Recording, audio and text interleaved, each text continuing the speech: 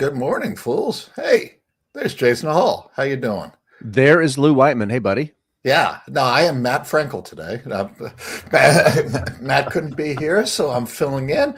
Fools, good morning. It's 8 a.m. in the East Coast. It is 5 o'clock on Pro Shop Guy's back porch. And if you're tuning in from Heathrow Airport, I am just sorry. What a mess, man. What an Yeah. absolute mess. That is a total disaster. That Yeah. really is. That is. And that is. it's just don't fly today. Just don't. Okay. Yeah. Anyway, if you're on the East Coast of the U.S., and you're flying internationally, there's a good chance that you're going to be affected by this. It is a mess. It's just don't try. Just walk. Yeah. All right.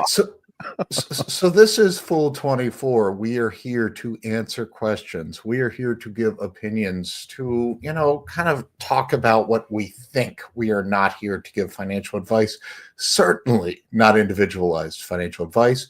The Motley Fool is a motley group. We are not here to speak for them. They do not want any of us Motley Fools speaking for them. You know what the deal, fools. Get your questions in. Slido, Fool24 is the keyword. Jason, just looking, it's another down day with the futures, but it's not so bad right now. It's about 0.2%. We are just what we call that? What do we call that? Normal. Yeah, it's just it is. Yeah. It is. Yeah. We had some earnings overnight. We can talk about that. We can talk about the weekend to come. It is my daughter's senior prom tonight, so any at all advice on how to deal with that as a father, we will take that as well. But I'm tempted to ask if you need advice on how to load a gun, but I think that's inappropriate, so I'm not going to say that. I'm just going to avoid that one. So I wouldn't even go there. Yeah, no, the world changes quick, and that's probably financial advice too, right? But yeah, they're perfectly said. So those that are watching on YouTube as well, welcome. The method that Lou described, slido.com, event code Fool24.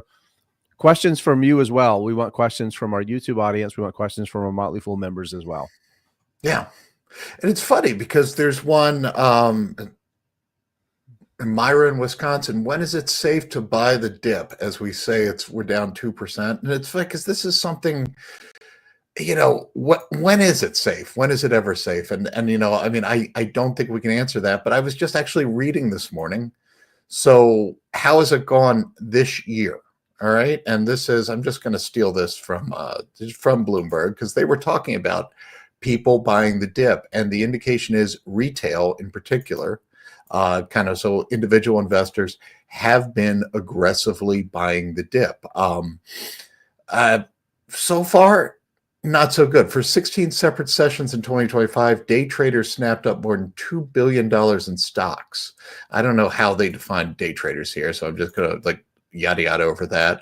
A pace of buying that occurred only 4 times in the previous 2 years, according to JP Morgan Chase. The dip buying has been punishing because bounces in the stock market have failed to hold. A JP Morgan model portfolio tracking retail money flows in the market shows that retail in and out investors have lost 7% of their capital this year. That's about double the S&P 500's decline. So the takeaway for me there is not don't buy the dip. It is, if you're going to buy the dip, do so as a long-term investor and don't turn around and sell on the next dip. Because that's right. More what's going on. It is noting, and Jason, we can talk about it more, but this is just a fun thing. And this is, look, every dog will have its day, I guess you can say, or whatever you want to say, but there is no two market conditions are the same.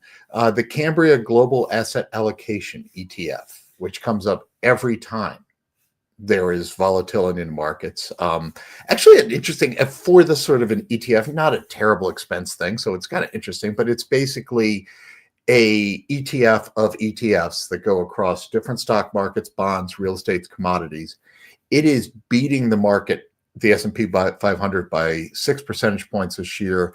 Just looking at it, it is beating the NASDAQ composite, the tech heavy, by almost 10%. So what does that tell us? That tells us what we already know.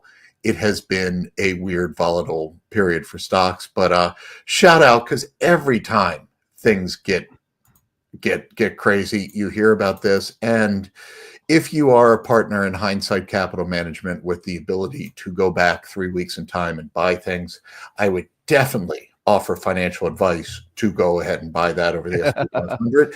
But we don't have time machines for sale, so yes, the issue is from here, your mileage may vary, right? I want to talk a little bit about that, the whole idea of when is it safe to buy a little bit more. I want to build on it here because I don't want to say this is a counter, but this is a little bit of like the other side of what you were talking about to a certain extent. So I want to talk about the week of October 7th, 2009. So if you bought that week, it would have taken you, let's see, how long would it have taken you? Are we ready for this math? Yeah. I was told there'd be no math. Yeah. Yeah. So I'll even show the answers on the screen to make it easy for you. So if you had bought October 9th, 2009, so the week of October 7th, 2009, there's a clear case that this was the worst week to buy stocks in the past 2 decades. The worst week to buy stocks in the past 2 decades. That was when the market peaked right before the financial crisis. So we're down, let's call it a 10%. We're not down 10%. We're down less than 10%. But just for the sake of hearing me out here. So if you had bought a month later, the week of November 7th, 2009, when the market had already fallen by 10%.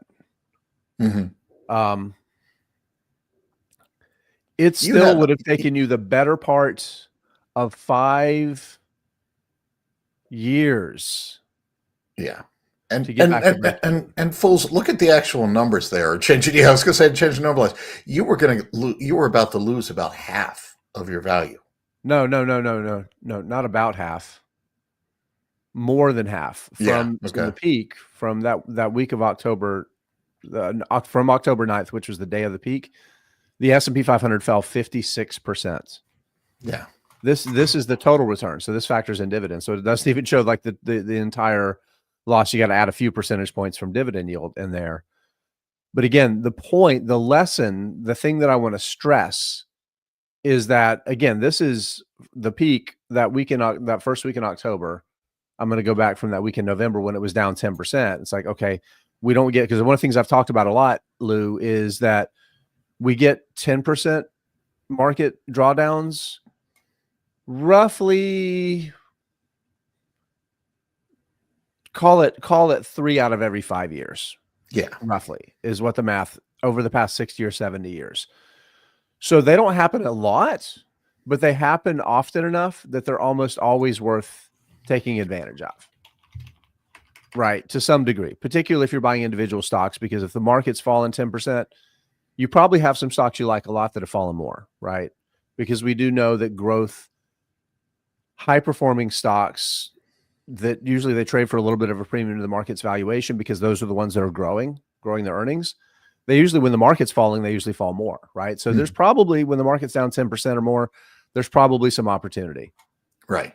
But when we get the big substantial sell-offs through periods of economic strife, like the financial crisis, like the dot-com crash back in 87 when the market crashed and there was a recession in the early 90s, you get these protracted periods.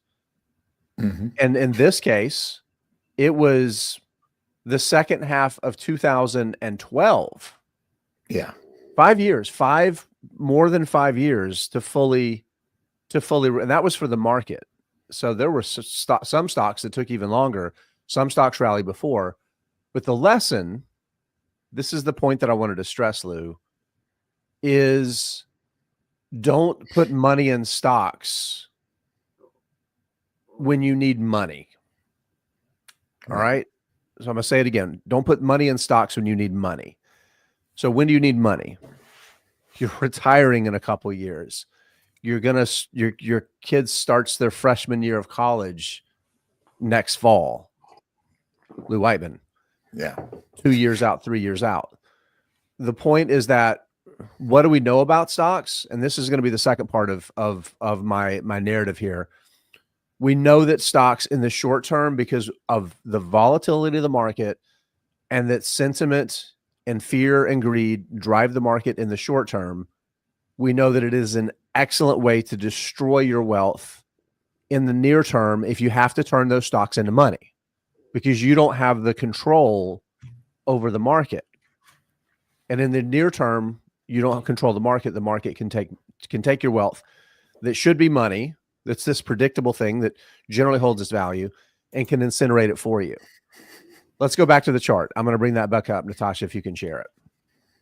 Now, the reason I want to share this again is let's take this and we're going to stretch it out. We're going to stretch it out from October 2007 through 9. Now, why do we want to do that? Because the worst week to buy stocks in the past 2 decades over the long term has worked out to basically an average time. The market's long-term returns on average are around 10% annualized returns. Guess what? If you bought the S&P 500, the peak before the worst recession, the worst financial crisis most of us will have lived through, and you've held so far. Now, here's the thing. When would you have held if you bought that day?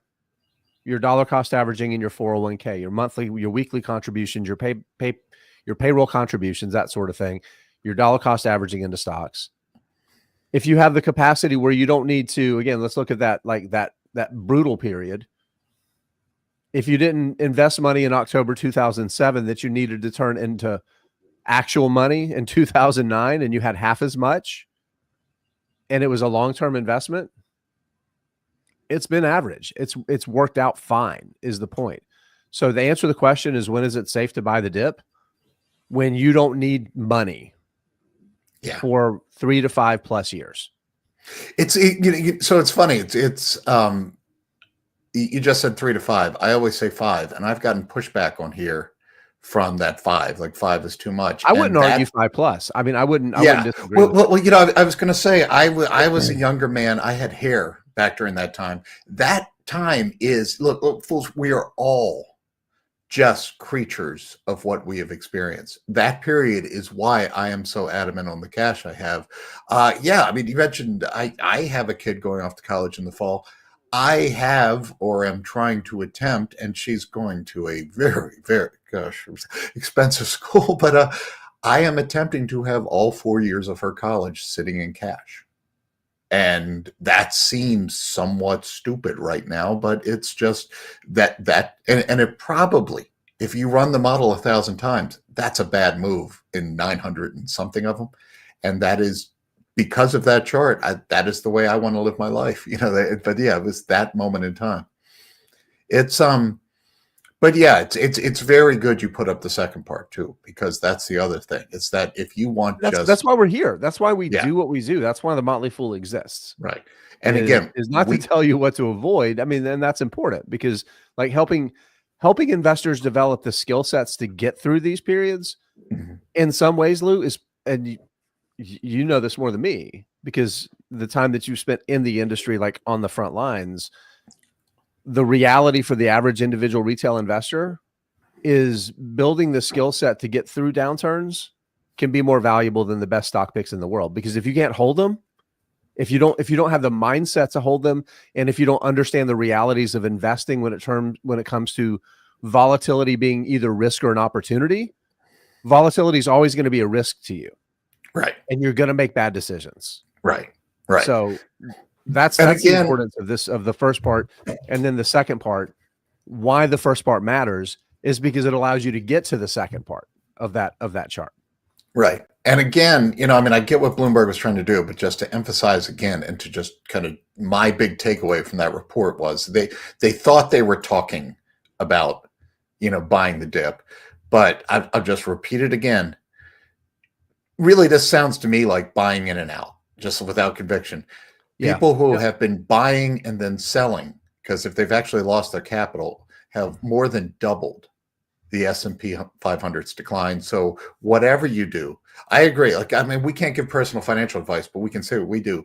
My just hard and fast rule is anything I need in 5 years out of the market, anything I don't need for 5 years, 100% in the market. And that's kind of just how I live my life. You know, you do you. That might not work for you, but whatever you do, this I'm getting in. No, I shouldn't have. I'm going to sell. Oh, no, wait, maybe it will go up. I'm going to go back in, which is very understandable because that is what your emotions are telling you to do.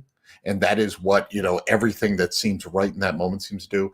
But that is, unfortunately, just, following your gut through this is the single best way to double the market's losses in a period like this. So just if you are investing money that you don't need for years, whether it's 3, 5, 10, if you're doing that now, believe in the second part of that chart Jason showed you, believe that over time and just hold tight. Just don't jump in, jump out, jump in, jump out, because those are the investors, unfortunately, that the pros are getting rich off of.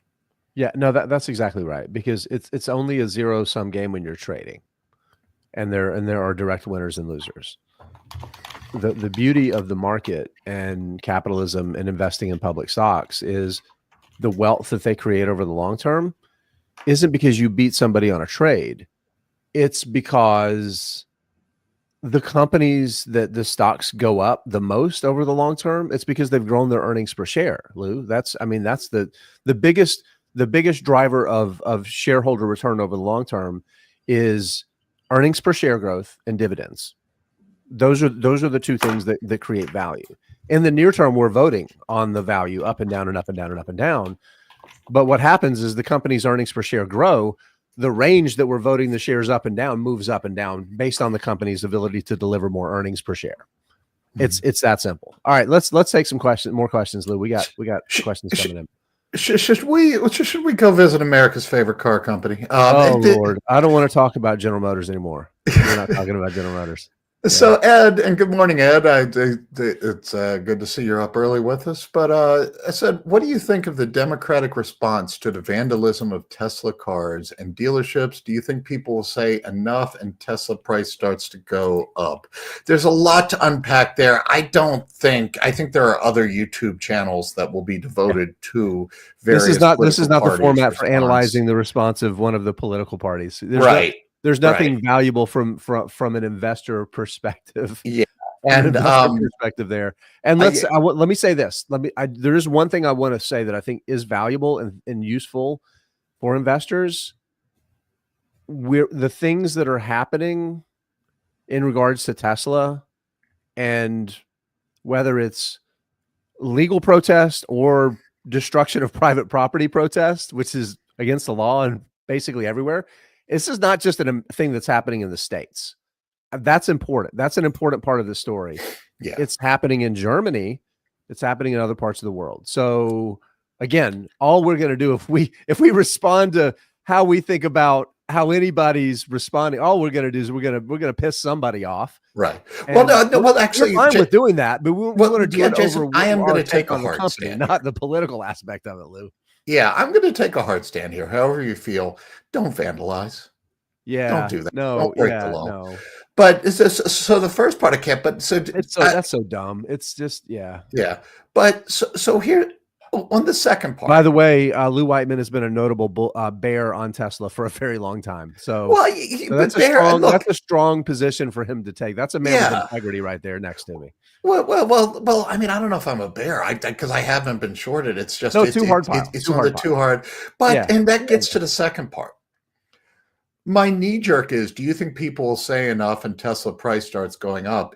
I don't think markets work that way, but in some sense, Tesla has always been a vibe stock, so maybe. But honestly, we continue to see analysts lower their estimates for car sales for Tesla. Yeah, that's the bigger thing. And let me say, if you want to talk vibes with this stock, and this is, we're going to do news versus noise later, right? So this might be noise, But just if there's a bigger thing, if I was a Tesla stockholder, I would be thinking about today, it wouldn't be to try to game out the effect of the vandalism and maybe a rally, but just if history is a guide, and this is not financial advice, fools, because history only rhymes, it doesn't repeat.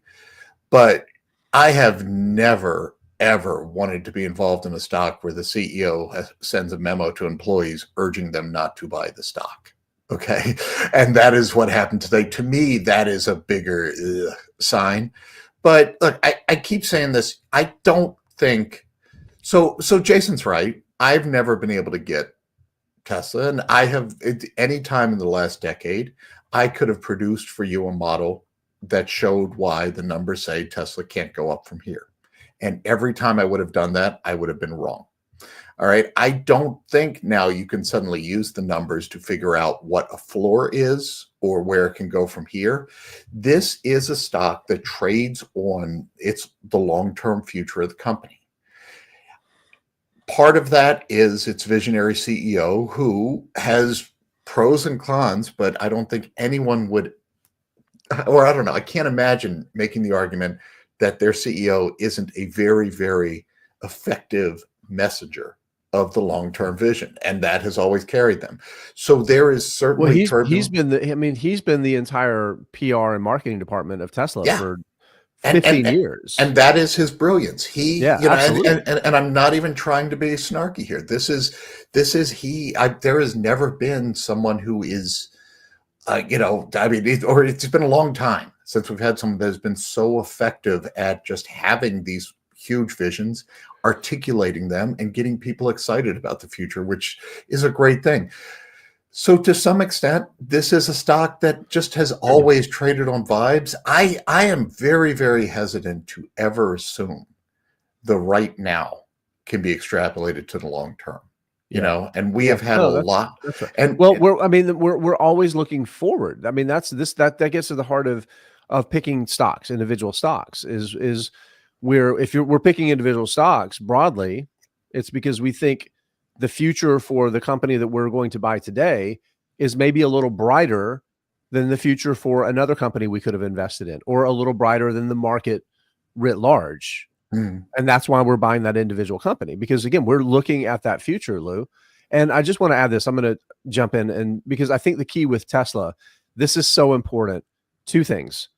Before I kind of build on what you were just saying, I think it's so. I followed Tesla for 15 years since the company's IPO. I followed the company pretty closely, and it's easy for a lot of investors to think that the narrative is different now than it's been at other points in the past for the company.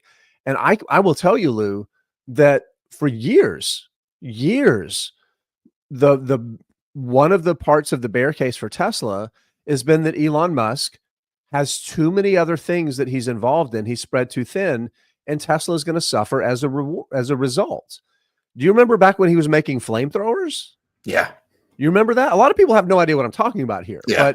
But about the time that they launched the Boring Company, and what's the mass transit, the tunnels, the tubes? Yeah, the Hyperloop. So this is an individual who has a history of getting involved in other things.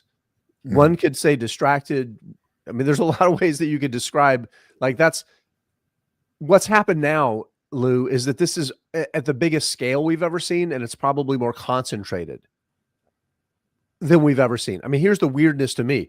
You've got Howard Lutnick. What is he? He's the Secretary of Commerce now. Right. I've never seen a Secretary of Commerce pitching a company's stock to the country in my history, like, ever. I've never seen that before. In decades of watching the market, I've never seen that. And now we've got Howard Lutnick saying Tesla stock is never going to be this cheap again. We've entered this, just, it's so concentrated now, and it's different because of Musk's latest thing that he spread himself over with the Department of Government Efficiency. Put your politics around this wherever you want to.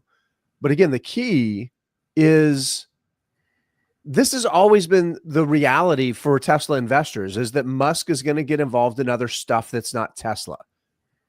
It comes along with the package, right? So here we are. And what does that mean?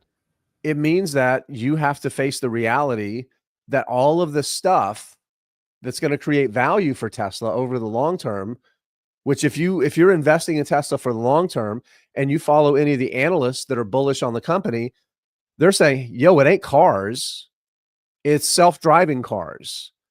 And there's a fleet of those that Tesla's making high margin revenue on. It's artificial intelligence that's going to be powering bipedal robots. It's AI in other ways.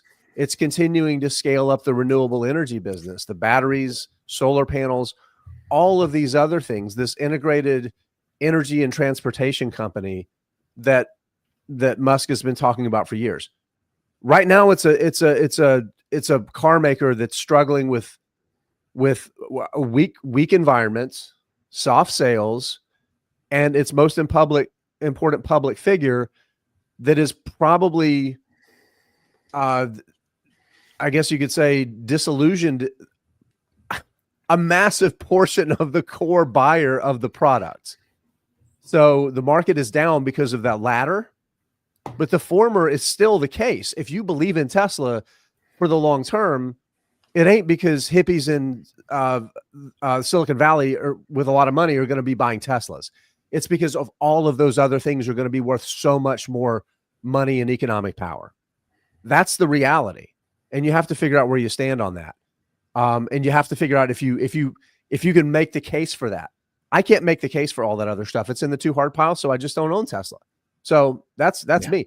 A lot of other fools who are a lot better investors than you and me, Lou.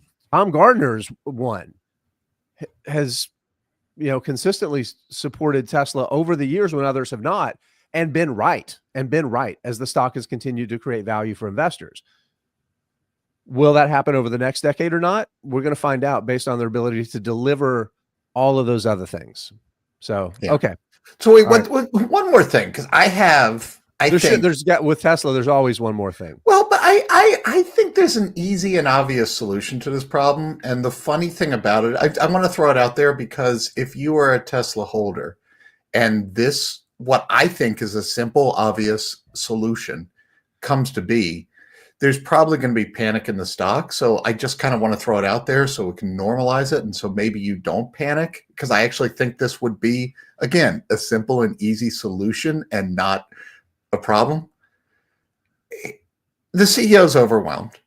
I don't think he's ever been a manufacturing guru who made himself out to be. They just had to recall every Cybertruck because they bought bad glue. They haven't been able to get product refreshes right. They're 19 days into a product refresh in China, and they're already offering 0.0 APR, which means the product refresh failed. You need a car person, just a nuts and bolts person running the car. Make Musk the executive chairman. You need almost the anti-Tesla. Yeah, get just an engineer with automotive experience to run the dang thing. Keep the visionary person as the chairman. The stock would trade off because so much of it's tied to Musk. But if and when that happens, and I think the day is sooner than we realize, if you believe in Tesla for all the business reasons, I actually think you should celebrate that day and not, and again, not like kicking Musk, but anyway. So just a thought experiment. It unlocks some of the things that Musk has proven to be a visionary and value creator to do. Mm-hmm. I think you're right. And the reality is, I think we forget that for every disruptive rule breaker out there, at some point they become the rule maker and they become the de facto thing in the industry that they're in. And they do have to fall back to some of like just the blocking and tackling things that make a business successful, right? Mm-hmm. We've seen that with Netflix multiple times across their business, where they disrupted video rental and they got to a certain level of scale, and it was just really about being a good operator. And then there was the reality of like, this whole internet thing, guys, it's starting to work out pretty well. We should probably look at streaming because, well, there's other stuff out there and people are watching videos on the internet now. So they made that willingness to disrupt their own core business. But again, at some point, it just got back to, what we have to do? We have to be a good acquirer of content.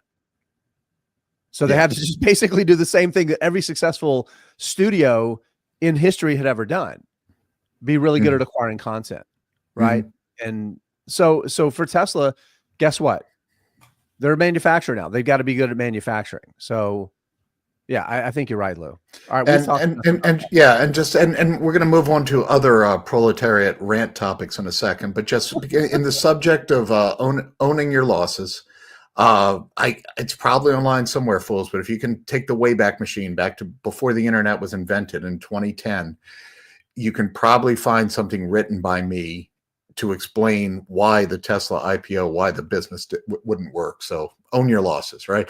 But fortunately, it might have been inside a walled garden. So hopefully, but Pro Shop Guy, like I said, we have another proletariat rant.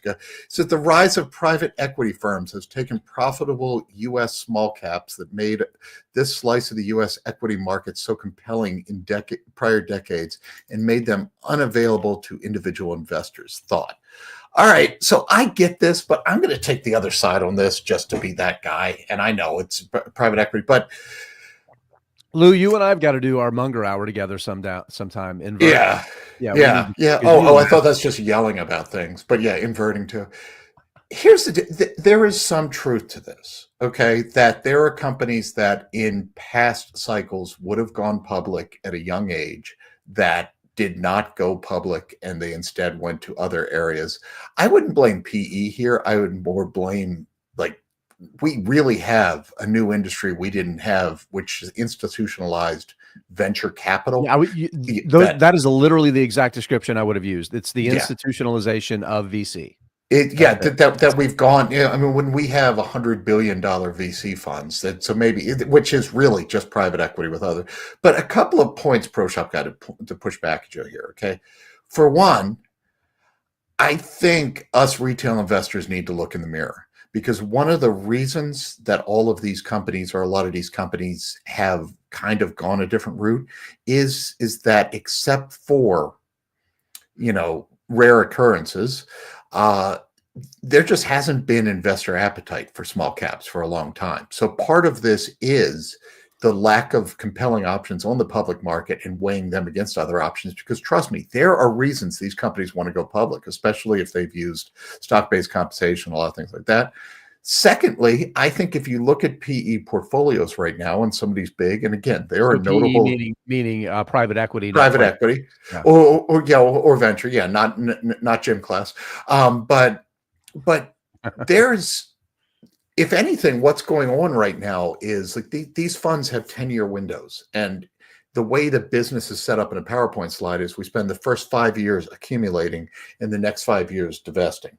So I'm going to take money from Jason as an investor with a 10-year time frame. I'm going to use that money to commit the capital, and then by the end of 10 years, I'm going to return that to Jason with a darn good bit of interest, so to speak, with returns. Right. Private equity, for some reasons that are political and some that just aren't, haven't been able to really dispose. And there was just a story the other day about people turning to private credit to try to dump these assets on other private things because they can't get them. To some extent, private equity did us a big favor by hoovering up some of the garbage, and they're now a bunch of crap. Yeah.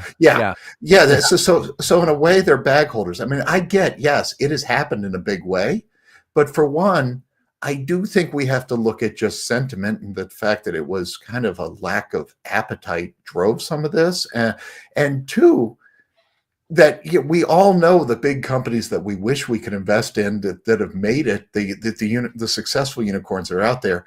But what's in these portfolios is a lot of things that, we should be writing them thank you cards that they have instead of I have in my portfolio. So, well, because between the amount of capital and the time horizon especially for VC, but for private equity to a certain extent, because they're using OPM, other people's money.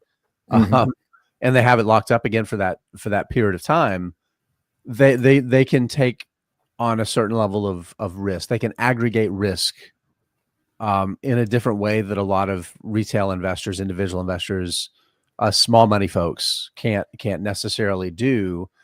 But there's one more little pushback here too that I want to put on, and it's that the internet, I think, has changed the velocity of information. That, again, think about Amazon. Amazon raised, what they raised, maybe $300 million in its IPO in the late 90s.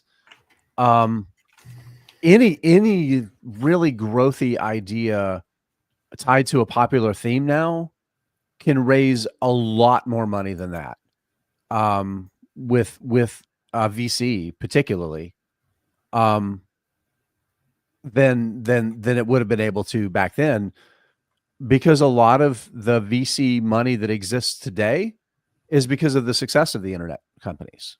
You know, we always think of the failure of the .com crash, but we forget about what happened from 2002 through now, where we've seen the market basically go up 14 or 15% a year on average and generate billions and billions of dollars in wealth. And along the way, there were some really smart people in Silicon Valley that were investing in a lot of companies that have gone on to be very, very successful investments.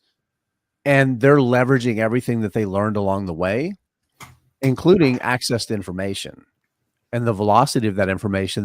This is the biggest thing that's changed over the past 50 years is information is widely available in a lot of ways instantaneously for everybody. That only levels the playing field if you have a lot of money and technology to act on the information more quickly. Right. Yeah.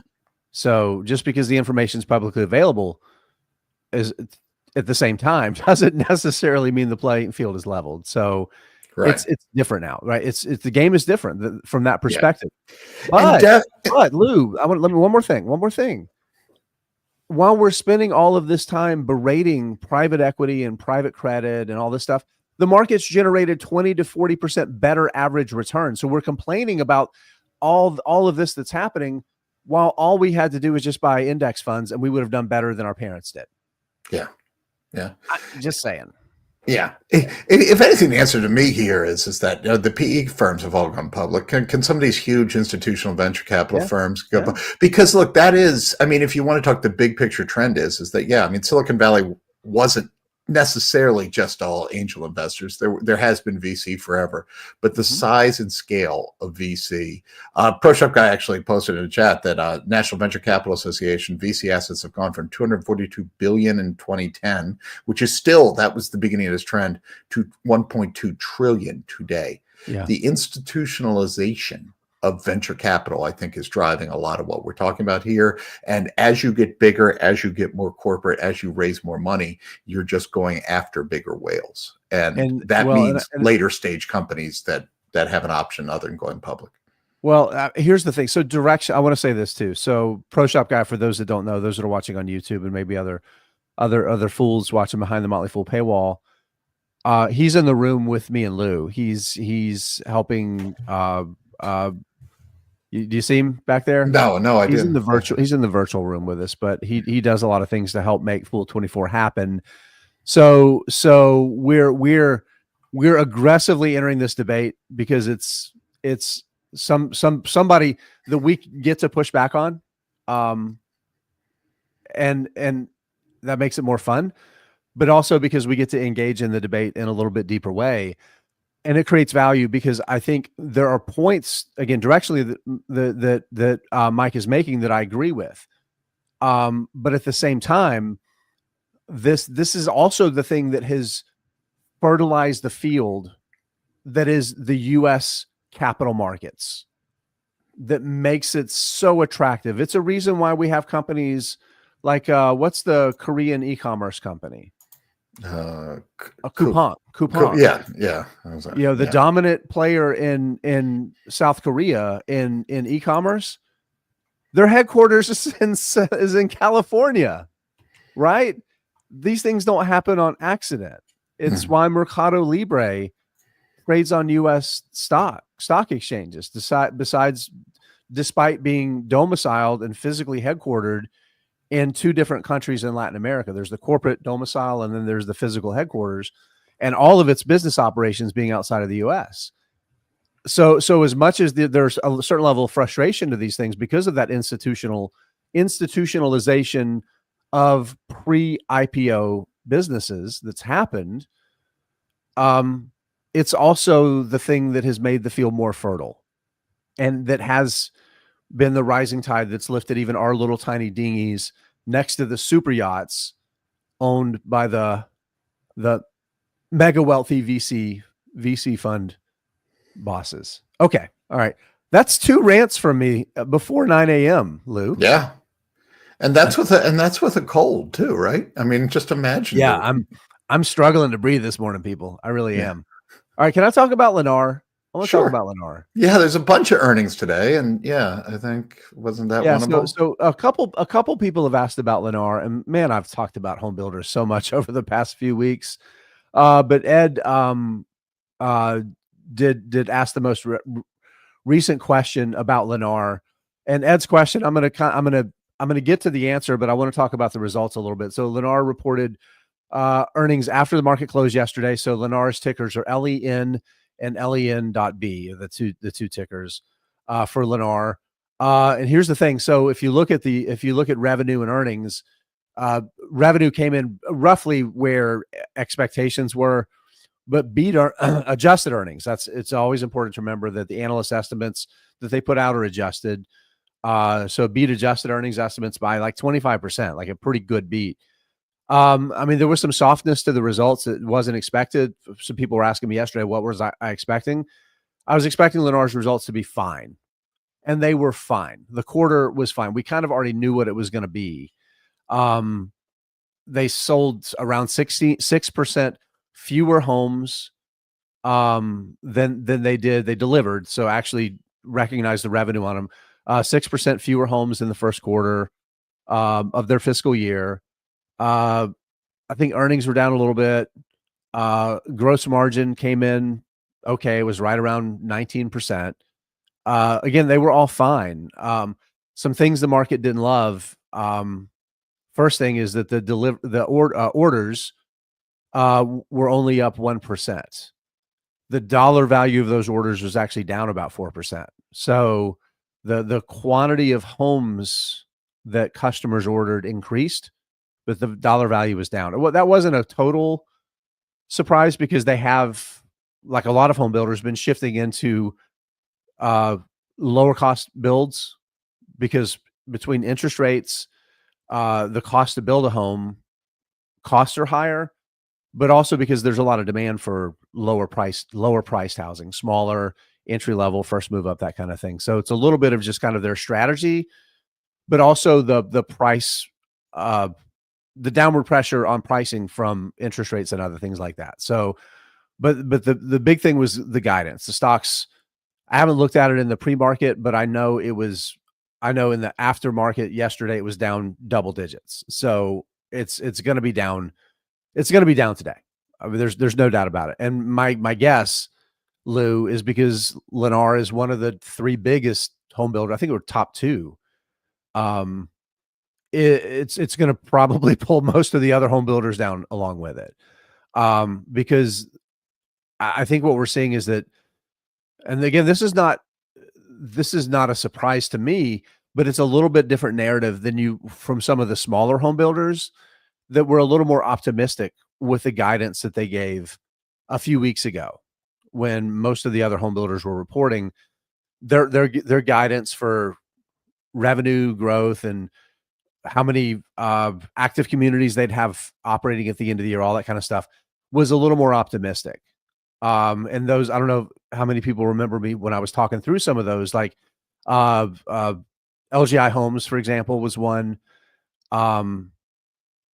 And I believe not Green Brick Homes, but Dreamfinders Homes. Those two in particular, they had some pretty optimistic things to say about their expectations for 2025. All of my concerns for the home building industry for this year still exist, and they were there a month ago, and they're certainly there now. With the 3 L's, you've got land, labor, and lumber. Basically, everybody has the land profile that they want. Nobody's really challenged the way they were like in 2022 or 2023, when there was so much sell-through coming through the pandemic, where everybody was having to really accelerate their investments in land prep because they had blown through so many more active communities so much more quickly than they thought. The land situation's pretty good. Labor and lumber, Lou, those are a little bit different situations. So at the sake of at the risk of being cynical, we get our lumber from up north and a massive supply of the labor from down south. Mm-hmm. We're dealing with tariffs on lumber. If the tariffs stay in place, every home builder in the United States is going to sacrifice 2 or 3 percentage points of gross margin this year. That's roughly what it's worth. That means gross margin will be, depending on the builder, 7 to 10% lower. If everything stays the same and they just soak up as much of the tariffs on lumber as they can, we're talking 2 to 3 percentage points off of their gross margin. You carry that down through the operating results and down to net income, and that could be a 15% or more hit on their net income, just because you take it off the gross margin and then it hits everything else a little bit more. On the labor side, I've talked about this before. There's a lot of data out there you can go read. The percentage of immigrant labor in the home building industry is substantial, and home builders don't employ their builders for the most part. They have supervisors and crew that are employees of the company that manage the projects, but the vast majority of the labor is contract labor. It's day labor, contract labor. So they're not hiring employees, vetting them in the same way you would when you hire an employee in terms of eligibility to be employed in the United States. So as a result, you have a substantial amount of the employees of the work in that industry that is undocumented labor. So we don't know what the implications are going to fully be over the year. And if you go back to 2015, 2016, Lou, the home building industry is trying to ramp up coming out of the financial crisis, and a massive amount of the labor there was construction labor, residential real estate, had either retired or moved to different industry because nobody was working. And what did we see? Everybody's earnings got crushed because everybody was fighting over a smaller pool of labor in a market where there was opportunity and demand. And that affected everybody's earnings during a good period. So you've got a bit of a double whammy right now. And that there's just a lot of uncertainty because we don't know how things are going to play out, right? Going forward. But that's the near-term headwinds. So I wanted to say that as I get to the actual answer to Ed's question about, is this an opportunity to buy? I think if we do see the stock down substantially today, we probably will. I think it was trading at a fair value a day ago, a week ago. I think it's probably going to be absolutely more attractive today, but you have to have the capacity and the intestinal fortitude. And when I say capacity, I mean like the literal in the world capacity to watch your wealth become less wealth, and you don't have to sell it because you need the money. The whole thing we led the show with, Lou, you have to have that capacity in the real world, but then the intestinal fortitude to hold through the volatility. I think 5 years from now, we look back and this is going to be a really attractive price.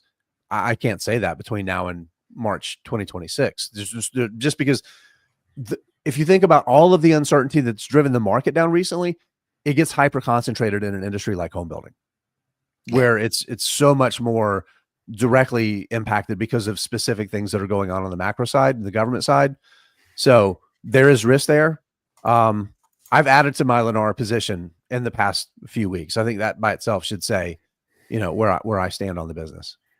And just to note, I mean, and not to matter, but at pre-market prices, you're only going back to where it was in mid-November, so we're not getting like generational value here. But yeah, it's been a bad market, so it's kind of. Yeah. I'll say this, and we're not going to get into it, but as someone who is kind of talking against my best interest because a non-significant part of my net worth is tied up in timber partnerships, these tariffs will not work.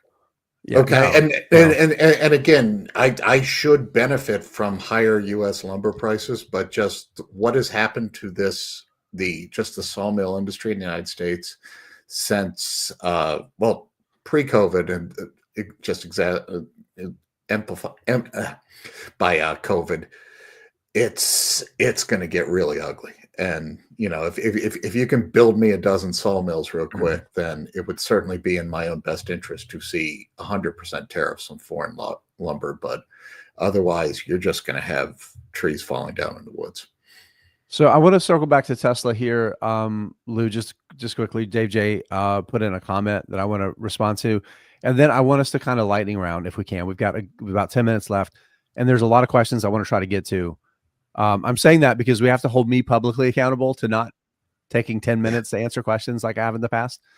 So Dave J said, I hated it when Jack Dorsey was CEO of Twitter at the same time as Square, which is now Block. I think this is worse for Tesla shareholders, including myself. All I can say is that maybe, but the difference is that Elon Musk has generated a substantial more value for Tesla shareholders over the long term than Jack Dorsey has in aggregate of across the companies that he's led. So this comes with Musk. And I would say that a distracted Musk sometimes is a Musk that's paying less attention to the things that other more talented operators should be doing anyway. And Lou talked about that before. So I think maybe I disagree a little bit, is that a distracted Musk, he's always going to be distracted, right? But if he's distracted by going interests that he has a stake in, and he just is more likely to rely on operators to do the blocking and tackling of the businesses, I think that's probably better in the long term, because then he focuses on the big picture things that the force of his will sometimes can create value, so that's my only counter to that. It's the most obvious thing in the world, but it'll make the stock go down. It's just make him executive chairman and find someone who knows how to build cars to be the CEO. I thought real quick, and we can, but I thought you were going to go Dave J's other. The Cybertruck should have sold for 500,000, which in a way, if they've really only sold 46,000, then yeah, those were probably the true believers, and they would have paid anything. But I'll tell you, Dave J, like in Atlanta, half of the Cybertrucks I see are just kind of promotional giveaway things. For companies or marketing things, and they probably I think the sales actually would have been a lot less. I don't think so. I don't know. I can't, again, find a good CEO who knows how to do cars, and then set the price on some of these products. But let's lightning round. Enough Tesla. Okay, I'm going to take Matt's question about Ryman Hospitality, ticker RHP. Matt asked, Jason, do you think Ryman is less cautious than your typical REIT? I will say, so Ryman Hospitality is the owner of the Ryman Auditorium, which is where the Grand Ole Opry is in Nashville, Tennessee, and also the Gaylord Resorts. I think there's 5 of them, and it now owns all of them. It had a joint venture where it owned a minority, maybe it was a 50.1% stake of the one in Colorado. It's recently acquired a similar property, a Marriott in I believe it's in San Antonio. It's in Texas. I believe it's in San Antonio. So the key is like these are like, if you think about event properties, like big hotels that also can host massive conventions, it's the most valuable ones in the US that are not in Vegas. I mean, these are borderline irreplaceable assets. They're extremely, extremely valuable. I think the business is more risky today than it was coming out of the pandemic. Going through the pandemic, management, they slashed the dividend. They called in all of their credit facilities, and they put 3 years worth of cash on the balance sheet. They could cover at base operations with almost no revenue coming in. They could run the business for 3 years, right? So they made the business about as bulletproof as they could during the pandemic. Coming out of the pandemic is their ability to actually attract guests returned. They started generating cash flow. And then as we've moved into this kind of hybrid remote work world, the attractiveness of being able to get people together is increased a little bit, right? So businesses want to get all their employees together, industry events, that sort of thing, trade shows, like all that kind of thing. There might be more demand for that now than there was in 2018 or 2019. The problem is that Ryman has levered up. On the other side of this, they levered up to buy to buy out the full ownership of the Ryman, the Gaylord in Colorado, and they levered up more to buy the Marriott. So the leverage ratios are not great. The balance sheet is weaker now than it was in 2018, 2019. So I don't think that it's less cautious at all. Management has been very aggressive to build it out. If you want low risk, look at like Prologis, a REIT like that has extremely good cost of capital and low leverage ratios, or Care Trust, which same thing. They're really smart about keeping the balance sheet safe. And they're also far less cyclical than a business like Ryman. All right, Lou, what's next?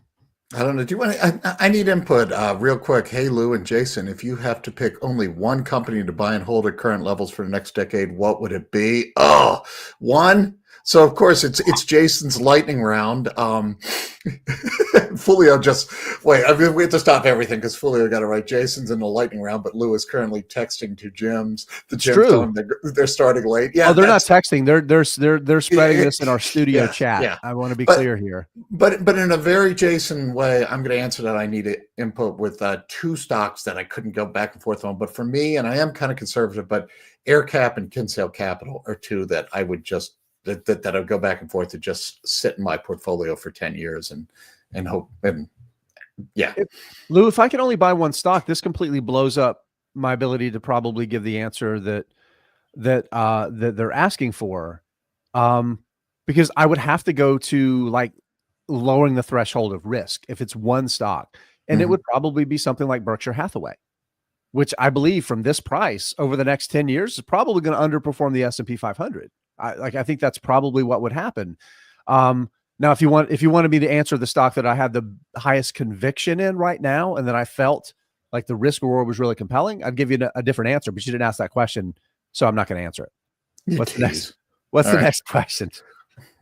What else do you want? What about sell during a dip and switch to another stock, another dip? Paco, I get it, but I'd go back to what we talked about at the top, is that, it's the old boring cliche, time in the market versus timing the market. If you were going to buy dips, and there's nothing wrong with buying dips, but buy it 4, 5 to 10 years. What that JP Morgan data was basically saying is that retail, the dip buyers, it's not that they're buying the dips, it's that they're selling into the next dips. And so they are doubling the losses of the S&P 500. Again, if you're going to buy the dips, make it companies that you want to own for however many great years, and just kind of realize, all right, I'm buying this. It could go down a lot next week, but I'm thinking about 5 years and not next week. Otherwise, you're going to end up, I more times than not, just below where you started. Well, you have to make two really good decisions, right? You have to make the sell decision well, and then you have to make the buy decision well when you do that. So it is definitely challenging. All boring as it is, time in the market, not timing the market. Yeah. It's the whole chart that I showed. It's again, buying October 2007, the worst time to buy stocks for a half a decade. You hold it long enough, and you got in the market average. You've gotten 10% average returns, right? So that's your point. All right. So Ed asked kind of the beginning of the show, and I think this was probably responding to the dividend show. They did a little game where they tried to get to a good income investment idea. Can you give me your best REIT, real estate investment trust idea? Not interested in EPR. Theaters and outdoor venues, a big no. Why is a REIT better than Phillips 66, which pays a 4% dividend? I love Phillips 66, ticker PSX. I'm a big fan. I own it in my dividend portfolio. It's a great business. I think you're selling EPR short, because the thing that EPR has done that's the most impressive to me is they've navigated the risk of theaters, reduced their exposure to it, and grown the damn dividend. I mean, that's pretty impressive that they've been able to do that coming through and out of the pandemic. I think EPR is getting ignored, and it shouldn't. If you're looking for a lower risk threshold and good valuation, I mentioned Prologis before. I think Prologis is really attractive, and I'm going to put out risk reward. Look at Rexford, RXFR. Yeah. I'll give another risk reward, but asterisks or just underline the risk. DEA. Yeah. Because that's government that's sort of caught up in Doge, but it's also a 10% dividend yield now, if that's sustainable. And there's an F there. Yeah, it's government. What is the federal? Easterly government properties. Easterly. Okay, that's right. That's right. Right. Easterly. So, Jason, as we come up on the top of the hour, it is Triple Witching Day, which is one of those people that things that people in the stock market love to say to make them sound smart and exact. It just means options are expiring, but it is Triple Witching Day, so we get a Triple J hour. We do, and nothing about witches. And at least 2 of the 3 happen to be options experts too. You guys should be scared. Yeah. Well, we're not even going to talk about exorcisms today, too, because the market's only down like 1%. So I think we're in good shape. Well, Lou, we'll be back later. We might be talking about exorcisms later. It's okay. I did not have exorcisms on my bingo card to start the show, to be honest with you. Yeah. You know what, though? I'd watch that show. So I don't know. I didn't think about it. On that note, gentlemen, have a great show. All right. Thanks, guys. That was Jason Hall and Lou Whiteman with the pre-morning show hour. I'm Jim Mueller, joined by Jim Gillies and Jason Moser, so the Triple J day at least. I'm out of Kent, Washington, so it's dark outside. Gillies is out of Guelph, Ontario, so it's light outside. And Jason, you're in Northern Virginia somewhere. Yeah, Fairfax Station. Fairfax Station, and it's light outside, so it is very light. Proof that the Earth is round. Same time. No, it isn't. Sunlight somewhere, but not everywhere. So, good morning, everyone. Thanks for joining us on the morning show on Friday, March 21st. I think it's Triple Witching Day because options expire the end of the quarter, and is it future contracts also expired? Yeah, futures blow out. Yeah, so which is whatever. Fine. Yeah, so we have a couple of news items to talk about, and then we will try to answer as many questions as you can throw at us. We don't promise to get to them all, of course, but we'll do our best. Let's see. So where was it? Earnings release. No, Epic Plus. There it is. So the breakfast news. That is still its name, isn't it? Yes, the breakfast news. Yeah. Nike earnings deflate optimism, and there's a picture that's probably one of my favorite stories. It's the starting line of Aesop's famous race between the tortoise and the hare. And I have a carving by my grandfather from a picture published in the Wall Street Journal back in the 1980s sometime that shows that same starting line. Not this particular image, of course, but and it's where I get my name TMF Tortoise, because I'm of the firm belief that as Lou was saying, it's time in the market. So patience, moving slowly. You may not get there the fastest. You may not have the most fun, but you get there in the end, and you sometimes win. So that's why I'm TMF Tortoise. Nike, reading from the Breakfast News, Nike fell over 5% after the market closed, and I haven't seen what it is this morning, but Q3 results that beat on earnings, but CFO Matthew Friend warned of the costs involved for the turnaround plan. Jason, can you bring us up to speed on that one? Yeah, so I would say the report was not that impressive. I mean, it was okay. That's diplomatic. It was damning with faint praise, Jason Moser. It was not that impressive, but it was better than management guide. It was better than leadership guided for last quarter. So I will say, while it wasn't great, this is basically what we're expecting, and it's better than we expected from a quarter ago. But I mean, just big picture numbers. Revenue was down 7%, excluding currency effects, so $11.3 billion, down 7%. Earnings per share of 54 cents. That was down from 77 cents from a year ago, or as we like to say down south, 77. Gross margin down 330 basis points, right, or 3.3 percentage points, and that actually fell right within their guidance of down from in a range of 300 to 350 basis points. Wholesale revenues, which I think has been a point of concern for the company over the last couple of years because of this Nike Direct strategy that they initiated during the COVID years. That wholesale revenue down 4%, and that's where I think they have a lot of work to do. I think shares are down. I think in the range of 7% this morning, pre-market, and a lot of that I think has to do with the guidance for the coming quarter. They're talking about revenue for this coming quarter. This current quarter is going to be down. They're saying mid-teens, and again, I mean, they were guiding for worse revenue than they reported this quarter. So I wonder if maybe this isn't kind of a sandbagging, of the company. I mean, maybe leadership just kind of tries to underpromise and overdeliver. I much prefer that. And they're also guiding for gross margin to be down 400 to 500 basis points this quarter as they continue to spend a little bit to initiate this turnaround, as it were. So, I mean, it wasn't a great quarter. It was better than we expected based on guidance from last quarter. And so we'll obviously have to wait and see how this current quarter turns out when they report next. But listen, I mean, it's new leadership. Elliott Hill now as the new CEO of the company. We're going to have to give him some time to execute the strategy. And, so I don't think, I mean, this isn't a company I think that's going to be lighting the world on fire over the course of the next few quarters. By the same token, I certainly would not underestimate Nike's global brand power. I mean, it's still Nike, right? I mean, this is not a brand that's just going to go away. But clearly the company has a lot of work to do, and in the market right now is kind of just taking a wait and see approach. It's I'll be honest with you guys. I mean, Nike is the last stock that I purchased. I bought shares of Nike for my retirement portfolio, and a lot of that was just based on the dividend.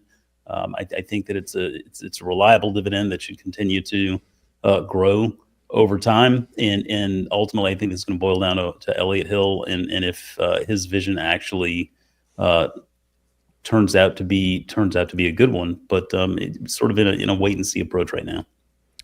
So, do you think is Nike a big player in college sports? I think so. I'm just kidding. Yes, it's a very big player in college. Well, I can tell. Well, you can see from my question that I don't follow the company very much. It is, and I think it is. By the same token, they have a lot of competition in the space, right? I think Adidas or Adidas, however you pronounce it, is certainly taking some share.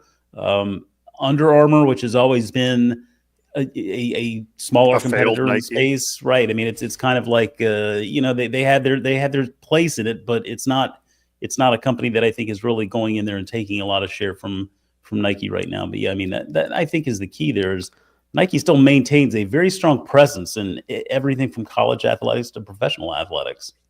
So the reason I asked is because my Gonzaga Bulldogs won their first round game yesterday. Oh, thanks a lot, Jim. Rub it in. My Wofford Terriers, they gave Tennessee a run last night. They gave it all.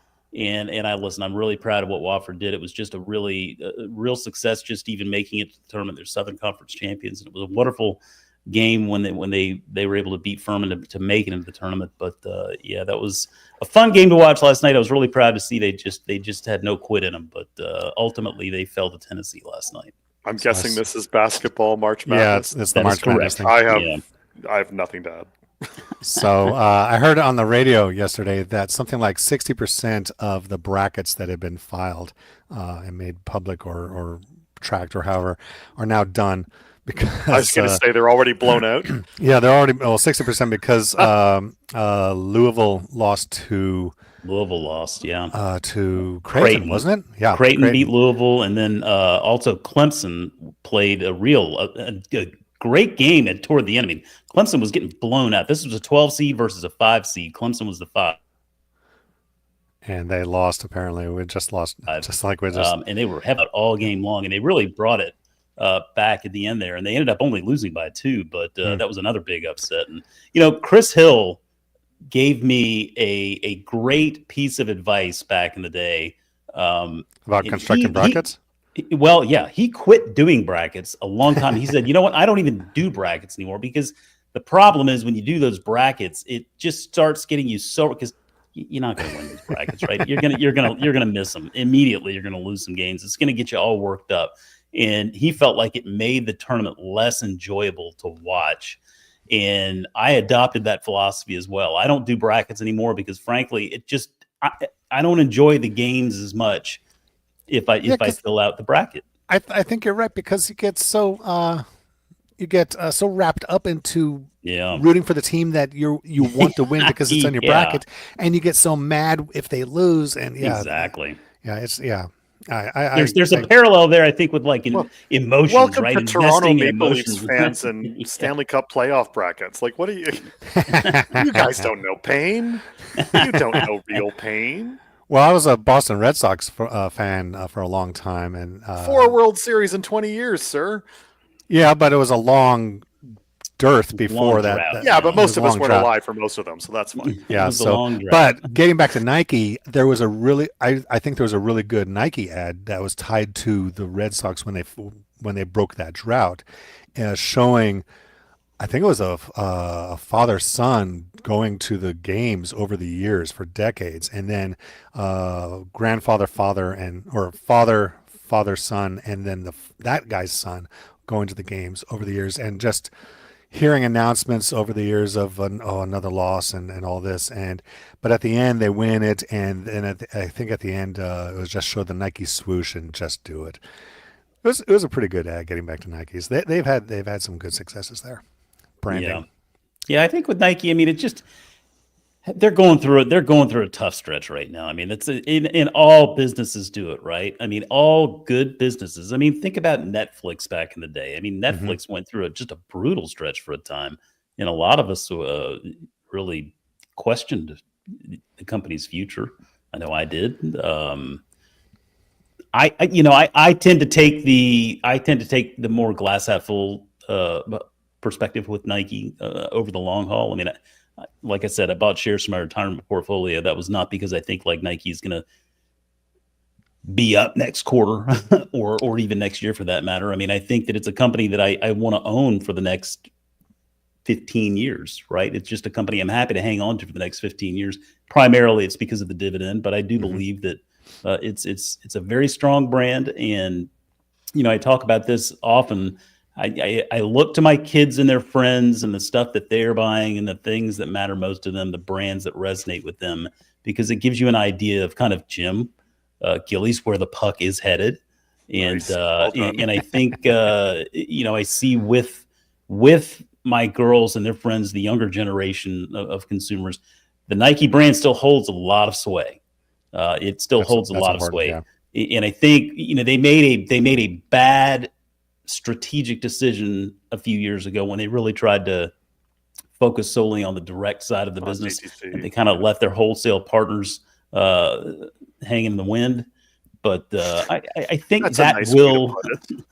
I think they will. They handed a drowning Foot Locker an anvil, basically, and basically, screw you guys. Oh, we need you, and they're like, no, we've moved on to Adidas. Exactly. Now, yeah, and I think that's something that will take some time to sort of re-strengthen those relationships, but I feel confident that they will, because ultimately it boils down to what consumers want. And I think what we're seeing is that consumers still love the Nike brand. It's just they're going to have to get their business back in order, and I think they ultimately will.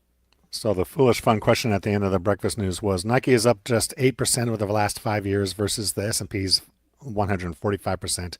Will Nike be a market beater over the next 5 years? Vote and then give a brief explanation. I haven't looked at the votes, but a couple of comments. One from Fool10X says the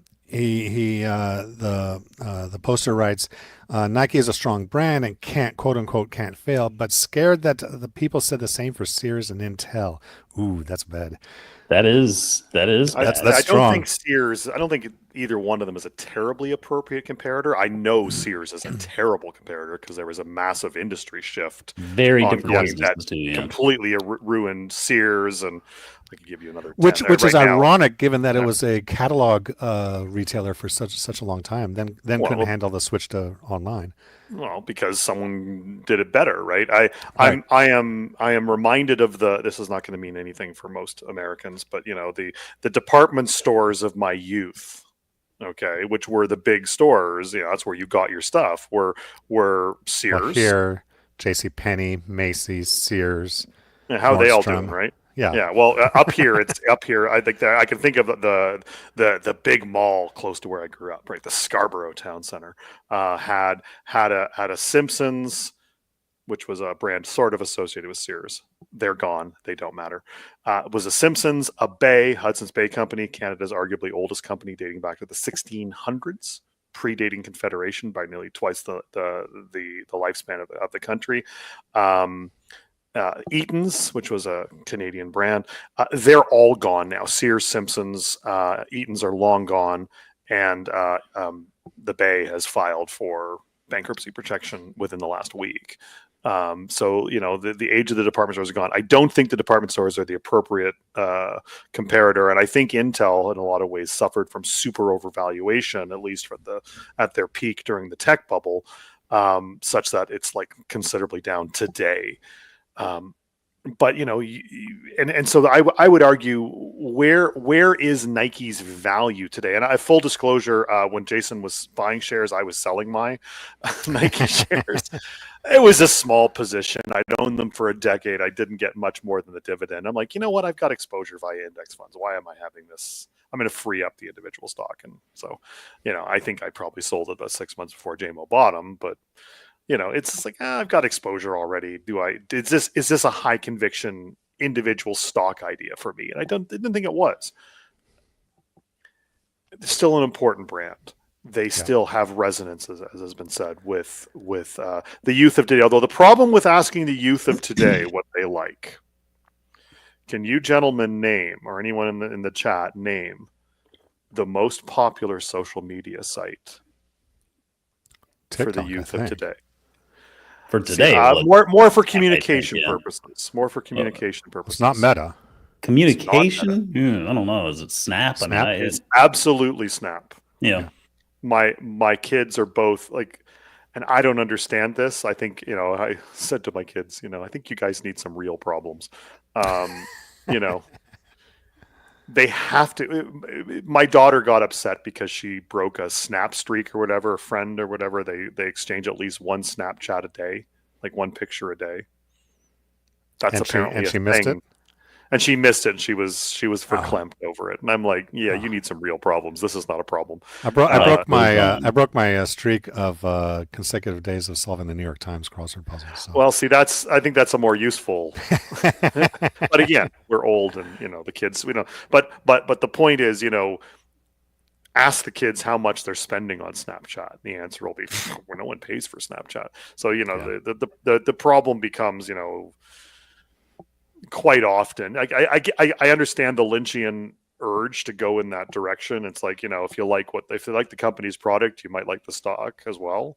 But it's not a universal. Nike, I think, probably works, but just be a little careful about that. All right. Good morning. The adage for the viewers, I suppose. See if I can find the spot. There it is. Harold. Good morning, everyone. Harold, Zach's a fool. Mike Myrick. Berlin Simon saying good afternoon. Same with Stefan from MUC. Both of you gentlemen are in Europe, I believe. So it is afternoon over there. BLSH, let's see, has a question about a Canadian company. Jim, a happy fool. UT Jester, Mark the Train Operator, good morning. Dave J. Van Doe, Broadway Doll, what a start for the Zags. Thank you. Ray in Pennsylvania, Napa Cabernet out in California, Elbows Up from Southern Ontario, Jenny Slipper, morning to the Triple J from Jay. TX Ranch from Memphis. Let's see. Almost caught me, Elbows. Hogfather. Fulio. Triple J sounds like that gas station. Yeah, Triple it does. J is a great radio station out of Australia that live streams on the internet. It's fantastic for music lovers. Triple J out of Australia. Just pro tip. Knowing your taste in music, I'd probably give that a try. Yeah, it's excellent. But Flying J is the gas station. Let's see. Ted has options. Space Cadet. Aaron with no bush, Irritable Investor, Rick M, Captain Sunshine, love that name. Dave, let's see, I think I already said you, Dave. Ed, Artici, Cyber Mikey, Wendy E, and John Gallegos, Tim on the Prairie. Let's see, do you say where on the prairie you are? No, just on the prairie. Little house on the prairie. REBL. They're rebooting that. Irritable. I saw that. Indiana, Andy, and Matt. They're rebooting. Actually, it's released in theaters today. The reboot, the live version of Snow White. And I was reading an article this morning that there was a lot of controversy about. There was. So the main star is Latina.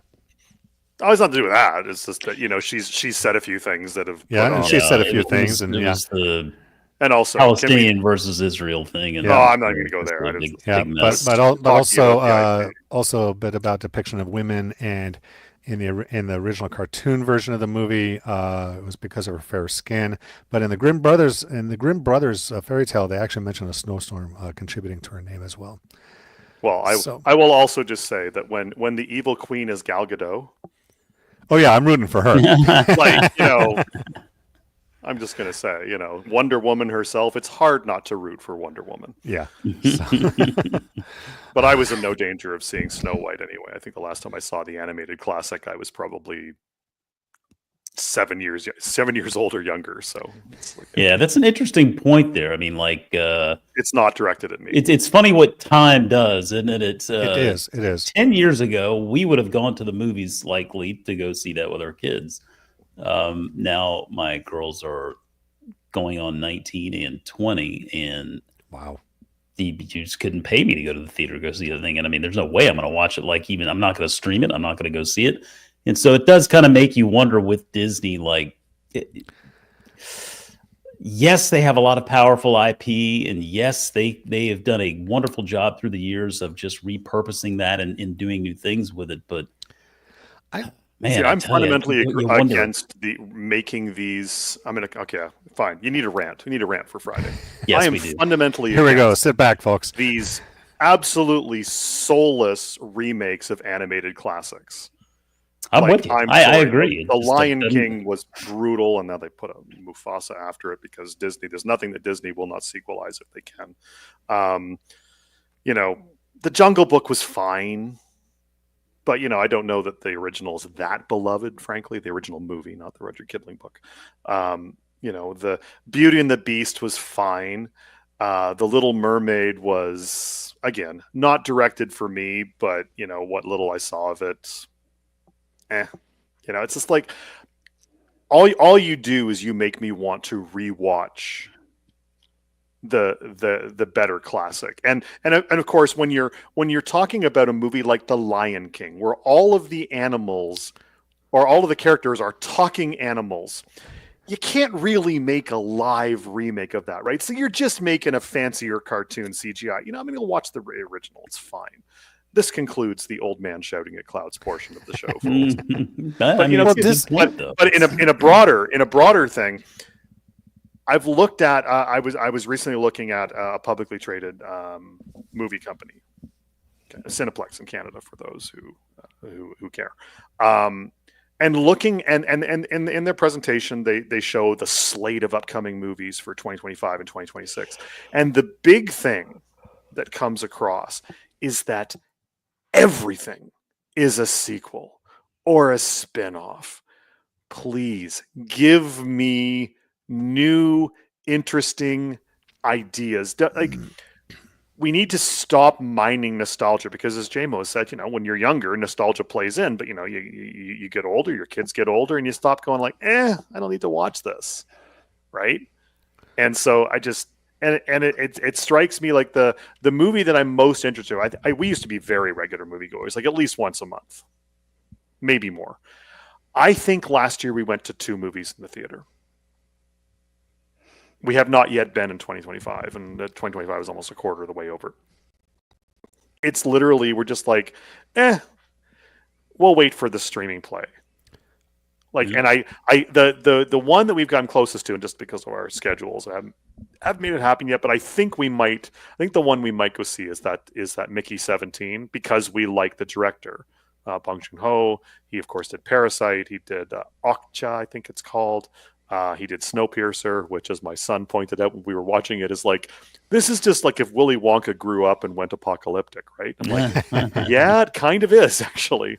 But give us something new and interesting. Stop with the sequels, because what I find my own viewing habits is with sequels and spin-offs, I'm just like, you know what? Like the latest Captain America, Brave New World, I think it's called. The reviews weren't great, and it's like, okay, the reviews aren't great. It's just yet another Marvel movie. It's like, the 38th movie in the Marvel. It's going to be on Disney Plus in 6 weeks. We can wait. We got a big TV in the basement. That's fine. So I don't know if it's a thing with Disney or Hollywood in general, because you mentioned what was it, Cineplex doing the kind of the same thing. Is that's that's pretty much their business model. They're kind of risk adverse because they want a hit that they can then mine, right? But what if they have really bad ones? Like, do you remember the Black Cauldron, the animated Black Cauldron from Disney Sure back do. in the late 70s, I think it was? Total flop, okay? And there were several Disney movies, animated movies that they released that were not very good. And it wasn't until they released Beauty and the Beast that they got that big hit again. And then they got The Little Mermaid and some others. They got some Pixar going and so on and so forth. And then, of course, they mine it and run it and run it and run it. They used to have we are releasing from the vault the classic movies. Well, that's when media sales as well were right. Yeah. And now it's all streaming. So DVD. Yeah, so you can't do that anymore. But that's kind of what they're doing with all these live action remakes of these big hits that of the 80s and 90s that they had. And then I'm poking the bear here because they bought the Star Wars stuff and have been mining, trying to mine that with mixed success. So the problem is there's a number. So you say come up with something unique, but they aren't really set up to do that. I mean, Harry Potter, the author of Harry Potter, shopped it at like 5 or 6 different publishing houses before somebody took a chance on her because this isn't going to be any good, and boom, worldwide sensation. So you can't know ahead of time. And now what are they doing? They are remaking the Harry Potter series for HBO Max. Are they really? They are really. Oh doing man! It. And it's and they also had spin-off movies of the Fantastic Beasts movies, which were garbage. Yeah. So didn't even bother to see the third one. The first two were terrible. I mean, it's all of the same of Hollywood. I mean, Hollywood makes so many movies and invest so much money, and only a few of them end up making a lot of money. I saw one number for this Snow White estimated weekend being $50 million, which is $50 million domestic. Domestic. Which is nothing. And the problem becomes, and here's actually why. You're arguing that the sequelitis and the spin-off-itis is how they make money. I'm actually going to argue the opposite of that. I think that is a path to the bottom, and I'm going to use the most recent Indiana Jones movies, and I know, fools, come in. There are only 3 Indiana Jones movies. Okay, the last 2 don't exist. But for the purposes of this argument, we're gonna talk about the 5th one, which is Indiana Jones and the Dysentery of Destiny. Sorry, Dial of Destiny. It's 20 minutes of a good Indiana Jones movie followed up by 2 hours of character destruction. Frankly, you didn't want to see Indiana Jones swashbuckling hero as an alcoholic, lonely old man. I will argue. And that's one reason why it failed. But the other reason why it failed is it had reportedly a $300 million, or more than a $300 million production budget. You can reasonably assume they probably spent 1/2 to 2/3 of that production budget again on the marketing. Then realize, so now you might have been up to close to $500 million before they sold a ticket. Then remember, Disney doesn't get, because it's owned by Lucasfilm and /Disney, Lucasfilm doesn't get the full ticket price. They get 30-40% of the box office revenue. Okay. And people have abandoned movies, or largely abandoned movies, post-pandemic in a streaming world. So why bother to watch it when it will be streaming on, insert name of streaming service here, 6 weeks later? And movies that so the costs associated with these, the alleged, attempts at tentpole movies, the costs associated with them are so high. I will argue the shift that Hollywood has done also can't make money. And I can tell you the one movie that we are genuinely excited in this house about going to see this year, we will see this movie in the theater 100%. They are re-releasing Jaws back into the theaters for the 50th anniversary. And it will play. We will go see that. And we own it on DVD. But we will go see the original? Yeah, the original. There's only one Jaws movie. Well, I don't know. Did someone remake it or something? Oh, there's been 4 or 5 sequels, including Jaws 4: The Revenge. The shark follows you. I'm like, it's really easy to avoid shark's revenge. Stay out of the water. There, done. But whatever. They made the movie. But no, like we'll go see that again because it's an event. But Hollywood's in trouble, and they're spending way too much money. And as a bunch of people have chimed in on Slido, they've they don't want, and if you guys have said, they don't want to take chances. Mm-hmm. So it's all sequelitis, it's all spin-off-itis. The budgets are bloated. And the streaming world has shifted things such that I'm not sure outside of independent cinema you can really make a lot of money nowadays.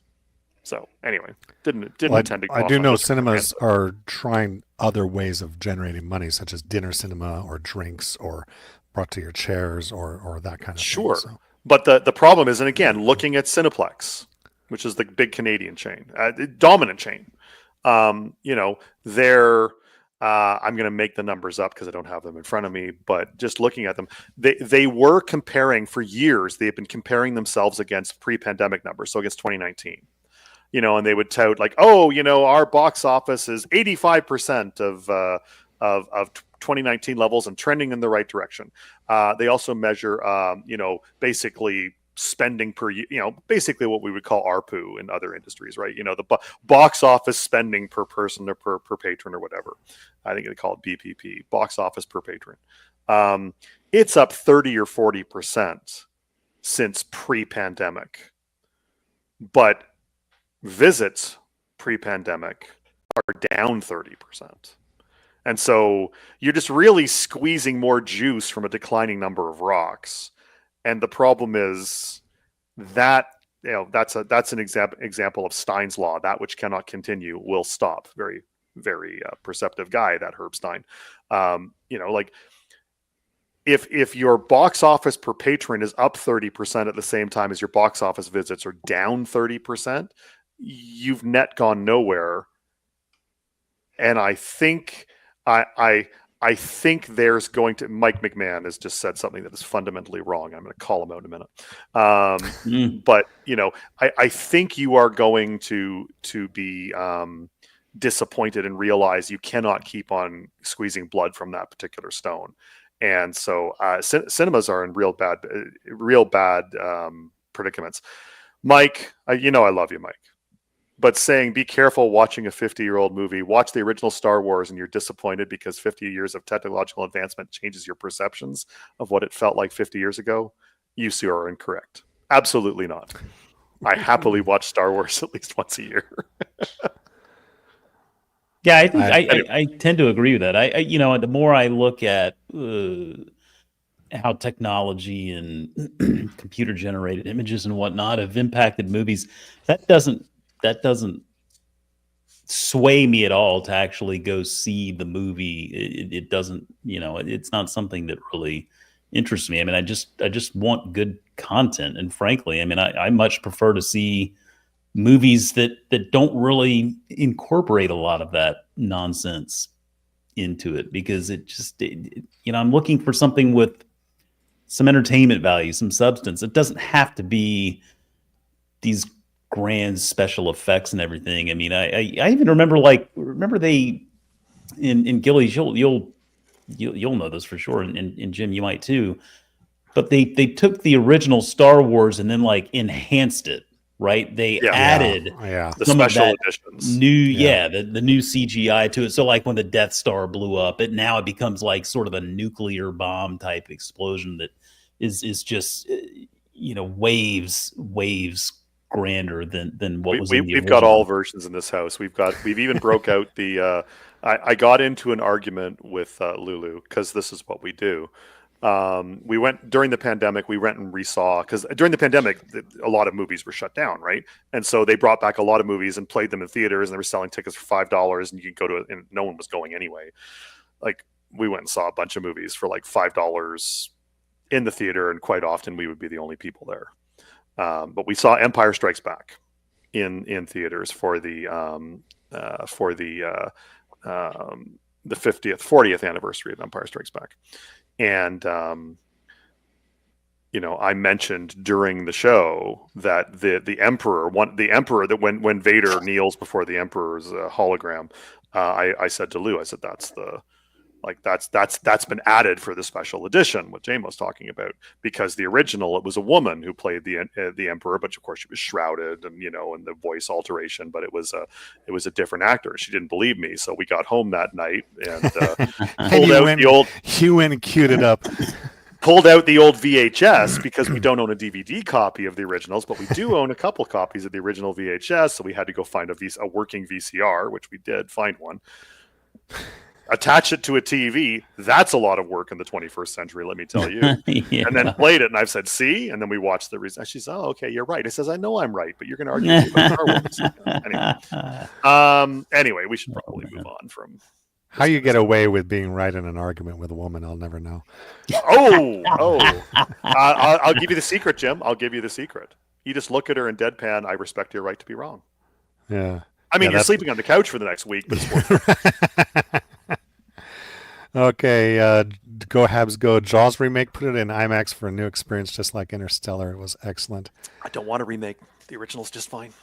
I liked Interstellar. I mean, I know that was sort of a polarizing flick, but I mean, the ending was a little different. I mean, for lack of a more colorful word there. But listen, I love space, the whole concept, everything about it. I mean, to me, it's fascinating. And by the way, Netflix documentary, and I don't want to get you on a Tesla Musk roll here, Gillies, but I'm just saying, like this Return to Space doc on Netflix, which is about a 2-hour look into SpaceX and everything that Musk has done with that company. Put your feelings about Elon Musk aside. If you enjoy the concept of space and the progress that we're making in this frontier, Return to Space on Netflix is pretty fascinating, and it gives you a real look into all of the progress we've made. It's a fascinating doc. I really enjoyed it. I liked it a lot. Return to Space. Jim Mueller, have you seen that? No, I haven't, but I'll be sure to. So yeah, you might want to check it out. I think you like it. I think the human race needs to get off this planet as quickly as we can. So, well, I mean, you have to ask. But I was also influenced by science fiction writers of 50 years ago. Yeah. So, well, I mean, you ask yourself the simple question: do you think Earth is going to just go on forever? I mean, there's one answer. No. Right. Exactly. It's not. Now, it obviously is going to be well beyond our lifetime. And whether that's humans the kind of point, and whether Earth remains inhabited by humans that's a more open question. But Earth's destiny is known now. Correct. I mean, when the sun expands, sheds off a whole bunch of its outer atmosphere, expands. I mean, the size of the sun in a few billion years, is going to be wider than the Earth orbit. So right. The Earth is a cinder. So. If the human race wants to continue, then you think global warming is a problem now? Wait until then. If the human race wants to continue, I mean, this is obviously millions of years down the line. But if the human race wants to continue, I mean, Musk is correct. We do need to become an interplanetary species. If not interstellar, yes. The only thing I will comment on this, and then I think we should take some questions. This is an excellent book for actually dealing with, humorously too, I'm going to point out. It's an excellent book, A City on Mars, dealing with the almost overwhelming engineering challenges. Oh, yeah. I'm not saying it's settling Mars. Anyone who thinks it's happening in the next decade, no. I would like some of what you're smoking. Yeah. This is not easy. I would not like what you're smoking because I don't smoke. Yeah. Okay. I mean, as SpaceX itself is showing, because they've blown up 2 of their last 3 rockets, right? So, I mean, it's not easy stuff to do, but it needs to be done in my opinion. It's not easy to do. And there is, just speaking of Mars, there's I really use Twitter mainly just for consumption now. I mean, I don't really have much to say, but there is a follow on Twitter. It's called Curiosity, but it's at M Astronomers, and they have a lot of video of Curiosity panning, the visions of Mars, showing you like, this is Mars, there's this robot on Mars going around. And I mean, man, that is a barren planet. It is a desert with a bad atmosphere. Yeah, that's a place where we end up going. They're going to have to solve a few more problems before it becomes a place where people actually do want to go. Yeah. So I will Random simply Lake, 2 close votes with for this. that book. If you have the ability to terraform Mars, then you have the ability to clean up Earth. That's all I'm going to say. I think that's well said. Yeah, Random Lake, 2 votes for City on Mars. Thoughtful consideration of human space exploration from today's tech level. All right. Okay, let's do some questions. Let's talk about real companies here. Let's see. Markets opened up today. I had a couple people asking about Academy Sports and Outdoors, so I'll hit that while they reported earnings yesterday. Just read Irritable's comment. The show has broken the rails, melted the metal, and made Disneyland out of it. Exactly. So Academy Sports, look, not a great quarter. Didn't expect to be a great quarter. Stock has done nothing since then, which should tell you the market had it pretty much pegged and is kind of shrugging. A couple of things, some positive, some negative, that stood out from the quarter. First off, very quietly, and I generally am pretty critical of this, so I'm going to be critical here. I've talked before about how Academy had their prior 5-year plan, where they talked about, sales targets and net income margin targets and return on invested capital targets and, sales per square foot and the amount of penetration they got from their e-commerce stuff. The original 5-year plan, they hit all those at least. I think the last one fell about 6 months before the 5-year deadline was up. So great job. And on the strength of that, they put in a second 5-year plan. Again, loftier sales goals, expanded margins, increased return on invested capital, faster inventory turns, greater sales per square foot. And those were the 2027 goals. And with yesterday's earnings release, the 5-year plan, the 2027 goals, are no longer the 2027 goals. They are now called our long-term goals. That, fools, is a moving of the goalposts in real time. Okay. Yep.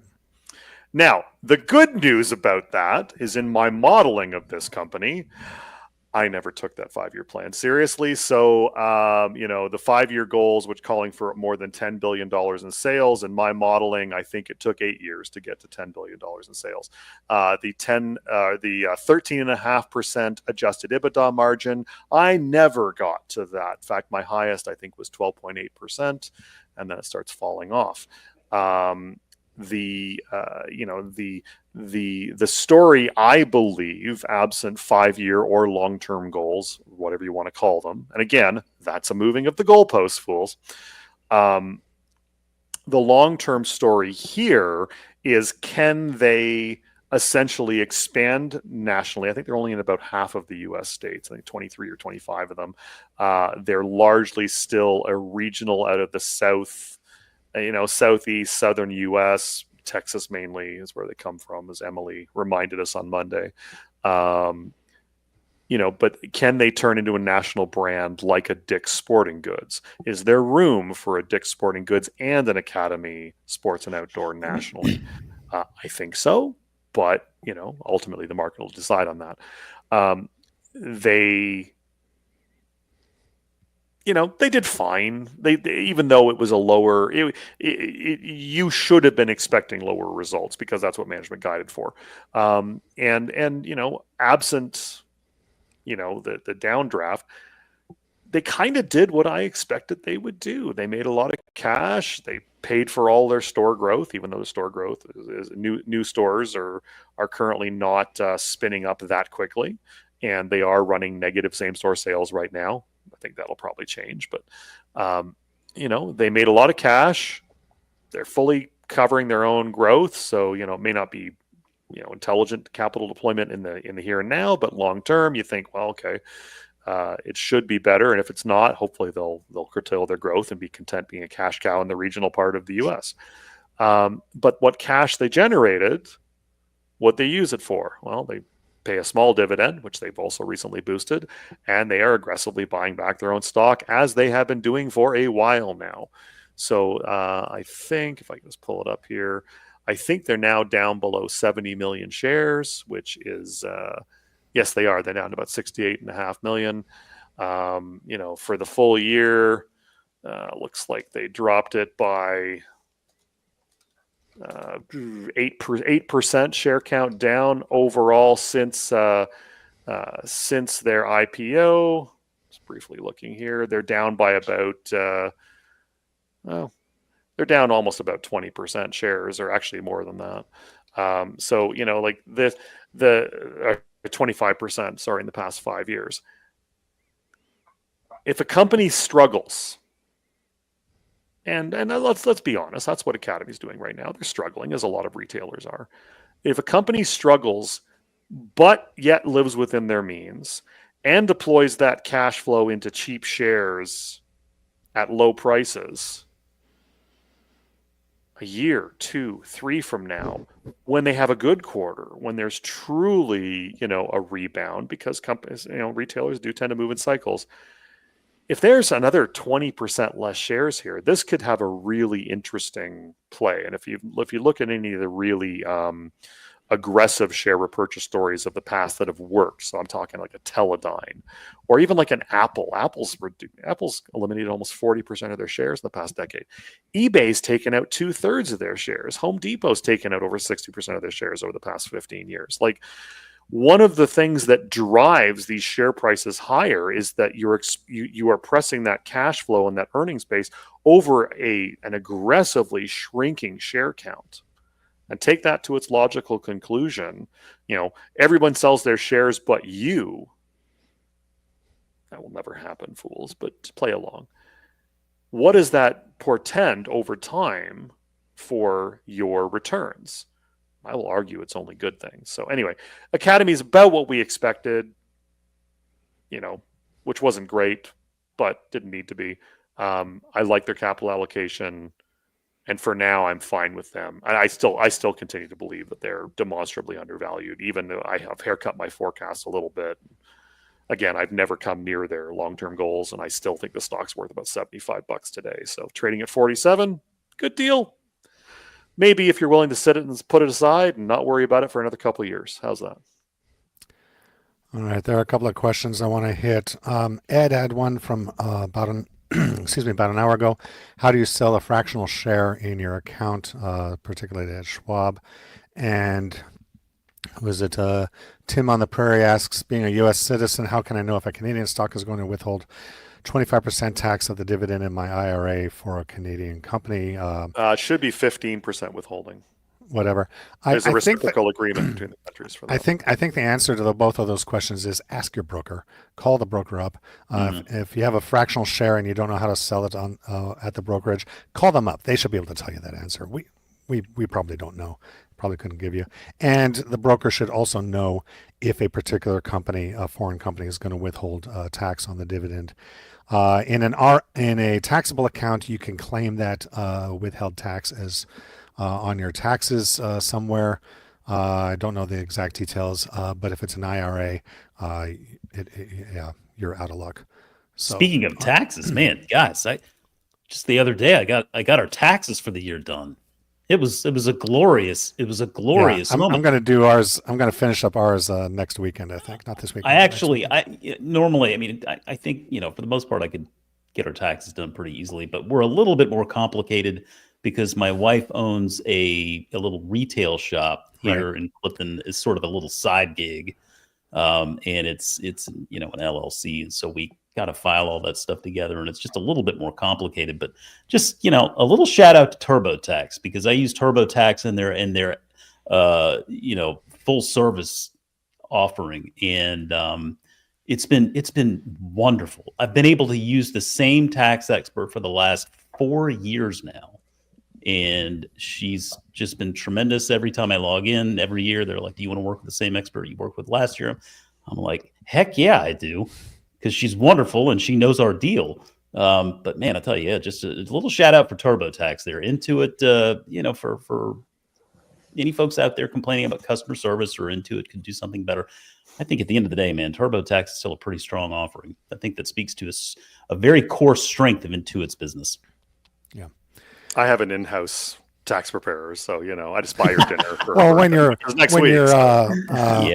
When your partner is a CPA, that kind of helps. Exactly. Let's see. Go ahead. Training, so I don't deal with that. Go Hebs Go. Do we overemphasize new CEO turnarounds too early? I hear a lot of praise on the Fool with Yes. Alex Chris from PayPal and Elliot Hill of Nike. Very possibly. I'll give you one counterpoint, which Mueller is going to feel in his bones. Uh-oh. How's Pat Gelsinger doing at Intel? Oh, you're right. I did feel that in my Right? bones. like Mueller and I were both very excited when he was appointed, came back to save the company on this show. And did he last 3 years, Jim? Nope. Yeah, like I think it was 2 3/4 years. He's out. And with him went, I think God bless the latest guy they brought in, but the problems. What's the old adage when a business with a reputation for mediocrity and a CEO That's with a Buffett, either Munger or Buffett. And I think it's Buffett. When the mediocre CEO's business, it's the business's reputation that will that's going to survive. I think what you can be excited, but don't let that enthusiasm run away with you. You're going to have to take some time. Chris has been at PayPal for, I think now 5 quarters or coming up on 5 quarters. Like and you can see, listen to what they say, watch what they do, see what happens with the business. And I think Chris is actually making a difference for PayPal and turning things around. But a year in is still kind of early days on this. So watch it and track the metrics and see if they're actually making a difference. I don't know about the other guy at Nike. Elliot Hill. Elliot Hill. Well, he's another one that came back. Yeah. Right. Yeah, I mean, I would say I don't get excited for new leadership. I mean, sometimes I think new leadership is needed, but at the end of the day, I mean, my approach is still, number one, I'm going to give you some time to execute your vision. And Jim, you kind of noted 1 year is not enough time, I don't think. I mean, it can start to give you an idea. At least you can get some ideas of, are these leaders that do what they say they're going to do? I mean, that's the thing I really pay attention to. Are you doing what you say you're going to do? Testable claims. But yeah, I don't look at new leadership as like, oh, well, now we got a new CEO, everything's better. No, I don't think that at all. I mean, I think that's at least a step in the right direction, but you got to pay attention to it and make sure that they do what they say they're going to do. Right. The thing that generally gets me, and it's not a good thing, but it's one where I kind of get a little nervous, is actually not new CEO. It's when you see a founding CEO bailing, and especially if and look, he's sort of founding CEO. Steve Jobs passing away young at Apple. That's not what we're talking about. Okay, that was obviously something completely different. I'm sure if he had a choice, he would not have done that. Absolutely. And look, and I'm someone who has long thought Tim Cook is a far better CEO for Apple than Steve Jobs ever was, frankly. He had more panache, but that's not what we're talking about. No, I'm talking about like I don't remember her name. Is it Krista Lake or Christina Lake or someone from Stitch Fix who kicked herself upstairs? There's a whole bunch of founding CEOs, Therese Tucker at Blackline, who would kick themselves up to executive chairperson and bring in another CEO.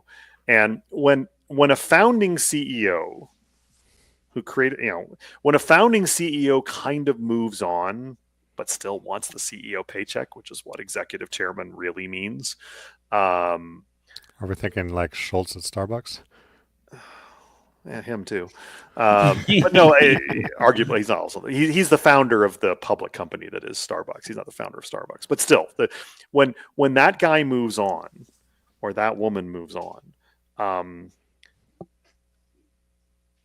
take it seriously, and that's not a positive thing, right? Like because quite often they'll come back. Therese Tucker's come back to Blackline. I believe Katrina Lake came back to Stitch Fix, and there's a few other ones I could mention. But when they invariably come back because the CEO that they replace them with is they're not the founder. They don't have the passion. And if you're sticking around as executive chairman, I guarantee you they're going to get into a fight at some point. And you, Mr. or Ms. new CEO, you ain't going to win against the founder. Yeah. So, and then I had another example, but we'll leave it alone.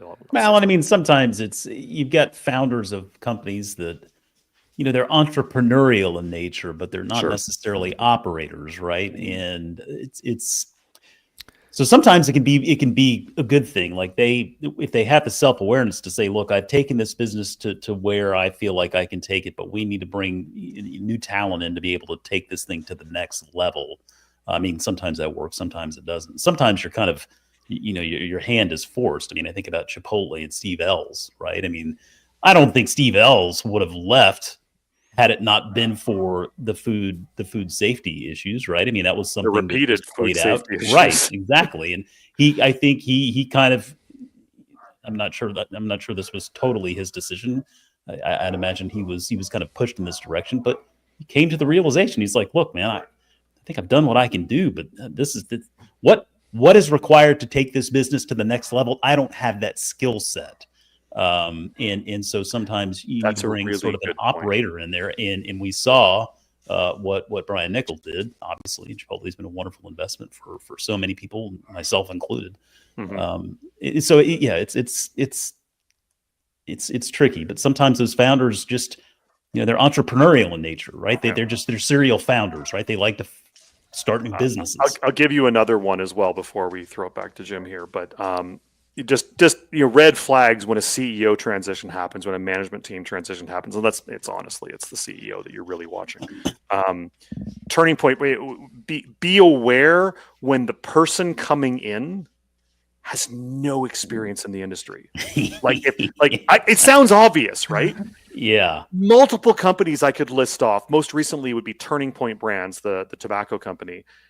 They do it because the guy's got a pedigree from McKinsey or some other large accounting, consulting or just consulting, where you have the reputation of like, well, these are really, really smart. Mike says in the chat, JC Penney's hiring the Ron Johnson from Apple to turn around. Right. Again, Exactly. reputation of the business really prevailed there, didn't it? Mm-hmm. But like Turning Point Brands had this long-term CEO with a vision to, acquire brands and products at reasonable prices, nurture them, roll them out. They hired, and he had a long-time COO understudy who was there for a decade and a half under him. Larry Wexler goes and retires. They go completely outside and hired a guy from the media, in the media world, I think, who also had a bit of a McKinsey background. That guy was gone in 10 months, and guess who they replaced him with? The longtime understudy COO. I mean, I kind of feel you could have saved, you could have skipped the middleman and saved yourself $10-12 million in terms of executive search. Just go with the obvious. Yeah. Right. But so it's always worth exploring and paying attention when major executives change. And, sometimes look at the guy they've hired as CEO at Peloton. Look at his background. He kind of helped start Apple Fitness. That's a guy I think on paper they had the former CFO from Netflix there too, right? Yeah, but again, I'm going to say, what does that guy know about exercise equipment? I know. I mean, to your point, subscription model, I'll give you. Yeah, but this guy on paper. But again, as to JMO's point, give them a few quarters, see how they do, because they may not come in with the passion of a founder, shall we say? Yeah. So Mike ran a poll for everyone. Thanks to the 76 people who have voted, including myself. Will Nike be a market beater over the next 5 years from current market prices? Just over half of you guys say no. Quarter of you say yes, and roughly 20%, including me, say I do not follow sports ball. So thanks everyone for voting in that. Let's see. John Scully at Apple back in the day says Luella. Irritable writes, Jobs would have ensured their products continue to be game-changing so long-term, which scenario do we know that? That's the problem. That's speculative. Yeah. And he ain't here to prove me wrong. And that's the problem, right? Look, I'm a long-term, very happy Apple shareholder. But, I think that there is an argument as companies grow, and Home Depot would be another one of these, they naturally transition to that cash cow stage of their business, where I think Apple's done very well. Well, like I saw that report just the other day, Apple TV, right? Apple TV is reported losing $1 billion. dollars. Apple TV is also probably they are probably producing the best original content right now of all the major streamers. Are they? Yeah, it's I mean, I don't watch it. I saw a report this morning that they had something like 20% churn, 10% churn, something like that. Oh, no one's subscribing.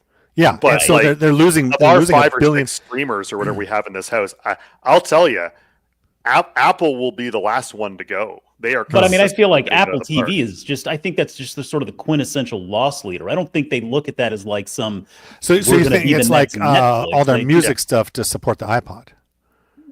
Yeah, to a degree. I mean, I think that's apt. I mean, I think they're trying to come up with ways to keep people locked into that hardware universe, right?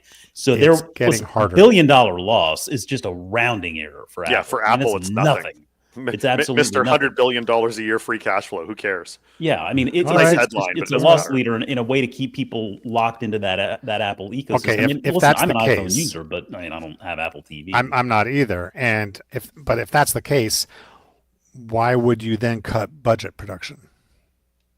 Your production budget, because the same story said they had cut from $5 billion a year, just like Netflix, down to $500 million, so 90% cut. I don't know how accurate that is, but that was the claim. And I think that's an interesting question. 5 years from now, do you think Apple TV still exists? 10 years from now, does it still exist? My bet is yes. Well, I feel the hook coming in from this. I'll get my money anyway. From left stage. So it is the top of the hour. In fact, it's just past the top of the hour. Thank you so much for checking in. Thank you so much for spending the past hour with us. Hopefully we've gone off the rails and back on the rails a couple of times at least. I know we've had one rant, so we've satisfied our Friday crew. On behalf of Jim Gillies, Jason Moser, Mike McMahon running the Slido, and Natasha Hall running the show behind the scene, thank you so much for spending the hour with us. Have a wonderful rest of your day. Have a wonderful weekend. And we will see you next week. Cheers, fools. All right. Hi, everybody. My name is Buck Hartzell, and this is The Big Question. This is something new, and I'm joined here by analyst Andy Cross and Emily Flippen. How you guys doing today? Hey, Buck. Hey, doing well. Well, that's good. We're going to have a special guest as well. First, I want to jump right into it. We're calling this One Big Question. So we're gonna have a guest come in, and it also provides some guidance in addition to us three. And this is something new, so we want your feedback at the end. But let's start out with the question first, and that is, how do we prepare ourselves and our portfolios for these uncertain times? And when I'm talking about uncertainty, I'll kind of lay the stage here. Recently, Mr. Buffett, a guy that most people pay attention to in the investing world, called tariffs an act of war. They are a tax on goods and services, and that generally raises prices. If we look at economics, we also have the recession word thrown around. The president, in his most recent address, said he wouldn't rule out the possibility of a recession. And we have Doge and Elon Musk slashing jobs across the government. And then we have geopolitical unrest out there. And stocks really over the last month or so are down about 7%. And so that's what I call March Madness, right? It's not just about basketball. It's about stock this time. And so that's what we're talking about. And some more context just for our investors before we bring on our guests. Over the last 100 years, the S&P 500, okay, it's fallen 10% 100 times. This happens about once every 11 months. It's fallen 15% 40 times. And we've had 10 separate occasions where the S&P 500 has dropped more than 30%. So that's about once a decade. And then 3 times it lost more than half its value. So volatility is something that is pretty consistent. And we have some rules around that I think our guest will help out with when we invest in stocks that we need to keep in mind. But first of all, before we launch into our interview and our special guest, which is going to be Robert Brokamp, I'll give a little preview there. Andy, so let's talk about, what are you hoping to get out of this big question? What can Robert provide us? Yeah, good morning, everybody. Thank you for joining us here on Fool24, and if you're coming to us from our live stream on YouTube. Welcome to the Motley Fool. Bro, I'm really interested. There's been a lot of conversation over many years about the traditional 60-40 portfolio, 60 stocks, 40% bonds, especially for those who might be a little bit closer to retirement. And then international diversification. So this concept of these two big areas, like how do I position my portfolio in this environment? Is 60-40 back? It kind of went away for a while. And then international, because as we're thinking about alternatives to the U.S. large cap market that has done so well. So I'm really interested in those two topics. Emily, what are you hoping? Yeah, I'm really interested to learn more about the behavioral aspects of finance, especially during uncertain and volatile environments. I know that can be a big risk for investors, is just how they handle their emotions when times get tough. So I'm kind of interested to hear what Robert thinks about the single, maybe biggest risk or error that retail investors are making when it comes to things like behavioral finance. Yeah, in a lot of cases, we're our own worst enemy. And we want to prevent that. That's why we're getting ahead of it. And I'll say for us, for me, it's really about what can we do in good times to prepare ourselves for the bad times that we know are going to come up. We just talked about those. And how can we have a plan so that when they do come, we don't freak out and make bad decisions, which sounds a little bit like Emily's. But with that backdrop, I'm going to welcome Robert Brokamp here today. He's a certified financial planner. We don't like to use the word expert at the Fool because we're all curious learners, but he is a retirement and personal finance expert. He's written about paying for college, retirement. He's a founding member of the Fool's 401k committee. He's talked to everybody about the topic of retirement and planning. That is anybody in that space. He's also a lifelong Tampa Bay Buccaneers fan. Robert Brokamp, welcome to The Big Question. Thank you, Buck, and Emily and Andy. So great to be here with you all. Okay, it's great. And so I'm going to jump in right now. And so we're talking about uncertainty today. And a lot of times risk is kind of intertwined with uncertainty. And I want you to weigh in a little bit here because the academics have a measure for that. And we include it a lot sometimes on our website even, and that's beta. And that's about the volatility, like how much a stock moves up and down relative to the overall market. And then I think at the Fool, a lot of us don't pay that much attention to beta. We more focus on the probability of a loss, or we talk about a permanent loss. So I just want to get your opinion on risk. How should we think about risk here as we tee up this big question on uncertainty? As a financial planner, I think of risk in terms of accomplishing goals, right? For me, monies are a means to an end. I don't invest because I want a bigger figure on my account statement. I am investing because I want to accomplish something in the future. And risk for me is how much certainty do I have that I'll have enough money to accomplish that goal in the future? Another way to think of it might be a potential range of future outcomes. So if I invest in just one single stock with my retirement money, I don't really have any idea how much I'm going to have in the future. I could have 10, 20 times the amount I invested. I could have zero because any individual stock could go out of business. The more I add stocks and diversification to that portfolio, the more I narrow the range of future possibilities. So if I own, as we recommend here at the Motley Fool, at least 25 stocks, the odds are very low that I'm going to go to zero. But I'm also capping my upside a little bit, right? In any single year, an individual stock could return 100, 200%.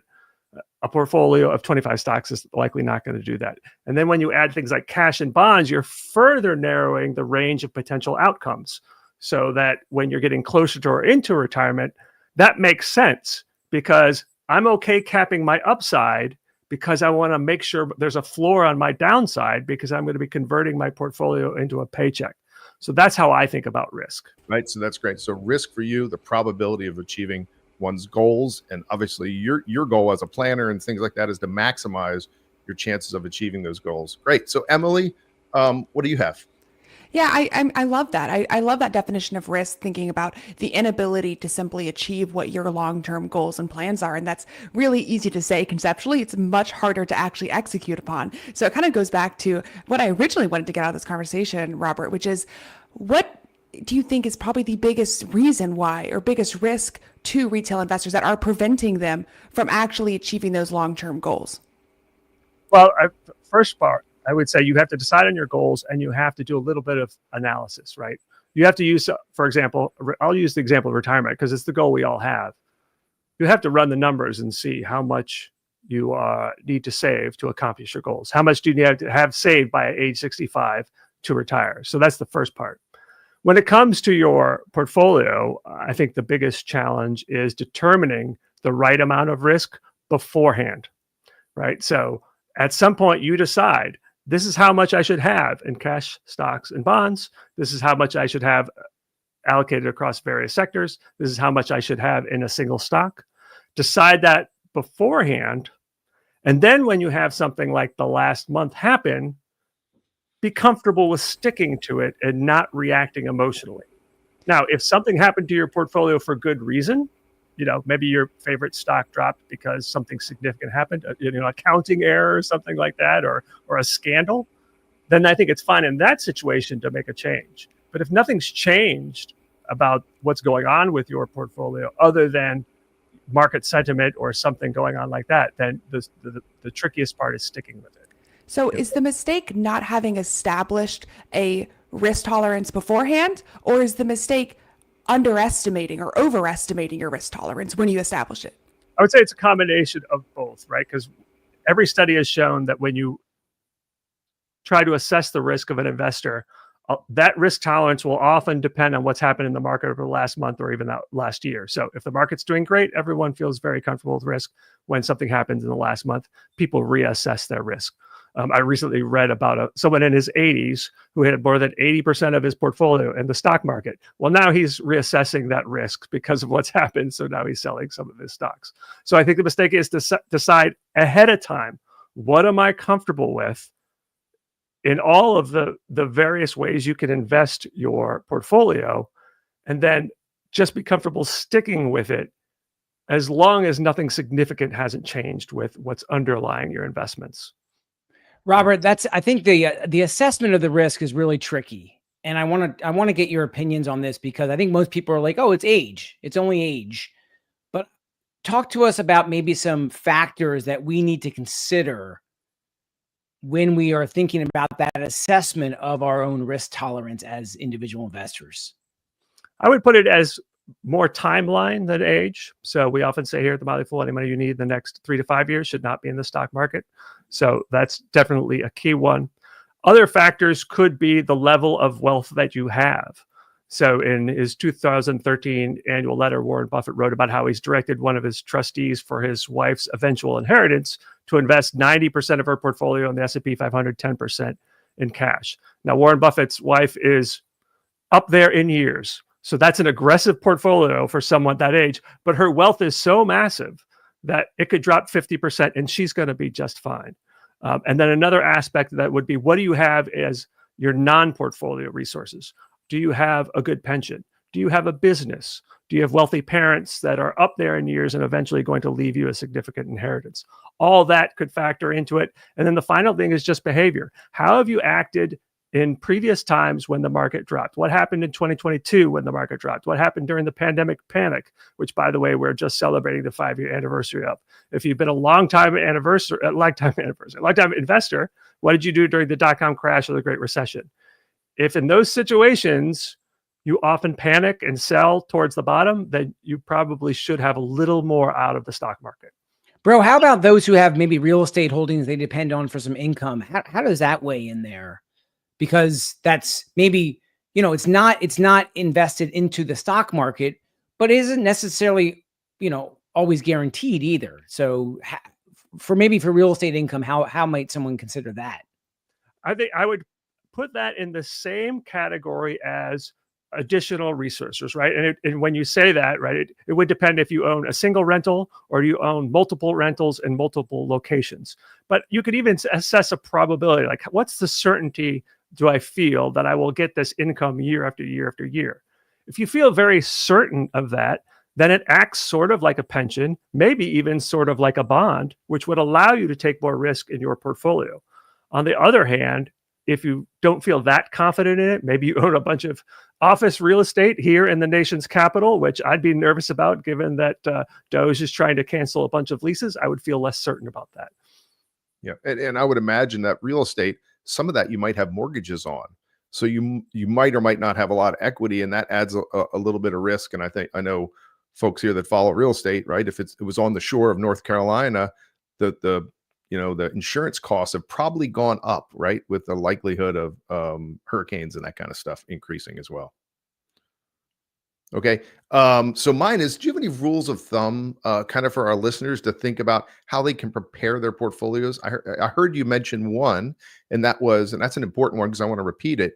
If you need the money for something, your grandkids' college, you want to buy a new car, a new house, or a vacation property, if you need that money in the next 5 years, it shouldn't be in stocks because stocks are volatile in the short term, right? So that was one of them. Do you have any other rules of thumb for folks to help them in advance of market gyrations and market drops? Yeah, I'll just double down on that. Historically speaking, the stock market, by that I mean the S&P 500, has been profitable in 83% of 3-year holding periods, 88% of 5-year holding periods, 94% of 10-year holding periods. So I like to say 3 to 5 years. I know some folks listening to this are pretty aggressive. They're more comfortable with 3. I like 5. And I'll add on to that if you are in or near retirement, I'm a big believer in the 5-year income cushion. So that is 5 years worth of income that you need from your portfolio in cash, maybe short-term bonds. You calculate that amount by saying, I need this much every year in retirement, subtract what you're going to get from Social Security or a pension or anything else. That leaves over what you need from your portfolio. Adjust that amount for the next 5 years for inflation. Keep that safe. And you replenish that every year unless the stock market is down, and then you try to live off that cushion until it recovers. And then a couple of others that I think are starting points are, once your portfolio is more than 10% in a single stock, I believe it makes maybe it warrants a little bit more vigilance, especially if you are near or in retirement. And maybe once your portfolio gets close to maybe 25-30% into a single sector, that is also a time to consider things. That's a little squishy. The way sectors are determined could be kind of nonsensical, but I just think it's something to think about when your portfolio gets dominated by a single type of stock. Yep. So one thing I want to say, there's a 4% withdrawal rate out there for people that are in retirement. That's something that's been thrown around a lot. And just question, you said that cash cushion, and I want to follow up because I think this is a great point. Some people might have missed. When the market's down, so let's say it's down 15%, that cash cushion serves as a way where you don't need to sell any of your stocks that are down 15%. You can kind of wait that out until, and what about in times like we saw the last 2 years, Robert, where the market was up 25% roughly each year? Would you sell a little bit more than 4% in those years, or would you just do the normal 4% withdrawal rate? So that's an interesting question. The 4% withdrawal rate, as initially conceived by a guy named Bill Bangin, would say no. You just stick with that. You stick with that 4%. Since Bill Bangin came up with that research back in 1994, there have been more strategies that are more dynamic, such that after a good year, you can take a little bit more. Yep. When it's a down year, you cut back a little bit. Yep. Because reducing your withdrawals when your portfolio is down is one of the best things you could do for the longevity of your portfolio. So if you get into one of those strategies, and you could just do an online search for dynamic withdrawal strategies, yes, you could take a little bit more after a good year, but you have to be prepared to cut back during a down year. Right. Great. Robert, hey, just very quickly, you mentioned inflation. You said that I wrote adjusted for inflation, and I'm curious, how in this market, how do you adjust for inflation, understanding that the inflation rates are kind of so variable these days? How would you think about doing that, or how would you guide us to do that? So I take what the experts say, knowing that they will be wrong. So, for example, the Philadelphia Federal Reserve does a survey of economists who then predict what inflation will be over the next 10 years. And I looked at it recently, and they say 2.3%. We'll see if they're right. But it is coincidentally also what the bond market is predicting. And you can get that by looking at the difference between 10-year treasuries, normal treasuries, and 10-year TIPS, Treasury Inflation Protected Securities. So based on that differential, the market is predicting inflation of 2.3%. But then I usually bump it up just to be safer. So when I run my numbers in a retirement calculator, I assume inflation of 3%.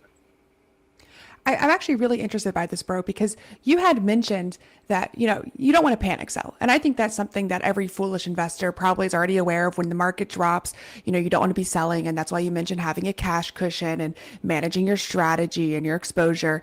But I don't know, for people who are still investing, right? Especially for people who aren't in retirement. Let's say we enter a recession. Do you still go about the same process of rebalancing your portfolio? So let's just pretend that, the market's down 15%, right? We've entered into a little bit of a correction here in the S&P. I'm looking at my portfolio and I now looking at the weightings of my stocks, and my exposure has changed as a result of the market changing. I now have more than 10% of Amazon and I'm uncomfortable with that. Do you still sell a business that you like for purposes of rebalancing a portfolio even during market drops? So it really does depend on your situation, right? If you are an experienced investor and you feel like you are very good at judging where things will be 1, 3, 5, 10 years from now, I would say go with your judgment.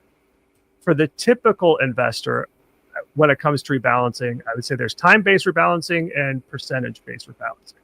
So time-based is just look once a year. You don't have to rebalance every year.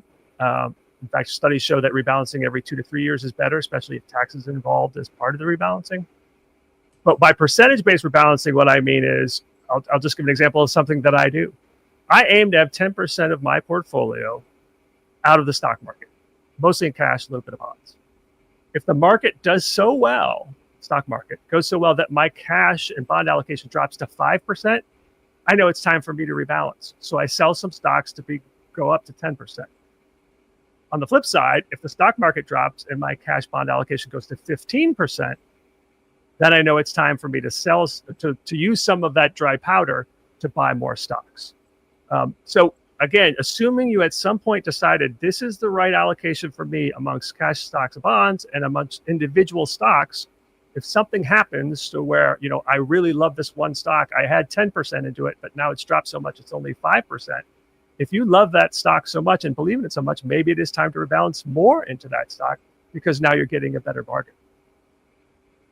Robert, for those who may have been out of the markets, the stock market over the past couple of years, maybe even going all the way back to the financial crisis, which we know scared a lot of people out of the markets and much more conservatively, maybe into bonds, which have really underperformed. Guidance for those who might be thinking, maybe not so much now, but certainly I think we saw it maybe last year, that they're trying to catch up. They want to find the big winners, the big stock winners to help make up for maybe we lost, or just in general, those of us who are out there hunting for big winners in our stocks, but who are also concerned about market volatility as we're saving maybe towards retirement. Guidance for those of us who might be in that boat. Well, first of all, I think we're all looking for the big winners, right? Otherwise, we would be just an index fund. So I think we're all hoping for some big winners. The part of what you said that concerns me is the people who are looking for big winners to make up for maybe they haven't saved very much, or they were out of the stock market for the past 3, 5, 10, 15 years. Because overall, it's been a very good run. And that makes me concerned because it might lead them to look at investing as more like a lottery ticket than actual investing, which means they might try to jump into a stock or an asset class after it's already run up, maybe put too much into it, or God forbid, find something on Reddit, some meme stock, and put too much into it. And we certainly saw a lot of that. I know people who have done that, and it could be a stock, it could be a cryptocurrency. It's the stuff like that that makes me concerned. The truth of the matter is, if you are behind in any way, by far the action you can take that will have the greatest degree of possible success is saving more money, getting more money into your portfolio. Yeah, expense management, right? Yes, and if it's for retirement, there's sort of a double-barreled benefit to it. So if you lower your expenses so that you can save more for retirement, by having lower expenses, you've lowered your retirement goal because you've learned to live on less. And when you learn to live on less, you don't need as much saved before you can retire. So it's really the best thing you could do if you're trying to make up for lost time. Yeah, and we have young children. One of mine's out of college now, and 2 are getting closer to there. And I think one of the things that I say to young folks is save till it hurts. When you're young and you're right out of college, like, it is such a huge advantage if you can save some early on and get ahead of that curve and let the compounding start working for you. Because it's hard, as you mentioned, if you get behind, you forgo some stuff for 10, 15, 20 years, then all of a sudden you're behind. you've got to contribute so much more to catch up. So I want to ask about that 60-40 split. Andy talked about that earlier. 60% in stocks and 40% in bonds is a general rule of thumb for folks in retirement. Do you think that's still valid? We've seen big changes in interest rates over the last couple of years.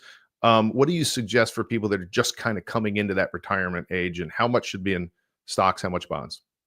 So I still believe in the 60-40 portfolio for as a starting point for people who are near in retirement. I did an article actually on this last July, and it's interesting. The 60-40 has been around since the 60s, but nobody really knows where it came from. The most prevailing belief is that back in the 30s and 40s, it was basically 50-50, but then the stock market did so well in the 1950s, people bumped it up to about 60, and it's stayed that way ever since. And it has been good for most of its history, except for really the last maybe 10 years when interest rates were so low. But now interest rates are back to being about average, maybe a little bit below, but still decent. So I think the 60-40 is compelling. And the other thing I will say about it is we mentioned Bill Bengen, the researcher who came up with the 4% rule. Part of his research is also looking at what is the optimal portfolio in retirement. And I actually emailed him last year and I said, all right, Bill, what's your research say these days? And he says, well, I think roughly speaking, 55% to 60% in stocks is probably the optimal allocation for providing a sustainable withdrawal rate over 30 years. So when someone like that has evidence for it, I think it's a good starting point. Great. That's helpful. Yeah, I'm kind of interested from the investing angle about how you make these types of decisions because as an investor myself, I always hear this, when volatility picks up, investors will suddenly start pivoting to investments that are perceived as being safer. And even within equities, I'm not just talking about bonds or such, income generating assets like dividend stocks or low growth cash cows. But by this point, isn't that like bad news already kind of priced into these businesses, potentially making those assets overpriced? Like, in other words, do you think that shift in investment strategy is really a viable strategy or is it reactionary? I would say it depends on what you're moving from and what you're moving to. So, for example, just with the treasury market, right? Yields have come down a bit because people have jumped into the treasury market. So if you try to do that now, you'll get a lower yield than if you had done it maybe a month ago. And especially in the tips market, the tips rates have come down. And if you go try to buy some tips from your broker, you won't find any because the inventory is so low. So many people have gone into the tips market. Can you define tips for those folks who are listening who don't know what they are? So they're treasury inflation protected securities. They're kind of an oddball investment offered by Uncle Sam. The interest rate is low. It was over 2% at the end of last year. Now it's for the 5 years, it's now 1.5%. That sounds very low, but that's how much you will get on top of inflation. So it's an inflation hedge. So the more inflation, the worse inflation is, the better you'll do, which is why it's a hedge. But even with some of the stocks, Emily, as you suggest, like maybe some more like consumer staples, dividend-oriented stocks, it's often the case that when you jump into a safer asset, they have run up. I don't feel that way personally about those right now because those types of stocks have lagged so much. I think they're still reasonably priced, but it is certainly a case of like another one to think of is like gold, right? Gold is hitting all-time highs right now. And so you could think of that as a good diversifier and question, but now is it too late to get into gold? I don't have an opinion on it. I own a little bit of gold, but I think there's certainly the concern that people will see some performance like that and get in it too late.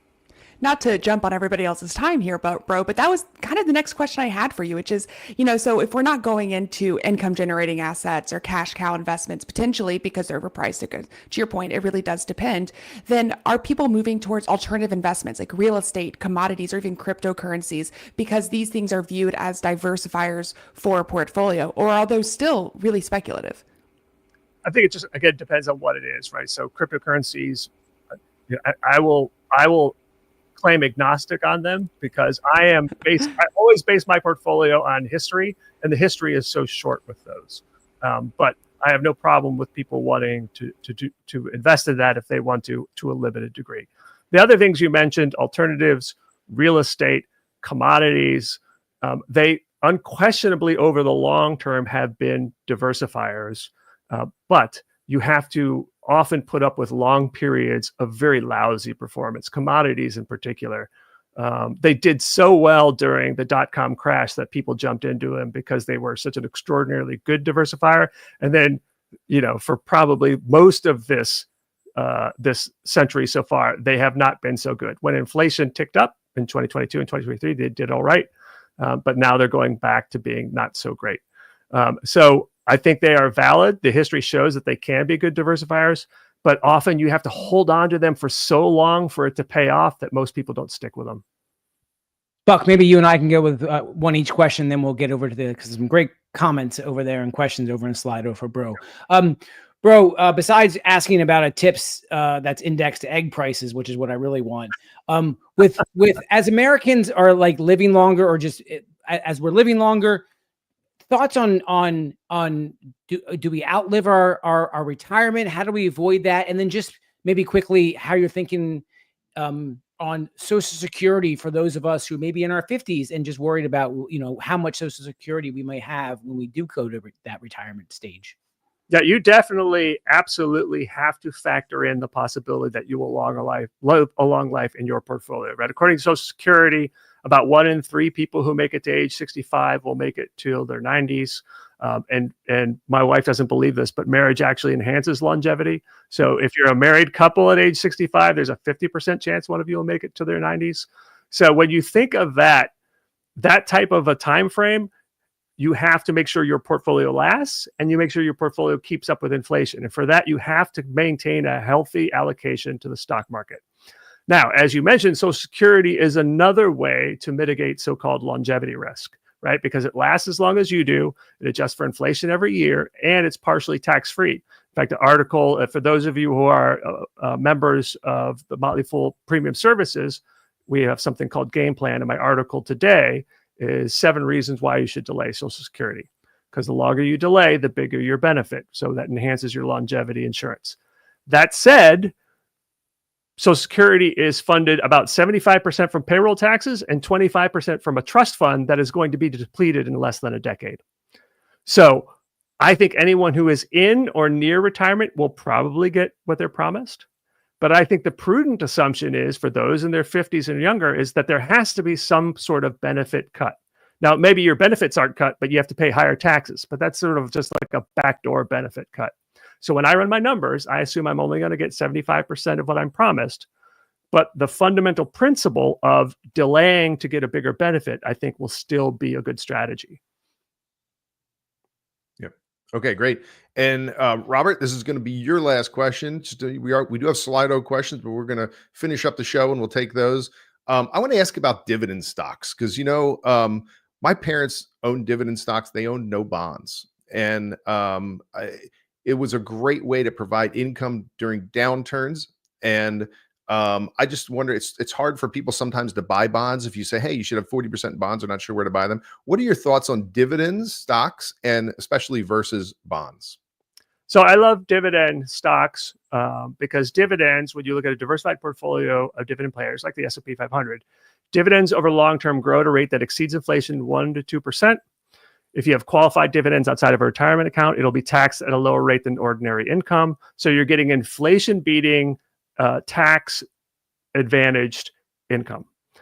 It also says something about the companies, right? That they are generating enough cash to maintain a dividend and grow that dividend. You do want to make sure that they're not borrowing a lot of money to pay that dividend, but as long as it's really coming from cash flow, it says something good about the company. I will say, though, that dividends aren't a free lunch, right? The company is distributing an asset, and thus the company should technically be worth less, and you often will see the price adjust a little bit. But still, I like dividends, especially as a complement to many investments that we often talk about here at the Motley Fool, the more growth-oriented, tech-oriented stocks. Yep. Do they replace bonds? I would say it's a little bit of an apples to apricot comparison because they do produce income, and they are, as a group, tend to be more stable than the overall market, although not always. We saw it during the Great Recession, for example. A lot of dividend payers were bank stocks, and they didn't do so well. So you have to understand that I think they do provide some stability to your portfolio, but they do not replace having that income cushion, for example, of cash and bonds out of the stock market, because dividends and dividend stocks can fall in value. Yep, that's great. Well, I want to thank Robert for taking the time here for us to educate Andy, Emily, and myself, and hopefully everybody that's listening. I also want to remind folks that you can find Robert on Fool24 on the Retirement Show on Tuesdays and Financial Planning Q&A on Wednesdays. Good luck to your Tampa Bay Bucks in the upcoming season, Robert, and thanks again for joining us. Such a pleasure. Thanks, everybody. Yep. Thanks, Robert. Okay, gang. So some time for some reflections and takeaway. We're going to start off with Andy, our Chief Investment Officer. And I'm going to remind folks of the question that we've been talking about today was how do we prepare ourselves and our portfolios for uncertain times? One insight that you are thinking about now after hearing what Robert had to say. Yeah, just that last question that I talked to him, I'm just really interested because I'm in my 50s and thinking about retirement. Obviously, I hope I will plan to work for many more years here at the Motley Fool, but how to think about Social Security and then just that balance between 60-40. The fact that, Buck, he said to your question very specifically, I still like the 60-40 portfolio. And Buck, my parents have never, I don't think they've really ever owned bonds. I never grew up really thinking about bonds. It was all about dividend stocks. So I did have some bonds the last couple of years, but I got rid of them, some bond funds, and now it's all, it's all stocks and dividends. So that was the fact that he still has conviction in that approach was something that I think can maybe help as I'm thinking about retirement for the preparedness that comes with volatility in stocks. Yep. Great. Yeah, and his insights around diversification actually surprised me a little bit. I'd like to consider myself a relatively savvy investor. I work here at the Fool. I talk about stocks all day, right? But it's amazing to kind of get the financial reflections to realize I'm maybe not as diversified as I thought I was coming into this. Andy, to your point, I'm in my 30s and I've always been 100% in equities just because my time horizon has been so long, but I wasn't actively investing during the Great Recession. And while I think I have an understanding about my risk tolerance, maybe it makes sense to keep some amount of a cash position or even put some money, to y'all's point, in bonds or something else that leaves a little bit of gunpowder on the sidelines should I use that opportunity to invest when the market is down. Yep. And I like the idea really of that kind of 10% cash cushion, which today is much different than it was a few years ago where you'd be earning 0% on your cash. Today in a money market fund, you're earning 4% or so. So that's not a loss thing. And it provides you, as you said, Emily, some dry powder. If stocks really do get whacked, you have that 10%. You can allocate some more into some stocks that you might like. Okay, great. So one action that you think investors should take as a result of what we've heard today, and I'll begin with Emily. Yeah, this is going to sound maybe like counterintuitive advice, but I would say take a self-awareness test online. They have these assessments you can go on and get a sense about what your level of self-awareness is. And low self-awareness is not inherently a bad thing, of course, but I do think that it can mean that you're misjudging your own risk tolerance if and when things get dicey, which maybe should cause one to rethink their tolerance to handle volatility in a portfolio during market downturns. I love self-awareness tests. I think everybody should take them. Yeah, we generally hear that people feel the pain of a loss is twice as hard as an equivalent gain in a stock. So hard times tend to hit us a little bit harder. Andy, what do you have? Yeah, the great work by Danny Kahneman and Amos Tversky taught us that, Buck. His opening statement really about risk, I thought was very interesting. He thinks about it as goals to be, jobs to be done, goals to reach, as opposed to necessarily daily volatility in the markets, that kinds of thing. I took that to heart because I don't really have, I have goals that I'm trying to save really for my kids' college education and build wealth over time, but I don't really have that really specific kinds of goals tied to mine exactly. And the fact that, based on Bro's guidance, and I was thinking about this already, Social Security for me may not be 100% there when I do end up years down the line retiring, Buck. So thinking about the goals that I'm trying to achieve over the next, say, when I do retire, that's something I never really spent a lot of time thinking about. I was talking to more and more of my brothers about it because now that I'm in my 50s, I was like, well, at some point, he said, you save for a goal in mind. What is that that you're really trying to do? right? And a good way to think about this, how much income do you think you'll need when you're in retirement? And with the 4% withdrawal rate, we can kind of invert that and go times it by 25. So if you think you need $100,000 a year, that means you need to save $2.5 million. Now we can take that 100,000, and as Robert said, we can take off some things. If you have rental properties, or if you're planning on a certain portion of Social Security, that'll reduce that 100,000. But that gives you a rough guide for, hey, how much am I on target or not? And that's a pretty good rule of thumb. So I'll just say, I think the bond exposure to me was interesting, and also the dividend talk.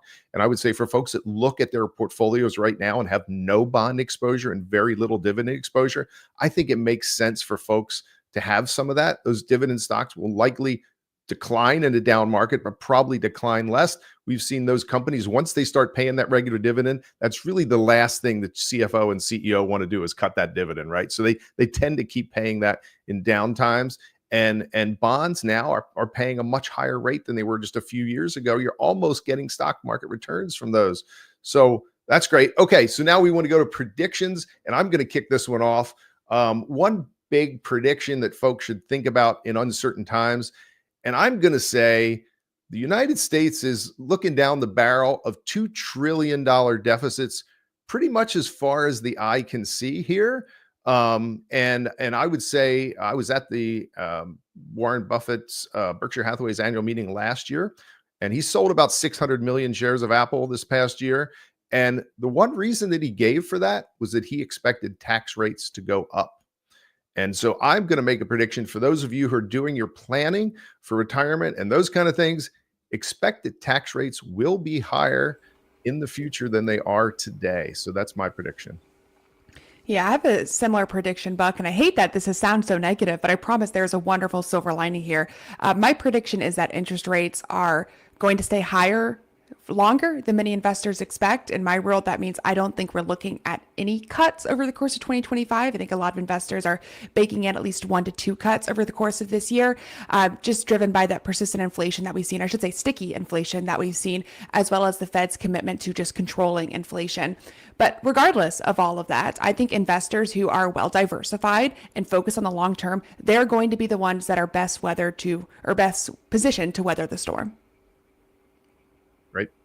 Team, I'm going to go back to how we opened it up with just market volatility. So we talked about pullbacks, correction, bear markets. They're a natural part of investing in equities. You can't avoid them, and we've seen that just over time as Buck, as you kicked it off, kind of every once a year, every 11 months or so, the market falls 10%. But then what's interesting to me is 25% of those times the market falls 10%, it goes on to fall more than 10% down the line into a bear market territory, which is more than 20%. So 25% of the time. I don't know if we're in one of those. Of course, we rebounded a little bit from that 10%.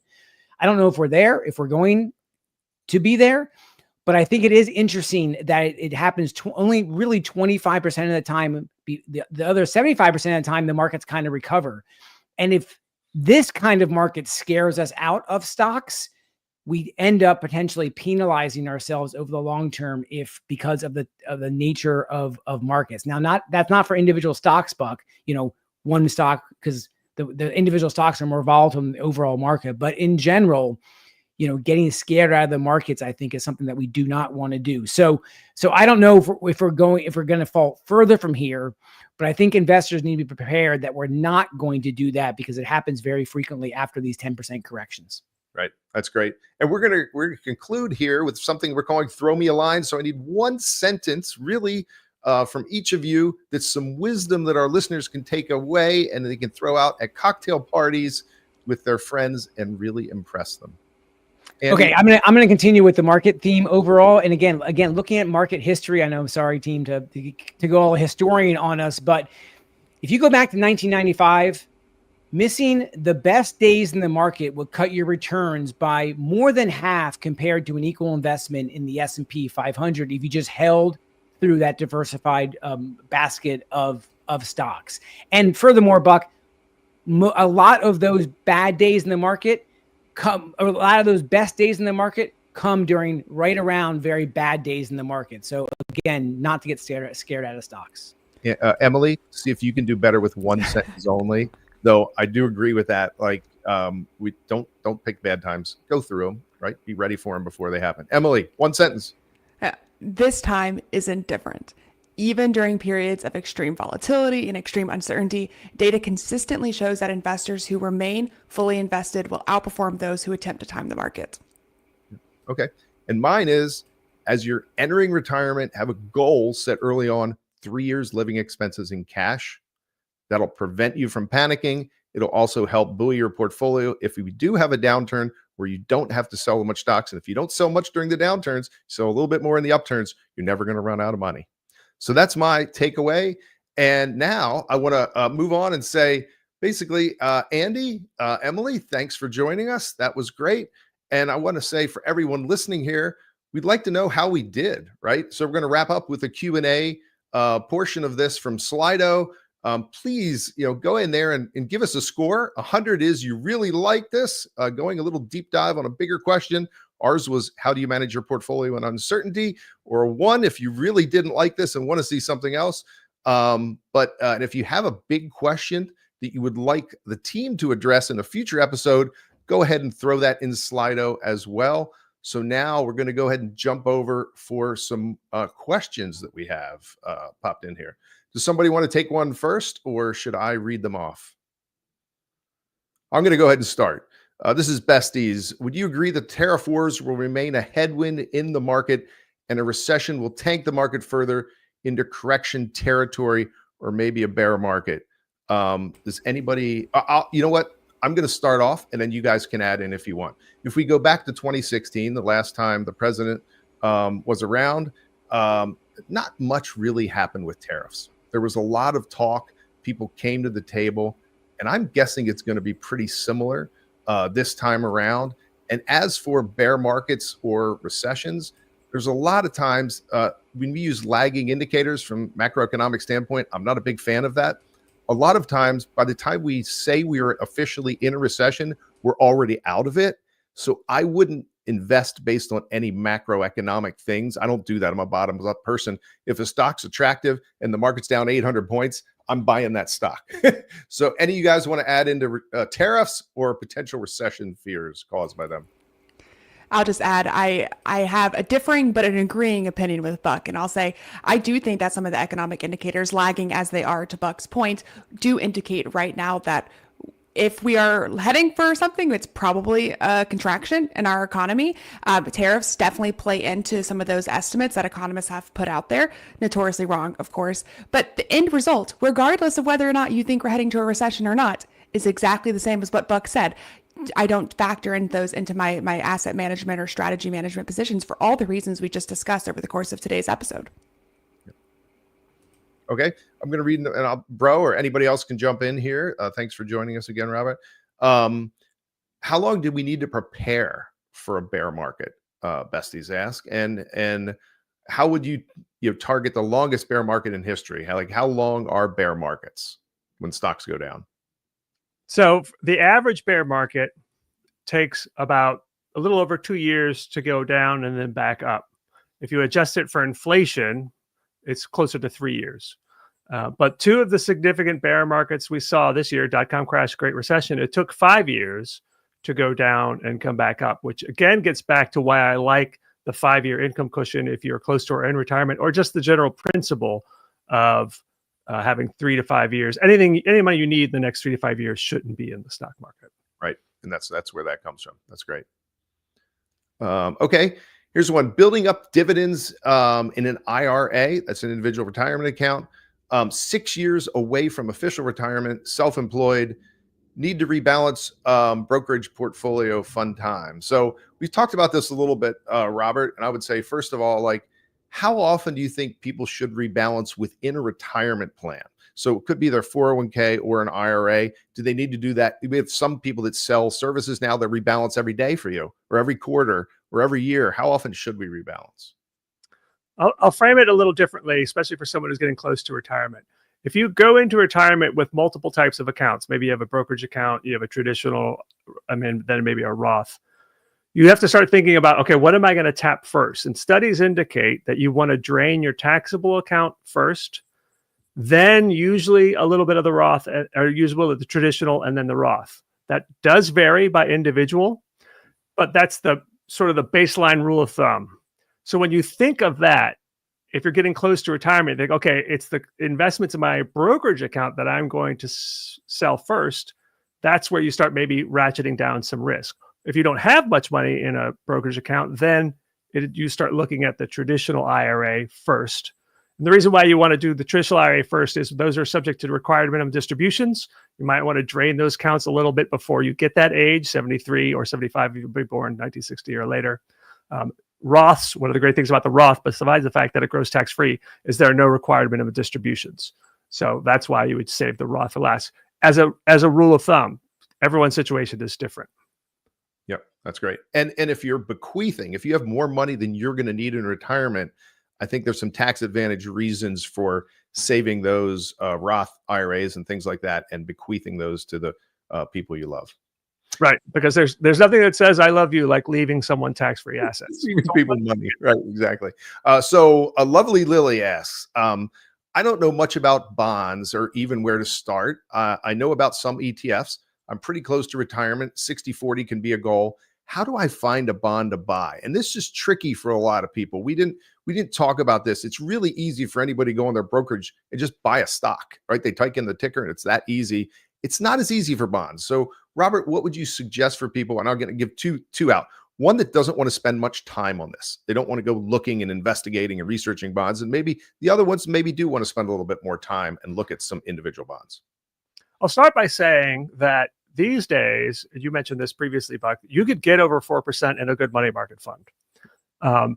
Traditionally, you could earn maybe 1 to 2 to 3% more by going from cash to bonds. That's not the case with the current yield curve. You don't get a whole lot of extra yield from moving from a money market to bonds. So if you want to have most of your money in high yield cash, that's fine. Now, for someone who doesn't want to do too much and in terms of research and wants exposure to the bond market, I think it is perfectly fine to go with a short-term to intermediate term bond index ETF, such as Vanguard's BSV is the short term, BIV is intermediate term. Long-term bonds are very volatile. And especially nowadays, you're not getting paid a lot of extra interest for being in a long-term bond. So I think for most people, that's probably doesn't make sense. That said, if interest rates plummet, long-term bonds will shoot up. So that's the other side of that argument. For most people, just a short to intermediate term bond index fund. A good actively managed one is Dodge and Cox Income, DODIX. If you want to buy individual bonds, you can do it through your broker, but stay very diversified, especially if you're moving into corporates. The rule of thumb there is similar to stocks. You should be owning, bonds from 25 different issuers to make sure you're managing the risk. Yep, and I want to be sure that people do understand this. If interest rates would go up from here, right? So higher interest rates, the value of your bonds would go down, right? So you can lose money on bonds in the short term if you have to sell them, if you don't hold them to duration. And so there's a risk with those longer term bonds there. Yep. Okay. When nearing retirement, should you stay away from investing in aggressive high risk stocks? And that's Ed. I would say it depends on your situation, right? If a stock that goes up a lot from day to day gives you a lot of angst, then I would say that maybe that's not the right stock for you. In principle, I would say no, don't stay away from them because, as we said earlier in the show, you could live well into your 90s and you need a lot of growth so that your portfolio will last as long as you do. What you might want to do is just limit your exposure to more aggressive type stocks. But even that is just sort of a baseline. There are many analysts, many of our colleagues here at the Motley Fool, David Gardner, co-founder of the Motley Fool, I don't think he will ever stop investing in aggressive stocks, even if he's well into his 90s. But we also know, David, if stocks would go down 50% tomorrow, it's not going to impact the way David lives his life or his mental happiness, right? So that's fine. Works great for David. But everybody's not wired like David either, right? Right, exactly. Yeah. So I have one here for the group because it's a company we talk a lot about. This is Leo. He said, I made an investment in NVIDIA 7 years ago, and it's now 35% of my overall portfolio. I fully believe it'll grow more, and I sleep just fine. Should people like me cut some anyway? What should Leo consider when he thinks about a 35% weighting position? I'm happy to jump in. I can't speak for Leo in particular, but I can speak for how I think about diversification within my portfolio. And to this point, if you're not losing sleep over these types of decisions, and that's a first indicator that maybe the risk is tolerable. But I will say it's somebody's ability to manage risk to the upside is very different than somebody's ability to manage risk to the downside. And Buck, you'd mentioned that we feel losses twice as hard as we feel gains. And it's been easy to watch NVIDIA accelerate in gains recently, right, over the last few years and feel really good about that. But NVIDIA losing 50% of its value, 70% of its value, of which it has done in the past. It has recovered, but NVIDIA has a history of getting cut in half. I would just encourage anybody who has exposure to NVIDIA to think about how they would feel if and when that were to happen in their own portfolio. For me personally, even for companies that I like and I believe they have, great long-term conviction in, I really don't like to go even north of like 15% in my personal portfolio. It's an individual decision though. Yep. And I read somewhere the other day, Berkshire Hathaway, over 50 plus years of Warren Buffett running it, had declined 50% in value 3 times. And that's a diversified conglomerate with a giant balance sheet, always been run that way very safely. It's had 50% declines. It could certainly happen to Microsoft or NVIDIA or Google or any of those types of companies. So that's something to consider when you hold a big allocation to one stock. Robert, do you have any other thoughts on having a big concentration risk in one particular company? I would like to, I'll frame it this way. Emily said, how would you feel if it fell 50%? I will say, what will it do to your life if it falls 50%, right? So if you are younger and you have many, many, many years till retirement or many, many years till you'll need the money, it's no problem, right? If you are in retirement and, you have a stock that is 35% of your portfolio drops 50%, so that's 17.5% of your portfolio. What does that do to your lifestyle? It may do nothing because of your great pension or your low cost of living, or because your portfolio is so huge, you only need 1 to 2% of it a year. But if that means you will have to significantly cut back on your retirement lifestyle or go back to work, that's a different story. Yeah, great. Vihan asks here, any insights for right goals for your portfolio?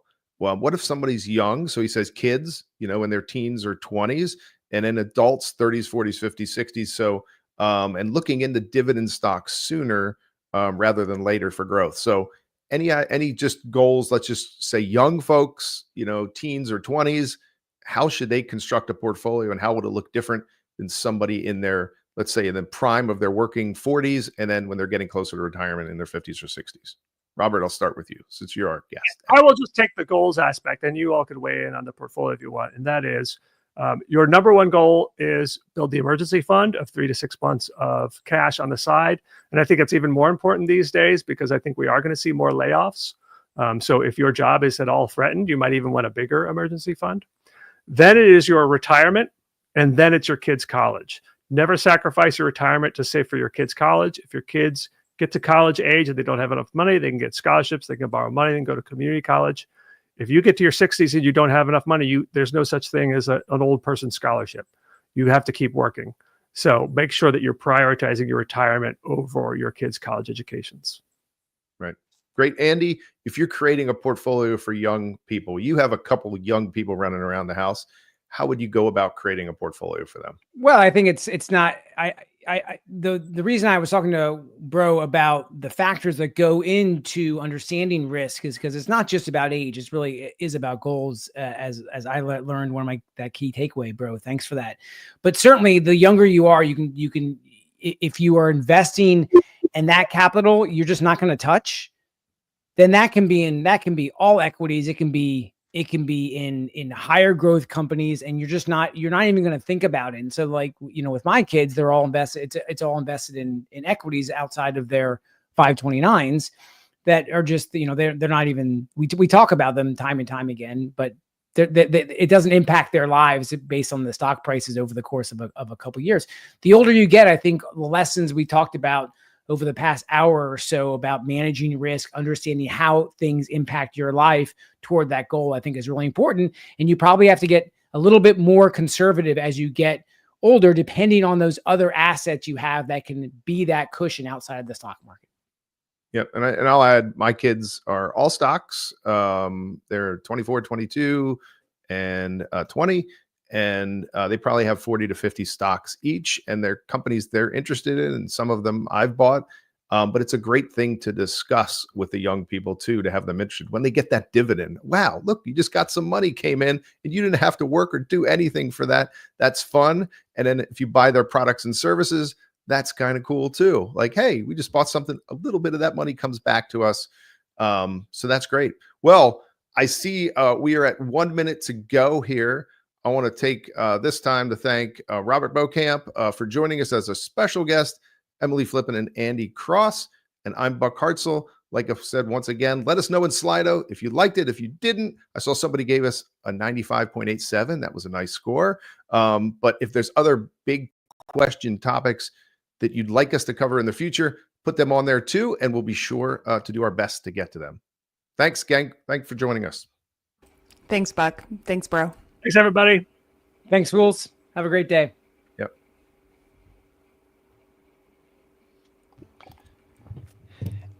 And now Hey, we are guys. taking over. Will and I are taking over. Will, how are you doing this morning? I'm doing great. How are you? Good. I'm just pulling up. I'm getting ready for. I'm recording with Motley Fool Money in a little bit, so got a lot of things I'm prepping for this morning. But we're talking about big buybacks. That's sort of the topic of the hour. But obviously, we'll answer any of your questions on Slido, sli.do, code Fool24. So let us know if you have any questions there. But you had a few things you wanted to cover right away. So why don't you just jump right into it? Yeah, I just want, the subject is big buyback. So, when a company accumulates a lot of cash, and they don't want to invest it, they don't want to hold on to it. There are usually two options. So, two options to return money to shareholders, I should say, if they decide to go that route. So there's the direct option, which is simply to pay out dividends, and a lot of companies do that. The other is repurchasing of shares. And so, it depends on where a company is as to how much they will go into share repurchases. However, there's a few companies that made some very significant share buybacks in 2024, and bear with me, the slide is a little slow popping up. I will say though that the biggest one by far was Apple. So here we are. Apple spent $98.4 billion on share repurchases. They had TTM stands for trailing 12 months. FCF is free cash flow. Free cash flow is the amount of cash that a company generates over a given period. So it pretty much gave all its free cash flow back in the form of share buyback. So that reduced the share count by 2.7%. So Apple's a huge company. So takes a lot of cash, obviously, to make a significant dent in the shares. But for a year, 2.7% is a pretty significant dent. The second place, not even close, but still a very significant amount, was Alphabet, the Google parent, $61.5 billion. They generated free cash flow of almost $73 billion. So most of that went back into the share repurchasing. However, they now have a dividend. They also spent a little bit more than $50 billion on capital expenditures. They're trying to stay competitive in the data center and AI market. So that takes a lot of money. So they've been on a spending spree despite that massive free cash flow. They still managed to repurchase $61.5 billion worth of shares, reducing share counts by 2%. And yeah, it probably won't surprise anyone that NVIDIA was a big repurchaser of shares. Also, they repurchased almost $34 billion in fiscal 2024, which ended in late January. They didn't spend on a percentage basis. They didn't spend quite so much. They generated almost $61 billion in free cash flow. So a little bit more than half went to share buybacks, and that only reduced the share count by 0.6%. So not significant not as significant, I should say, compared to the others. Also, it probably won't surprise you that Meta Platforms is on that list. Also, the the Facebook parent bought back more than 30 billion in shares in 2024, 52 billion in free cash flow. So again, a little bit more than half that it spent on share buybacks. It is also now supporting a dividend and heavy investments in capital expenditures for the same reason that Alphabet is. So there's a lot of cash is coming in, but a lot's going out too. So that repurchase, those rounds of repurchases reduces share count by 1%. Well, probably the fifth place one is going to be very interesting because ExxonMobil spent almost 20 billion in share repurchases, about a little over 34 billion in free cash flow. And between I think that was a little bit more free cash flow than it needed to cover both the share buybacks and its dividend. However, very interestingly, despite that share repurchase, the share count went up by almost 10%. What happened is they issued shares to buy Pioneer Natural Resources. So that was, I think, a deciding factor in share in adjusting their share count. So just because they repurchase shares does not necessarily mean the share count goes down. But you're always going to have some anomalies like that. But again, the share repurchasing, at least if you do it at the right time, reduces the supply of shares. And well, I'm sorry, I misspoke. It reduces the supply of shares in most cases. If you do it at the right time, that reduced supply can increase the stock price, especially if demand for shares stays the same or ideally increases. So it is a good strategy, but yeah, you have some companies like Apple, Alphabet, and others that really devote a lot to share buybacks. The interesting thing with buybacks is you kind of glossed over it a little bit. This is what I want to focus on: is you got to do it at the right time. Yeah. And I look at a couple of these companies up here, in particular, Apple. Huge buybacks. They had really successful buybacks a decade ago, but I would argue that buying back their stock today, the stock trades for something like 35 times earnings, and those earnings and revenue are not growing like they used to. Yeah, that's probably a pretty poor use of capital. Nvidia is the other one that I would question. They obviously have way more cash flow coming in now than they did a few years ago, but them saying, we're going to buy back shares, and it's at, depending on the day, 30, 40, 50 times earnings. Who knows what those earnings are going to be in the future? Maybe that's an endorsement of the fact that they think they can continue to grow. But historically, buying back stock at elevated multiples is not the kind of thing that's going to add shareholder value. And a lot of times with these tech companies, what you're actually doing is just offsetting stock-based compensation, which is a dilutive factor. And I know a lot of companies do that too, where they say, hey, we're going to buy back $1 billion worth of stock, and our share count's going to be flat. Like, that's not a good thing either. So, you have on there the change in share count. And if you're one of the biggest companies buying back stock in the world, and your share count only goes down 2.7%, that tells me that maybe you should be doing something else with that capital. Meta Platforms, I think, is interesting because obviously Mark Zuckerberg controls that company. We don't have a lot of say in what they do with their capital, but they're also putting a ton of money into building out data centers and artificial intelligence and all that kind of stuff, but still, deciding to buy back stock. But they're, again, only 1% decrease in the number of shares outstanding there. So those are the big buyback numbers. I have a table here. If you want to pull that down, I can get this up. And this is one of the searches that I like to do, or screeners I like to do, is all right there, Natasha, if you want to throw that up. This is just a screener of the highest buyback yield. And the parameters that I put around this was companies trading for, I think it was 3 to 20 times price to earnings multiple. So I want to see companies that are buying back a huge chunk of their stock. And that's what this buyback yield number here is. That's basically the buyback, the percentage of stock that they bought back over the past year. And then I wanted to have companies that are buying that back at a relatively low price to earnings multiple. Now, PE multiple can kind of fluctuate over time. So you don't want to take that as gospel, but this is one of those things that I like to look at periodically to maybe get some ideas. Who has a cheap stock that's saying, you know what, I'm going to buy back stock at a rapid rate. GM, this is one that I've been covering for quite a while.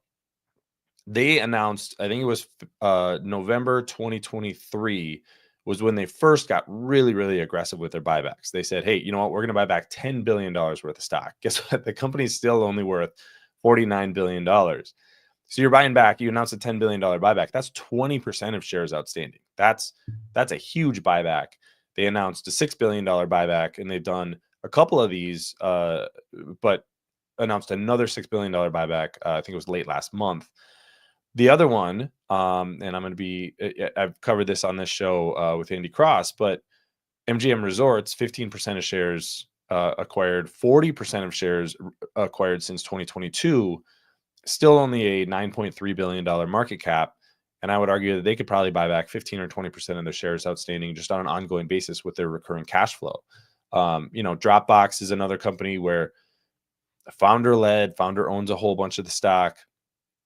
They're buying back stock now. That company is not growing. That's sort of usually the flip side of this. If you have a company that's trading for a single digit price to earnings multiple, most likely it's not a growth company.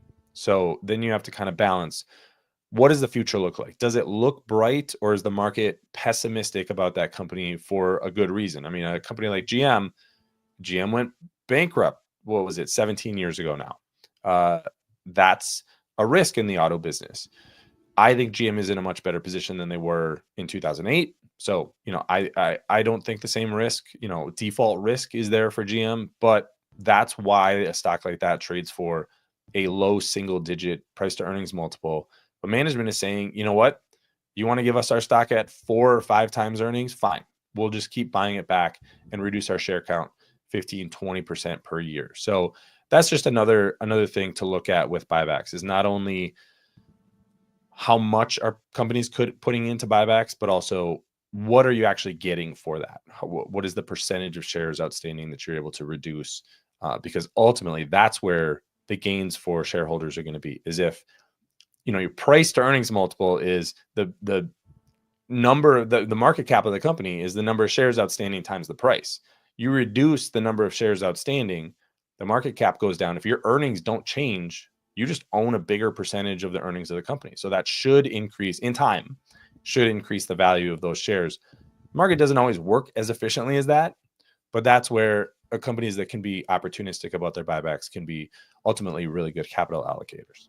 Yeah, and you compare the stocks I pointed out to the ones you did. I pointed out all the largest stocks. I think all those except for ExxonMobil were over $1 trillion in market cap. So you start running into the law of large numbers, and at the level of Apple or Alphabet, you just have to buy back a lot to even make a dent in the number of shares. Whereas some of the other, I guess, but you point out mostly large caps still, but they're much smaller large caps, and it's much easier to knock down the percentage share count at those levels. Also, as Travis pointed out, you need to, I think you do need to pay attention to multiples, because if you have a sudden drop in demand, your stock can drop even though and drop significantly, even when you repurchase a lot of shares. So just because you repurchase shares and reduce the share count does not mean the stock is going to go up necessarily.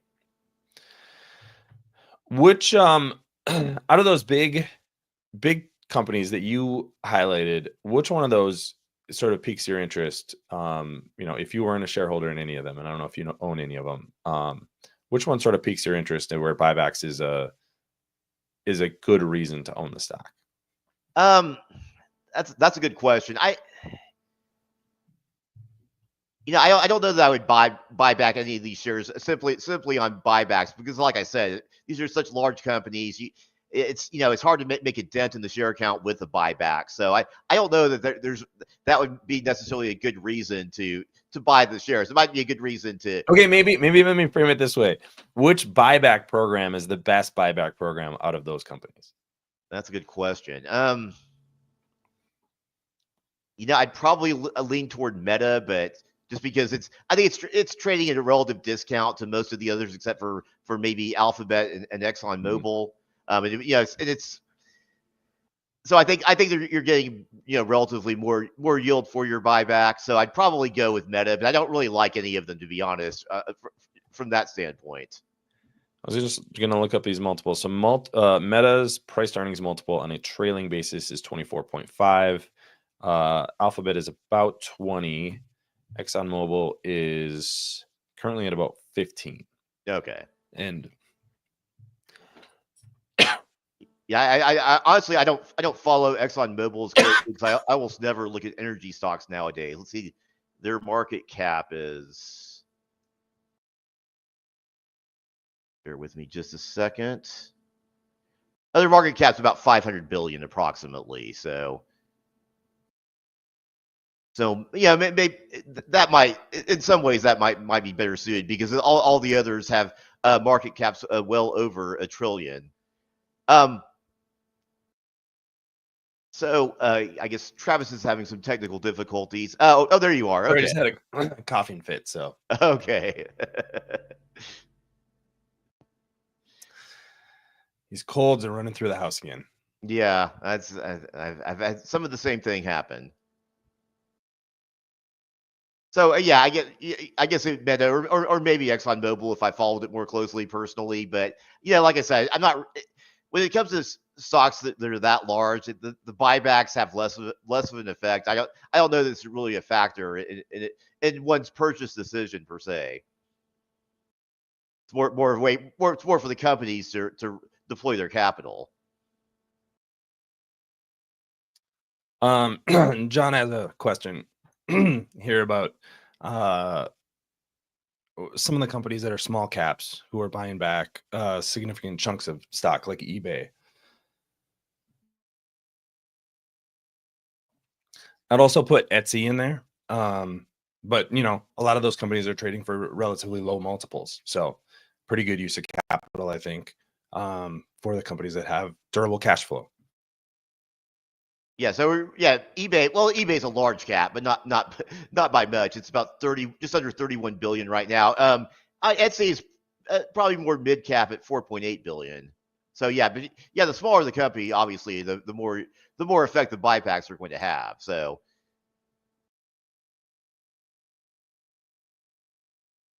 But yeah, I haven't followed those as closely as Travis, so I'll probably defer to him for the most part. So looking at other questions, I was seeing one that I wanted to address.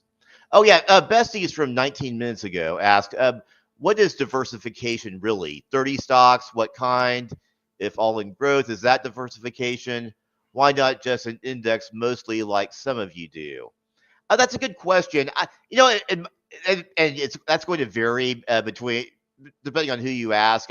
I would say 30 stocks is a decent amount of diversification. I think most investors and analysts would agree with that. But a lot of times, that could vary. Like I said, depending on who you talk to.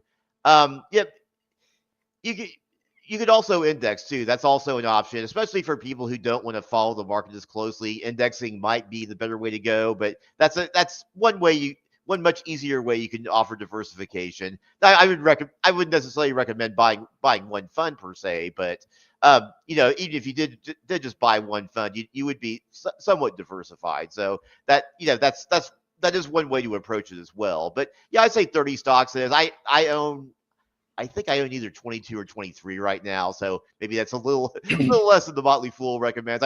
There's other fools that own it more than 100 stocks, so it all depends on one's comfort level and one's definition of diversification, I think. The other thing is where you own those stocks. So 30 tech stocks is not really diversification, but there's also ways to diversify into other areas with something like an ETF. So if you want some exposure to energy, but don't want to own individual energy stocks, you can do an energy ETF and then focus your research on, let's say, tech, if that's what you're more interested in. Yes.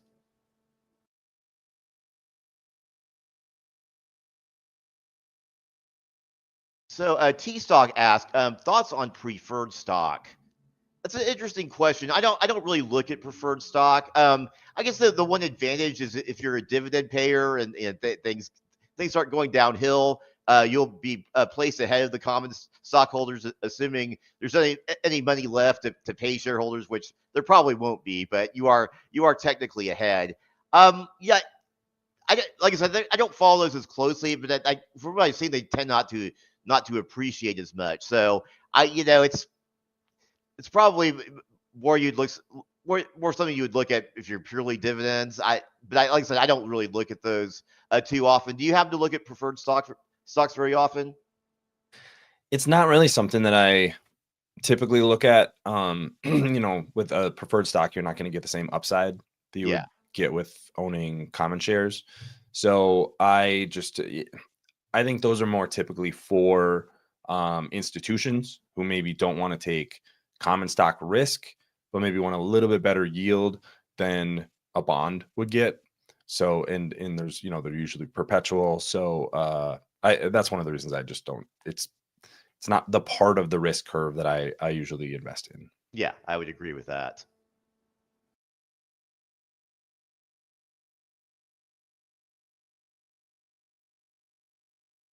So any questions here that catch your interest? Yeah, I was just trying to go ahead. Yeah, it's about 18 hours ago, T-Stock asked, do you see Micron as a good value now given growth potential? The price has moved sideways over the past 12-month period. And I think they just reported earnings yesterday. So let's see what they're down 9%. So about $94 a share now. So obviously the pain is continuing for them. Yeah, in my opinion, Micron is the most frustrating semiconductor stock. Back I think between the mid 90s and the mid teens, it really didn't grow because every time it moved higher, the subsequent bear market would wipe out all its gains, and that happened because memory where Micron is in the semiconductor industry. That's the most volatile part of the semiconductor industry. And the semiconductor industry is cyclical in general. Over the last few years, you have a lot more devices coming on and a lot more artificial intelligence. So that's kind of sort of created a new bull market in NVIDIA, or not NVIDIA, in Micron. So, it has typically moved higher, but so it doesn't necessarily lose all its gains in the bear market. But this is very volatile. It trades at right now. It trades at a price to earnings ratio of 23. Believe it or not, that's actually a high PE historically for Micron. So over time, over a very long term, it could make you money. But if you have a low frustration threshold, I would say Micron is not the stock for you. That doesn't mean you can't move up over the next few years. I do think it will, but maybe it's going to be more volatile than most of the other stocks. Yeah, I talked about this with Jose a couple of weeks ago, and the big thing with them, if the new high bandwidth memory is a game changer where there's only 2 suppliers in the market, that could potentially lead to higher margins for them and higher profitability long term. But typically it's been more of a commodity business, which is going to be more cyclical. So my understanding, and I have not dug into the report, but my understanding, just sort of a high level overview, was this was a down quarter as they expected. And it was kind of the middle half of this year when they expect things to kind of ramp up with the rest of their business. So I'm not shocked to see that this wasn't a great quarter. And if you're a long-term investor, look at the high bandwidth memory demand and margins. That's going to be much more important than just kind of the initial reaction from the market today.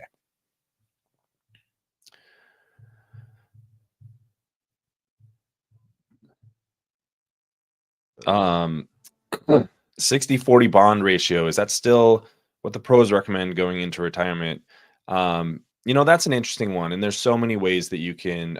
I think there's so many different risk profiles in investing today. There's not just a stock. The risk profile of one stock versus the next is not going to be exactly the same. And you have so many more options with ETFs, which can give you exposure, which is technically a stock, can give you exposure to the bond market. There's like treasury bonds. You can get corporate bond exposure through ETFs. So I think there's, moving towards that a little bit safer risk profile is probably a good idea in retirement. I help my parents out and they're retired. And one of the things that I do is just look at companies that have a rock solid balance sheet to start with. So if you have a net cash position and you're generating positive free cash flow and I'm buying at a reasonable price to free cash flow or price to earnings multiple, no, that's not buying a bond, but it's also not buying a stock that's trading for 100 times sales. So sort of understanding where you are on that risk curve, I think is ultimately the most important in retirement. Probably want to move a little closer to that lower risk side of things. So I never like, exact ratios, but that's kind of the way that I think about that.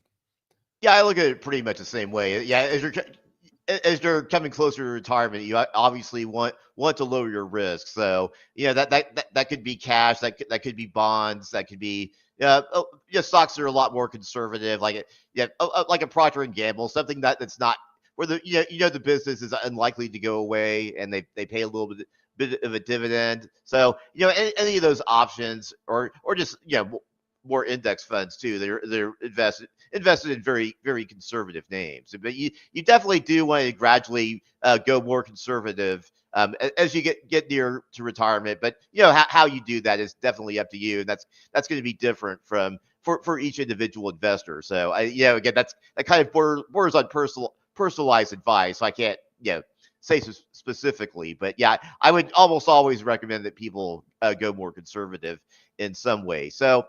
Unknown writer. Okay, unknown writer 2 days ago asked, talking about dividends, would you purchase a stock just because of the amount of dividends they give? Maybe. Again, this is bordering on personalized advice. So some if you're close to retirement, maybe you want more dividends, but you're more focused on income. Where as if you're just starting out investing, you're 30 plus years away from retirement, you probably wouldn't want to consider dividends, or at least very, very few dividend stocks, generally speaking.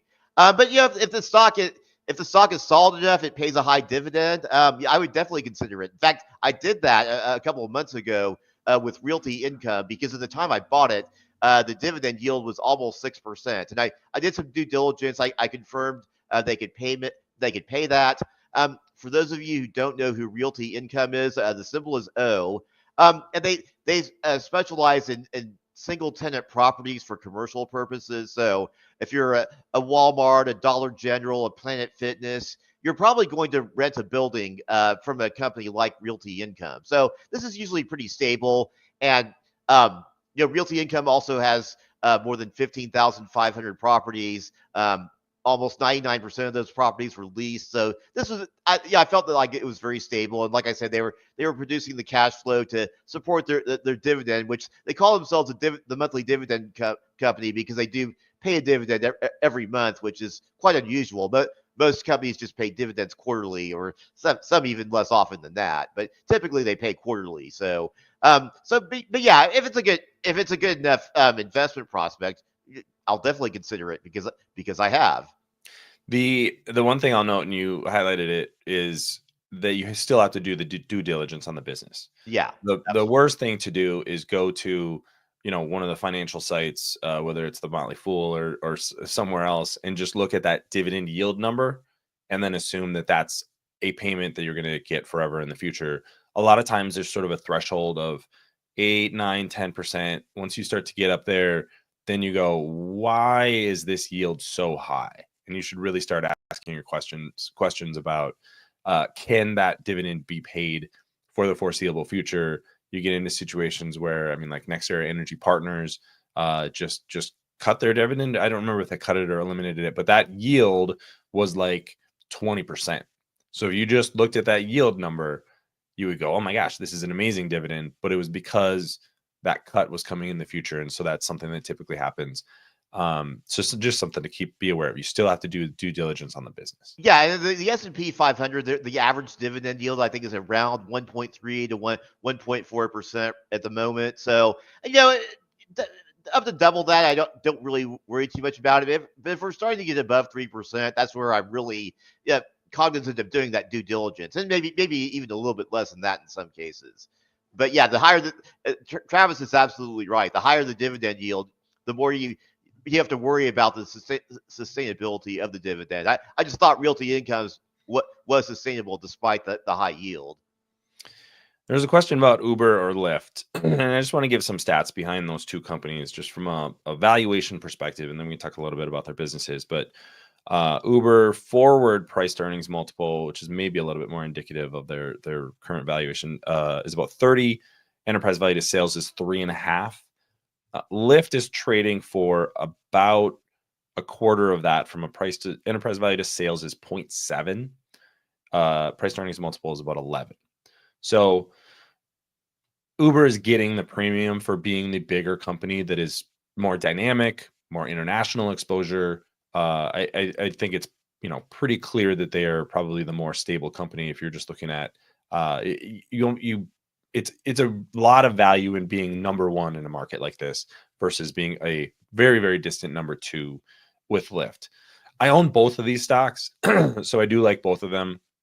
But I basically own them in a basket because my thesis is that long term, both of these companies are going to be some of the major beneficiaries of the growth in autonomy over the next decade or so, as all these companies introduce autonomous driving, or robots, or these little vehicles that are going to drive on the sidewalk and deliver you food. Whatever it is, the interface that you're probably going to deal with is something like Uber or Lyft or DoorDash, and then they're going to figure out that supply piece on the back end. And what autonomy does potentially is it lowers the cost of that supply to actually move either people or goods from point A to point B. And it also increases the supply. Right now, Uber and Lyft are dependent on drivers actually turning on the app and going around and driving, picking people up. The more supply they have, the better the experience is for customers. If you have more supply and you have a lower price, then that is what could potentially, 10x the size of the market. The reason that Lyft could potentially be, a more upside here is that it's first of all cheaper. So I think that's good. They're one of the companies they announced, I think it was a $500 million buyback program. So again, if you're buying back your shares at 11 times earnings and you're able to grow, great. They also have an interesting spot when it comes to autonomy because they're probably, at least my thought right now is they could make that transition to autonomy more easily than Uber. If you think about Uber has millions of drivers. If they say, hey, we're gonna bring a bunch of autonomous vehicles on the road and we're gonna undercut you guys with lower prices with those autonomous vehicles, that's gonna make a lot of their drivers angry. Lyft is a much smaller footprint. They could come into, I'm in the Minneapolis area. They could come into the Minneapolis area and say, you know what, we're gonna shut down our human driver business because we only have a couple dozen people driving at any given time. So we're going to shut that down and we're going to bring 500 autonomous vehicles in and just flood the market with supply and try to take over this market. So I don't know that they're going to do that, but it's been a lot of times these transitions, if you think about something like Microsoft getting into smartphones, very different business, but they made a smartphone before Apple did. So oftentimes the company that's more desperate has an easier time getting to the next thing. So that's why I own these two as a basket. But I think they're different. They're different risk profiles, right? And that's why I sort of want exposure to both of them. But that's sort of the case for the two. Yeah, I actually bought the market leader Uber a few weeks ago. I saw that the PE ratio was just looked it up. It's about 16. I also was interested in autonomous, and Waymo I know is owned by Alphabet, but it's such a small part of that company that it doesn't even show up in the financials. I actually thought that Uber might be a better angle to invest in that than buying Alphabet. So that was part of it too. But the market leadership also played it, and the market leadership and the low multiple also played a factor into that. So I guess it'll be interesting to see what Alphabet does with Waymo. I think eventually they have to spin it out because it is going to be such a big business. It's going to need capital, which obviously they have, but And then they're going to have to figure out their business model. Do they want to, right now, they're sort of testing a bunch of different things. So they have in, I believe, the San Francisco area, and then I think most of Los Angeles as well, Waymo's basically operating everything themselves. So they obviously do the technology, and like they don't manufacture the cars, but they basically retrofit the cars afterwards. And then on an ongoing basis, they're running the app. So you want to go to the Waymo app. You can get it on Uber in some places. And then they're doing the sort of day-to-day maintenance, right? Charging vehicles, making sure they're clean, all that kind of stuff. But then they're testing out new things in Atlanta. Uber is actually going to be the one operating the vehicles. So they're going to be doing all that stuff. So does that become a piece of Uber's business in the future? By the way, here's another point. Lyft has a business where they do that, where they own vehicles and basically have a rental service. So they have the infrastructure to do that charging in at least 25 cities. But that could be a place where those ride sharing companies end up being maintenance companies as well, and somebody else owns the fleet. So, what exactly does Waymo do in the future? They've got options. They could also just plug into Uber or Lyft and just say, hey, we're going to be a supplier.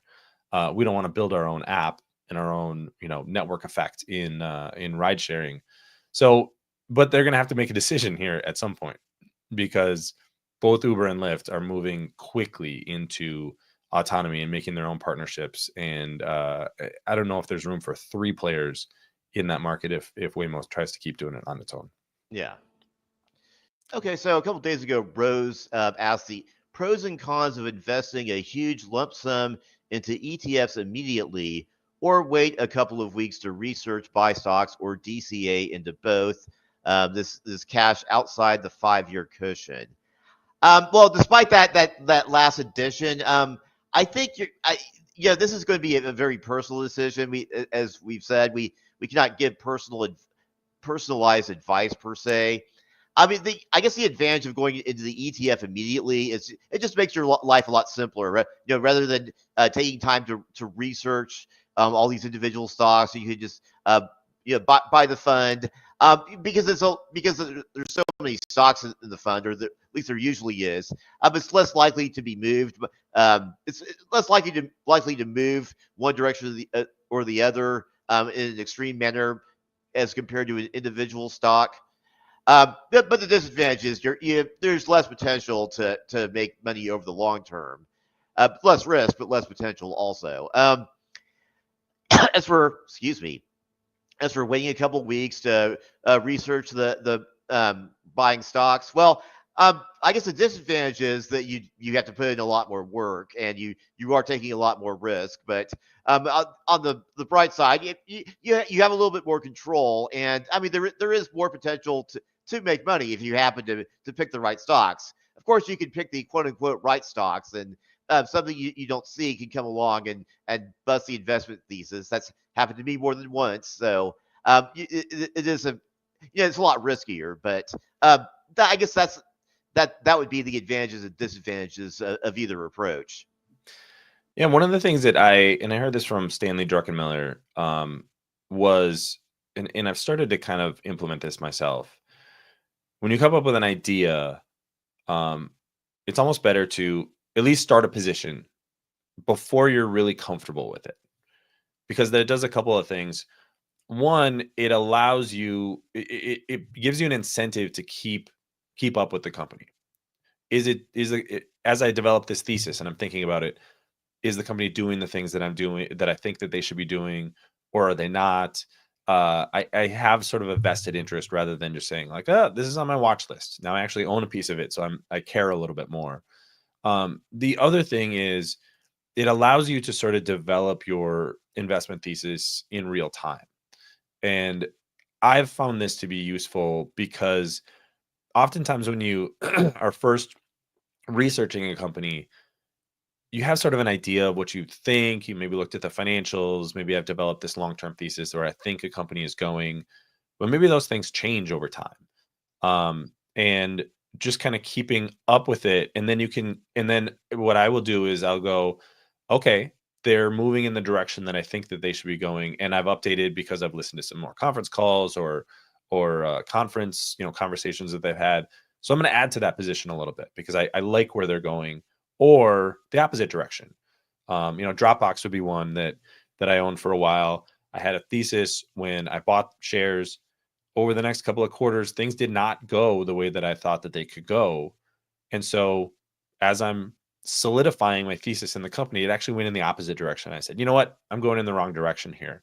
But, it was good to sort of start that position, realize it wasn't one I wanted to add to, and then kind of get out of it over time. Hims and Hers is one in the opposite direction. I started that position about almost a year ago before all this GLP-1 stuff happened. And it was developing that thesis over time, and I kept getting more and more and more comfortable with where I thought the company was going. Management was talking in a way that made sense to me as a long-term investor. And so I've added to that position over time. So, there's different ways to do it, but I think that's one thing that since I've heard him make those comments, I go, oh, that actually makes a lot more sense than sort of thinking everything about a company before you're willing to put $1 into it. I think that's kind of expecting a lot from research. Yeah, you never know. You're never going to know everything. There was a comment from Lovely Lily. My thoughts on Uber, Lyft, and Instacart.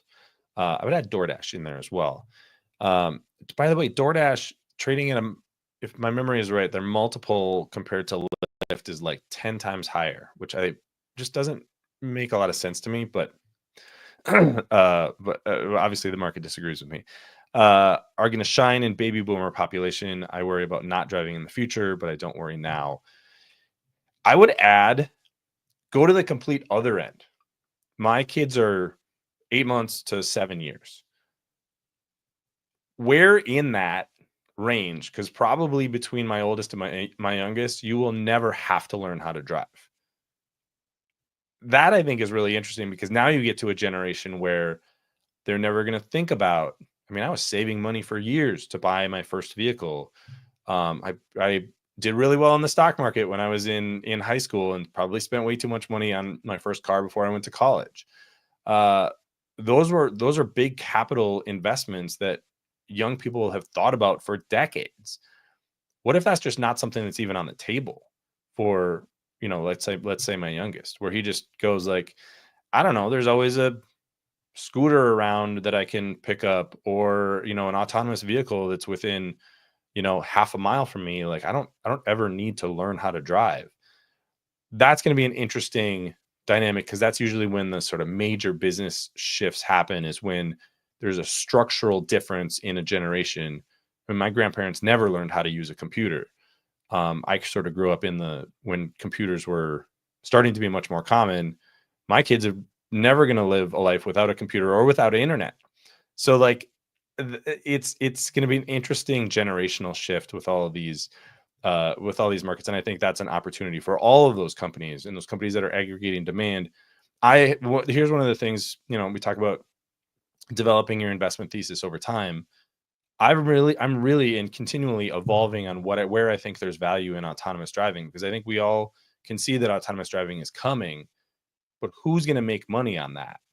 And I'm currently in the thesis that a lot of these demand aggregators, so Uber, Lyft, Instacart, DoorDash, are going to be really good places of demand, because they're going to be, think about, what app are you clicking on your phone? Where are you choosing to interact with something that's going to end up bringing something to you autonomously? Those are going to be those applications. And it's not going to matter whether it's a Waymo vehicle or a mobile eye-powered vehicle or a Tesla or whatever. The delivery vehicle itself doesn't really matter. It's the app that you're actually using that probably has the most power in this situation. So, something to think about, but that will be evolving over time. Yes. So Stefan from MUC asked, this is for Tim, but I'll take it anyway, since it was 3 days ago.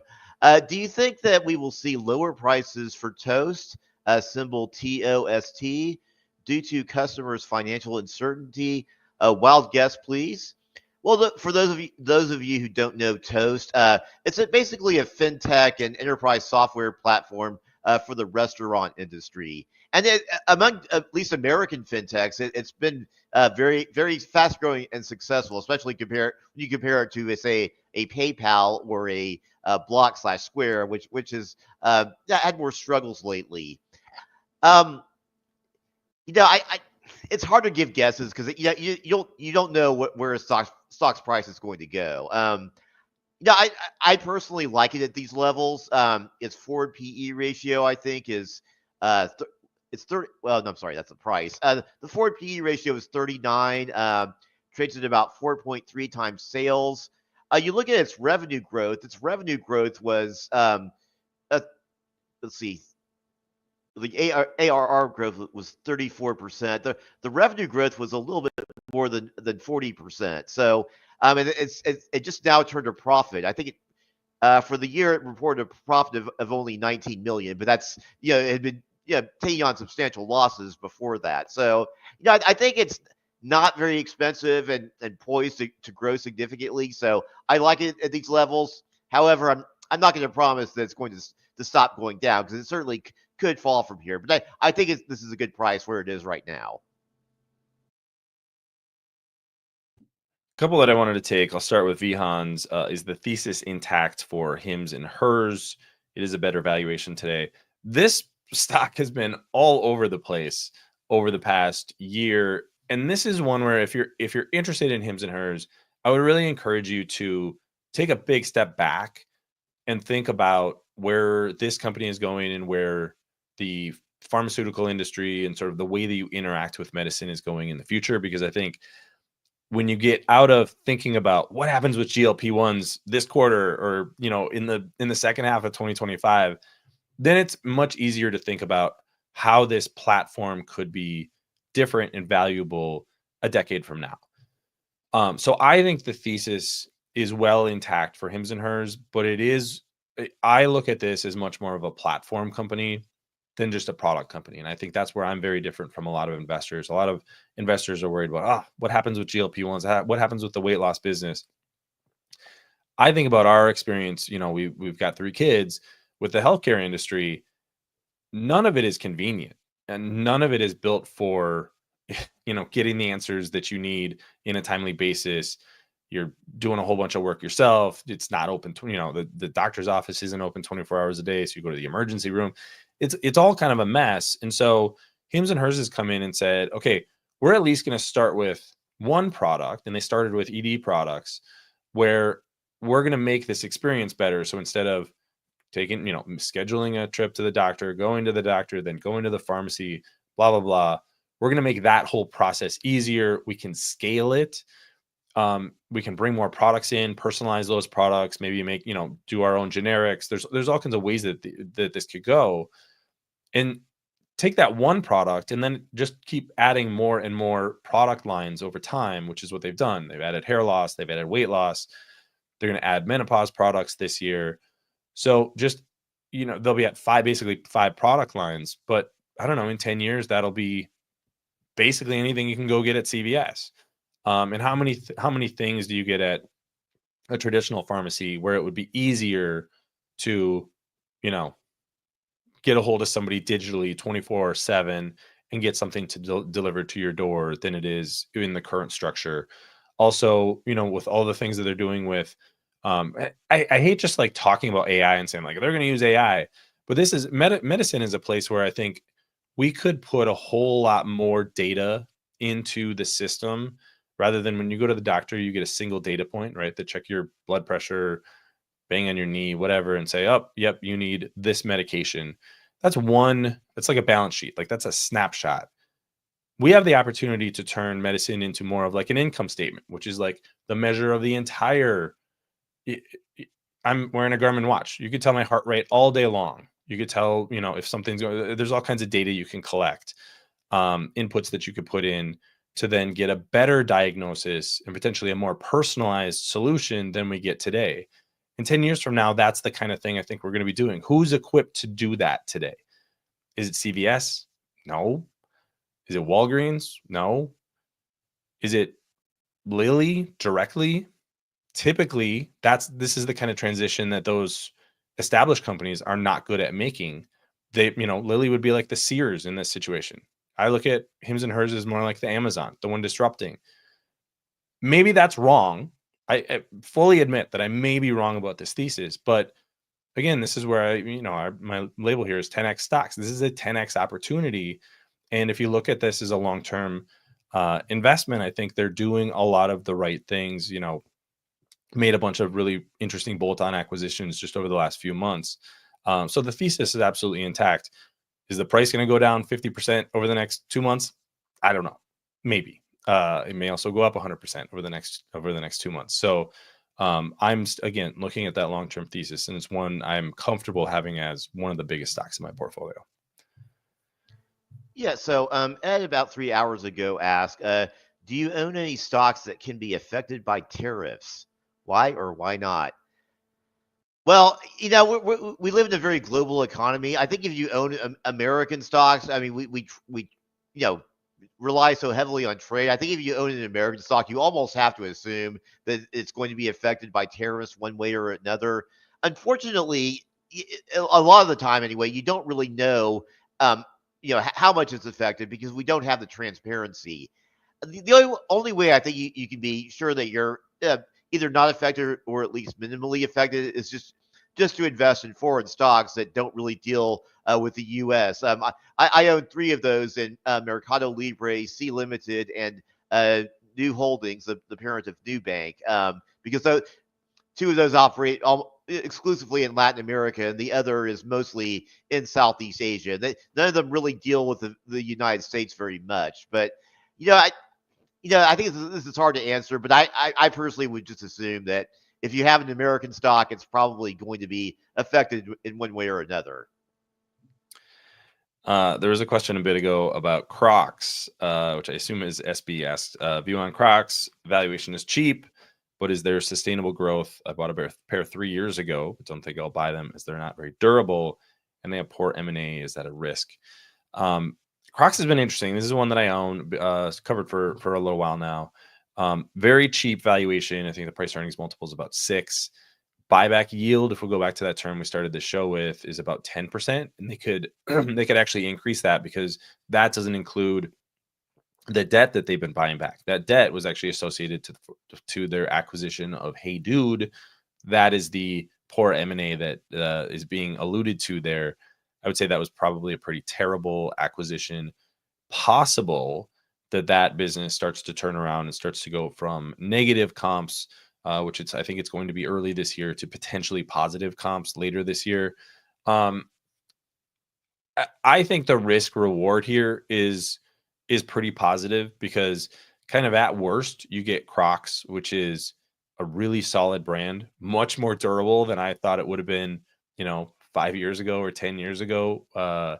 But it has proven to be very durable. We're all getting more casual, right? I'm not a Crocs person, but we got a ton of Crocs in the house because they're great for kids.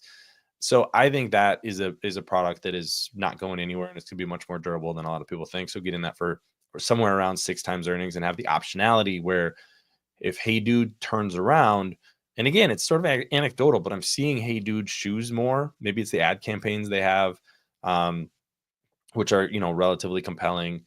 Some big names that they've signed there. They also have some interesting sports partnerships and things like that. But I think that's the optionality is you get a turnaround with Hey Dude, and that goes from being a drag on the core business to actually helping with the business overall. You maybe get some buybacks, reduce that debt, and then even just mid-single digit growth would probably lead to a higher multiple. So that's sort of the upside that I see. But I like the risk reward right now. Haven't bought shares in a while, but one that I keep, just hanging on to in the portfolio. Yeah. So Ed asked about 3 hours ago. Can you give me your best REIT idea, real estate investment trust? Not interested in EPR theaters and outdoor venues, a big no. Why is a REIT better than PSX, which pays a 4% dividend? Well, I guess the short answer, the advantage of REITs is they have to pay a dividend. The way a REIT works is they agree to pay back at least 90% of their net income in the form of dividends. In exchange, they do not have to pay income tax on their operational profit. So this is attractive both to the REIT itself because they can pay less taxes, and to the investor because that's the closest thing I think the market offers to a guaranteed dividend. Although if there's no net income, I suppose they don't have to pay one. But most REITs will pay a dividend just for that reason. Well, I'll just say my best REIT idea is Realty Income, just because, like I said, it pays that dividend above 5.5%. And it, unlike a lot of dividend stocks that pay dividends that yields that are that high, it can actually cover it. I think it's trading at a discount now. It's trading below its price from a couple of years ago. The higher interest rates we had up until recently kind of weighed on the stock, and I think that worried investors. And it has hurt the stock to a degree, I think. But despite higher interest rates, the company has still been able to grow. They bought Spirit Realty, I think, early last year, which gave them an additional 2,000 or so properties. They continue to develop their own property. Like I said, they have that monthly dividend they've increased it at least one time a year since its inception in 1994. So I don't see it's been going for more than 30 years now. High dividend yield. I don't see anything getting derailed anytime soon, because businesses still need these properties, and like I said, they're nearly 99% leased. So that would be the one I would recommend personally. There's a comment from Santa about Toast. So Toast and I actually go way back. I started a business in 2017, and we were users of Toast back then. So I'm very familiar with the back end and everything that is involved with Toast. The question that I have just always had about Toast from an investment perspective, and I think this is one of those cases where you need to pull apart. The product is great. I don't disagree with that at all. It is sort of ubiquitous. It has become everywhere in the restaurant industry. But does that mean that the stock is great? Not necessarily. And let me just give a couple of stats here. Even on a forward basis, the price to earnings multiple is 39. Enterprise value to sales is about 4. I struggle with what sort of durable competitive advantage and like how far they can expand this market. So if this was a company that was trading for a really, really compelling valuation, I would say absolutely. I love it. Love that. Like, they're not going to lose. I don't see them losing the restaurant business in the foreseeable future, but there's only so far you can push your revenue in a restaurant, and they take, most of their revenue is going to come from transactions. So you take about 3% of each transaction. You get subscription fees for, each one of those, the handheld things, or, the point of sale systems and the things in the back, in the kitchen, and all that kind of stuff. But how high can you push that? There's sort of a limit. And can they expand then into other areas? There's probably other companies like Square or PayPal who are better set up to do that. So again, I think it's like a phenomenal niche business, but that doesn't mean that it should be, I would love to buy it at $5 to $8 billion market cap, not a $21 billion market cap, which is what we have today. So that's where I sort of struggle with Toast. Amazing product. How much can you grow, and is it a good valuation? I just don't see that as compelling for me personally right now. The other one I'll touch on quickly. Am I bullish on Verizon? I can't quit Verizon. I don't know why. It's one of those, I'm a sucker for companies where I can't see people canceling their bills. Right. And Verizon is one of those where, but maybe I'm going to get rid of our Verizon 5G hotspot thing, because we just got fiber for $30 a month, which is crazy. So maybe that's the next thing, is that because they just or they either just completed or will soon complete a acquisition of I think it's Frontier in fiber. Maybe that's another, they're just going to put a bunch of capital into the ground and never make a great return on it. So I can't quit Verizon, but maybe I should. So I certainly can. I struggle with Verizon. I would like it a lot better if they killed their dividend and just started paying down debt. I 100% agree. Yes. Pay down that debt. Get rid of it. Yeah, because they have like an 18-year streak, I think, with the dividend. And the dividend, I think, is in the 6% range on dividend yield, if I remember correctly. And because of that $140+ billion debt they have, I don't think they can sustain it. They make enough cash flow to pay it, and I guess to very slowly pay down that debt. But when you have a 100, but then they make an acquisition and they take on a bunch of debt. Yeah. It just, yeah, it's a never ending. I totally agree. They could pay down half their debt in 3 or 4 years if they just focused on it. These companies that get tied to the dividend, I think it ends up being like an anchor for them. Yeah. Should we get out of here on this? You want to rank? Sadaf asks us to rank Decker's Outdoor, On Holding, Nike, and Crocs. I can go first. Yeah, I don't really follow any of those, so I'm gonna defer to you on that one. All right, I will. My number one there, On Holding, just phenomenal execution from them. I think their brand it reminds me of Nike in the 90s, right? Their shoe business is about the 10th, I think less than a 10th of the size of Nike's shoe business. So you got a lot of growth runway there. So that's definitely my number one. I'm going to say Crocs number 2, just from a valuation perspective. Decker's Outdoor, I would put number 3, but maybe a 2A. And then Nike would be last. I think the best is behind us for Nike. Maybe it's a turnaround story, but it's already,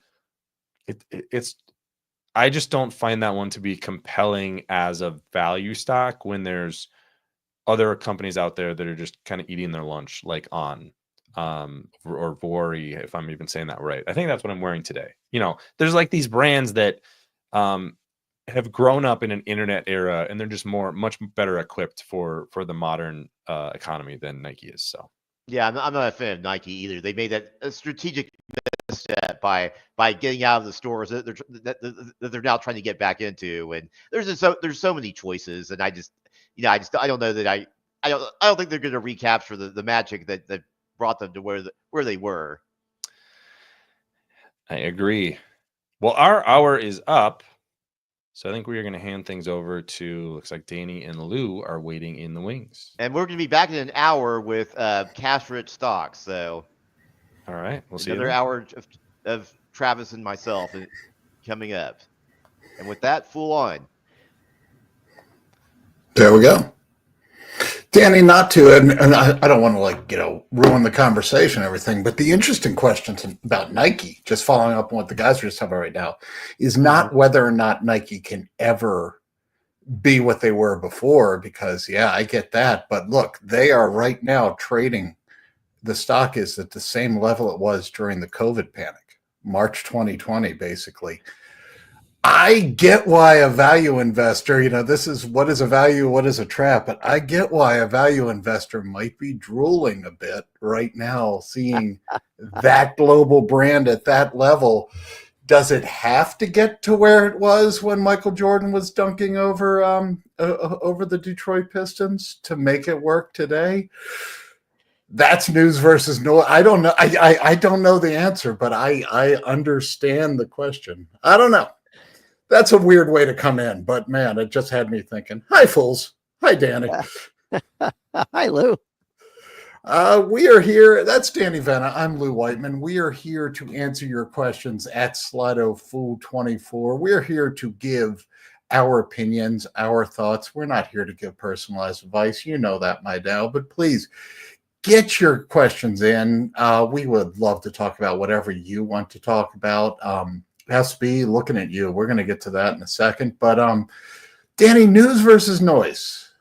I know. I don't know. Do you want to explain that a bit, or I think you have stuff to talk about that? I have something too. But what are we talking about with news versus noise? Well, I actually appeared on my first news versus noise episode with Jason yesterday, and the way it was explained to me is that on a continuum of 1 being noise and 10 being news, what are these stories? What are these things that we hear? Do they help us inform our investing decisions? Can we make good decisions about investing in a company based on whatever particular item that we're talking about that hits the headlines? So this is, one of the situations where, I see things on the news a lot. And a lot of times, I'll look at something and go, yeah, whatever, next.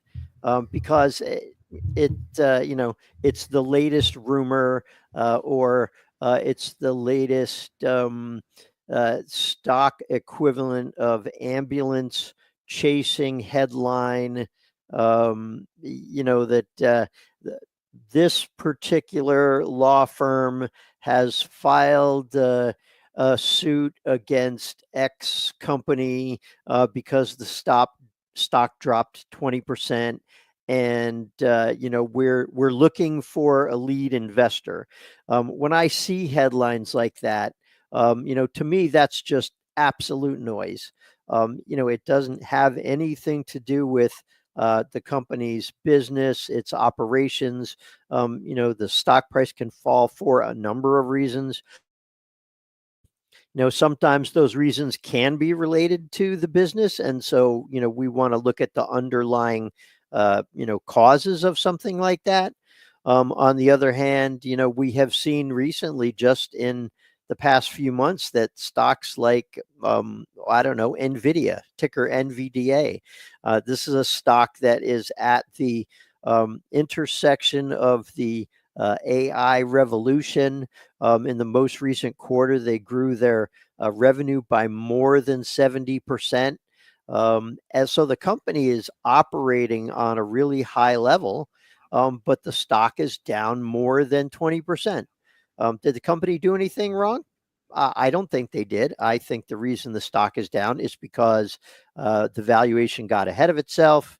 The market started to go into a bit of a swoon over the economy, over geopolitical issues, and it took down highly valued stocks with it. So, that, to me, that's also noise. If the company is performing well and the stock is falling, that's kind of noise in my book. But what do you think, Lou? So sorry, Danny, I missed a bit of that. Hopefully my microphone sounds better. And I gotta confess, they pulled me off stage. I didn't even hear the beginning of what stock you're talking about. So I just gotta own up to it. Yeah, I was talking about NVIDIA. Gotcha. And talking about the fact that not for NVIDIA, but for other stocks, I've seen some headlines recently that says this law firm is initiating a class action lawsuit because stock X stock fell by 20%, and they're looking for a lead plaintiff. Mm-hmm. Oh, yeah, and I'm sure they'll find one. Yes, that is noise. And unfortunately, fools, because security law matters. And one of the reasons that the United States stock market is the best place in the world to invest is that we have maybe not perfect, but we have better laws than other people out there to protect investors. However, like with anything, and I have a lot of great friends who are lawyers, so I'm not going to do the roll your eyes at lawyers, but there is a get rich quick scheme, which is just sue and settle. When things don't go, a lot of things in the world can happen, and you may not get things exactly the way they were next year as they were last year. And that could be a reason for litigation. And so, yeah, definitely noise. NVIDIA, I mean, let's just play the thought experiment game here on NVIDIA. Raise your hand, investors out there, if you want to sue and get that management team replaced because they're defrauding you. Anyone? Anyone want to say, you know what, Jessica, you did all right, but I'd rather have, I'd rather have Lou Whiteman or Danny Vena in there. Yeah, I don't think so. So in terms of that, yeah, that is noise. Definitely. I'll give you another piece of noise. And I don't know. I haven't had it on today, but if you go to one of those other networks that talk about the stock market all day, Danny, you know what? I bet you're going to hear a lot about today. And Natasha, about tariffs? Are we going to hear or hear something specific to today? And Natasha, I apologize. We just solved my mic issues, hopefully, so I won't mess with it and try and create some spooky voice and But do you know what today is, Danny? It's the third. It is the third Friday of March. You know what that is? That is triple witching. Triple witching day. And the last now more than ever, and I will tell you, full disclosure, fools, because it is a triple witching day, and we can talk about what that means, although it's a lot less fun when you hear it. Whatever you're imagining it means right now is a lot cooler than what it means, because, we all love Halloween. But we should expect volatility in the last hour, and we might even see stocks go down, stocks go up. Triple witching is that once a quarter, the third Friday of March, June, September, and December, we have index futures, index options, and stock option contracts all expiring simultaneously. Okay. It's just the way it works, because they're all set to quarters, weeks, months, all of that. Is that just 4 times a year, we have all of this artificial volatility that just comes into the market, as basically futures and option contract holders have to renew, replace, do whatever they want to do from here. It just means a lot of, and again, artificial is probably not the right word, but I'm going with it, Danny. It's just a lot of just supply and demand that is short-term in nature. And it can move stocks.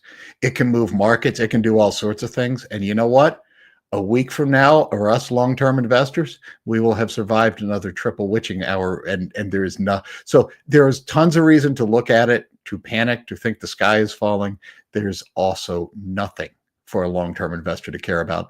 That, to me, that is noise. And I've already broken my own rule because I'm talking about it too. But fools, when you hear all afternoon on those other four-lettered channels, the 4-letter word channels. Did I just? If you're investing for the next 5 years, triple witching should not affect you. So that, to me, is noise. All right. And in fact, I did see a headline talking about Friday's $4.7 trillion triple witching options aspiration! Exclamation point. Only one exclamation point?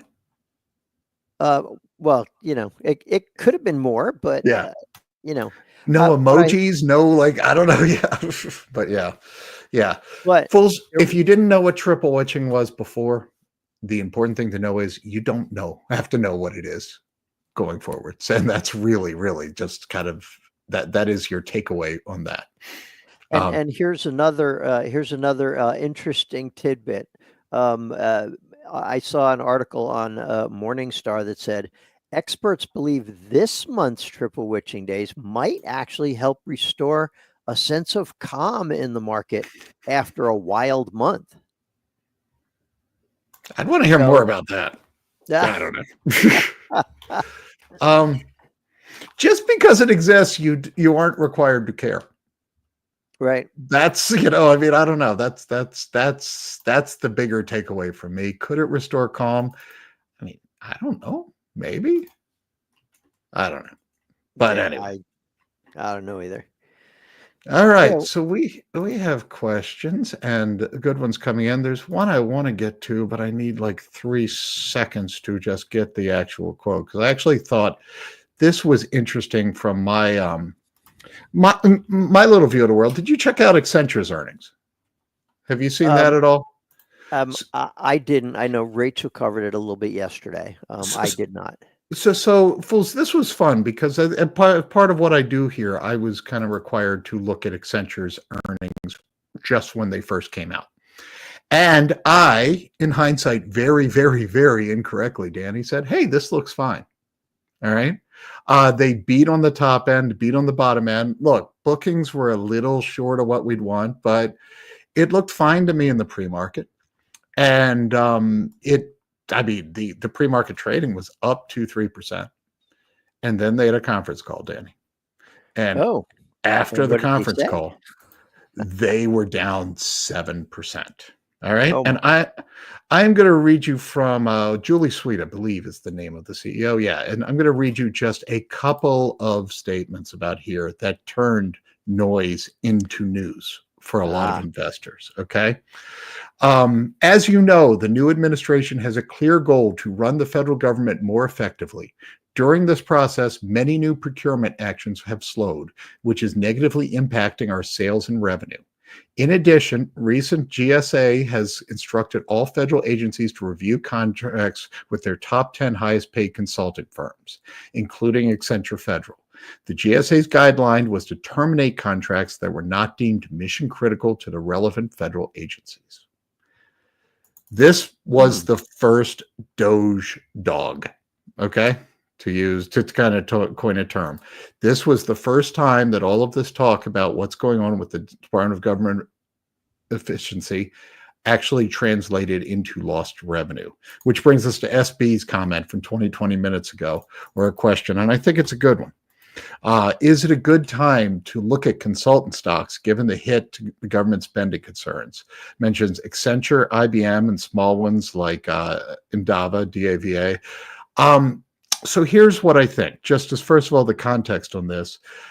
This is not insignificant, but it's not a deal breaker. Accenture is a lot more than just a government contractor. Federal revenue accounts for about 16% of Accenture's America's business. They are a global firm, closer to 8 or 9% of global revenue.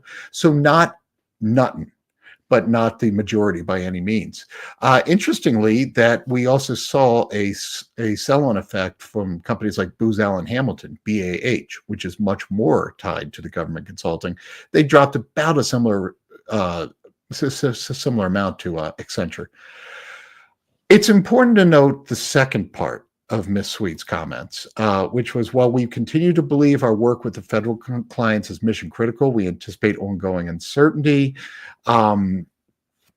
Over time, we see major opportunities for us to help consolidate, modernize, and reinvent the federal government to drive a whole new level of efficiency. And this, I think, is the bull case or the bull side of this. What we're talking about with efficiency in corporate speak is a lot of times outsourcing, right? That's a lot of times how efficiency happens. The Beltway Bandits, the Booz Allen Hamiltons, SAIC, Leidos, LDOS, CACI, these companies, along with companies like Accenture, basically what they do is they take outsourcing. All right. There is a private contractor that runs the email server for Health and Human Services. That's not in-house. I think what we're seeing here in terms of government spending is there is the real possibility of disruption, and that's what Accenture is seeing. There is real possibility that that contracts are canceled, and that could cause a near-term hit to revenue. But I do think, on balance, there is as much opportunity here as risk, and I don't know if it'll exactly offset one-to-one, but what Doge is doing with these companies does not make me particularly more bullish or more bearish. I think it just causes a lot more volatility in the near term, which is what Accenture is seeing. Longer term, if you really want to get into the weeds, and I've said this before, the thing that might scare you more to me is there is talk of changing the way the government pays for these services. Right now, the government, for the most part, uses what they call the cost plus model, which is, if Danny, I will give you 3% over your costs to do this. So your profit is locked in, right? But that puts a lot of risk on the government, because if it costs twice as much as it was supposed to, the government picks that up. A lot of places in the government would like to go to more of a fixed price model where, Danny, I will give you $1 million for this. And if it costs you a penny, you're rich. If it costs you $1.5 million, that's your problem. That creates a lot more uncertainty for these companies, again, which could create volatility. I might argue that a well-run company doing business in an area where they know well, like if you're the incumbent on a contract that you've had 15 years ago, for 15 years, this could create real opportunities. It also creates risk if you don't get pricing right. That, to me, and we haven't seen that yet, that to me would be more of a take a break and actually look at this. I do think just the contracts canceled, contracts picked up, that would gain. In terms of specific stocks, look, Accenture, it's 8% of total revenue. It's IBM, it's less than that. Endava, it's almost nothing. For the normal consultants, the commercial consultants, really Accenture included, I am much more concerned right now about the corporate macro environment and the willingness of big customers to commit spending on 100% right now essential type services. This is, if you're unsure about the months to come, it may not be the best time to launch a new billion-dollar modernization program if you can kick the can with your same software for 6 months. I think that is a bigger tell on where these stocks go from now. So it could get worse or it could get better. I do think at the end of the day, for all the bluster of Doge and government spending, I don't think this is really a game changer for these companies. All right, that's a lot of words. I hope it made sense. You know, I was thinking about that in terms of companies like Palantir. And you already talked about Booz Allen Hamilton, and there's a little bit of overlap in what they do. And one of the things that I have seen is that there was an interview with Pete Hegseth, the defense secretary, and what he said was, for all these stories, and I'm paraphrasing here, all these stories about slashing government spending in the Defense Department, there's going to be slashing, but then there's also going to be modernization happening. So they're going to be taking some of this money that they are saving from slashing these contracts, and they're going to turn around and find new ways to spend it to modernize the existing force structure. And where that could benefit companies like Booz Allen Hamilton and Palantir is that they are kind of on the cutting edge of implementing AI solutions within the government and defense sector. So I think, like Lou said, you know, it could go up, it could go down, and where these companies end up on the continuum is really going to depend on whether or not they are providing outdated services or whether they are providing cutting edge services. And I think you're going to see some clear winners and clear losers in this, although, to be honest, we don't yet know for sure who those are going to be. Yeah. And one quick thing on Palantir, because you brought it up, and this isn't meant to be a bear case. But I actually think that if you are a long-term Palantir holder or interested, almost what the government does, especially in this moment, is irrelevant. And I'll tell you why. Palantir, as Danny and I have discussed, rightly or wrongly, it is priced for a lot of future growth. True, Danny? Danny's probably more bullish than me, but I think anybody who can look at it is going to say that. You know, the question is bullish bear from there is how can they achieve that? I've been around government procurement long enough to know that there is no way the government side of Palantir is going to justify that valuation. No. Period. Okay. The government budget doesn't grow fast enough. And for all of the talk about modernization, you can't swap out spending on a new aircraft carrier for spending on a new AI system. Okay. They are just separate tools. They're not interchangeable. So look, we all talk about the government budget and the Pentagon budget, but so much of that is salaries and healthcare and stuff for the soldiers. The actual procurement budget is less. Well, yeah. The actual money we give to contractors to do things, whether or not it's build airplanes, build tanks, or run IT systems or modernize AI, is less than Palantir's market cap right now. It's less than $200 billion a year. They don't have interchangeable products. It's funny to me that Palantir is traded off with this, because if you are investing in Palantir at these levels, you are saying that, yeah, you don't care about the government business. The government business is not going to justify the valuation. What you're saying is this is a great software that commercial customers will find a lot of uses for, and that can grow at a rate much higher than government spending, even if they double or triple the share of procurement revenue they are getting from the government, which is no easy task.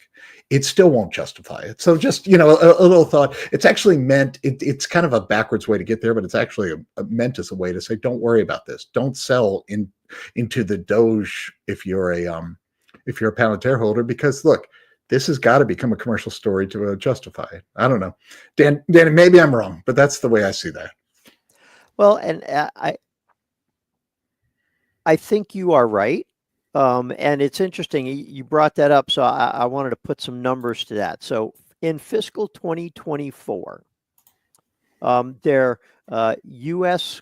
commercial revenue was 700 million. Their government revenue was 1.2 billion.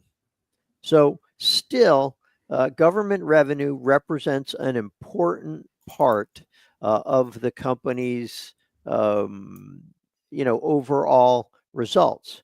But if you look at the growth, its commercial revenue grew 54% year over year, and its government revenue growth only grew 30% year over year. So it's not going to be very long before Palantir's commercial revenue outpaces or outperforms its U.S. government revenue and becomes a bigger part of the overall revenue picture than what the government revenue is. And I think that continues. I think that trajectory continues for the next, probably 5 years or into infinity. Yeah. Yeah. And if they grow the commercial, it'll be a good investment. If they don't, it won't. And again, the government, and that's the bottom line. It doesn't matter. All right. I think you had one you were going to get to. Yes. There were a couple of things that I wanted to talk about. We have seen not too much stock price movement this week. Last time I checked, I should probably check again now because, it's a new day. But over the past 5 days, let's see here, looks like NVIDIA's stock price is essentially flat. Oh, no, it's down about 4% now. It was actually a little bit higher yesterday. It's down about 4% this week. And you would think that the stock price might be higher. NVIDIA is having its GPU technical conference, affectionately referred to as the GTC, where they play host to many of the world's developers and folks that are important to NVIDIA's future. And they make announcements that kind of give us a roadmap to what's happening over the next year or so. The highlight of that earlier this week was CEO Jensen Huang, who basically gave like a 2.5-hour speech talking about NVIDIA's priorities for the next year. And usually you'll see the stock price move higher during this, but the general downdraft, the fact that, there's so much uncertainty in the market, we've seen the market go down just a little bit this week. And so NVIDIA, since it has moved up so much over the past few years, the stock, really didn't move the way investors thought that it might. But I think there was some good news out of this. So I'm going to read just a synopsis that I actually got from NVIDIA's website, where it talks about the key points from Jensen Huang's keynote address. First of all, he noted that we are at a $1 trillion computing inflection point. He says that AI computing demand continues to accelerate rapidly. It's driven by a rise of reasoning AI and agentic AI, which essentially agentic AI is an AI agent that either is trained for a particular task and can go beyond that particular task, or one that you can give a set of complicated instructions to, and then it can carry those out in steps. But the bottom line was, he said that the scale and complexity of AI workloads are transforming data center investments worldwide. I actually saw some commentary from Beth Kindig saying that, they believe that CapEx for data center spending is going to increase by about 300% over the next 3 years. So from a news or noise perspective, since NVIDIA has somewhere north. We don't know exactly, depending on which commentator or which market analysis firm you listen to. NVIDIA has somewhere between 80 and 95% of the data center GPU market. Now, obviously, this 300% increase is going to be data centers, period. So that's everything that goes into a data center. But if that is true, that could move the needle for NVIDIA. If that prediction of Jensen Huang's and Beth Kindig's is correct, and if the data center market increases CapEx by 300% over 3 years, I think it could continue the trajectory of growth that we've seen with NVIDIA as the primary supplier of graphics processing units used in data centers. I'm curious as to what you think, Lou. So do you know a baseline on that projection? Like, is that from here, or is that including the announced for 2025? I don't know. I don't think he said exactly. I think what he said was 300% increase over the next 3 years. I don't think he quantified when the start date with that was.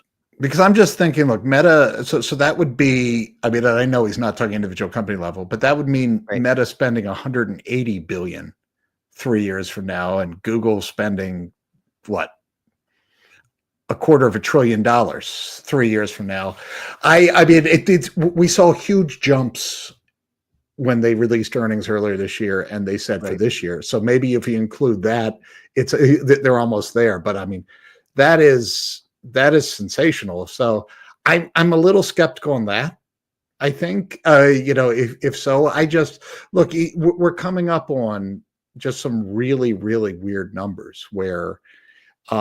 If you take analysts at face value, what their sales projections are for NVIDIA looking out a few years and what they're talking about growth-wise, it's going to equal 10 to 15% of total U.S. CapEx. And as important as it is, and while I don't think that's totally off, just because of the companies that are spending on this are the ones that are just printing cash, so they can.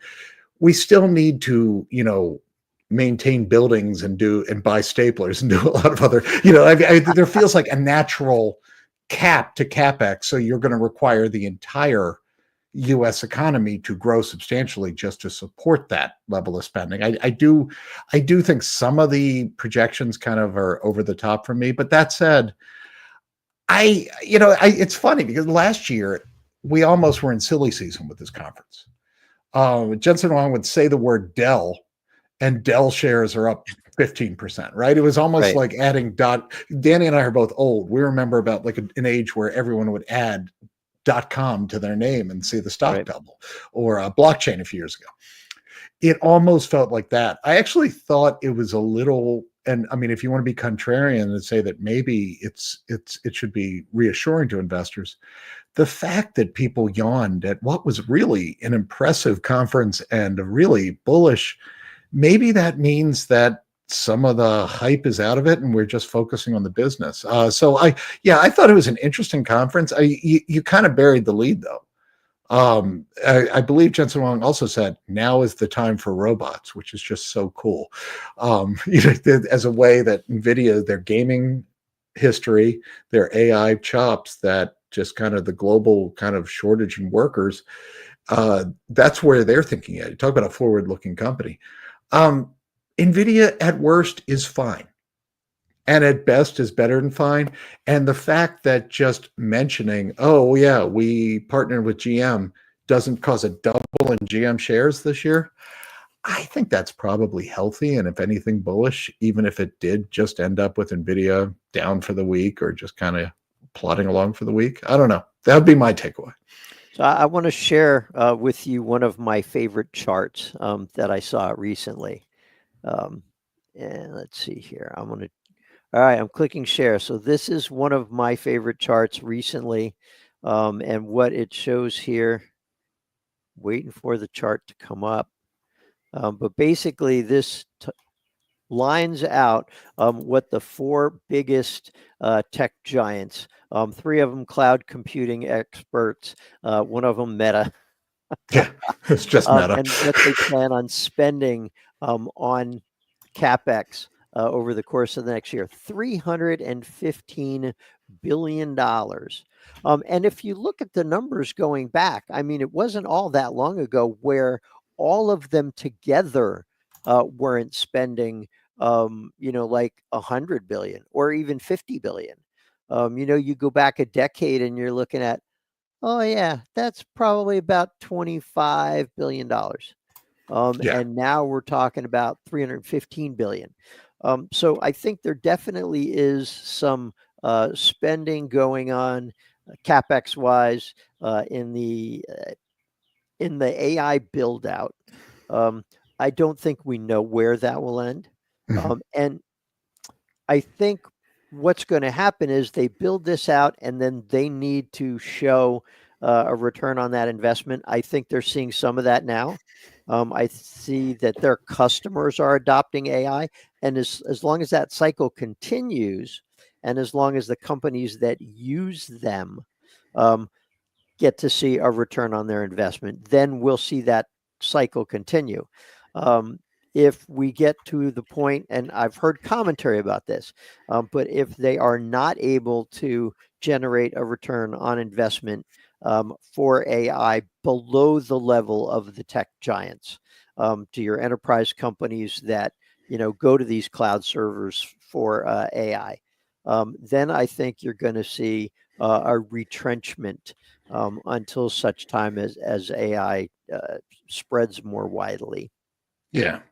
I will still say though, Danny, and not to be just the old, the old grump, but 3x from that chart is what I think 4 or 5% of current dollar US GDP.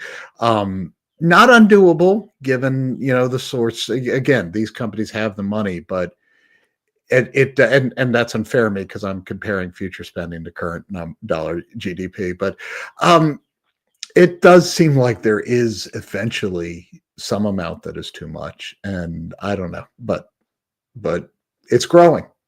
And honest to God, especially in this market, Nvidia can go up a third of what it did last year, and you're still better off holding that than most things, right? So it's like that. That's the funny thing. It doesn't have to keep at the pace that it's been on to really be a fine stock. So let me ask this question, Lou. I'm curious because you and I haven't shared the stage together that much in recent months. Danny's been avoiding me, fools. Yeah. I think Lou was avoiding this question that's coming. Probably so. So I remember, let's say a year or two ago, the number that everybody was bandying about for AI adoption was $1 trillion. That number, not too long after that, went to 2 trillion. I remember reading one of the more conservative cases where they had a range. They said it was between 2.4 or 2.2 trillion and 4.4 trillion. Most recently, PricewaterhouseCoopers, who is one of the world's largest accounting firms, put the number at more than 15 trillion between now and 2030. So as the guy in the neighborhood who sticks his head out the door and says, get those kids off my lawn. Absolutely. What do you think the reality is along that spectrum? I know, if you think, okay, it's noise because we don't really know yet. But the news is that, there's a lot of AI spending. So, I mean, where along that continuum do you think is reality? So I don't know if I know the exact answer. Obviously, I don't think any of us do, but I'll tell you kind of how I think about it. The first thing for me is to kind of separate the news from noise, because we always hear this about new things, and to try to determine to the best I can and not to great precision, but how much of it is hype and how much of it is this is real value being created. Just to give another thing, I mean, the whole Morgan Stanley report from a few years ago that space was going to be a $3 trillion industry in 10 years or something. I kind of got stuck at the start from that 3 trillion number, so I think the first part of it is like how real is the trend and how sustainable it is. For me, AI passes that test with flying colors. I definitely think that there are real world uses and applications, etc. Then I don't think I really focus so much on the number as I do the timeline. That's where I think there's usually flaws in these projections. I mean, if you look even like back at the 1990s and the build out of fiber, okay, we both got that wrong and got that right. We built too much fiber for what was needed. All those companies went bankrupt. And yet here we are streaming from the 2 coasts of the US to all over the world because of all that fiber that just sat unused for decades, right?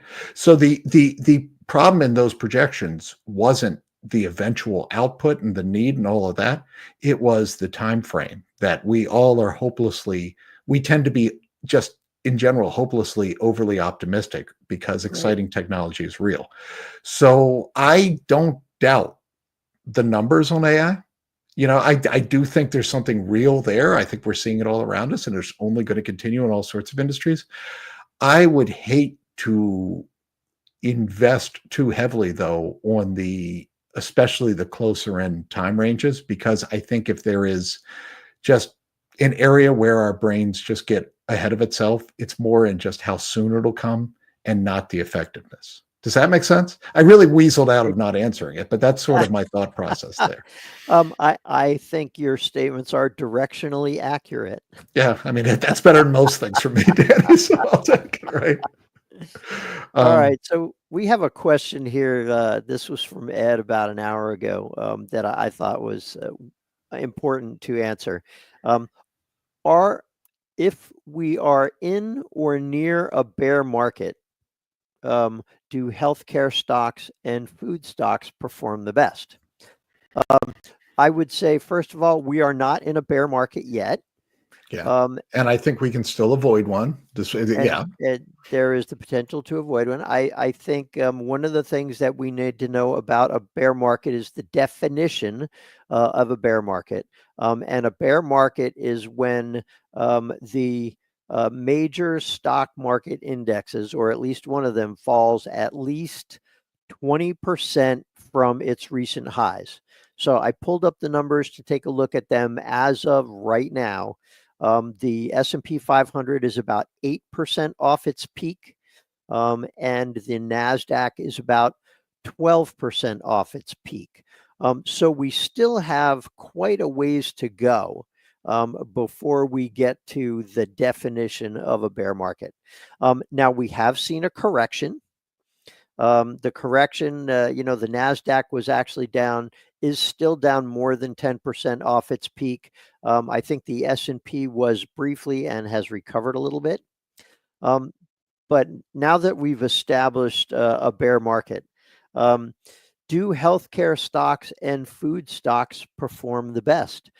I think actually they do, generally speaking, because even when you're in a bear market, or if you're in a downturn, or if you're in a stock market correction, whatever the case may be, even in a recession, people still need the basic necessities. And while they cut back on a lot of discretionary spending, people still need staples. They still need to buy food. They still need healthcare. They still have to go to the doctor if they get sick. So stocks in these sectors tend to weather bear markets better than some other sectors. I'm looking at you, technology. Tech stocks tend to do worse in a bear market because when the economy starts to go down, what you see is technology companies begin to shore up their financials to weather the storm. They tend to cut their spending. And when you have companies cutting their spending and then their revenue and profits are adversely impacted by the broader economic issues, the stocks tend to go down. So yes, you are absolutely right, Ed. healthcare stocks and food stocks, staples stocks, tend to perform better than other areas like tech during a bear market. So, Natasha, if you can, let's share the screen. And this is, I apologize, this is very, very hard to read, but these are basically all of the sectors of the market. And you will see, and I don't know, Danny, how well it comes through, but I thought it'd be illustrated. What we have is everything from the XLE, which is energy, up 7% year to date, and then healthcare, to your point, up 6.5%. Those are the leaders, along with XOU is utility. So again, these so-called staples. And at the bottom, like you say, XLY is discretionary, the stuff you don't have to purchase. And then you have the tech sector. So to your point, kind of as the worry has grown, and you can see like from February on, like as the worry has grown, look at the two sectors that have really just plummeted: tech and discretionary spending, while this light blue line kind of holding up already, but has come up, and then utilities and some of these other boring things, which is all to say that yes, over the long term, and the history is that, you know, in times of a pullback, we only buy what we have to, right? We don't buy what we want to. And so therefore these stocks do better. The one thing to remember though is, as Danny said, we don't know if we're going into a recession. But there's been enough concern that people are thinking about it. And so these sectors are sort of relatively overpriced compared to the other sectors. So again, I mean, it's so boring to say, but the best way to handle downturns is to just buy stocks with management teams and businesses that can weather headwinds and focus on 5-10 years out, and not try to time either markets or downturns. And, you know, I mean, we'll see.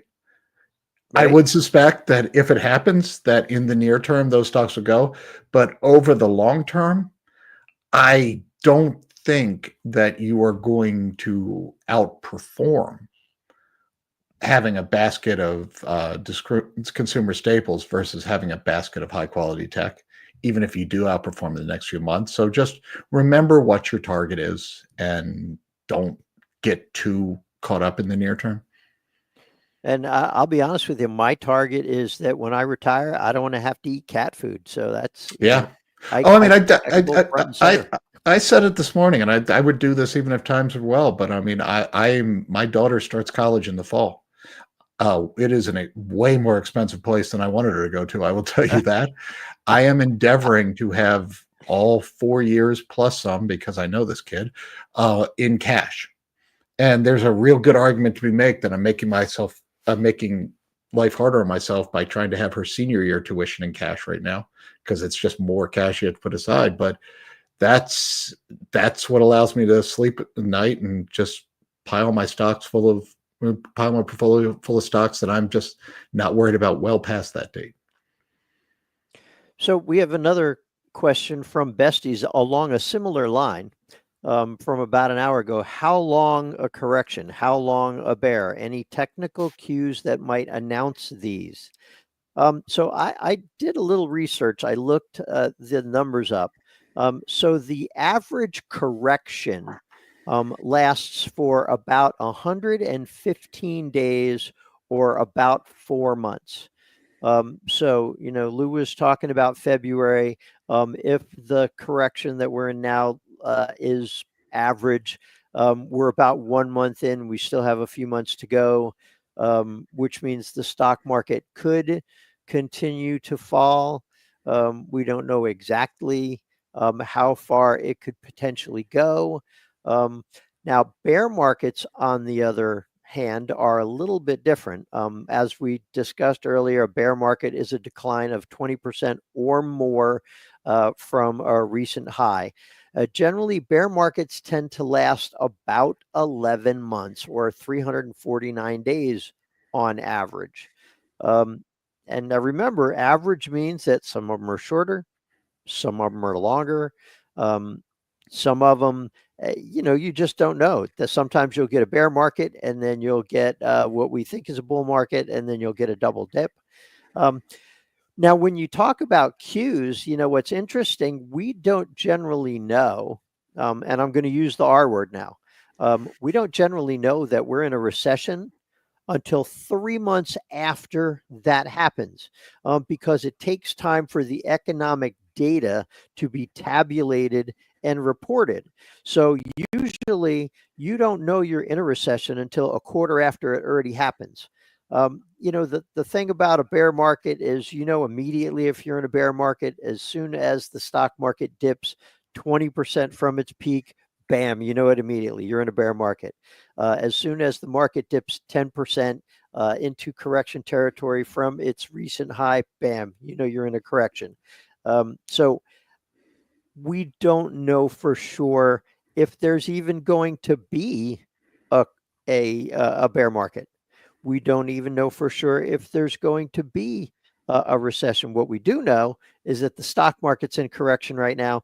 And keep in mind, this is something that happens on average once a year or every 14 months for the stock market to fall about 10%. So this is completely and absolutely normal. As a young, inexperienced investor, I saw the market falling. I saw the value of my portfolio going down, and it was harrowing for me. I was thinking, oh my gosh, I made a mistake. I should have kept my money in the bank. I should have left it in the savings account. What am I doing? My money is, going down the drain. And yet, fools who are much smarter than I was and much more experienced than I was said, this is normal. Take a breath. It happens, and get used to it. And it turned out that they were correct. And I was able to back away from the sell button. And I do not keep my money under a mattress. Yeah, I'd both say that this is an unanswerable question, and then go ahead and answer it, right? Because that's very me, right, Danny? As I said before, we are technically in a correction. I am not ready to say we are heading for a recession, a bear market, anything like that. But I will say there is one thing that I am watching for as a sign about whether things will get worse or not. I think what we're in right now is a pause. I think, and again, not to get political, but whether you like what's going on in Washington, don't like what's going on in Washington, indifferent, it doesn't matter. There is a lot coming out of Washington.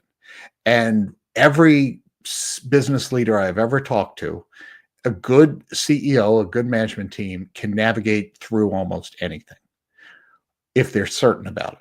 What they can't navigate through is uncertainty. If you keep changing the rules every hour, basically, they tend to do what all of us do in times like this, which is just kind of back off and do nothing.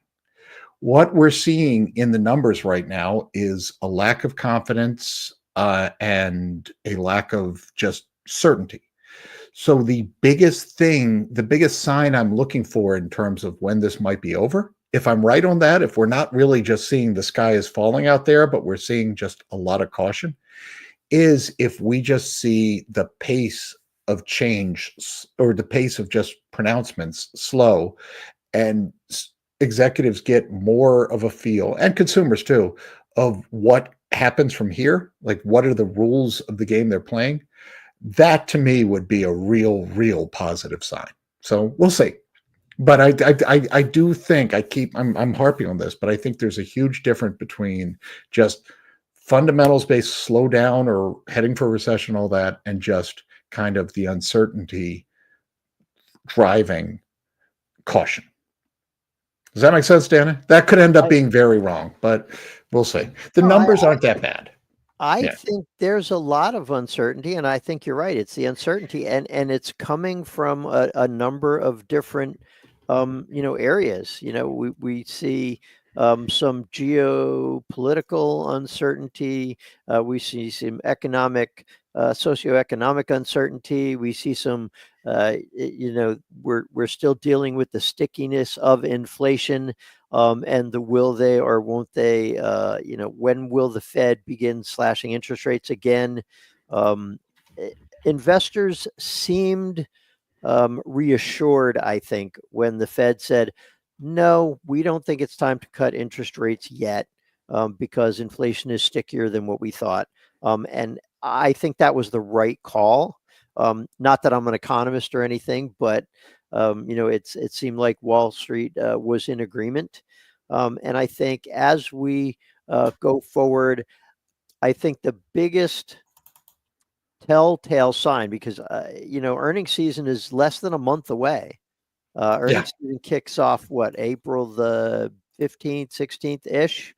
And I think we will start to see whether or not companies are continuing to generate revenue growth and increasing profits. And I think that is going to be more reassuring to Main Street and Wall Street than perhaps the uncertainty overhang that's going on now from other sectors of the economy. Mm-hmm. All right, I want to speed round a few since we're coming up on it, Danny, and feel free to interject or comment, but I'm just going to go through a bunch really quick. There's a question, Lou, how do you invest in Rocket Lab, RKLB? It ran but is now dropping, very volatile. What is animating the stock? What's animating the stock is that rockets are really cool and people are excited. I will say that there's a huge disconnect between the state of the stock and the state of the business. The business is built by people who are slow and steady wins the race. The business is a bunch of tortoises and the investors right now are a bunch of hares. And that is the disconnect and the volatility. I really, really, really like this stock as a small part of a well-diversified portfolio for the long term. I don't think I can justify buying in based on today's valuation for today's business, but I like that management team doesn't seem to really care about that. And they're just building what they're building. Just know that this is literally rocket science, and it is very hard, and it could go wrong, but they are building for the long term, regardless of what the stock does. And yeah, the stock went up 400% in a couple months. The business didn't improve by 400%. It's come back down some. The business is no worse than it was. A couple others. I saw something about ASO, Academy Sports, and also, Lou, do you follow Garrett Motion, which is GTX, not GXO? I actually follow. I own both of those, and they're very similar, so I'll hit them, both of them. So one is a sporting goods company, one is a auto parts company. What they have in common is they are cash allocation stories where they are aggressively buying back shares. I like both for the long term. ASO just had a really, really, really crummy quarter. Academy Sports, we knew that, and I don't think the stock really reacted because we knew that.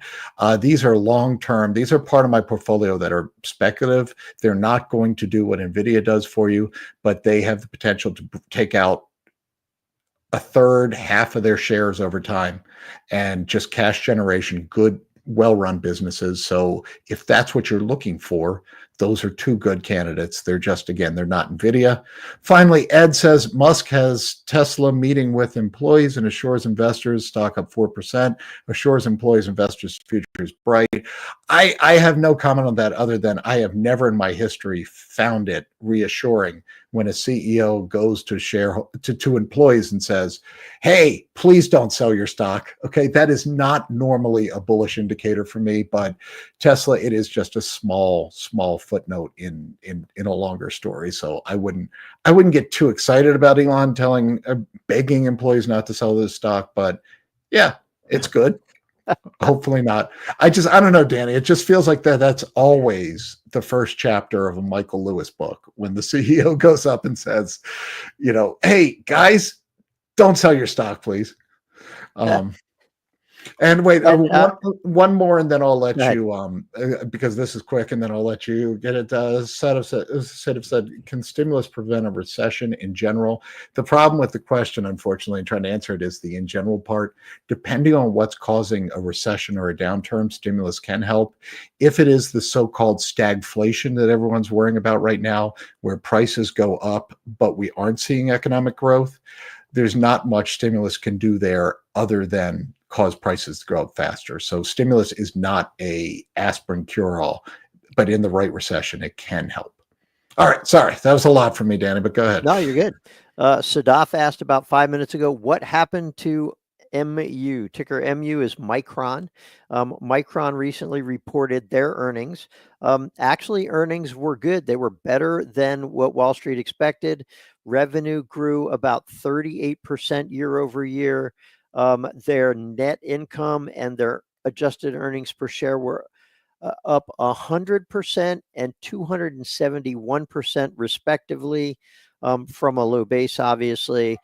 Both revenue and earnings per share were higher than what Wall Street forecast. One of the big stories was that Micron's high bandwidth memory HBM3E crossed $1 billion for the first time. This is a product that they only introduced a couple of years ago, so that was kind of a big deal. And their forecast was higher than what Wall Street expected.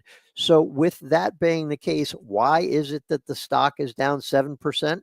Well, first of all, it's a tech stock, and tech stocks are not necessarily doing particularly well today. It looks like the NASDAQ is just about flat at this point. But I do think, some of the commentary from management may have given folks pause. The company said that it would pass along costs to customers where there's been an impact from tariffs. They also said that they still see the PC market growing by mid-single digits in unit terms going into 2025, and mid-single digit server unit growth in 2025. Investors are looking for, the big AI impact. And if the company is not saying, we're going to go through the roof, investors are, dialing back a little bit. There were a couple of price target increases. There was a couple of price targets lower. But essentially, Micron is doing exactly what it needs to do. The stock is, just having a little bit of a bad day. I don't see that as news. I see that as noise. The stock price movement.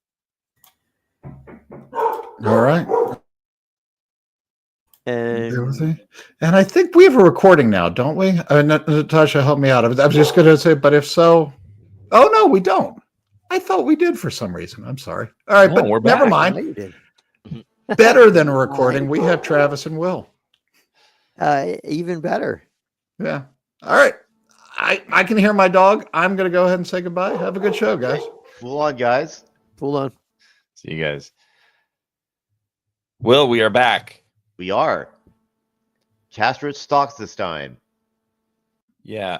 So one of the reasons that I think this is an interesting topic, especially at the moment, is there is a lot of just general uncertainty in the market today about what's going to happen with the economy. I think that the predictions of a potential recession have risen so far in 2025. Who knows if we actually have a recession? And yet the market is still really highly valued.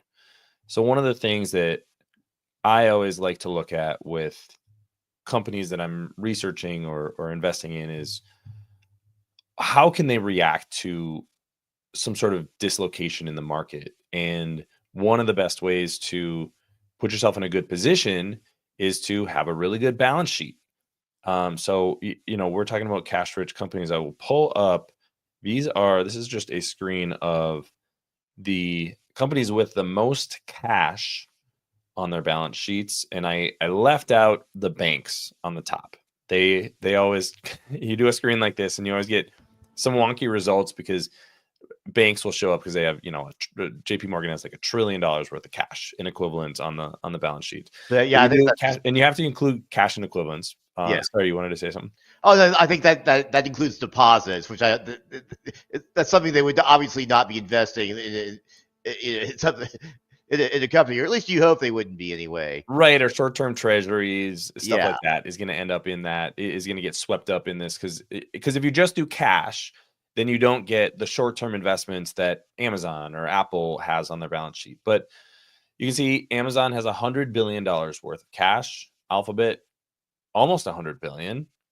Schwab has a big account. We may again be seeing some of the bank impact there. Meta Platforms, Microsoft, Apple. A lot of these are kind of the big names you would normally think about. I think Tesla is interesting here because cash at an automaker can disappear pretty quickly. So don't take that quite the same as cash at a company like Alphabet or Google or Apple, something like that, because they're holding a whole bunch of inventory. If they don't sell vehicles and they need to discount them, that cash can evaporate pretty quickly. That's why typically automakers are going to trade for a little bit lower multiple. But I think this is an interesting list to at least kick off the conversation of companies that just are really well positioned if we do go through some sort of downturn to either weather it or be aggressive and acquire other companies or take market share in another way. I do have a question for you, actually. Did you leave off investment firms, because Berkshire has $334 billion in cash right now? Yeah, where is that? Did I yeah, 334. Sorry, they were 2 above Amazon, but Bank of New York Mellon was in there, so I accidentally cut it off. So Berkshire actually should be at the top of this list, but my cutoff, trying to keep these banks out of here. Yeah, Berkshire got swept up in there because the ones above that are Wells Fargo, Morgan Stanley, Bank of America, Citigroup, Goldman Sachs, and JP Morgan. So that was why I tried to keep all of those off, but I apparently got Berkshire swept up. So sorry about that, Warren. But yeah, what do you look for with cash positions? Because I think this is always one of those double-edged swords. It's like, if you have a whole bunch of cash, it tells me that you don't have a lot to invest in. Mm-hmm. But it is also a point of safety. So what's that balance when you look at stocks? And that's a good question. That's going to depend on I think market conditions, really, because we talk about, I was just mentioned Berkshire's cash. That they've never had that much cash on the balance sheet in their history. So yeah, I think in their case anyway, I think it's just a lack of things they can't invest in, or at least want to invest in. The problem with Berkshire, when you have $334 billion, you're already bigger than most of the market caps in the stock market. So you could buy out.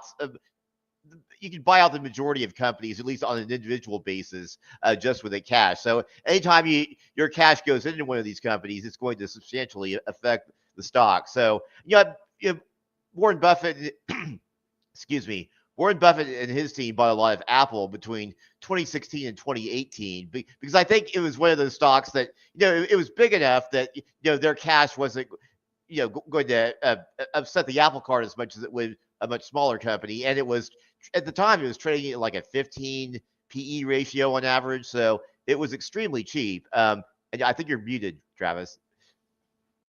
Yeah, no, they were buying at a 10 to 15 PE ratio. So they were not buying an expensive tech stock. They were buying a value stock that just happened to not only grow the business, but also they bought back a bunch of stock, which we talked about a couple hours ago. And then also the multiple expanded. Yeah. And so with regards to tech is especially the mega techs, the magnificent seven. They're in a big AI push so they're all spending tens of billions in capital expenditures. So the fact that an Apple, an Alphabet, and Amazon has all that cash, it may not mean as much as one thinks just because of that factor. But these companies have had these massive cash hoards for a while, so I think they're going to be spending a little bit more of that in the future. So so when I saw that Alphabet, for example, was spending $75 billion this year on capex, it sounds like a lot, but given the cash they have and given the competitive pressures they're under, it's actually understandable. Yeah, and it's going to be interesting to see if acquisitions are going to play a role with these companies who have a ton of cash. I mean, Amazon or Alphabet announced the $32 billion acquisition of Wiz.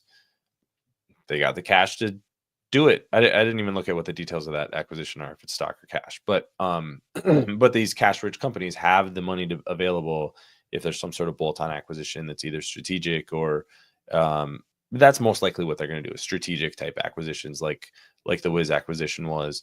But it looks like those floodgates, if that deal goes through, those floodgates may be open. It looked like that was pretty closed for the last 4 years. So I know, Amazon's deal, even with iRobot, was scuttled. And Nvidia tried to buy ARM. So, a whole bunch of potential opportunities to use with that cash. And that's ultimately it. I just think, especially in today's market, where there is a lot of highly valued companies and there is economic uncertainty. And the thing that sort of makes me uncomfortable with some of this stuff from an economic perspective is so much of the market value over the past couple of years has been driven by something artificial intelligence. And if you look at consumer goods companies or retailers, they're telling a very different story than Nvidia is. So if we do have some sort of uncertainty in the economy, if there is some sort of bubble somewhere that we don't know exactly what it is, who are the companies that are going to be able to take advantage of that? And this just is a good way to with any company that you own. I think it's always a good idea to know, are they at risk, or are they going to be in a position, in a strong position to both weather a storm and be aggressive? Because the companies that can do the latter are going to be usually the ones that come out the winners. Yeah. Any other cash rich companies that that pop up? As I'll look at the comments, we are on Slido, sli.do, and go to Fool24 if you want to put the code in there. But any other thoughts before we get to a couple of questions? No, I had a point. I can't remember it now. if I let's go to the questions. If it comes up again, I'll chime back in. Sorry. Paul SF asked, what's your opinion on cash-rich investors at the moment? Any wisdom to countering the cash safety in companies versus dry powder for a deeper spring correction? So I think the point there is, from a portfolio perspective, how do you feel about cash on the portfolio? One of the things I've done over the past year, I would say, and this would be more in my parents are in retirement, so I help them out with their investments, and I have been raising cash. And one of the things I've been doing is selling expensive companies that I think are overpriced or overvalued. Apple is one of those. I did totally sell out of Apple because I just don't think that the company that it is today is worth. I mean, we were at 40x earnings, I think, for a little while. Yeah. That's probably pulled back a little bit, but that's a very expensive stock that I think was the biggest position in the portfolio. I mean, that was one where I was acquiring that in 2012 to 2014, something like that. So that had done very well and it had grown to a big position. The other one is Axon. Still have position in Axon, but have just sort of pared that back a little bit because, again, the valuation and the position in that portfolio had gotten so big that, do I want to have Apple at 35 times earnings and Axon at, I don't know what they were, 20 times sales or somewhere around there.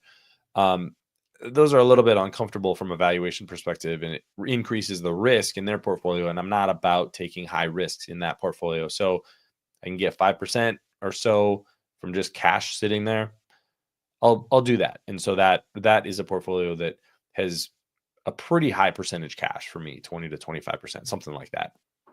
But with the money that I invest for myself and my wife, and then our kids have their own brokerage accounts as well, that's money that I'm not worried about having cash in the accounts, because I'll continue adding over time. So I'm more dollar cost averaging. So I think it just kind of depends on, are you adding to the portfolio with more cash that you can, if we do have some sort of correction in the spring or further correction in the spring, can that be, what you use to actually add to positions that you want to add to?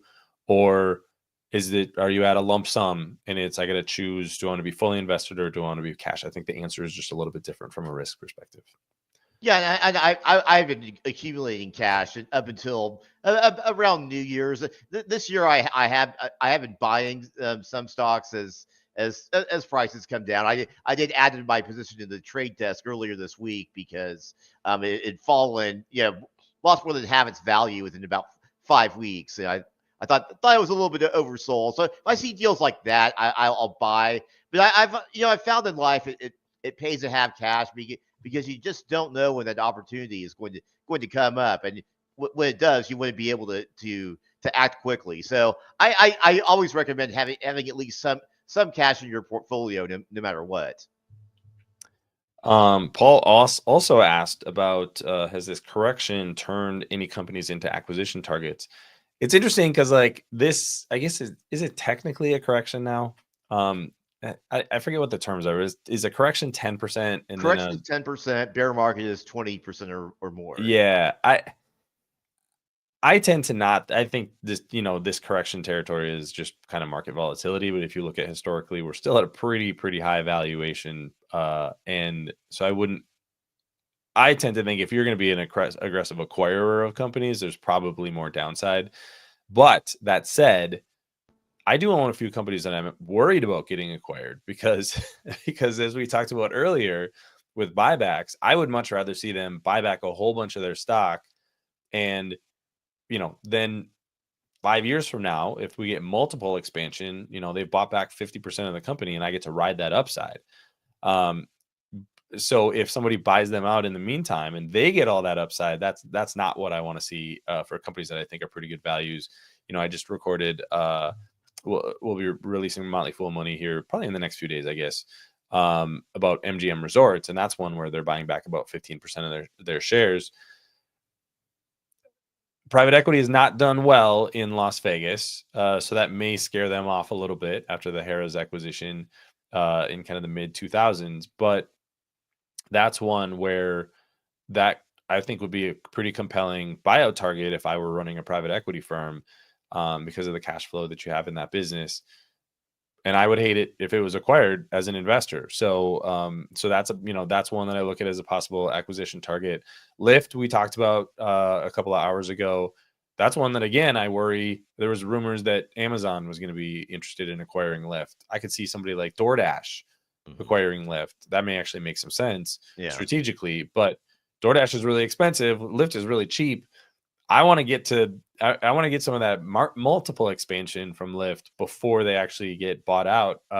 So again, acquisitions are interesting where it can be a short-term upside, but if you're looking at a company and going, hey, I think there's a 5x, 10x potential here, a 20% premium from a buyout is pretty disappointing. So those are a couple that I own that I sort of worry about them getting acquired.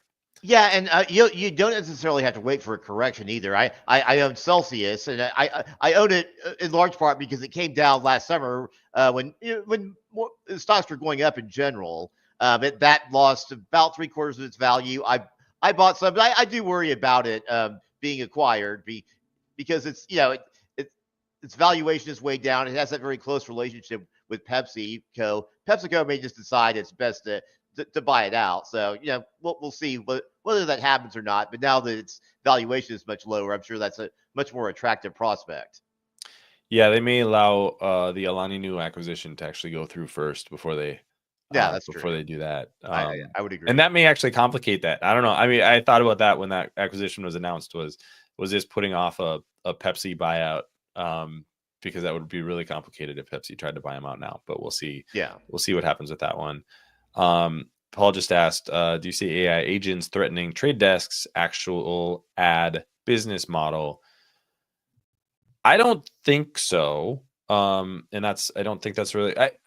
Trade Desk is one of those. It's come down to the point where I have not done a ton of research on Trade Desk, but it's one that I have on my short list that I need to brush up on more because the price is much more attractive, and that's just a business that continues to grow. And given the fact that they are, aggregating demand in their market, I think that's a pretty compelling business to be in.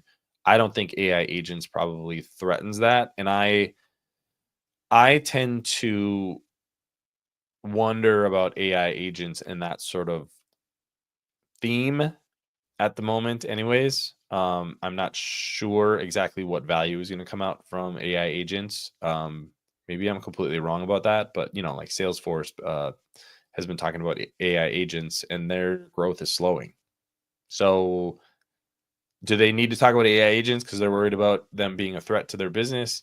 I don't know. There's so many of these things that are great buzzwords that, people have been talking about Alphabet and Google search being disrupted for 2.5 years now. And it's growing faster than it was 2.5 years ago. So I tend to not think that some of these AI disruptions are going to come, but I could be wrong there. Yeah, I mean, I agree. I mean, you never know what's going to happen, but it hasn't concerned me so far. We'll see. Yeah, I'm keeping an eye on it though. So I may change my mind later, but right now I'm not worried. By the way, one that I wanted to bring up, I'll pull up their balance sheet so I have the information. But Disney announced yesterday a couple of pretty big projects. I think the big one is in Paris, Paris Disney World or Land. But that's one where I think they're in an interesting position because they do have a solid cash flow business, but they also have a business now that they're going to spend $60 billion, they said, over the next decade, building more resorts, more cruise lines. You also have a bunch of investments that they need to make in content for their streaming business. ESPN's going to go over the top. So they have now short-term cash and investments is just $5.5 billion. And they have, $40 billion, almost $40 billion worth of debt. So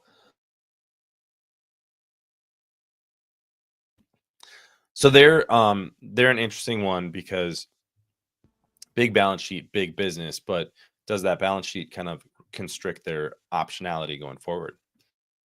Yeah, I always wondered about them. I've always wondered why they haven't built more theme parks in the U.S. with the ticket prices they're getting now at Disneyland and Disney World. You think and well, also the fact that no theme park has been built in the U.S. since I think the early 1970s. I think the U.S. market might be ripe. So I'd like to hear that, but I am kind of encouraged that they're spending more on their resorts and resorts business. I think that's the strength of the business, in my opinion. Yeah, they just keep adding on to the existing ones. Yeah. Don't they still own a bunch of land in Texas? I'm not sure. Or was that just rumor that wasn't actually, because they always buy these under like shell companies. Yeah. But somebody was acquiring a big chunk of land in Texas, and I think that the rumor at one point was that it was Disney. So maybe that didn't end up happening. But there's an example of a company that probably doesn't have a lot of flexibility if we do go through a downturn. People stop going to the parks. They don't have the cash flow coming in. Then what do you do with the streaming business? Do you continue to cut costs there and hope that people continue to pay their monthly bill? So, again, this is sort of the balance that investors need to think about. Cash-rich companies that have a solid business under them and they have a great balance sheet. It gives you so much more flexibility. Not a lot of places in Hollywood have that flexibility today. So Disney is not unique in that situation. And probably better. And plus, that kind of entertainment tends to do well in a recession or even a depression. So, and streaming services are still relatively cheap. I really wouldn't be worried so much about that business in a downturn, personally. Yeah, and ESPN's going over the top in probably about 6 months. I still keep wondering when we're going to get details about that, because I tend to think that that's going to be the biggest thing in entertainment and streaming that we've seen since basically the launch of Disney Plus. I mean, that went from 0 to like 100 million subscribers faster than anybody thought they could have. Yeah.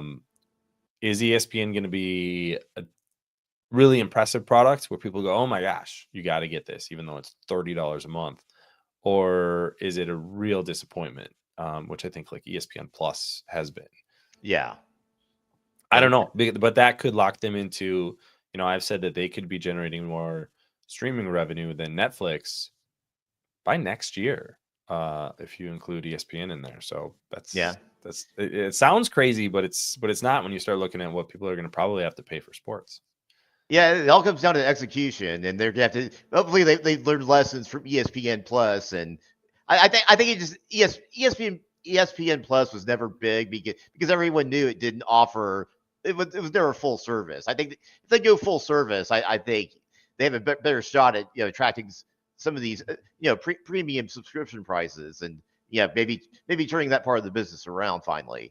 Here's what I want to see. I want to see them announce that they're going to put everything Fox Sports related on ESPN over the top. I think that's the deal. That's the deal to be had. They're never going to be able to buy Fox, but they are going to be able to license Fox's content for their streaming service. Fox doesn't have streaming exposure. They got to start monetizing that somehow. What are they going to do? Are they going to? It's either Netflix or Disney. Nobody else has the scale of those two companies, and I don't think Netflix is the kind of partner that they're going to go with. So I think Disney, that the Iger Murdoch deal that happened 8 years ago now, 7 years ago, we're gonna have round 2 with a streaming deal, but we'll see if that happens. We will see. SB asks about macro. Are you a macro aware investor or don't care? You avoid home builders due to tough macro for now and reconsidering once there's clear signs of a turnaround. What do you have thoughts on this generally? I mean, I think macro is something I pay attention to, but is it necessarily something that I try to get crippled by? Yeah, it's interesting to watch and interesting for people like you and me to talk about. But for the most part, I look at the individual stock and its investment prospects on its own. I really don't. Well, I might time my decision based on the macro. If I think things are good, or if I see a downturn coming, I might be a little bit more reluctant to buy. But yeah, but for the most part, I just look at the individual deal.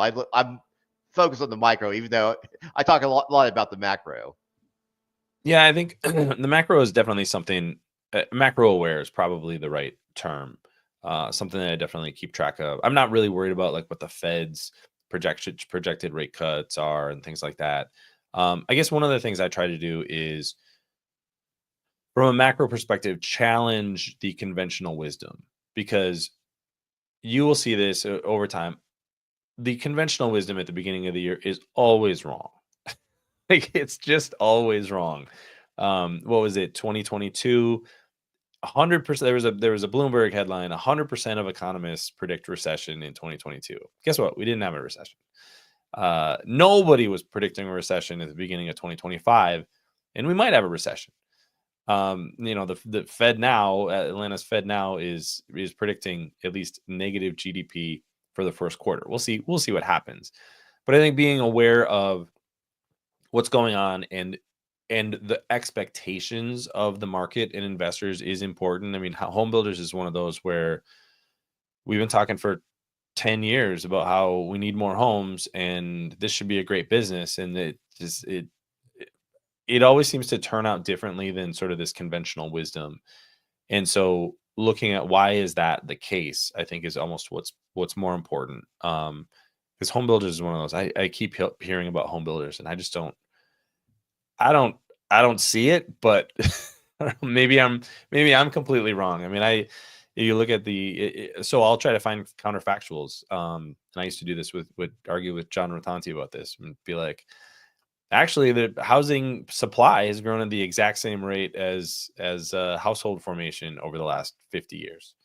People don't talk about that, but there's just more apartments. People are living in more dense urban environments. That's why more homes aren't being built. If you want to buy a home in, rural Minnesota, they're available. But people are moving to New York and DC and LA. So not as much space to build homes there. So I think that's one of those, understanding what the conventional wisdom is around the macro and then trying to challenge that, I think is ultimately really important, because that's where you can find some alpha in the market. Yes. So speaking of macro, Bessie's asked a couple of days ago, global, where is the best now? Europe has run already. Anything in Asia, Southeast Asia, other than Grab Holdings, symbol GRAB, or China, or in Japan? That's a good question. I mean, we're talking very general, so this wouldn't necessarily come down to, well, it comes down to individual stocks, but some are better than others. I do like Southeast Asia because I think it's been overlooked. It's about the same population as Latin America, so between 600 million and 700 million people, roughly double the population of the U.S. Not as big as China or India, but I think it gets wrongly overshadowed by those regions. I am in C Limited, in part to take advantage of that. I also like some opportunities in Latin America. I'm in Mercado Libre, which is like C Limited, but obviously focuses on the Latin American market. It specializes in e-commerce, fintech. Fintech's maybe its biggest area now, actually, and then logistics also. Also New Holdings. It's the parent of Nubank. That's the biggest digital bank outside of Asia. I think it's the third biggest digital bank in the world now. But yeah, I see a lot of opportunity because Latin America is primarily a cash-based society. New Holdings is actually getting these people directly into the financial system. So I saw some opportunity there. But yeah, I think my favorite regions right now are Southeast Asia and Latin America personally. Yeah, and I'm probably missing opportunities here, but I tended to stick with US based companies because so many of them have international exposure that when I first started writing for the Motley Fool, I was covering a lot of energy companies, in particular a lot of renewable energy companies, and so many of them are based in China, and you just don't know what you're getting with so many of those companies. You don't know what the relationship is with the government or the banks who are government related banks, and when are they going to pull out the rug from under you? Are they going to save you? And yeah. Is there fraud that you are completely unaware of? Because that was something that was a big deal in kind of the early 2010s, was these companies that got multi-billion-dollar valuations, and then you found out that there was no real company there. That was when a bunch of the Muddy Waters short reports, that's when they became sort of famous, because they uncovered a bunch of these companies that weren't real companies. So I think this with a bunch of the companies that you named, like Grab, maybe they're a phenomenal company, but I've never used their app. I've never used their service. I don't understand it. So how in the world can I really judge what they're doing? Whereas I can understand, Uber's app, and then how they have a stake in Grab, but also, how their product scales internationally. So, I think there's different ways to do it. And if you're comfortable doing some of those things, I mean, I know, John Quast and Brian Feraldi have spent some time in South America, and they're like, Mercado Libre is like the king there. And so that helped them, build that investment thesis. But without that direct exposure, I struggle to build real conviction, because I've seen so many cases where you go, oh, that's really interesting, and then you find out that the thing that you were excited about doesn't really exist, or doesn't exist in the same way that you think. Yeah, and that's a good point, because that is a disadvantage to investing internationally. I obviously, since I own some of these stocks, I do see some opportunity, but to Travis's point, that's not in everybody's risk profile, and investor like Travis is more comfortable using the product, which I completely understand. Like John Quast, I have spent some time in South America, specifically Colombia, and some in Mexico too. So yeah, I saw that the power of Mercado Libre, and I was hearing anecdotally from people on New Holdings how much how much their bank accounts were paying. I think last I heard, this is only eligible. You have to be a Mexican citizen or a Mexican resident at least, I think, to get an account in Mexico. But those accounts were paying depositors like 12%, which is a rate you would never get here for a bank deposit. So it's a whole different world. It's good, and that to me makes it kind of fascinating. But also from a fintech perspective, we talked a little bit about Toast a couple hours ago. That's one of the few fintechs I like, to be honest. I just don't see that much opportunity in fintech, relatively speaking, in the U.S. because everyone seems to have all the fintech they need, whereas in South America, a lot of the society is still cash based, and many people don't even have a bank account or a credit card. So from a fintech perspective, I see a lot more opportunity in bringing some of these people directly into the financial system. The other thing, and I just touched on it a little bit, but the other thing you have to be aware of, depending on which country you're investing in, is what the risks are of sort of the operations. So like you can go back to, and I don't know all the details, but Yahoo had a huge stake in Alibaba, and suddenly, was it Ant Financial? was just kind of yanked out of Alibaba, and Yahoo was like, what? And there was nothing they could do about it. So these are huge. I mean, Yahoo was a massive company back then.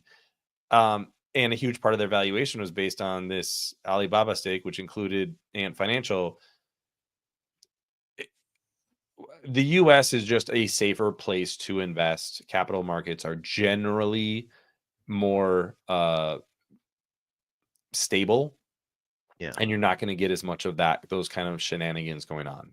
That's something that, having been burned a couple of times by the American Superconductor, you can go back and look at the story of that, where their partner in Sinovel in China just stole their IP, took their IP and a huge part of their revenue.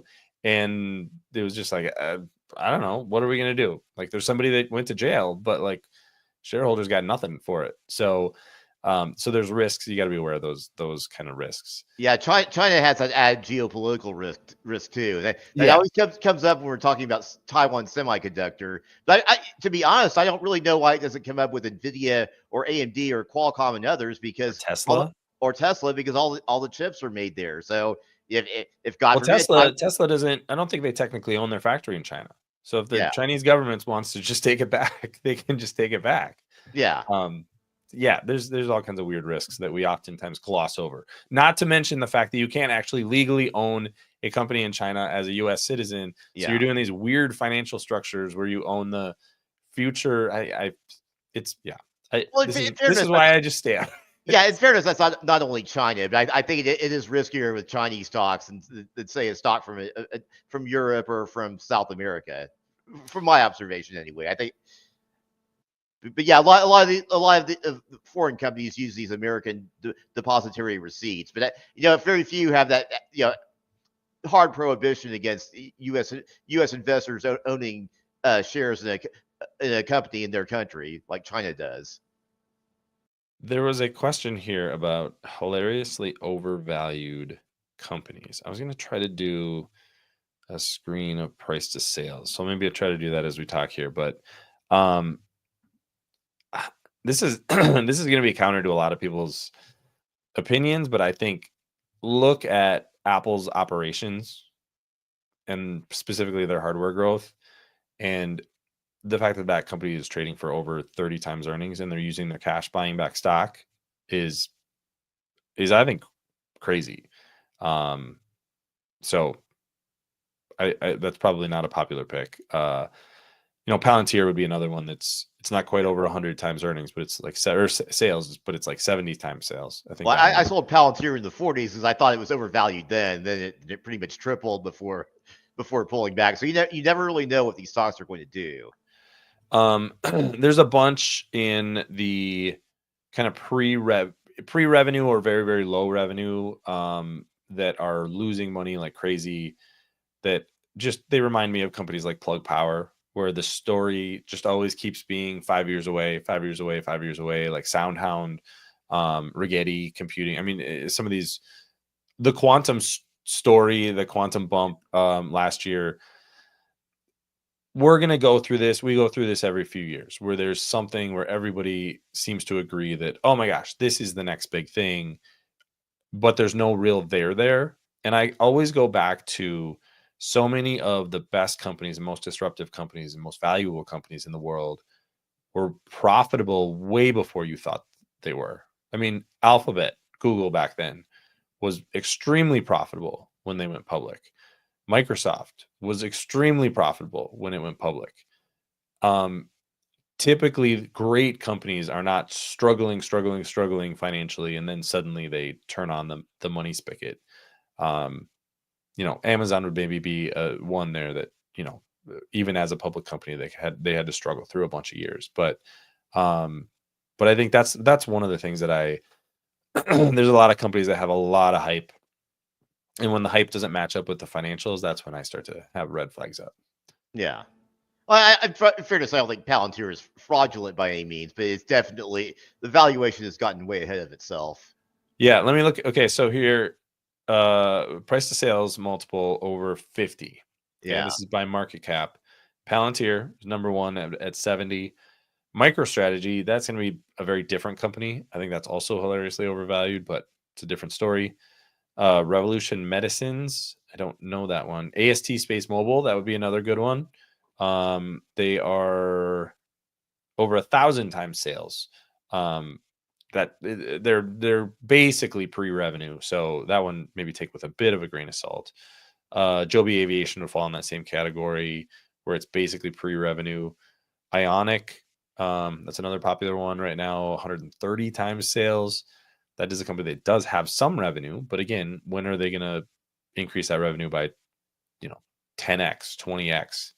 I don't know, it might be a while. Trump Media and Technologies, that may be the one that there is no real business there at all. There just isn't. There's Donald Trump, and that's basically it. Yeah, there's the name, but let me look up their financials. And ironically, 3.6 just destroyed his business by buying Twitter. Yeah.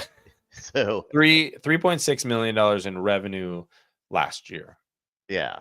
That's not a lot. And they had a operating loss of $184 million. Yeah. That's tough. Ad businesses are tough unless you're at scale. And I don't even know how they're trying to monetize, but they're not monetizing very well. So yeah, those are pretty hilariously overvalued. Yeah. So Paul SF had a question about 30 minutes ago. Will Travis, your opinion on cash-rich investors at this moment? Any wisdom to countering the cash safety of companies versus dry powder for a deeper spring correction? Interesting point. I mean, I don't really have a negative opinion on cash-rich investors because, like I was telling you, you never know when that great deal is going to come along. So I do like a company to have a fair amount of cash. Now I see some of these companies like Berkshire Hathaway with $334 billion. I'm a little leery of having so much cash like that. Even though I kind of understand it, but I don't necessarily look negatively on that because I mean, at worst you're just being too conservative. And there's nothing bad about it, but you have to wonder if that money, that capital could be better deployed elsewhere. But for the most part, I don't look negatively on the company because they have significant amounts of dry powder.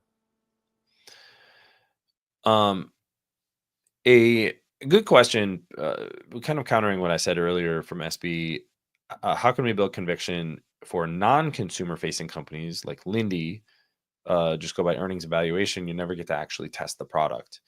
That is right. But there's usually some sort of end product or demand that you can kind of gauge, like if it's a B2B kind of a business, why do businesses like that company or prefer that company? Why do they have good margins? Why is there some sort of a supply chain lock? Is there some sort of technology that they're doing better than everybody else? Lindy's not one that I really have covered, but I know that a lot of people like that company specifically. But yeah, it's not the easiest thing to answer, and that is where the financials do start to really matter. And that's where you can kind of judge how sticky something is. Is their product a commodity where they're selling the same thing as everybody else and they got to beat you on price, and hopefully they're a little lower cost. But yeah, there is that is a little bit maybe more of a challenge when there's not a brand associated with it. But usually that also comes with a little bit better multiple too. You're not going to have, kind of the go-go prices of companies that are. Palantir is a weird one because none of us, I think, are using Palantir software. Somehow that has become a meme stock that people really love, despite the fact that they've never used it. The other one I wanted to touch on was Paul SF. How do you avoid or observe yourself wanting stocks that you already own to succeed as you reanalyze and consider whether you're going to add again? I'd be interested in your thoughts on this, but I try to just constantly challenge my investment thesis in any company. And this is, again, when a quarterly report comes out, I try to look at the quarterly report before I look at the market's reaction so that I can go, okay, is the company doing the thing that I thought they were going to do or are they doing something else? Because I don't want to be reacting to what the market was expecting. I want to be reacting to what I was expecting. And so I think that's just, it's one of those things, but I'm constantly thinking about, and I think more probably high level when I change an opinion on a stock or a industry, it's more because my thoughts on the industry have changed. GM would be a good example of this, where a year ago I would have said, you know what, I think I think Waymo and Cruise are probably going to be the two leader. Those are the two companies that had basically gotten the farthest on autonomous driving. In that year, GM decided to shut Cruise down. And then you have to go, okay, why did they do that? And that is what got me. I mean, I've talked about this on a bunch of live shows, but to thinking that, you know what, it looks like autonomy is much more of a commodity. So if that's true, then how should I be investing in that industry? I think that industry is going to grow and be really valuable. But where's the value points if my thesis a year ago and my thesis today are completely different? And so constantly trying to challenge yourself and take in information and go, how does this either affirm or challenge what my current thesis is? I think that's really helpful. Yeah, I basically do the same thing. I remember way back when I owned Garmin back before there were smartphones, and everyone wanted the GPS for their car. But Apple came along with its iPhone. GPS was just an app within it, so that did not bode well for the GPS market. I was probably a little late admitting that. But I did finally sell Garmin. Now Garmin came back, but that was much later. I did not think that was going to happen, by the way. But so you don't really know. But that lesson kind of stuck with me. So I'm always challenging that. I also had an issue with Teladoc because I thought that was going to be the next great thing in healthcare. But they kept buying companies. They kept pushing off their time when they were going to become profitable. And I sold them right before the pandemic. Of course, you can't predict the pandemic, so I missed that run up to 300 and the run all the way back down to wherever it is now. It's like either the high single digits or teens. I sold it, and I think at 56 if I remember correctly. So in the end it came out okay, but I was sweating. I was kind of regretting my decision for a while, but ultimately I'm glad I sold that because the thesis just kept the thesis kept not materializing. That kind of happened with Zoom. Now that I think about it, I probably held on to Zoom a little bit too long, but that was just never growing. And you had all these other competing platforms coming along, so I just didn't see a prospect with that. But you just have to like Travis said, you just have to keep challenging your investment thesis every so often to see if it still holds up. If it doesn't, you probably need to at least consider selling it, if not outright making that decision. There's a question from Luella that I want to touch on.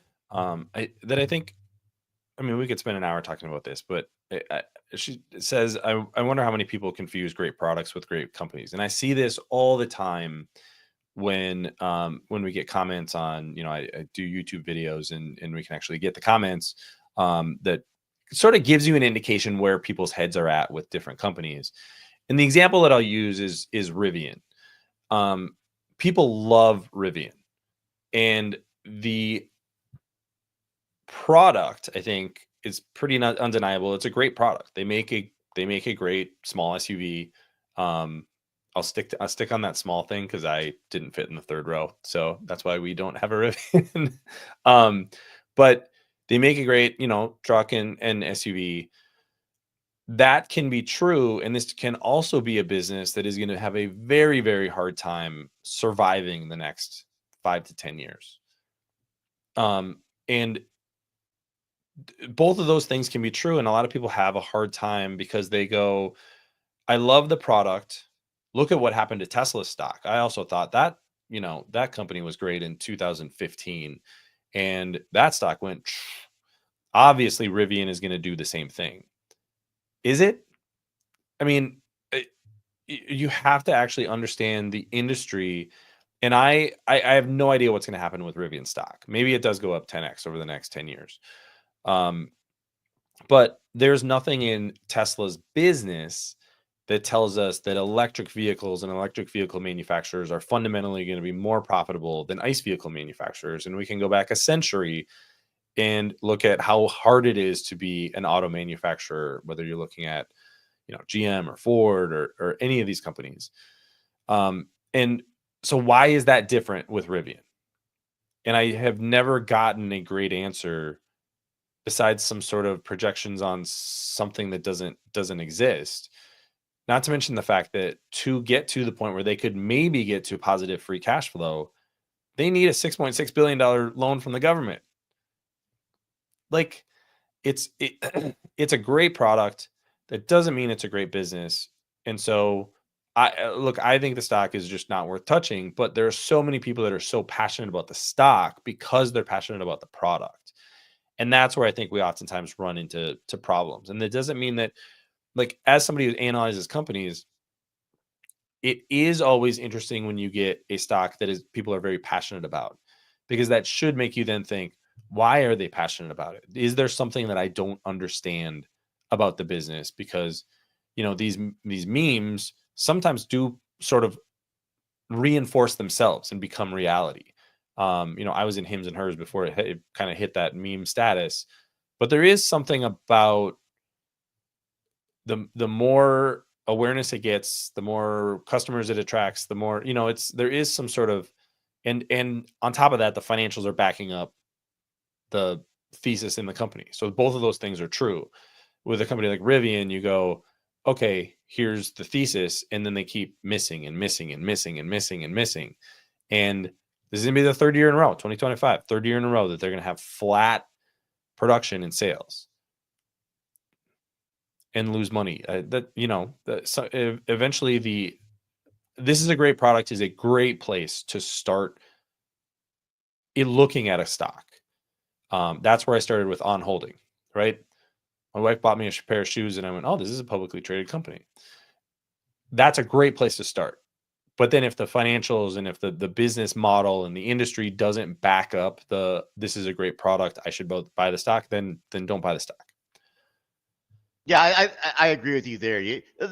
A great product is a good starting place to look at the company, but you might look at the company and not like what you see, or you might not like the financials. And if you don't, it's probably not a buy. So, I mean, I hear the phrase being bandied around. If you like the product, you'll like the stock. That was true with maybe Starbucks in the beginning, because at that time, I guess it was international because it was in Canada, but it wasn't really outside of North America. And it was true for that over the long term, because over 30 some years it's been a publicly traded stock, it did go up almost exponentially. But if you discover that with a more mature product, you're not going to get that same kind of bang for the buck, for lack of a better way to put it. Or in the case of Rivian, it's not a great company. So you just have to look at both before deciding that a great product is going to turn into a great stock. It just isn't always the case. Bessie asks, how often do you question your thesis, or is it event triggered, and what sort of events? Good question. I think this is something I'm just constantly thinking about, especially in, and then the way that I think about it too is when you're sort of early in analyzing an industry, you kind of develop, or I kind of develop a thesis, and then you're kind of like picking at that. And some things confirm what you think, some things don't. And there's, like, let's take autonomous driving as an example, because that's a rapidly changing industry. So I had a thesis a year ago. A few events changed that.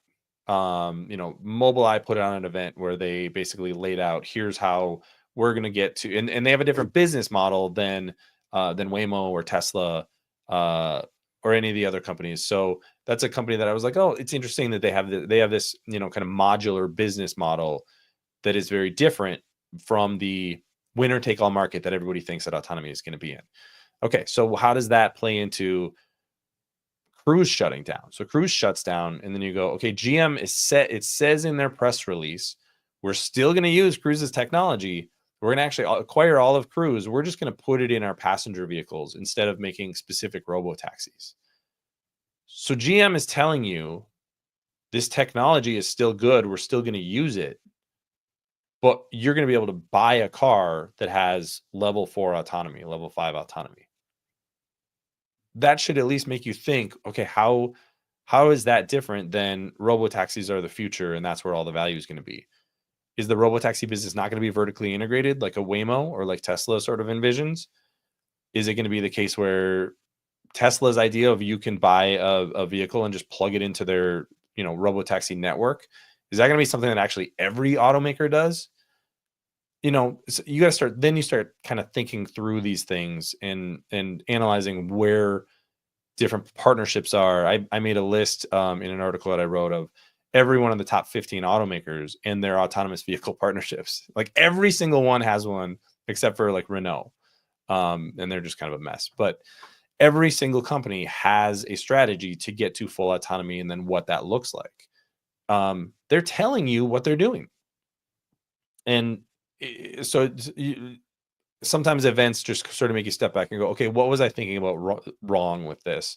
And sometimes it's something over time. There's another question about Apple. And Apple is one where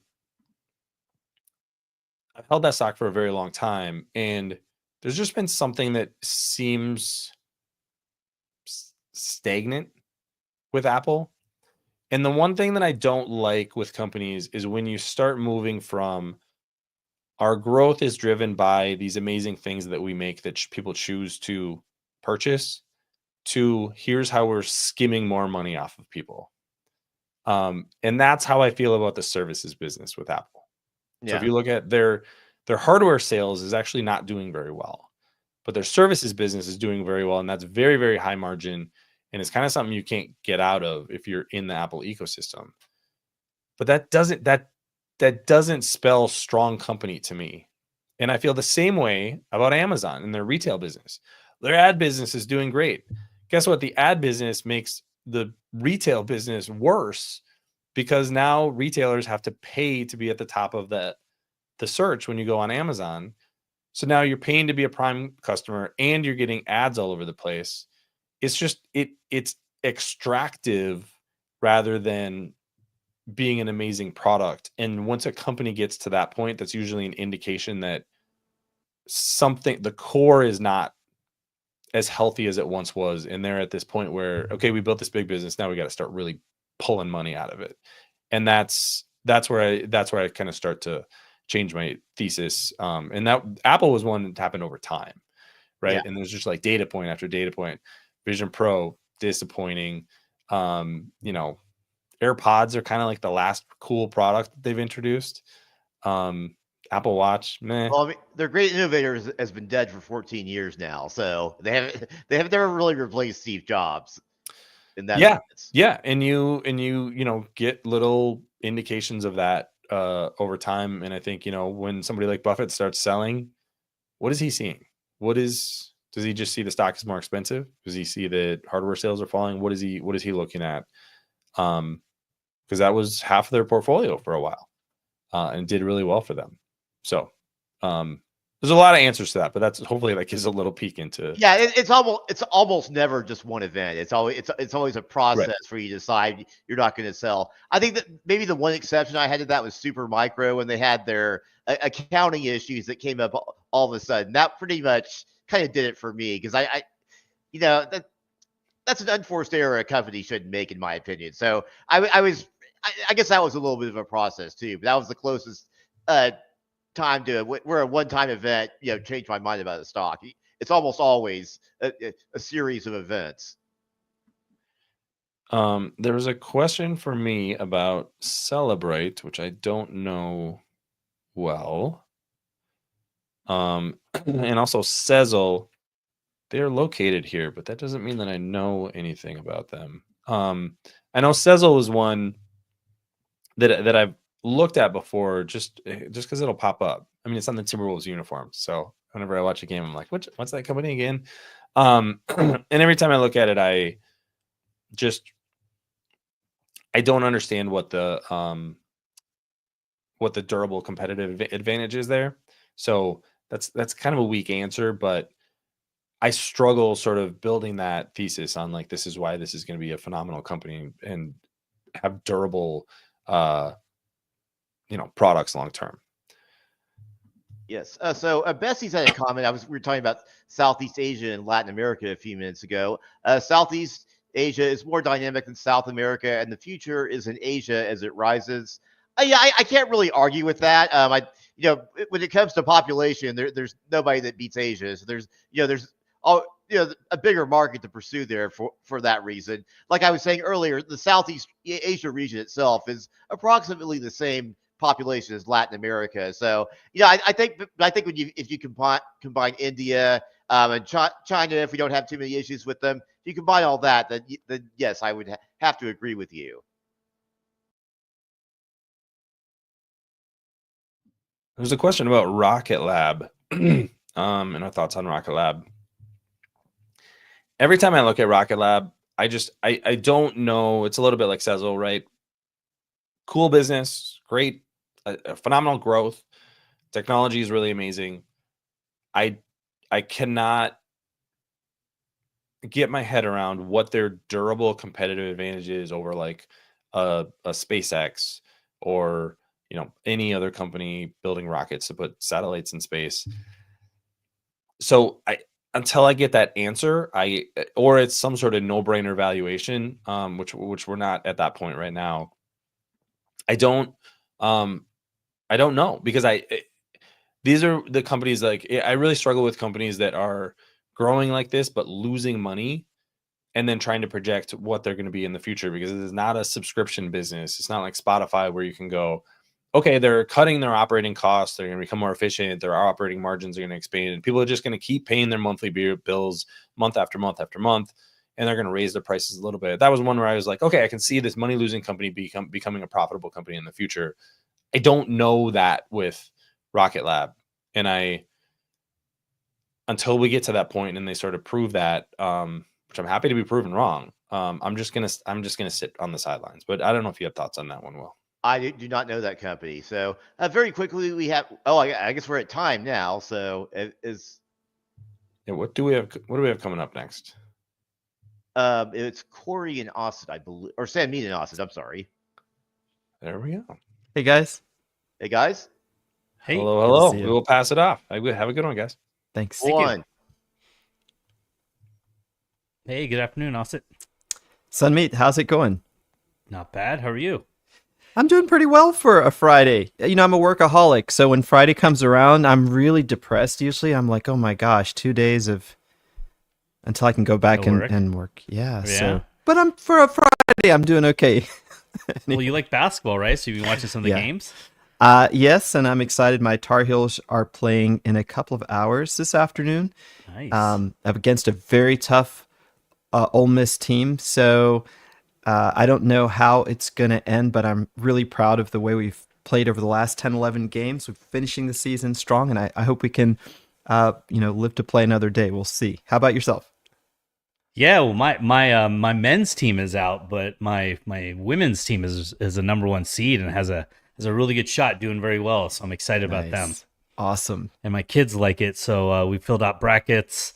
And my daughter particularly likes basketball. She's playing. I'm actually gonna go watch her last middle school basketball game today. Oh, that's so cool. And she gets into it. She likes to watch it. She's a fan too, so we bond over that. So neat. Enjoy that time while they're young. I say it flies away. Yeah, she's a teenager too, so whatever time I actually do get, I take it. There you go. If she does want to hang out, I'll take it. You're such a good dad. So let's see. So I guess today we're just ask us anything session. So fools, if you have anything to ask that's pressing, or just curious, you kind of have an idea. I think many fools now have a decent idea of the stuff that we generally cover. If not, no worries. Just ask away. And Asit, you cover a lot of stuff too. Like, so anything you guys want to ask us, definitely feel free to ask us. Should we do anything this week that kind of stuck out for you? I mean, we had the Fed we had the Fed come out. They didn't really change anything, but still a little bit of expectations of 2 rate cuts point this year. It's probably all we need to talk about macro. But any earnings reports that you were particularly interested in or struck your eye, or anything that's coming up that's kind of hitting your eye? Well, I often fall victim to recency bias. So looking at results from just the last couple of days, we had Nike report earnings, we had FedEx report earnings, Accenture. So 3 very large capitalization companies, and all of them subject to pressure from everything that's going on that investors have been watching. So tariffs, potential for tariffs hit the outlook of FedEx, as well as some fears that they could be vulnerable in a recession. That is a business that can suffer a little bit when volumes decline because of contracting global economies. So I think there's reason why some shareholders are trimming at the margins on FedEx today. I saw that it was down. Nike, an interesting turnaround story there, but the big T word also seems to be in play. I noted that Nike is signaling that the sort of manufacturing base they still have in China, which they have been, Sunmeat, since the early 2000s, trying to wind down. That base still has a substantial amount that's produced in both China and now Mexico. So that too is something that investors are feeling very cautious about. The turnaround story is, I think it's sort of there. I really like Elliott Hill. I like the product center approach that he's taking. But now you have these macroeconomic headwinds, so that stock got hit on earnings. And then finally, Accenture. I mean, it's a business that many of the Fool analysts study because they have such technical depth. They're the world's largest consulting company. To hear them acknowledge that part of their revenue is going to get crimped because of the slashing of spend at the federal level. This is the Doge agency that Elon Musk is spearheading. That was a call out in the call. So when you look at the percentages of their business, there's some high single digit to low teens exposure in their revenue base because they do so much business with the federal government. So just all the things we've been talking about is theoretical for the last several weeks. We're starting to see that dribble into earnings reports. So this is what I'm a little focused on moving forward. What will the next quarters look like? Of course, we have, I think, April 2nd is the date where we'll get the next round of tariffs announced and implemented. So there's some more to learn there. But basically, take that for what it's worth. Because as I said, I suffer from this recency bias. If it happened yesterday, it's a little bit top of mind, but it's like that for many of us. How about yourself? Any themes, earnings in particular that have caught your attention that you're paying attention to? Well, I was gonna I didn't get a chance to, but I was gonna take a look at Nike, see kind of how they're doing. I was just looking a little bit at some summaries of it, and looks like their outlook still wasn't very strong. And I love how, like, when I read summaries of the earnings from other sources, it'll say, like, earnings, the outlook is weak, not sure about the turnaround plan. I'm like, he hasn't been around for very long. Like, how quick do people expect that a turnaround is going to happen? I mean, this is a massive company, and like you said, with the China production, they've been trying to work on that for years, and I can only imagine the amount of factories and how ingrained they are in the country, and when it comes to their production or their manufacturing, that it's going to take time for them. So totally. And it sounded like, I was just looking, it sounded like Nike's working on, building its relationship with its wholesale partners. I think he had gotten away from that, and some other competitors are doing a little bit better job, specifically like On Holdings, and I would imagine Hoka as well, having good relationships with those wholesale channels that has helped them, even though they do also direct to consumer sales. So big ships are not easy to turn, right? So Nike's it's gonna take a while. I'm actually a shareholder and a fan of On Holdings myself, So kind of wanted to see what's happening with Nike. The slower the turnaround is for them, the better it is for On. I mean, the competition is going to come from Nike for sure. There's going to be pressure for them, but On continues to innovate, and I'm sure they're gonna keep abreast of what Nike's doing. And I mean, maybe not. Maybe they're just gonna keep doing what they're doing and stick with that. So, macro wise, on me. Yeah. No, go ahead. I wanted to jump in there with just some quick thoughts on holdings Nike. Do you want to finish with your macro thought first, and then I'll do it? Oh, well, macro thought. I mean, I briefly listened to what happened with the Fed, and that's it. That's my one few second take on macro. I don't really focus too much on that. Right. Yeah, so I like this dynamic between On Holdings and Nike. I like both companies. I think Nike is an interesting turnaround story. Mm-hmm. On Holdings, just a very aggressive innovator.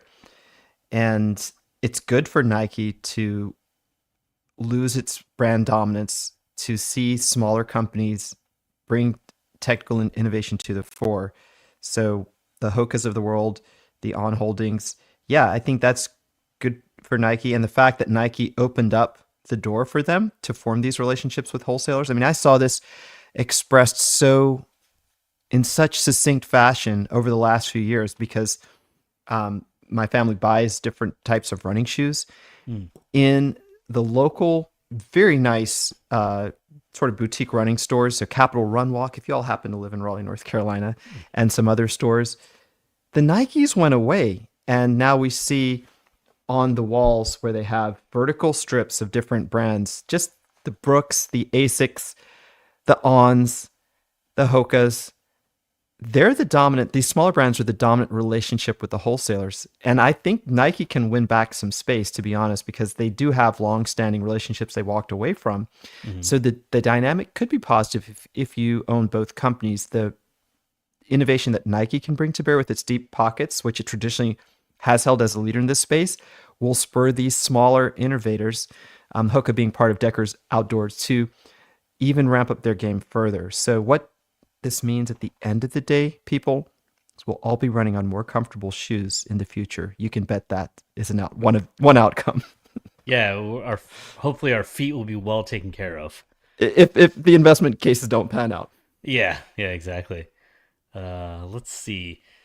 We've got some questions coming in. We have some questions coming in. So is anything there? There's one here for you specifically on a stock advisor name from Matt. Asit, what is the stock advisor team looking for from Luckin Coffee, who's been sitting in the penalty box for nearly 5 years now?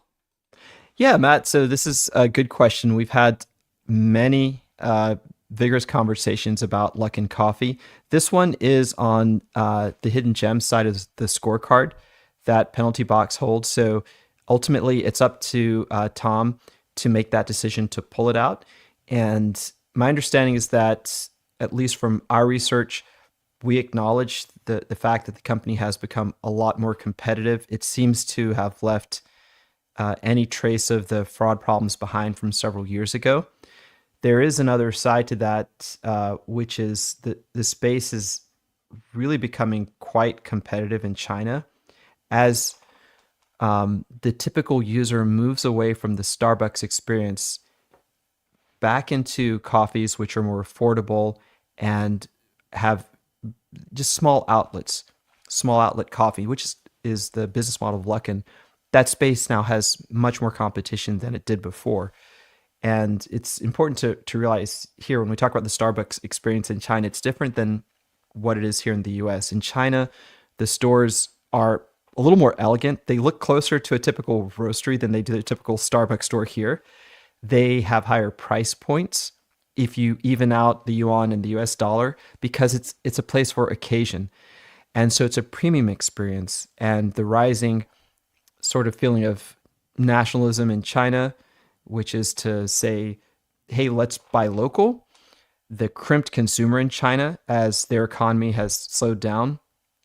All those headwinds that you see that face Starbucks in China are inducers for companies to get into the market that Luckin plays in. And we've seen a couple of competitors rise up. So my guess is that Tom is looking at that saying, yes, potentially we could have pulled this out of the penalty box earlier. I mean, if you bought it when it was trading for $1 per share, you've done well. But at that time, that was a bet that there would be no more fraud and that the management team wouldn't get stopped by the authorities in China. So that was a risky play then. But if I had to guess, I think it's about the competition, that competitive landscape. And, the ultimate decision point on that, could be just to remove it or even to sell it. But that's not my decision to make. We'll keep you posted, though. That's been discussed recently. Thanks, Matt, for the question.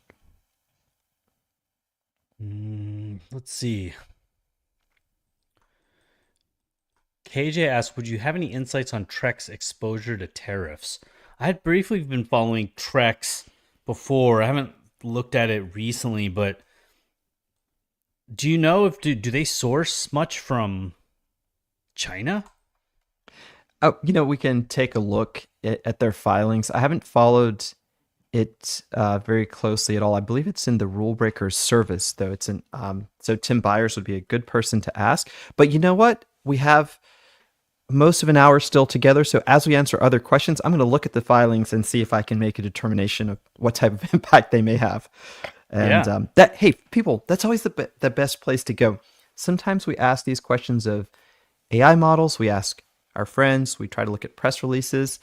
But if you want to know something very specific like this that has to do with where a company sells its product, where it pulls its supply chain in, go to the 10K annual report or quarterly report, and you'll usually find the definitive answer there. This is a non-paid advertisement for the site, sec.gov. For Edgar. Edgar, this is where you get the filings for the companies that you invest in. So I'm going to go to Edgar while we're talking, and we'll return to this question a little bit later in the hour, Sunmeet. Well, I'll give you a little time because I'll take a question that was specifically directed towards me. Bestie's asked, Sounds Mr. good. Dio, what are your expectations for Celsius in the next 2 years? And I think this might be something that you look at too, sure, as well, Asit. But Celsius, I think they're, to recap, they bought Alani Nu recently for, I think it was a net purchase price of about $1.65 billion. And they're going to be focused on integrating that into their system. I think it's expected to close over the next couple quarters. I believe should be closing here soon. Excuse me. And I see Celsius as kind of broadening out their platform of energy drinks and health and wellness products. Alani Nu not only does energy drinks, which is number 4 market share right behind Celsius, and they've been gaining a ton of market share and have a very interesting demographic base which Celsius can kind of take advantage of, some of which is overlapping, some of which I think is going to be new. But Alani Nu also has a little bit of like the supplements and shakes and other kinds of health and wellness products, which I think Celsius is going to start taking advantage of, or at least will broaden out their platform and their portfolio. They also recently launched the hydration packets, which has become a very big industry actually of you have Liquid IV, you have Gatorade has done their own. Almost every beverage brand is doing their own hydration packs. While there is a lot of competition in that, I think it's a big enough market that they can capture some of that. So I think they're going to be able to start re-accelerating. But just to backtrack really quick, Alani Nu is growing at a much faster rate than Celsius. So obviously they're going to be taking that on. Hopefully, continues to do so. From a brand perspective, a consumer's perspective, there's probably going to be a lot of consumers that don't even know Alani Nu is owned by Celsius. They're probably going to operate on their just as they are, and they might continue to grow. And so I expect that Celsius's revenues will start picking back up. In the 12 months ended of 2024, their revenues only grew about 3%. They've had it. That's off the back of about 3 years of triple-digit growth rates. So I think that Alani Nu's addition could at least bump them back up, to maybe the 20% range, maybe high teens, low 20% range. And so, I expect that the stock can do reasonably well here, assuming that their core brand of Celsius is not undergoing more weakness than we think. And, they did broaden out their distribution a little bit with agreement with Santoro, which primarily expands their distribution in Europe. And then also we had the interesting news of Pepsi buying Poppy.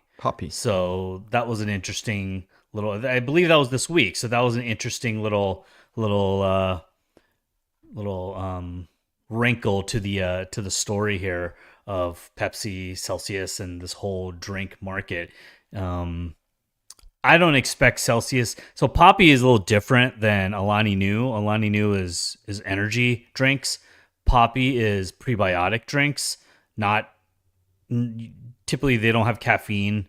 They have some prebiotic stuff in there. Like Poppy particularly has apple cider vinegar that's in there. There's another brand called Olipop, which is actually a favorite of mine. I love Olipop, and they are also prebiotic, I believe, or probiotic. There's a difference, by the way, of prebiotic and probiotic.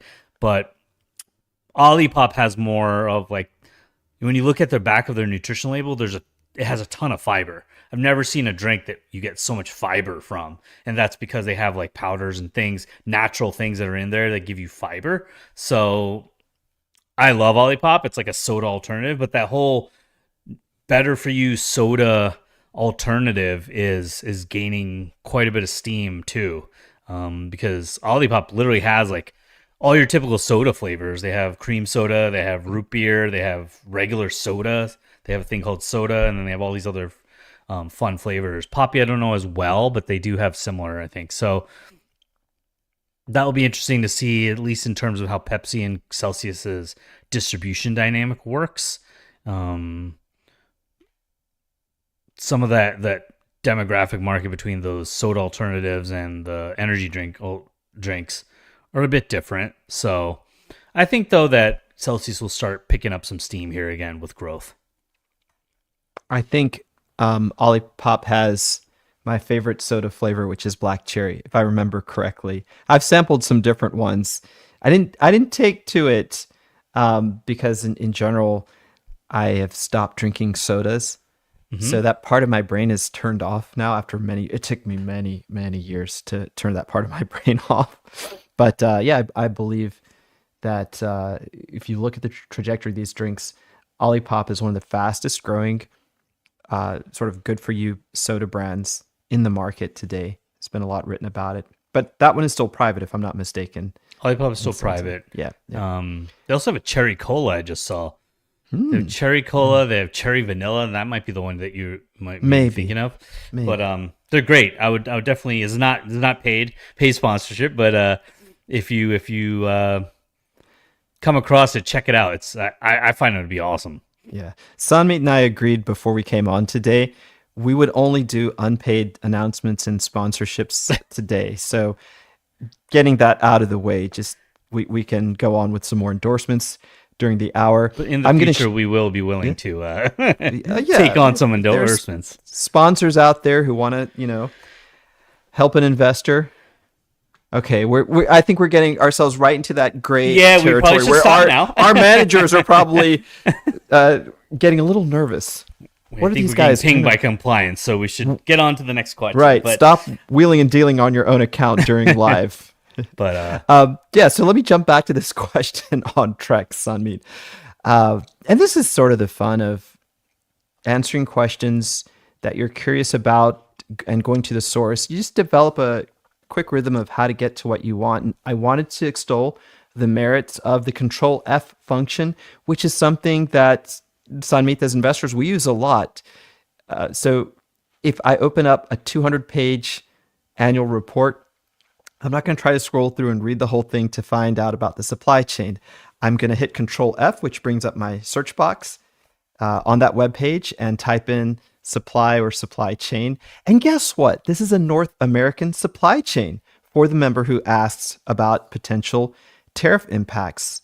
So two things still after many years revisiting this company are true. The company uses reclaimed wood and something called polyethylene, scrap polyethylene. So think plastic bags that are being repurposed.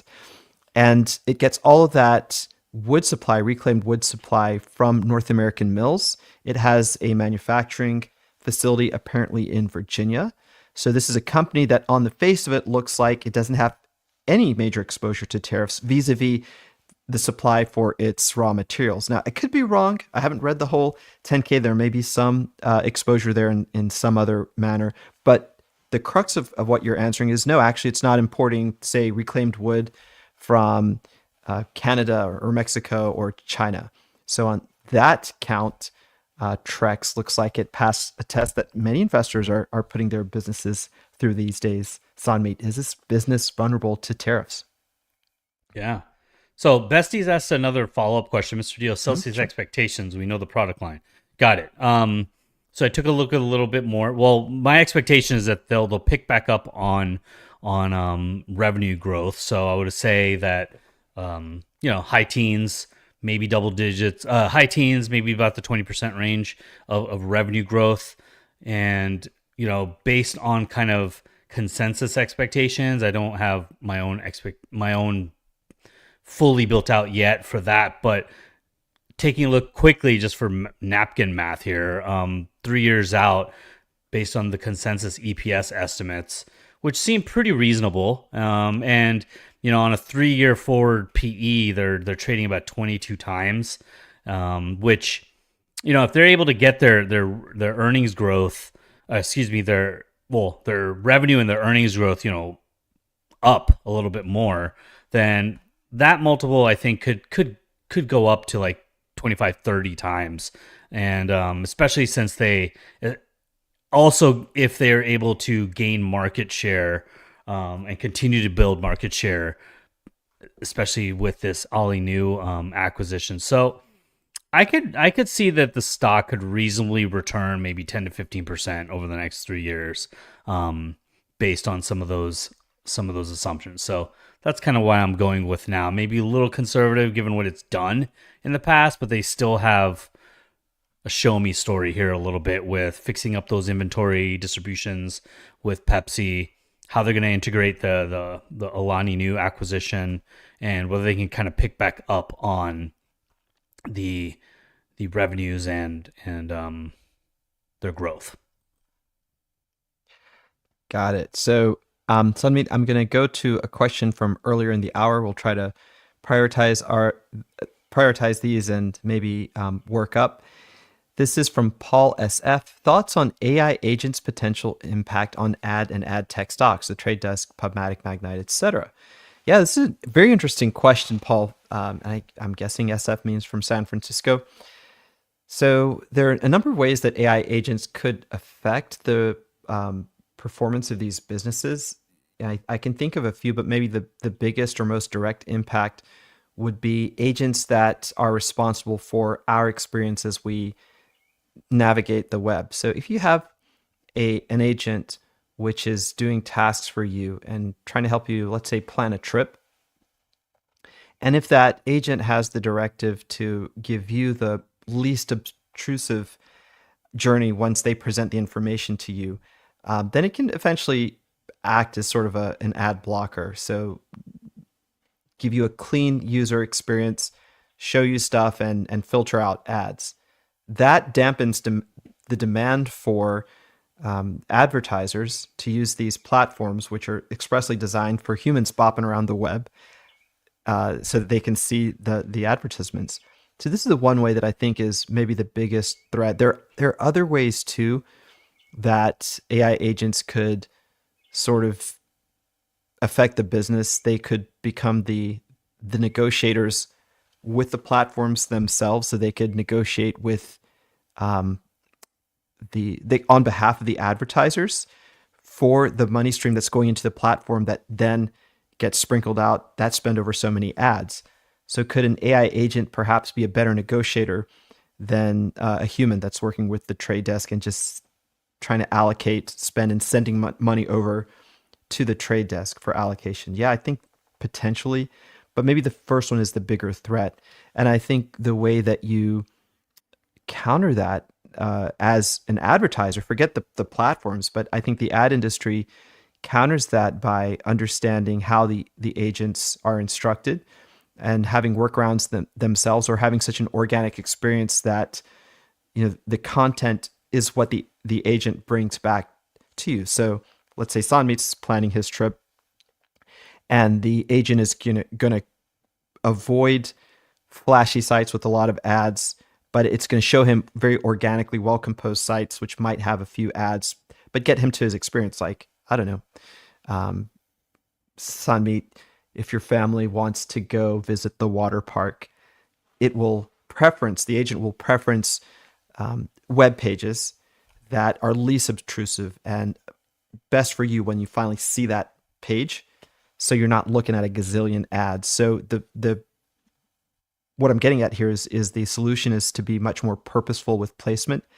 And so the ad platforms have to work backwards from that and be ready for that day to be able to show advertising companies that our platform is going to place your ads selectively so that agents won't cut them out of the stream, which gets shown back to the user. So that's maybe a bit more detailed than we needed to go into there, but it's a fascinating question. I think it's something we should study as people who are interested in programmatic ad businesses. And let me just tackle this one more right on top of that very briefly from Matt. With a market cap of nearly 18 billion, how well does Viking Cruises fit the profile of a stock advisor recommendation? So by market cap, Matt, as you well know, it's over that 10 billion mark we look for. And now it has, I think, a few quarters of seasoning on the public markets. And I think there's some people on our investing team, not necessarily in Stock Advisor, who have poked around. But yeah, we'll put that on the list to at least glance through the financials and the narrative and see if that should go in the funnel of companies that we're researching. Thanks for the reminder there. Yeah. See, another one from Matt that he asked, where'd it go? Samith, would you add to Moderna right now, or is it still too much of a one-trick pony for you? So, Moderna's, had a huge rise and then fall after during and after the pandemic. And I don't think for now, their biggest source of revenue is from their, COVID vaccine, which, is gonna tail off. They're working on a whole bunch of other stuff, still in approval process, or in trials and approvals. And it's going to take some time. So, there's a lot of news flow around Moderna in terms of, because Moderna is kind of associated with vaccine, obviously the COVID vaccine, but vaccines in general, that is their primary kind of area when it's like flu vaccine or, some of the other like respiratory illnesses they're working on vaccines for, but they're working on a lot of other stuff. And the mRNA technology is really the core of who they are. So anything they can do with that mRNA technology to cure illnesses or diseases, they're probably going to work on. So, but given that it's vaccine, given that it's associated with vaccines, any kind of news flow from the administration, pro or against the vaccines, is going to kind of move the stock around, whipsaw it a little bit. So there's a lot of concerns about funding, how much funding they're going to get from the government. And so it is still it's going to be more of a volatile name for the short term, for the near future. But, I'm hanging on. I own some shares myself. I'm hanging on because I like the prospects of the mRNA technology. Still a long way to go. This is one of those names you really want to own for a very, very long period of time and stay very, very long-term oriented on it, because it's going to whipsaw. It's going to take time for them to get approvals for new vaccines and drugs and other areas that they're working on. And if it seems like it's starting to not, gain traction in some of those areas, then it might be time to kind of step away and put money into something else. But for now, it is a bit of a one-trick pony. I don't know if there's anyone out there who can't hear that phrase without thinking of Paul Simon's great single "One Trick Pony." From his solo efforts aren't as well known. Early solo efforts aren't as well known as his work with Simon Garfunkel. Of course, later career, so albums like Graceland, those were huge hits. But one of the intermediate albums between leaving Simon and Garfunkel, leaving that duo, and then hitting it big with Graceland, was a great album. And I think it was called One Trick Pony. I think that's the name of the album. Anyway, every time I hear that, I go back to that song. All right, there's a question here about IoT from Shotgun Santa. Santa, why are you carrying a shotgun? Maybe you're riding shotgun. I think Santa's riding a shotgun. He's riding shotgun. I can't think of Santa as hauling around a shotgun because, Santa's like the one who's determining if you've been good or bad. So that's the implication of that.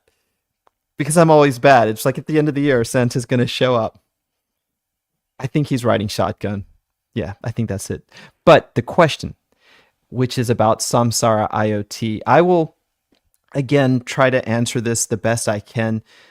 Notice I'm going out on a limb here with companies that I haven't looked at in a while. I think we have a theme for this, the rest of this hour, Sunmeet, from Trex, the outdoor company, to Samsara, which I know is a recommendation, or at least it's been a radar stock from one of our colleagues, Jason Moser. I think he's recommended it. I should have looked that up. So yeah, I'll go ahead and answer on behalf of Jason. Hopefully he's not watching just now or doesn't happen to watch this later. So I'll try not to bungle it too much. But Samsara is a platform which, yes, indeed, works in the industrial and more plain vanilla Internet of Things space. So it works with companies to put sensors on physical assets. The easiest way to think about it, or the best illustration, is in mobile fleets. So let's say you've got a company like Bimbo Bakeries, which is a huge bakery concern out of Latin America. And I think they recently announced that Bimbo is a customer. Then you can use this system. It's got a software side and a sensor side to do just as Santa says, to act as a data scientist. So you get all kinds of information that can be used. Let's stick with a trucking fleet now for safety. So to analyze how safe your vehicles are, to even be used for telematics. And I don't know if there's a commercial application in insurance as there is on the non-commercial side. If you or I sign up for let's say, Progressive's insurance, we can actually have a sensor in our car that communicates with Progressive servers and can reduce the cost of our insurance if we drive safely. So think telematics, that industry, perhaps that's used in this. But also asset tracking. If you've got assets that are moving about in the world and you've been losing them to shrinkage, theft, or incompetence maybe of a dispersed workforce that's in the thousands, then you can use this company's sensors to track those assets. And so that can help save margin money on your bottom line. So for me, this has always been a really fun, like picks and shovels play on the theme of like dispersed data that's on the edge. And I still think it's a really strong company. We had looked at this for Stock Advisor, which is why I know a little bit about it in the first place.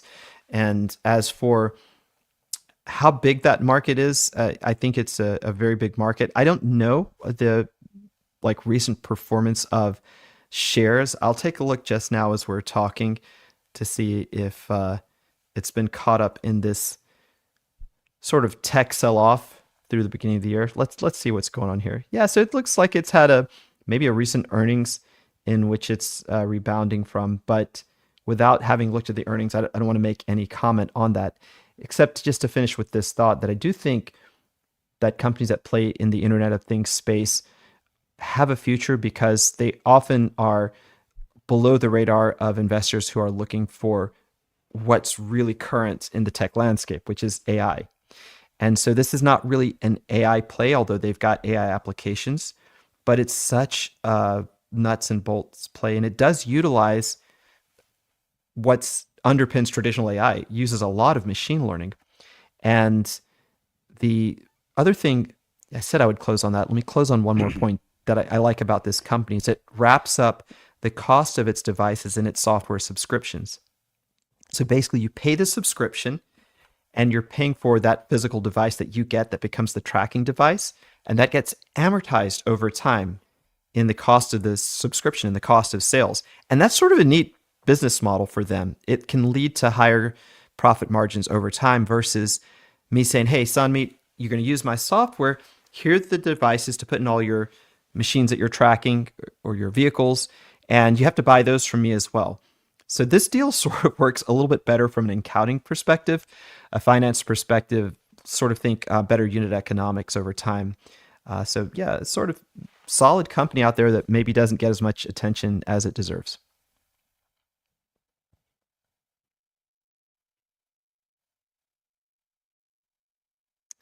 Shall I grab another one, Sunmeet? I think I lost your or. Oh, I'm sorry, I was on mute. You're okay. Gotcha. Here's another one that will be fun because I always like talking about restaurant stocks as long as I've already had lunch or dinner. But Ed asks, and this was about 22 minutes ago, I'm starting to have much concerns about Wingstop. There are many better restaurant stocks to invest into. What do you think?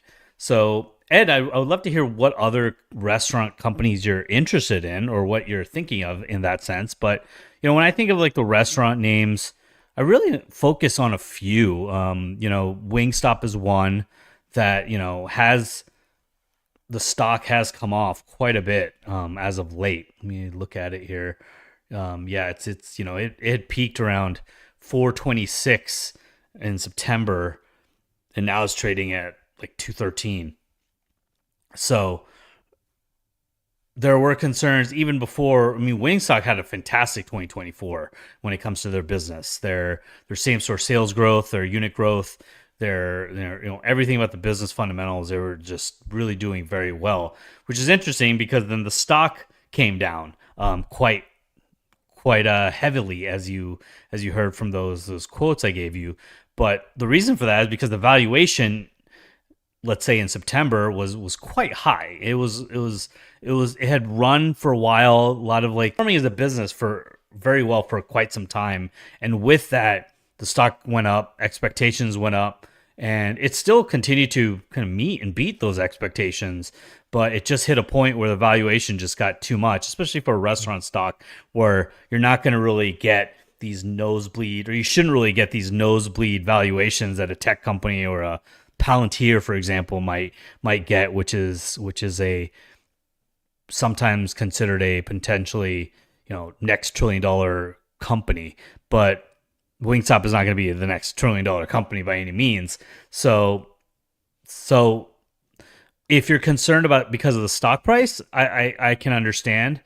But given the business fundamentals and the fact that the stock now is trading a little bit more reasonably, if you look at its 3-year forward PE, it's at about 35 times.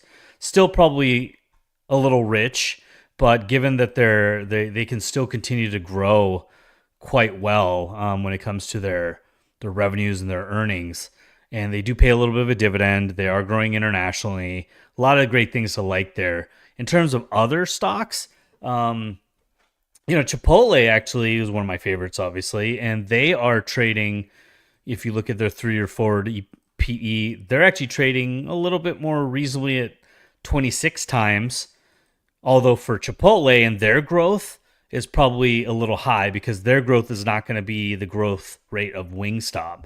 But Chipotle, you're going to get a steady, strong business, proven business that will continue to outperform. And just as a side note, I did try the Chipotle honey chicken. It was pretty awesome. And Jason Moser, who's a spice and flavor aficionado as well, agreed with me. So he actually told me he loved it, and then I went out and tried it, and I agreed with him. So Chipotle is another good one for sure. And then one that I've been eyeing a little bit more recently is Kava. Kava's stock too has gotten beat up pretty bad because it too had started to run high when it comes to expectations, and they're not trading as reasonably when it comes to like a 3 or 4 PE. They're still at like 85 times for PE. even though their stock has gotten crushed quite a bit too. But they have probably, I want to say, maybe the most attractive growth prospects, because they have much smaller unit count than the other restaurants that I've named, and they have a higher trajectory of growing those faster, and it's still relatively an early younger concept that is now starting to produce some solid financials when it comes to margins and earnings growth. So, and I believe that concept can be. I was actually not so positive on it when it came public, not because of the Mediterranean concept and the fact that it can translate across the country, because I think it can. Mediterranean food tends to be, is known to be healthier, which a lot of people are focused on. It is very tasty. I like the food a lot myself. It has higher growth prospects and or kind of more of an upward trajectory than those others, but their valuation is rich. So it's like all of these restaurant stocks, which I think all of them are from a fundamental business perspective, run very well, have great prospects, good management teams. They're all like great companies. There's a lot of other restaurant stocks out there that I wouldn't really go near. So it kind of depends on what you're looking for. If you do want to maybe diversify out of Wingstop or just add on another name to kind of diversify, all of those also have different kinds of foods, different kinds of concepts that kind of, you can almost create a basket of restaurant stocks with Wingstop, Chipotle, Cava, and maybe Domino's too. So So that's my Sanmi, restaurant spiel. I love it. And I have some thoughts on Wingstop too, but I'm going to actually hold them maybe at the end of the hour. There are two questions that I think would be fun if we can get to them by the end of the hour. So I might go lightning round on some of the questions that are addressed to me here, but they're both from Paul SF.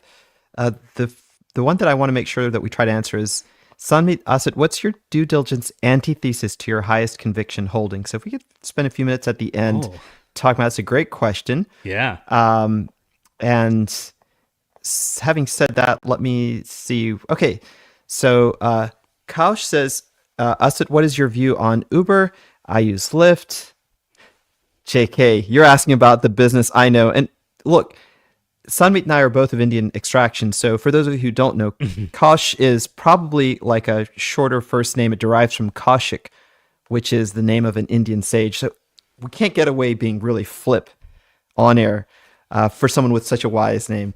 I actually don't follow Uber. I don't know if Sanmeet does, Kaush, but what I would look for myself if I was investigating the Uber thesis is to see the potential for a tie-up with the autonomous driving segment, basically Waymo, maybe Tesla. I think it was Tesla that Uber was making overtures to, right? I believe they have a tie-up already. This shows you how ignorant of the stock I am or the business, because I haven't followed it in a while, but that's my theme for this last half hour, is to take questions on companies that I should know more about.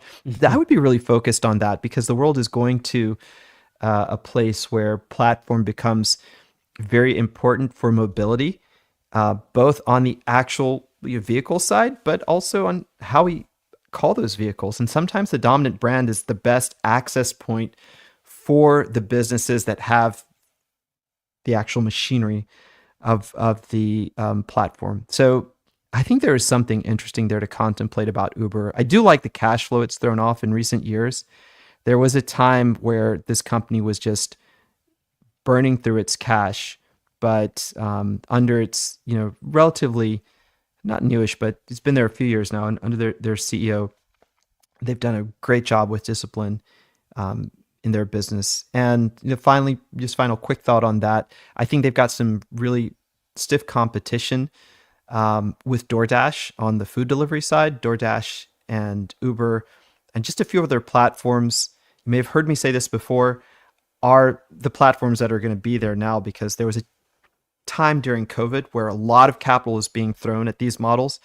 And now it's very, very expensive to compete against just a few dominant names. But that's where I would be exploring like any potential margin erosion. DoorDash has really been doing a great job with city density. It's a formidable rival on that part of the business. Uber is more than just Uber Eats or its logistics business or its regular vehicle service. Okay, so lightning round for me now, just a couple more. UPS is their 6.5% dividend safe? Do you think when they report the story follows FedEx and their turnaround will take longer than planned? I'm not sure. Ed, it's a really perceptive question to ask. I would be a little worried about that dividend if I was a shareholder. And I do think that they suffer from the same things that have made people nervous about FedEx today. And that is the exposure maybe to some tariff-induced slippage in volume. But more than that, if we slip into a recession, that's never a fun time to be an owner of UPS and FedEx. It's a fun time if you're adding to those positions because that tends to be the best time to buy these stocks is during a recession. But yeah, I think those volume headwinds and a little bit too of worry about whether the de minimis exception for goods that come into the US that are below $800, whether that stays and allows UPS and FedEx to enjoy all this business from the likes of Shein and Temu, whether that continues or it gets taken out, which is, just another sort of headwind for that business. Bestie says, Mr. Sharma, wait a minute, besties. We can't be besties if you address me by my last name. You can call me Asit. But on the other hand, I sort of like Mr. Sharma. I like that. It makes you sound very distinguished. All right. Well, besties. My expectations for Helmet, Mr. Besties, or I don't know. It could be Miss or Mrs. or they. I actually don't know. Yeah. I won't presume, but my dear besties, that presumes too much familiarity. I'm going to stop while I'm behind. Get to the question. Besties. Expectations for Helmet. Yeah, I am sort of positive on this business because the trajectory of the aerospace business is vibrant just now. There is a lack of supply and a lot of demand for the highest end parts, and Helmet is just a specialty producer of these parts. Also, regardless of which platforms get put into place in government defense spending, Helmet tends to benefit. There's a question from Ed, was asked the same time you did, about Lockheed Martin losing out on the next generation, sort of sixth generation fighter. That contract went to Boeing. So Boeing stock is up 4 or 5% today. Lockheed Martin's stock, as Ed points is down 6.5%. Helmet, it doesn't matter. Whoever gets that contract, Helmet's parts are going to be in those engines because no one else can provide the most specialized aero aluminum parts and also titanium parts, super alloys for fighter jets, and also a lot of commercial planes as well. Their parts are found in 90% of everything that's flying today. So I like it just from that demand perspective. They have a great spare parts business. They have an AI angle, which is they make the blades that go into gas turbines, which are the intermediary step for powering data centers until we get to those small modular nuclear reactors. There's a lot to like about this business, but it does have the same pressures that these other businesses we're talking about today are subject to. It's economic uncertainty, a little bit of tariffs, not much. Helmet has actually a lot of production right here in the U.S. and a lot of raw material supply right here in the U.S. But, the cutback in government spending maybe affects it around the margins. So not without risk. And any other businesses, look at GE Aerospace. For many of the same reasons, I'm a fan of that company as well. Finally, Ed, on Lockheed Martin. I don't follow Lockheed Martin, Ed, but I'm going to stick with my theme for this hour and say generally in this industry, the world is becoming a much more volatile place. Why isn't Lockheed Martin down 10% today? Because it lost that next generation contract, which, I would think would have been theirs given their long history with fifth generation. Well, the reason is because they have so much potential in front of them. This industry does, Lockheed Martin, the other defense suppliers.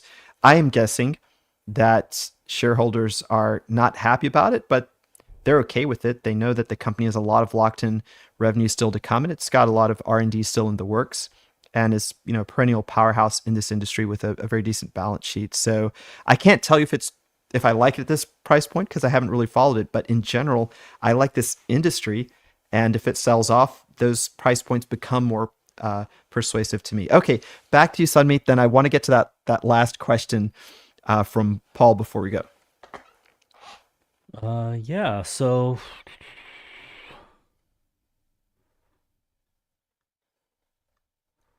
what did the one do?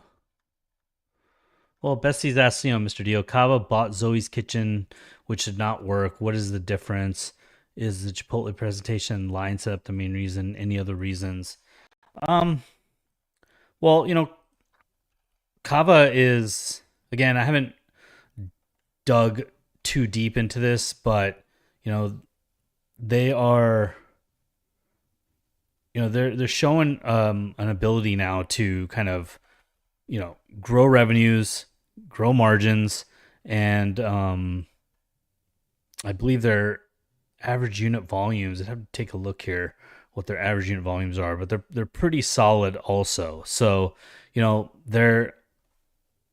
would love to, this might be something I do a little later on, is kind of look at it like a side-by-side comparison of some key metrics between Kava and Chipotle, and kind of seeing, AUVs and same-store sales and, restaurant-level margins and costs. I think Kava has the ability to really get their business model to become, I don't want to say Chipotle-like, but pretty strong. And they too are not a franchise business. They're a company-operated business. So similar to Chipotle in that way, it plays on that, like you said, the restaurant fast casual restaurant trend of just, the way they deliver the food, their app, their digital sales, like very, very a lot of similarities. It's almost like a Chipotle, but in Mediterranean. But whether they can keep up with the kind of the fundamental metrics will be something I'll look for. And I suspect, this is just their food costs are probably, I'm going to say, a little less than Chipotle. And the only reason I would bump up Chipotle is because of those avocado. Those prices can be kind of volatile and do tend to affect their food cost prices. So yeah, I just think that the business model and their financial model is pretty solid. So, and I think it has a lot of potential from here, as it's only, I believe, 500 or so stores, and they're looking to grow quite a bit, but they're not growing like aggressively. They're growing at a more moderate pace. So many reasons to like Kava. Awesome. All right, I'm going to do lightning round for a few questions, and then Sanmeet is going to answer Paul SF's question. Start off, what do you think about Nike, symbol NKE, after earnings? Turnarounds take time. I think Sanmeet was alluding to this earlier in the show, so I wanted to just second that and say I like Elliott Hill. I think his focus on product is going to bode well for Nike stock, and I think they'll compete on a technical level as well, and start to refirm up that brand. Paul SF asks, technical question, what explains a PE of 1,089, Toast? Well, this happens sometimes when a growth company has losses and crosses over into the world of GAAP profitability, which Toast has done in the last year or so. I can't see that same price to earnings ratio on my screens. Maybe that was from a recent trailing 12-month view. If you look forward, now that it has earnings, it looks like it's trailing 12-month PE, and it was probably on Yahoo Finance. That's where I kind of see a similar PE. Right now, it's showing 1164. Very similar. Gotcha. So if we just look forward, based on earnings for the next year, that sort of flips in the other direction, and it has what seems to be a much more reasonable forward price to earnings multiple. So this happens sometimes. The company is losing money, so it's very highly priced basis versus its past earnings, but investors can see the future where it's got solid profit on the books. And so that future multiple 12 months forward is much compressed versus the backward look. And I think it's, 30, 40 times forward earnings is the PE ratio going forward. Okay, Sanmeet, putting you on the spot. Answer Paul SF's question. Yeah, so I was thinking about it, and not sure if this is my highest conviction name, but it is a high conviction holding of mine, albeit like a smaller position, is Palantir. And really the basic antithesis for Palantir is, one, is it has a astronomical valuation. I mean, the what was it? I think their forward PE even is like, I just had it up here, but it's like, I think like 90 something times. Yep, 91 times 3-year forward PE. Their price to sales, their trailing 12-month price to sales 70. Their forward price to sales is about 31.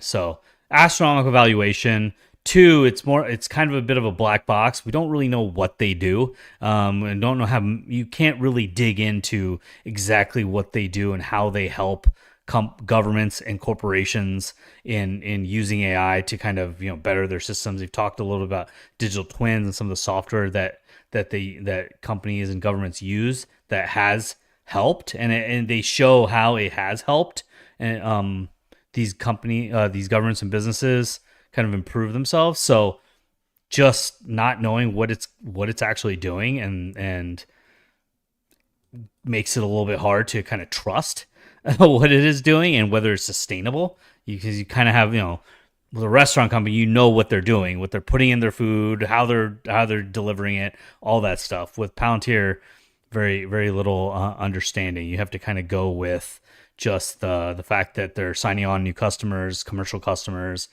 their sales are growing. It's becoming more of a vital part of these businesses' operating models. And another thing is, if the AI thing tends to be like, their models break or their AI is just not as useful anymore, because things just change so rapidly in technology. So that would be mine. So I only left 2 minutes. Yeah, so I'm actually just going to talk generally then to that and just recall a memory. So it was a few years ago, it's during the pandemic, and I was getting ready to interview the Upstart CEO with Tom Gardner, our CEO, and we were talking about this stock and how much he liked it, and we were talking about all its positive attributes. And this was maybe 10 minutes before we were going to go on for the interview, and he said, "Now let me tell you how Intuit could totally take the stock out." Intuit, amazing. This was just like one possibility he presented to me. It was an interesting scenario, and it had to do with the personal finance company. I think they had acquired or were going to acquire.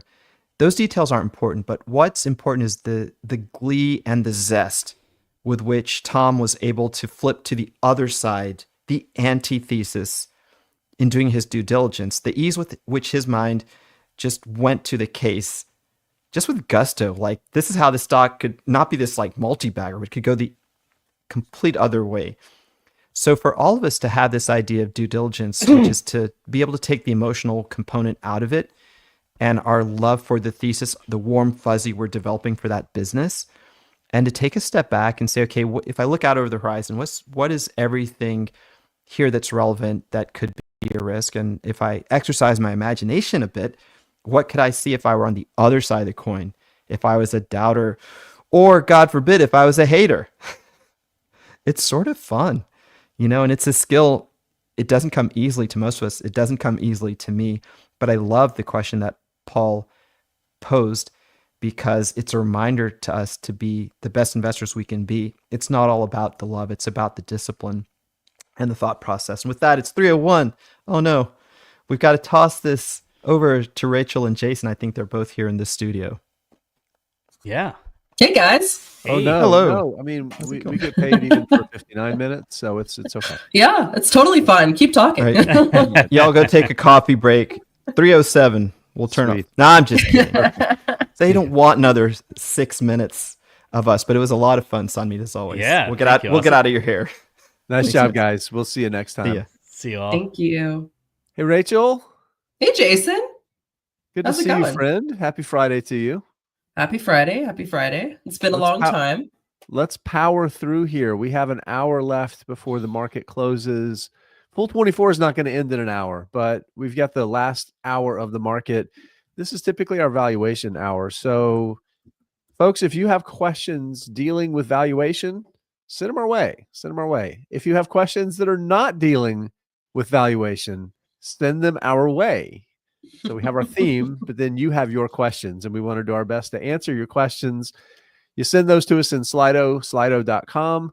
The event code is Fool24. Slido.com, put in Fool24, and get those questions to us that way. But just remember, when we answer your questions, we're not telling you what to do. This is not a forum where we provide anyone with personalized or individual financial advice. So just please remember that. We know stuff, and we're happy to share what we know. But that doesn't mean what we think or our opinions are what is right for you to do based on your situation. So just remember, this is not financial advice. So, all right, Rachel, where do we want to start? We want to start. Give people some time to get some questions in here to us. Well, there were a few, news stories I was watching this week. If we wanted to go through those really quick before we dive into some of the questions, let's do it.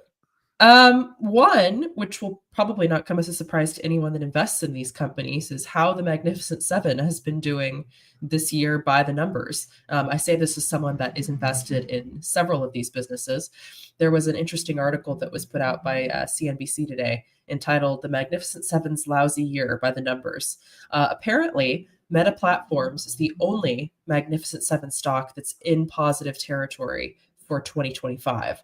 The article notes that, and this is not surprising, macro uncertainty, fears about recessionary pressures, concerns over the impact of tariffs have broadly fueled a market sell-off that's pushed all the major averages into negative territory for the year. And then, of course, the Magnificent Seven are leading businesses that comprise a significant chunk of the tech-heavy NASDAQ, as well as the S&P 500 index. And so the movements of these stocks, broadly speaking, have a really significant impact on the performance of the overall market, even if there are many other companies that are dropping by far less or are even in notable positive territory for the year.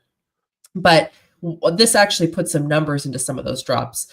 6 members of the Magnificent Seven are already tracking for significant year-to-date losses, led by a 40% drop in Tesla shares. Again, Meta Platforms is the only exception, holding on to a slim gain. We also saw earlier this month the mega caps lost more than $750 billion in market value, which was the worst day for the tech-heavy NASDAQ since 2022. There's also been the reality that major AI companies like NVIDIA have also been facing turmoil. And again, as a major mover in the market, this is one that impacts, again, the movements of the market. Shares of NVIDIA have dropped about 14% in 2025 so far, which is about a fifth of its value down since it reached its record high in January.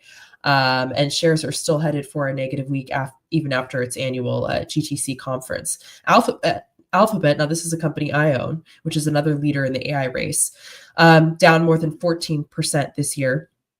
It's lost about a fifth of its value since it had a record close, which was actually just last month. So as an Alphabet shareholder, it's been a bumpy ride recently. Microsoft is on pace for its 8th straight negative week and its worst losing streak since February 2008. And then Apple, which is, again, another business I own, has lost nearly $700 billion in market value since its record close in December. Amazon is down about 18%. Tesla so far has suffered the most significant losses. And again, Meta has so far held on to slight gains, outpacing the Magnificent Seven. So, it's interesting when we look at these numbers because these are such widely owned and followed stocks. And these are also businesses that, as I've underscored, broadly speaking, have a huge impact on how the market performs. And so when these, companies are seeing a major drag down in shares, that impacts some of these major indices that we follow very significantly. And it's something that I think is not surprising. We certainly saw a few years ago very much a reality, whereas investors were shying away from growth-heavy, tech-heavy businesses. These were often companies that saw the most volatility.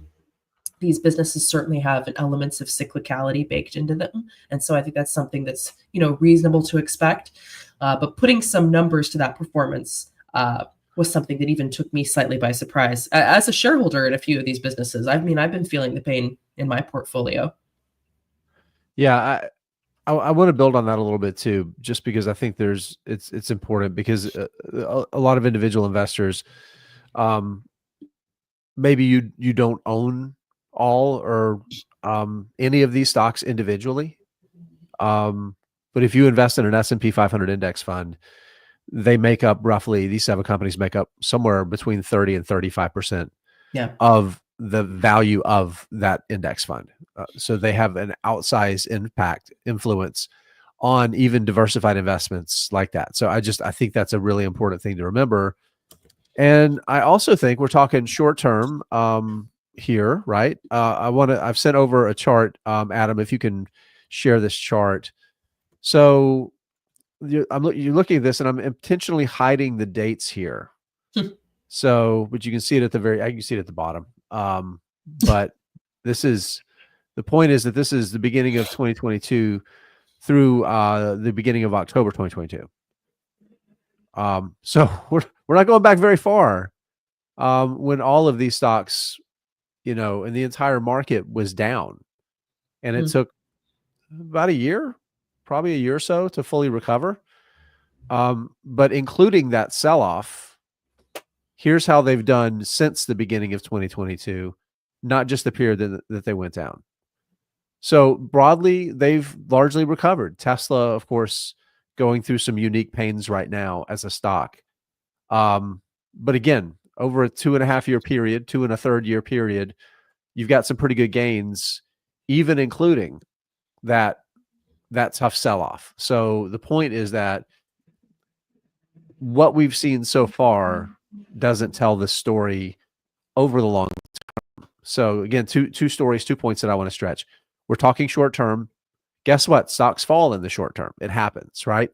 But over the long term, what have these companies done? They've generated wonderful earnings and grown that earnings per share and created per share value for their shareholders at enormous rates that we've never seen before for companies to do at the scale that most of these companies are delivering the earnings growth and the free cash flow. But despite the fact that they've done that, consider the concentration that you may have in your exposure to them and invest according to that further concentration happening if they continue to win, and the downside risk if they don't perform well because of the concentrated exposure that we all have to them through index funds. So yeah, well, and like even for me, I can give an example of myself as an investor in Amazon, Apple, and Alphabet.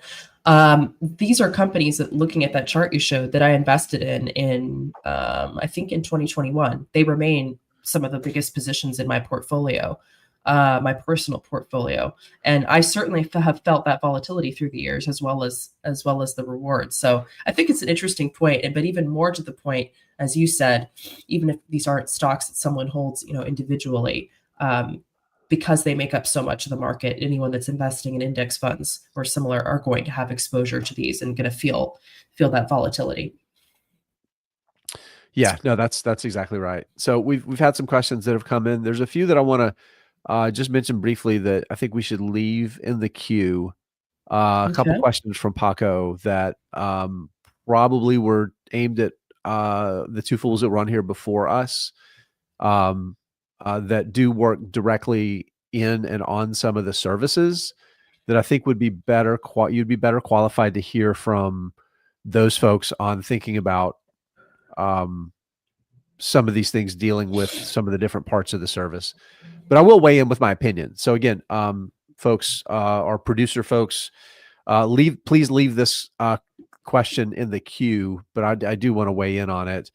So what Paco's asking is, and this is Paco's second question, thinking about using the Moneyball rank, recent recommendations, the rank of recent recommendations, whether the stock's price has dropped, or so 3-part 1 is if the price has dropped, the 3-part 2, or it hasn't really changed much over the past year.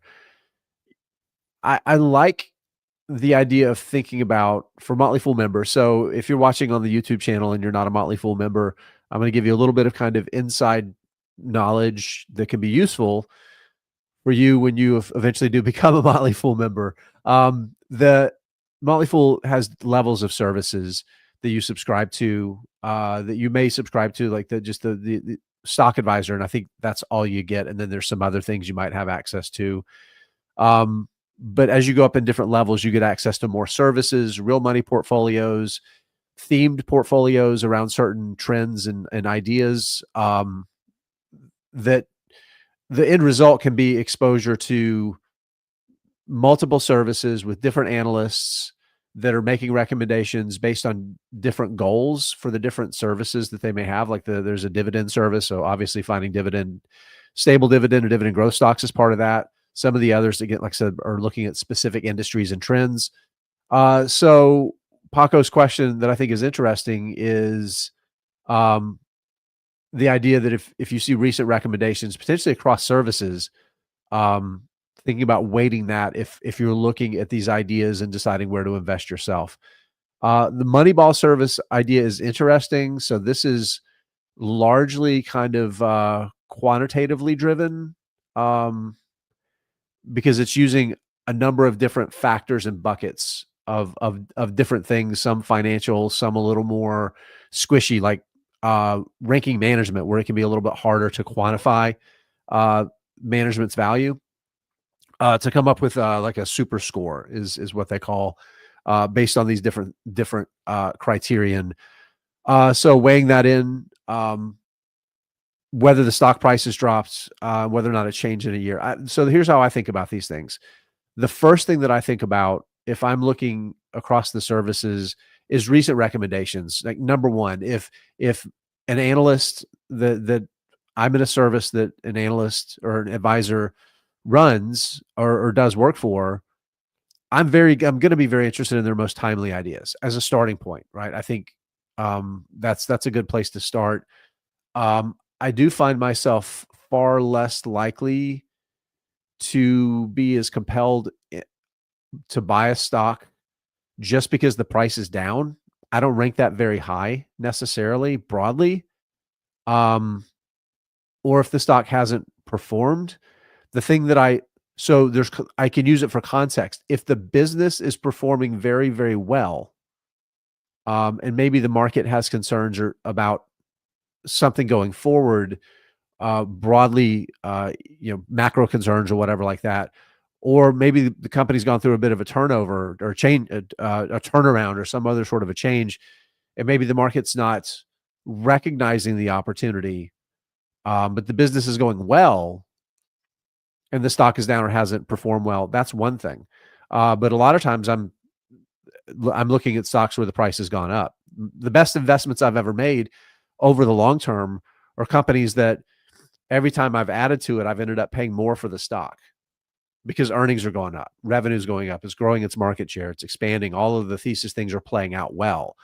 And the stock price going up a lot of times is just like it's a signal that things are going well in the business, right? I'm not buying it because the stock price is going up, but the stock price going up is a signal that the business is delivering pretty well.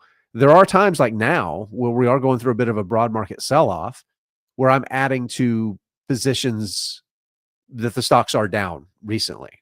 Sometimes maybe over the past 6 months or more, the stock is down. But again, it starts with finding a strong business.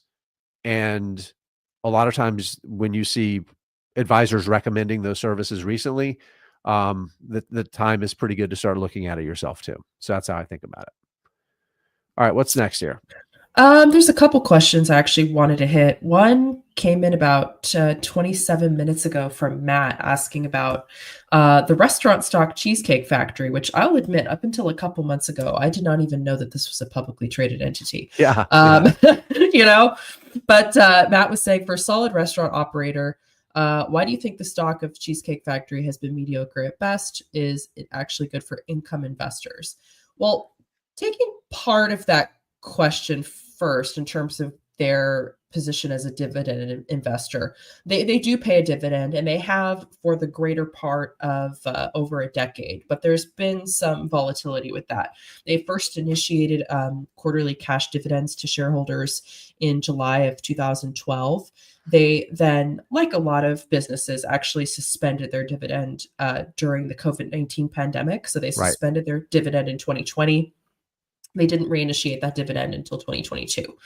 This is a dividend that has been pretty slow growing over time. I mean, one of the things I would also note as well, so they have a forward annual dividend rate of $1.08 a share, forward annual dividend yield of about 2.23%, which is a bit above the market average.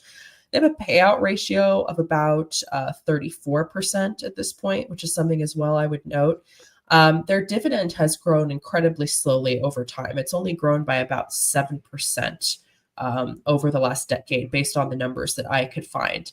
For me, when I look at income, it's still down, even though it's been reinstated. It's still down below, right? Probably like 2018 levels. It's still lower. It's definitely lower. It's like, it's above. They're still like 3 years before the pandemic level at this point. Yeah, it's above like a decade ago, but the time preceding the pandemic, they like still 2017 levels basically is about where the dividend is. Yeah, and I mean, look, this is not a bad business, right? There are certainly some things to like about it. As an income investor, this isn't probably what I would be particularly attracted to. Now, I will say, and this kind of surprised me, share price performance of this business has been pretty solid over the last year. This is a stock that's up about 40% over the last year, which, as we talk about some of these other companies that are trailing the market, that surprised me, again, as not being a company that I follow super closely. Shares are up about 200% over the last 5 years. There's obviously a lot of benefits to the end consumer that maybe goes, to eat at a Cheesecake Factory. It's much more, accessible from a price point perspective for a lot of consumers. We've seen other company leaders of different restaurant stocks like Darden, which I talked about that business yesterday, saying, even though we're seeing, obviously there's concerns about how consumer spending is going to slow, we're not really seeing that. People are still spending money to go out to eat. So you could think about how a lot of these types of restaurants would benefit. The business itself, it is profitable. Their revenue growth in the most recent fiscal year was, roughly flat, about 3.6 billion. They delivered net income of about 157 million, which was up from about 101 million in the prior year period. And because their payout ratio is pretty low in the 30s, they certainly have the balance sheet to continue funding that dividend. This isn't a stock that personally excites me. I think there's other ones in the restaurant space that I find more compelling, but I do think there is a solid business here. As a dividend investor, and I am personally one, I wouldn't personally be investing in the stock for its dividend. I think that there are a lot of other more compelling income stocks out there than this one, particularly given the slow growth in that one and how that has continued to be a really slow area of growth for the business, even since they reinstated their dividend at this point almost 3 years ago. Yeah, I think the thing that's interesting to me about Cheesecake Factory is that the category that it's in, the casual restaurant category, has been challenged for a number of years, and they've still continued to be able to grow and relatively thrive. Again, the pandemic was a tough period for this kind of restaurant. Right. That like takeout, they do take out, but like that wasn't a big part of their business going into the pandemic. And their menu doesn't necessarily translate to that super well. And their menu it's a phone book. For those of you who aren't old enough on here to know what a phone book is, it's a book with. I know what a phone book is, Jason. In case you're calling me out. Now I wasn't calling you out, but it's a serious menu. It's spiral bound, and they have and they've actually started to simplify that. They're starting to pull some things off the menu to simplify it a little bit. But the fact that they have such a diverse menu across cuisines, which means you have a lot of times you can just kind of mix and match, right? You can color by numbers a little bit and have the same basic, 50 ingredients and come up with 150 different foods. They have a lot of things that don't necessarily translate to be able to do that. So the complexity that they have in their kitchen is pretty high. And that's before you even talk about the fact that they, the bakery side of their business too, making the cheesecakes. But I will say the thing that I think is compelling to me about the business is that they've still been able to continue once they got through the tough part of the pandemic and kind of got back on their own feet. They're still opening 350 restaurants. They're still opening 15 to 20 restaurants a year, which is pretty impressive for as mature a restaurant as it is. So I wouldn't be so quick to say it's not super compelling. It's not. I mean, I'm thinking it's not compelling. it's not super compelling to me as a dividend That's investor. the key. If you're looking at it as a restaurant stock, I Yeah. do think it's interesting. But as a dividend investor, that was more the angle. I don't know. I think they might start growing the dividend a little bit over the next 5 years. What I would say is that I would like to see more evidence that that's going to be part of their strategy, because if you're going to invest in a business like this, you do want to see dividend growth, right? Yeah, you and really want to see dividend growth. So if we do see a return to that, then there might be some value that they can create for investors. But I feel like there's probably 30 other companies that I would buy before it, if I'm being honest. But there is something there. There is something there. And you mentioned their restaurant openings. I mean, obviously this is a business that has a huge focus in North America, but they also operate restaurants internationally through licensing agreements. There's a licensing, right. And then they own North Italia, Flower Child, so they own other brands besides the Cheesecake Factory name. In fiscal 2025, like you mentioned, that target of 25 new restaurants a year, they're hoping to open that many this next year, including 3 to 4 Cheesecake Factory restaurants, 6 to 7 North Italia locations, 6 to 7 Flower Child locations, and then FRC as many as 8 to 9 of those restaurants. So, I mean, I think this is a business that, if you're looking at it as a restaurant stock, I think that they are growing at a solid clip, particularly when you compare them to other competitors in the space. I think they're doing well if you compare them to, say, a Darden Restaurants, maybe not quite at the pace of a Brinker International. But yeah, with the dividend, I would need to see before. I would invest for that reason. I'm glad you mentioned Flower Child again. So for people that don't know, this is probably the fastest growing part of their business in terms of the restaurants. It's a fast casual format. So this is where the best growth in the restaurant industry is right now. So if they can continue to scale that brand up, it could really help drive profits. But it's from a pretty small starting position right now. And I don't think those businesses do the same level of revenue as a Cheesecake Factory does. I would need to look in the annual report and verify that. But from the last that I saw in a presentation, that it can be more profitable because the operating costs should be substantially lower. So you should be able to generate more restaurant level margin, which can make up for the fact that you're not generating the same level of revenue, right? If it's more profitable, then that's even better. So their ability to scale that up, and the stock's pretty reasonable too. 15 times earnings, 22 times free cash flow.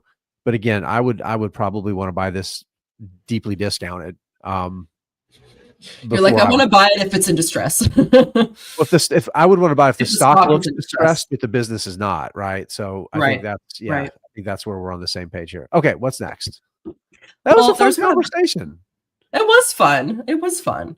Ed had asked, we've been getting a lot of questions about Nike. I talked about their earnings yesterday in one of the hours I was on, but I thought this was an interesting question. Ed had asked, what age groups does Nike cater to today? It seems like the consumer who supported them in the 90s and 2000s are not supporting them today like they used to.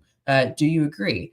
I don't know that it's necessarily changes in the age group. I mean, there's a few issues here. I think the biggest thing, I think Nike has said this itself, but they've been dealing with a real reliance on their classic models like the Air Force Ones, Air Jordans, Dunks, that even though these are really iconic brands, it has really led, I think, to a perception and a reality of stagnation from consumers, and also just a lack of innovation when you've got brands like On Holdings, Hoka, and some of these other brands that are really focusing on performance as well as innovation that have really gained traction with an entirely new generation of consumers. That is drawing market share away from Nike. And throughout that time, Nike, while being this classic brand, has not really done the best job of innovating. They, shifted in a way that was I think, damaging to some of their longstanding retail partnerships to a direct-to-consumer strategy where they abandoned a lot of their wholesale partners. That really backfired, and it also allowed their competitors to gain market share in some of these really key retail chains. So that was a huge problem. They've obviously done restructuring, layoffs. They are under, the direction of Elliott Hill, which obviously I think that there's a lot of hope for what he brings to the table for the business. I mean, Nike has historically catered to a very broad age range, right? Consumers between 15 and 40. Well, and across sports too. And across sports, a strong focus on athletes, but also young adults, tweens, teens, building long-term brand loyalty among a range of age groups. And there's been, I think, very justified criticism of the business of focusing on really re-releasing old hits, if you will, rather than pushing for newer and innovative designs. And right before Nike reported their results, there were articles coming out citing, expectations from analysts that they were expected to post their worst revenue fall in 5 years. It was indeed a rough financial report in many ways. The other thing I would note is, you see Elliott Hill's strategy for Nike. It's a multi-pronged approach. It's something that will take years to fully implement. And what he is saying is that he recognizes the issues. He wants to refocus Nike to its roots. He says that emphasizing athletic performance, innovation, rather than solely focusing on lifestyle and digital trends is key to helping sort of revitalize the business. So one of the things has been putting the athlete at the center of every decision to drive product development and marketing efforts through athlete-driven insights and feedback. He has said, we're going to fully accelerate a complete product overhaul, but it's really going to be focused on creating these really innovative and high-quality products that specifically meet the needs of athletes. He's also said that they're working to repair their relationships with retailers, obviously recognizing the importance of a strong wholesale network. So this idea of sort of going back to the roots of the business and focusing it entirely around athletes and athletic needs, I do think that there's an element there that is really key to help turn around the business. I'm uncertain whether that will be sufficient for what's needed. But again, I mean, I have a lot of faith in Elliott Hill. I'm watching this and I'm curious to see how this is going to look over the next few years. But it's undeniable that right now is a very challenging time in the business, and which is true when you're in the midst of a turnaround. But I think, there might be some ugly quarters ahead before you start to see some improvement. Yeah, they're going to have to spend money to get to help solve this problem too. So yeah, I think you're right. So Sadaf dropped this in just a few minutes ago. Sadaf, you asked me this question yesterday. When I finally answered it, it was like an hour and a half later. So I apologize.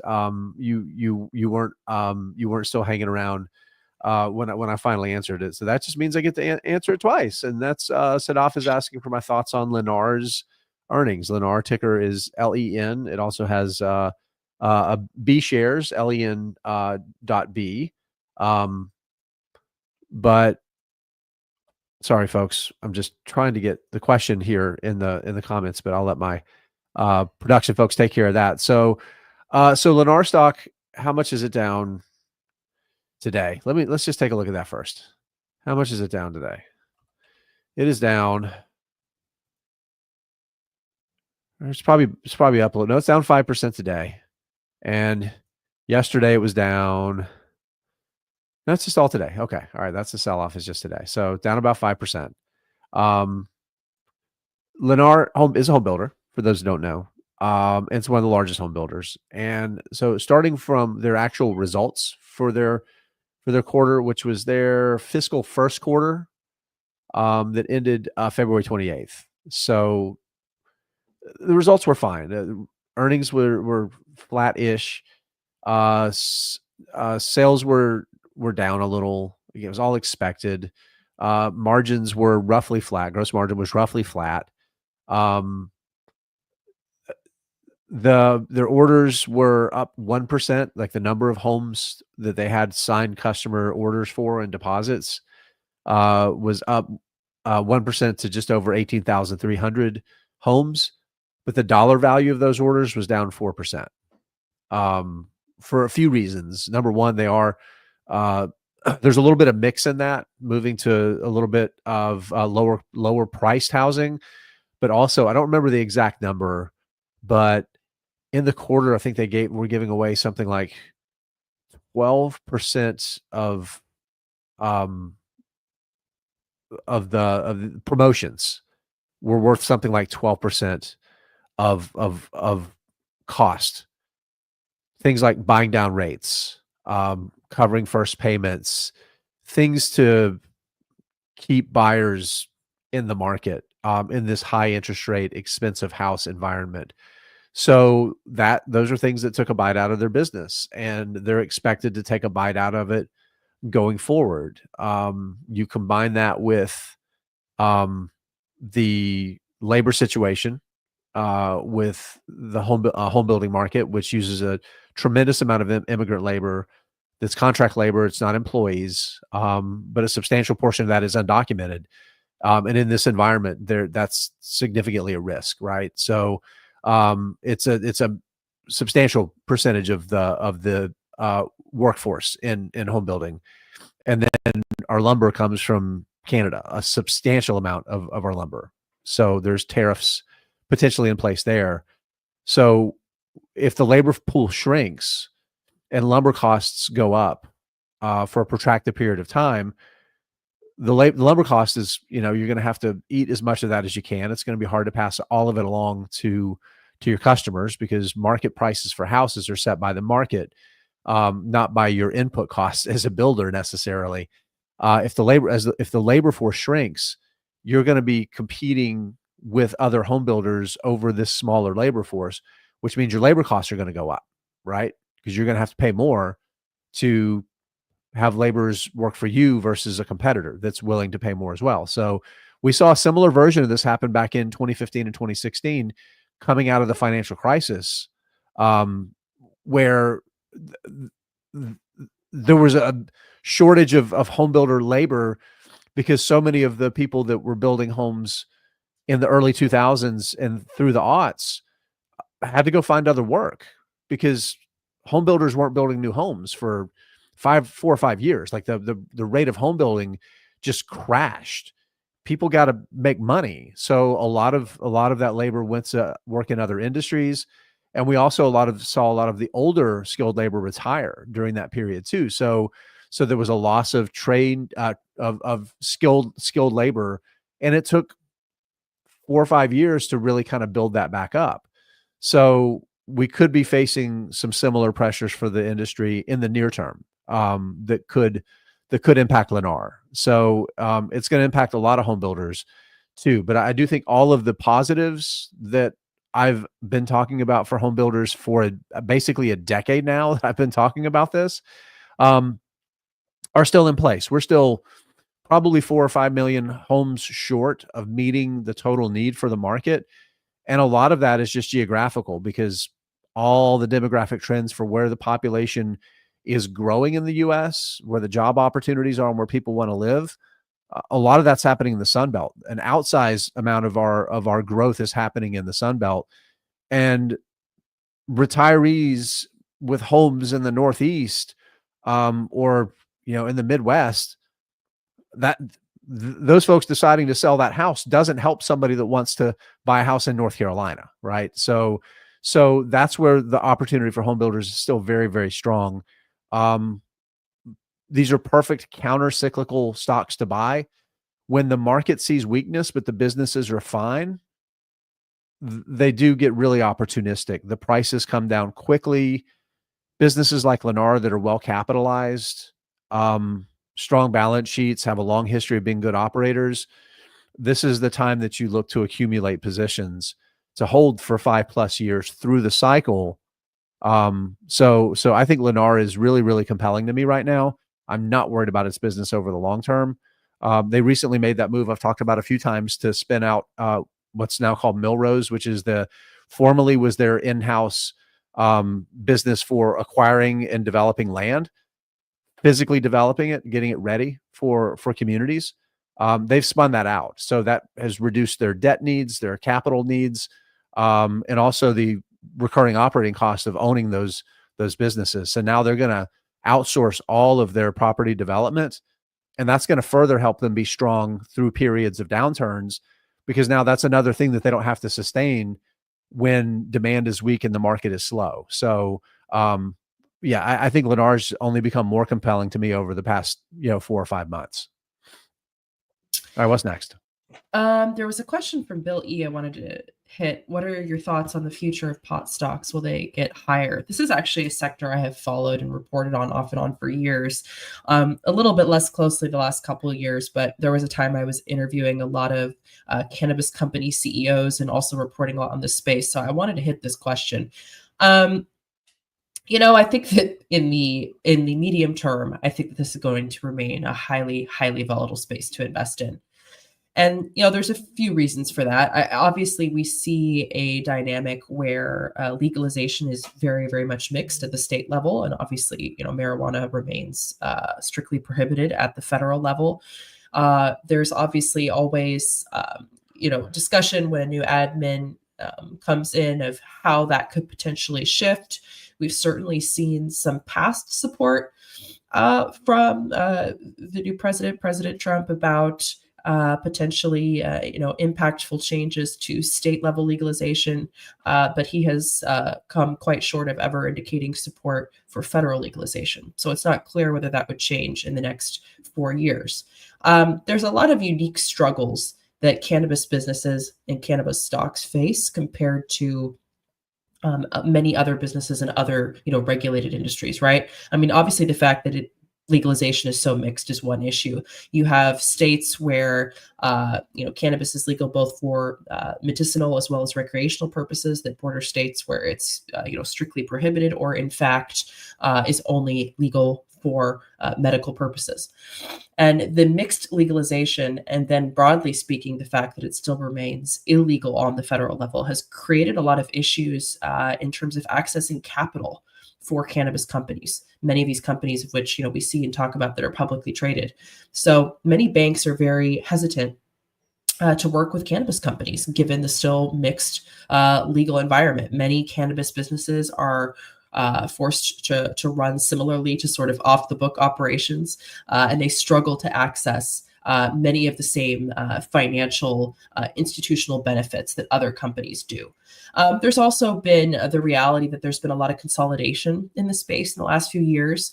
There's been mergers of major operators. You've got rising competition from very traditional industries like alcohol, tobacco, established companies in established industries with deep pockets and extensive nationwide and international distribution networks. So there's a lot of challenges that continue to face companies operating in the sector, and will really remain so unless and until legalization at the federal level changed. Now, that being said, there are obviously some businesses in this space that are interesting, all of whom have essentially seen stock prices come down significantly. One I used to talk about a lot was Green Thumb Industries. They're one of the largest cannabis companies in the U.S. They they operate a range of dispensaries and manufacturing facilities. They do have a history of profitability, which is quite unique for cannabis companies. Many are deeply unprofitable. But again, this is a business that has been hit down heavily by the market, has not been a great investment for anyone who has held the stock over the long run. True Leaf Cannabis is another top cannabis operator in the U.S. with major retail presence and processing facilities. They dominate the market in Florida, which is their home state. And there is a significant opportunity for them in other states. But again, these issues I've named remain. One company as well that I had found interesting in the past, but has also had some of its own unique challenges, is a REIT called Innovative Industrial Properties. And essentially, because of this issue I mentioned, where U.S. cannabis operators find it really difficult to secure financing from banks, this REIT would operate under that triple net lease model, where they buy properties, lease them to cannabis operators under triple net long-term renewable leases. And Innovative Industrial Properties would only lease to companies involved in growing and manufacturing medical grade cannabis. So they have not gone at all into the recreational market. They've focused only on the much more regulated and also much more widely legalized medical market.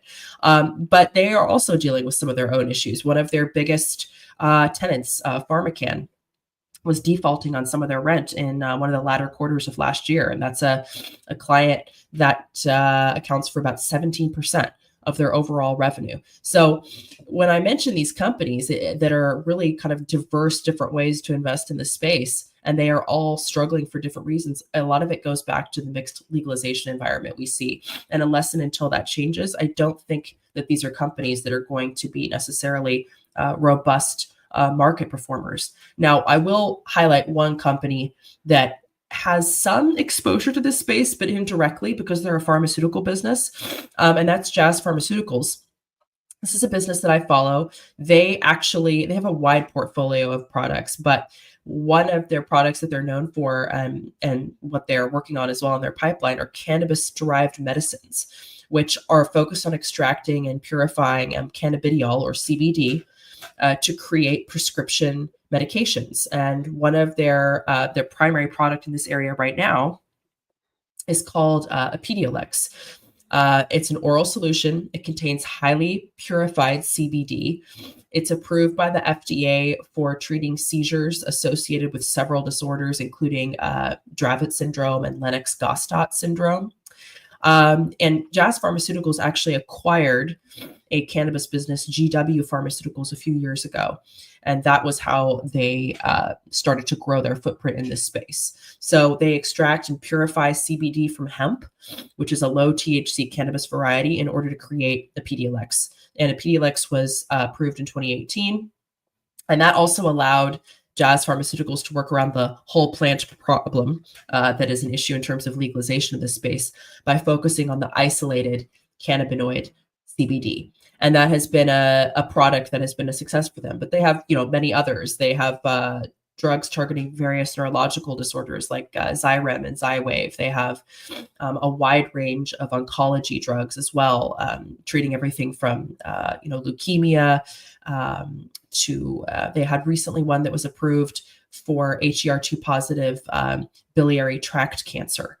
They also just announced that they are about to acquire a company called Chimerex, which is an oncology business, and also would bring a drug into their portfolio that targets patients suffering from rare high-grade brain tumors. So this is a business that has a diversified portfolio. They're growing revenue at a steady clip. They are profitable. They brought in about $560 million in GAAP net income in 2024 alone. But they also have some exposure to this space. So that's a company that I have found kind of interesting and unique within the pharma space. But yeah, pot stocks as they are now, I think that this is a reality we'll continue to see for the near future, unless and until legalization changes, regardless of how well some of these operators are doing at the state level. So it's March right now, which in the sports world, Rachel, that usually means talking about basketball. But thank goodness for my good friend John Gallegos here, who just dropped in the comments and questions here that I love. Valuation time. Happy Friday, Fool24 crew. John, it's awesome to see you. Thank you for this question. It is less than a week before baseball season begins. I think some games have already happened. International games, interesting. John's asking my thoughts on the valuation for BATRA. So if you look at the first part of that, it says batter, right? BATRA. This is the ticker for the Atlanta Braves, which is very close to my heart. So this is Atlanta Braves Holdings. Thinking about valuation here, I know, John, I'm guessing that this is a question you're putting in here because we just got the news about the sale of the Boston Celtics for some $6 billion. And the Celtics don't even own a field, a stadium, an arena. And the Atlanta Braves, of course, have Truist Park and all of the mixed use facility around it with restaurants and some luxury apartments and retail. And it's this really, really neat destination experience that there aren't very many other pro sports experiences that are kind of you get this sort of same thing that they have. There's a few, but not a lot. We've seen like the direction is that this is what they're kind of going to. So how do you think about valuation for something like a sports team? you can look at a lot of different metrics. Like you could look at book value, and it's like 5 times book value.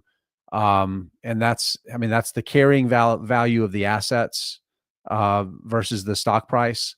And like the net value, of the net asset value. Here's the thing. The market capitalization is like $2.7 billion. As the ultra wealthy have taught us, Rachel, over the past few decades, one good way to get ultra wealthier is to own a professional major sports team, right? So the way I think about it is, with that sort of market capitalization, as well operated as an organization as the Braves are, and this is beyond just the baseball products. They're competitive. They're in the competition to win their division every year, make the playoffs on a pretty consistent basis. They won a World Series as recently as 2021. So popularity helps, right? Prop up your value, but they put a good quality product on the field. They're really good operators and capital allocators on the real estate side so far as well, from what we've seen with the Battery, which is the name of the mixed use property that they have that's right there with the stadium. I think this is an investment. If you're making it with the expectation that it's just going to compound in value as sports franchises continue to compound in value. So a few reasons why that the market cap is what it is. One is they don't have a great TV contract, so the cash flows from the TV contract that they have is not wonderful. Baseball's value for TV, there's question marks right now because ESPN just backed out of their deal that still had 2 years left on it. So after this year, they will have walked away from it. So there's questions like broadly around that, but I do think it's interesting. And frankly, it's not one that I'm going to do a lot of the same fundamental analysis that I would do with other kinds of investments, because the market value for these types of assets is just going to be different. So do I own any? Surprisingly enough, I do not.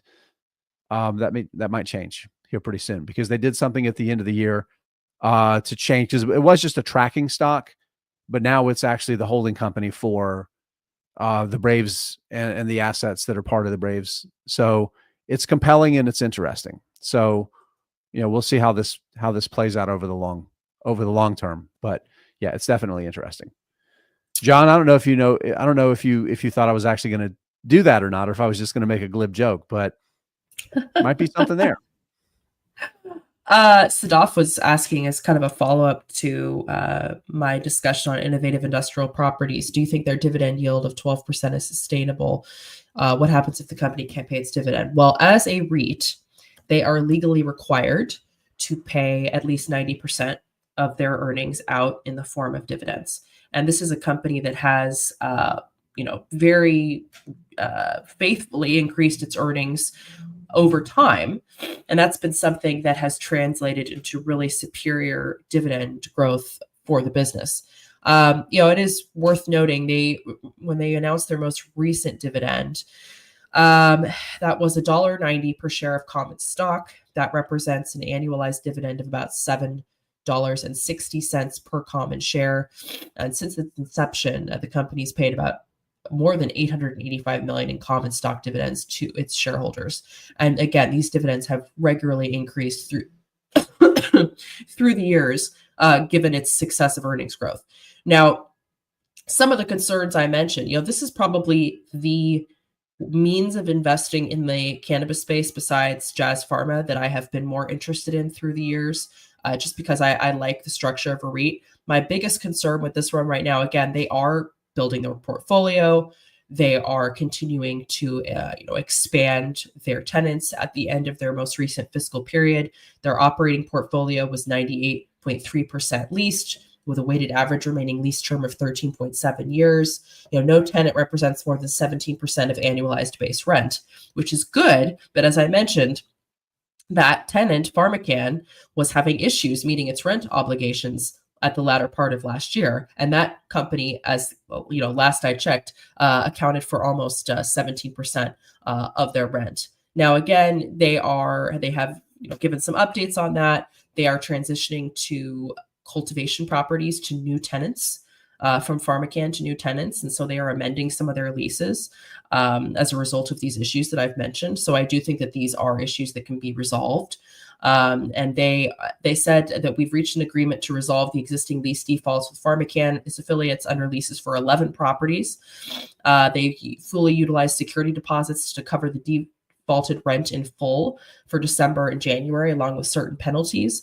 They also amended leases for 9 properties to reduce cumulative total base rent from $2.8 million per month to $2.6 million per month. They also increased the required security deposits. And then, as I mentioned, they're transitioning a couple of those properties over to new tenants. This is a company that is still bringing in pretty solid earnings and growing their revenue. But again, this is a risky space to invest in. I think that their dividend yield has been solid and safe, broadly speaking, as long as the company is consistently profitable and growing that profitability. Because again, the way that REITs work, they have to pay out most of their earnings as dividends. But beyond that yield and beyond the really impressive dividends they have paid as the business has grown, I think it's worth watching if anyone's looking at this business, how they're doing in terms of adjusting their tenant base. They are acquiring new facilities. They're leasing out facilities to new tenants. All of that is positive. Again, they're continuing to also report really strong numbers in terms of the percentage of their operating portfolio that is leased. But issues like we've seen with PharmaCann, where they've had to completely readjust to align their portfolio moving forward. I think if you see conditions worsen in the economy, if the macro environment becomes more strained, that is very much going to impact these operators that are innovative industrial properties tenants. Because as it is, these are already businesses that are financially constrained. So those are some things I would consider. I think over the long term, this still could be an interesting one. But I think at least in the near term, there's a lot of challenges ahead, regardless of maybe how substantial its dividend is.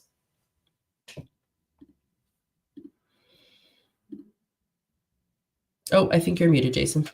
I am, and I forgot what I said, and it was the most insightful thing I will ever say that nobody will hear. I'm sure it was. Yeah.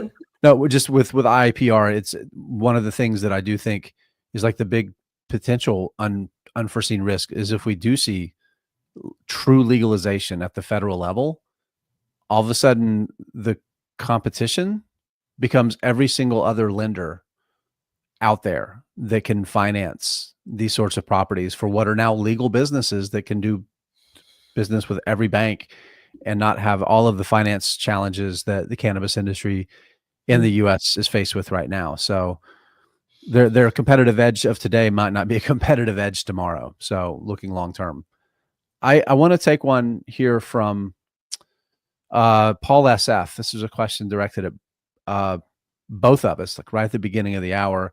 When doing your antithesis to your favorite holdings, what types of things do you usually miss? I love this question. I'm going to answer it, and I'll leave it to you to how to respond for yourself, since I don't know what's in your brain. But I know there's some good stuff up there. What I tend to find, Paul, is it depends on a couple of factors. I found that when it comes to businesses that I expect to just grow and take a lot of share in an industry, usually where I've been wrong is in their capacity to actually be disruptive and take share, and turn that share into meaningful cash flow growth. For example, we could look at why does my brain only do this when I'm on the live stream? There's a company that makes the wind turbine blades, a big contract manufacturer that makes wind turbine blades. And now I can't remember the name of the company, but it has really, really struggled. They made some bad capital allocation decisions at the wrong time in the cycle to expand when demand was actually temporarily contracting. The stock has lost some 80 or 90% of its value from the peak. I think that might be on the verge of turning things around over the next year and a half or so, but massive amount of value lost there.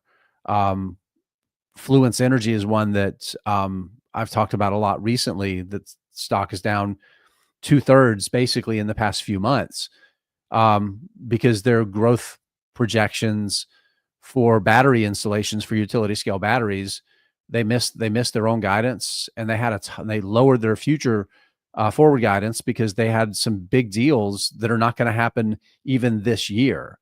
So they've fallen well short of even their own goals. Stock's down a ton. I think the business is fine, and long term, I think it's going to work out.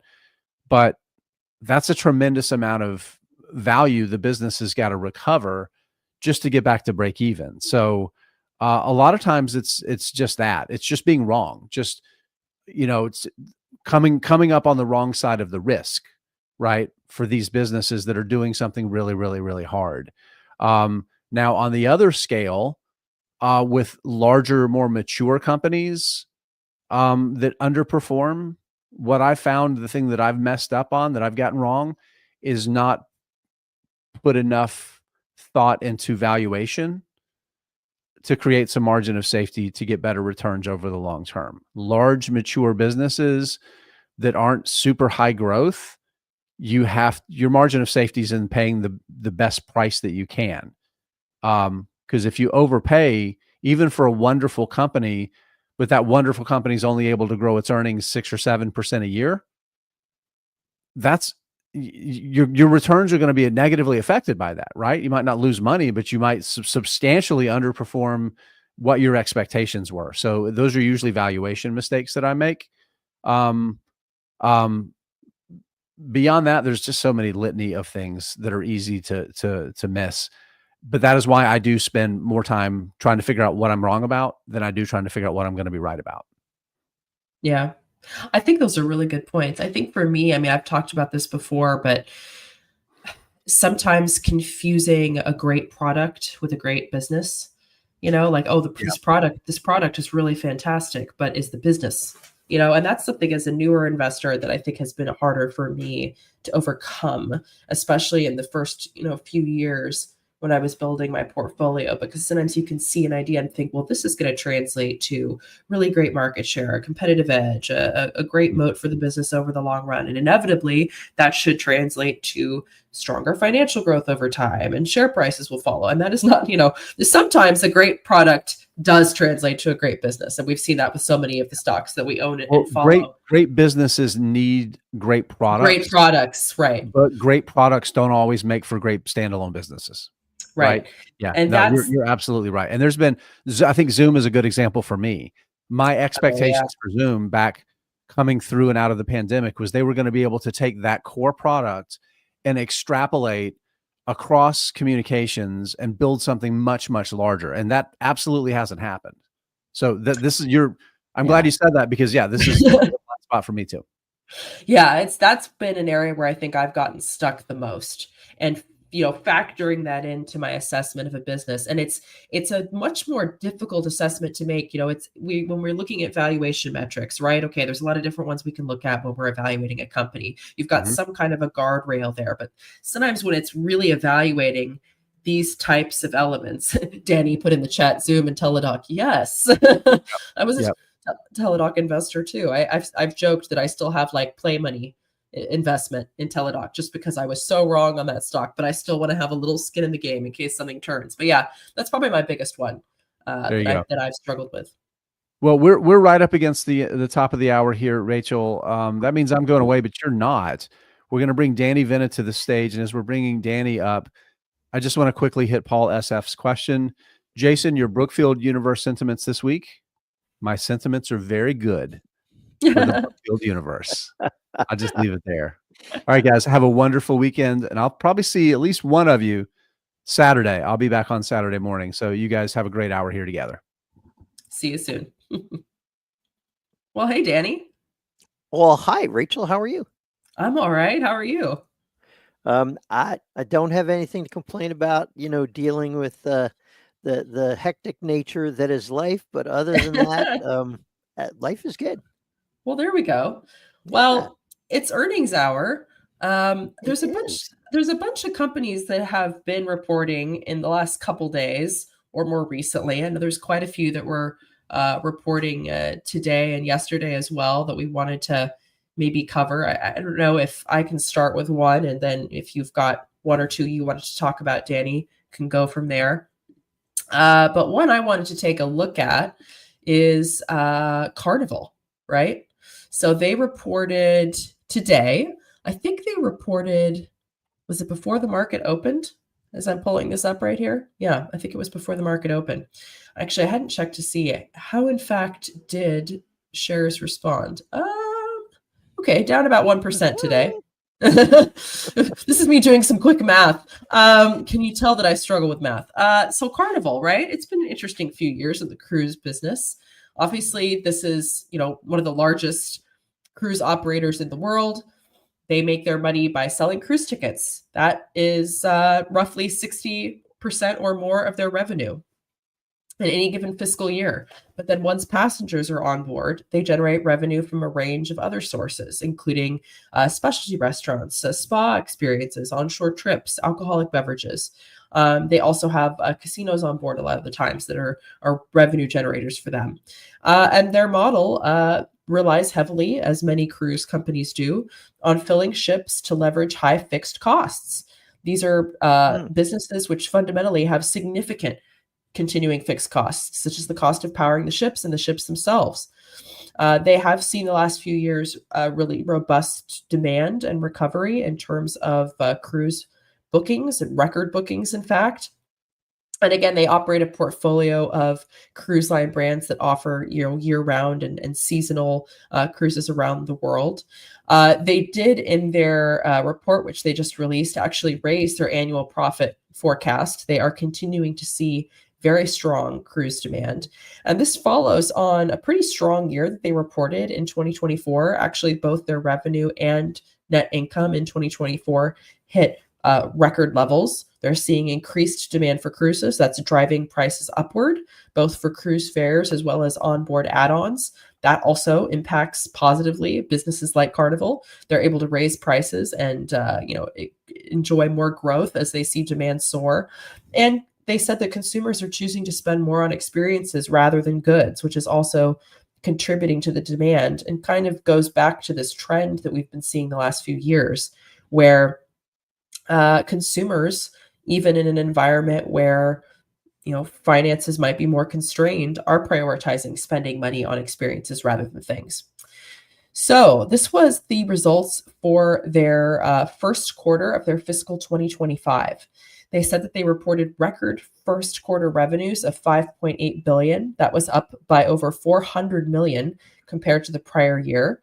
They also said they had record net yields that significantly outperformed December guidance due to a strong close in demand and continued strength in onboard revenue. Gross margin yields were 25% higher than 1 year ago. Net yields were 7.3% higher and significantly outperformed December guidance by 270 basis points. They also said that their record, they reported record Q1 operating income of $543 million. That was actually nearly double the operating income that they reported a year ago. They also said that cumulative advanced booked positions for the remainder of the year is in line with the prior year's record levels, and pricing is still at historical highs. Booking volumes taken during the first quarter for 2026 and beyond also reached record levels. So you are having capacity out well into next year. Obviously, a lot of travelers are planning way in advance. So bookings are very strong with these businesses. I think it's also important to note that if in fact, the economy weakens and spending declines, it might take some time to actually see the impact of that, because a lot of these companies are going to have bookings reserved and paid well in advance. They also have been really working to manage their debt and slash their debt profile. They said they refinanced $5.5 billion of debt in Q1 alone, delivering $145 million in annualized interest savings while reducing their debt balance by another $500 million. They also are guiding for adjusted net income for 2025, so for the full year, to be up over 30% compared to 2024, and also an improvement of $185 million from the December guidance that they had issued. They're also expecting to achieve both their 2026 SEA changed financial targets 1 year in advance, with their adjusted return on invested capital and adjusted EBITDA per available lower berth for 2025 reaching the highest levels in nearly 2 decades. Now, under GAAP, they're still operating at a net loss, which is why I noted that adjusted net income guidance. Again, they're expecting their adjusted net income to be up about 30% year over year, significantly up from what they were targeting in December. But under GAAP, they are still unprofitable to the tune of about $78 million. Although, again, they did report operating income that was roughly double from what they reported 1 year ago. And again, their first quarter adjusted EBITDA was also about $1.2 billion.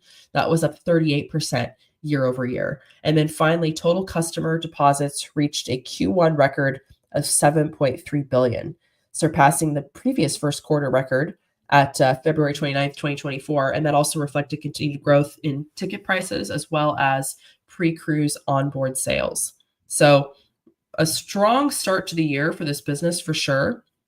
They said they entered the year with less 2025 inventory available for sale. They achieved higher prices than last year on bookings taken during Q1 for the remainder of 2025. Management said our brands are continuing to deliver on our strategy to generate sustained demand, even for further out sailings.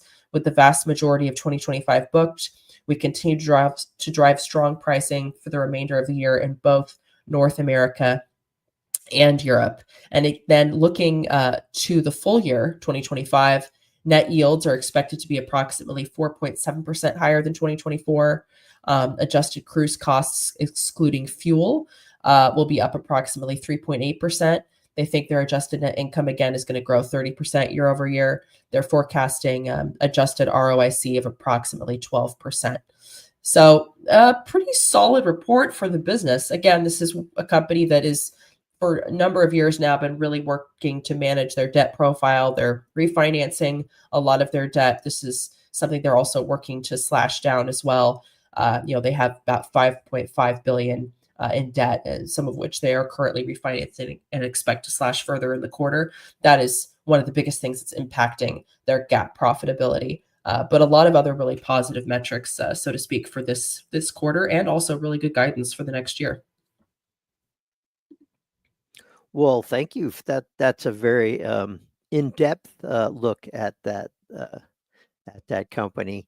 One of the things that I wanted to look at today, and I hadn't initially thought of this, but when I realized that FedEx was reporting, FedEx is a company I like to take a look through their results and also listen to management's commentary, because this is something of a bellwether of our economy.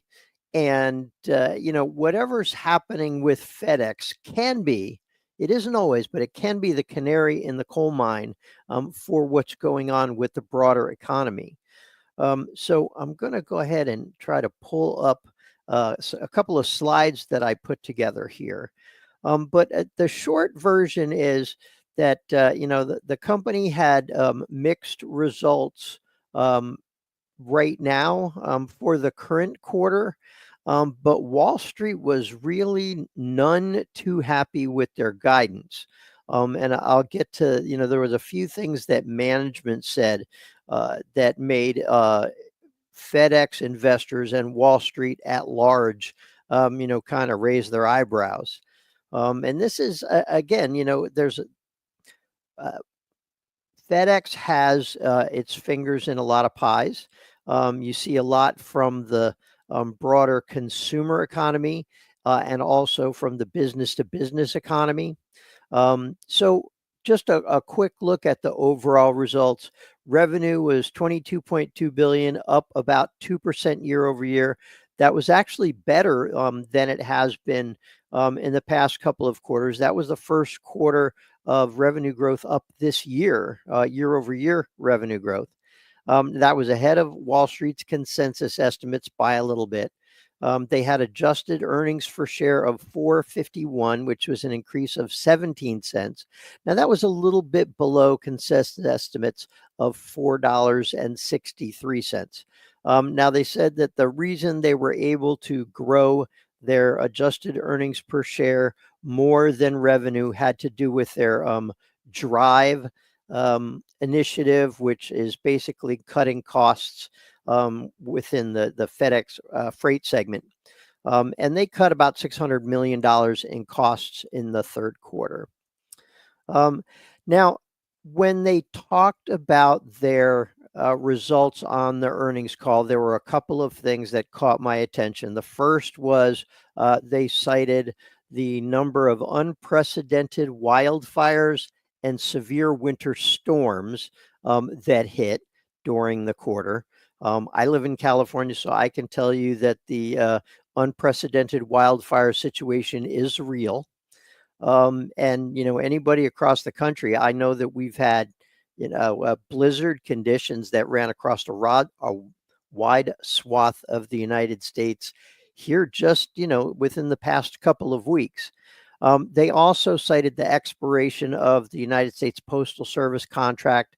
That contract has already ended, and they are working to delete some of the capacity that they had in their infrastructure related to that contract. So that's taking a little bit of doing. They also said that at FedEx Freight, the soft industrial economy led to a 5% decline in average daily shipments and a 3% decline in weight per shipment. Now, what that tells me is that, you're seeing a little bit of slowing in demand for the services that FedEx provides. And generally, that combined with what we have been hearing about the broader economy in recent weeks says that, there is the potential that, the economic conditions could deteriorate a little bit going forward. Now, in their forecast, and I thought this was pretty telling, they cut their full year revenue outlook. It was for flat sales, and now they're saying flat to slightly down year over year for the rest of this year. Their earnings per share, they lowered the range. Originally, they said between $19 and $20. Now they're saying between $18 and $18.60. CFO John Dietrich said, our revised earnings outlook reflects continued weakness and uncertainty in the U.S. industrial economy, which is constraining demand for our business-to-business services. Now, I'll leave that there for a moment, but, what I wanted to say, a lot of economists, a lot of folks on Wall Street look at FedEx because, they touch so many areas within our economy, whether it's the, industrial economy, they deliver a lot of things for e-commerce, they deliver a lot of consumer packages. And so this sounded a little bit like they were, sounding the alarm bell a little bit on what's going on in the broader economy. Now, what I don't want to do is I don't want to say the sky is falling. I don't believe it is. But we're seeing a lot of uncertainty because of some of the moves that are being made by the U.S. government. So we don't know how that is going to impact inflation. We don't know how that's going to impact the unemployment rate. And that uncertainty is causing businesses to be more cautious with their spending, which I think is why we're seeing, that little bit of a decline in FedEx's, excuse me, not only their business, but also in their guidance. So I think this still has to play out. I don't think anybody needs to be concerned or change their investing strategy at this point. What I do say is that, FedEx being the bellwether that it is, it bears watching for the next few months, as that could foretell a little bit of what's happening 3 months to 6 months down the road.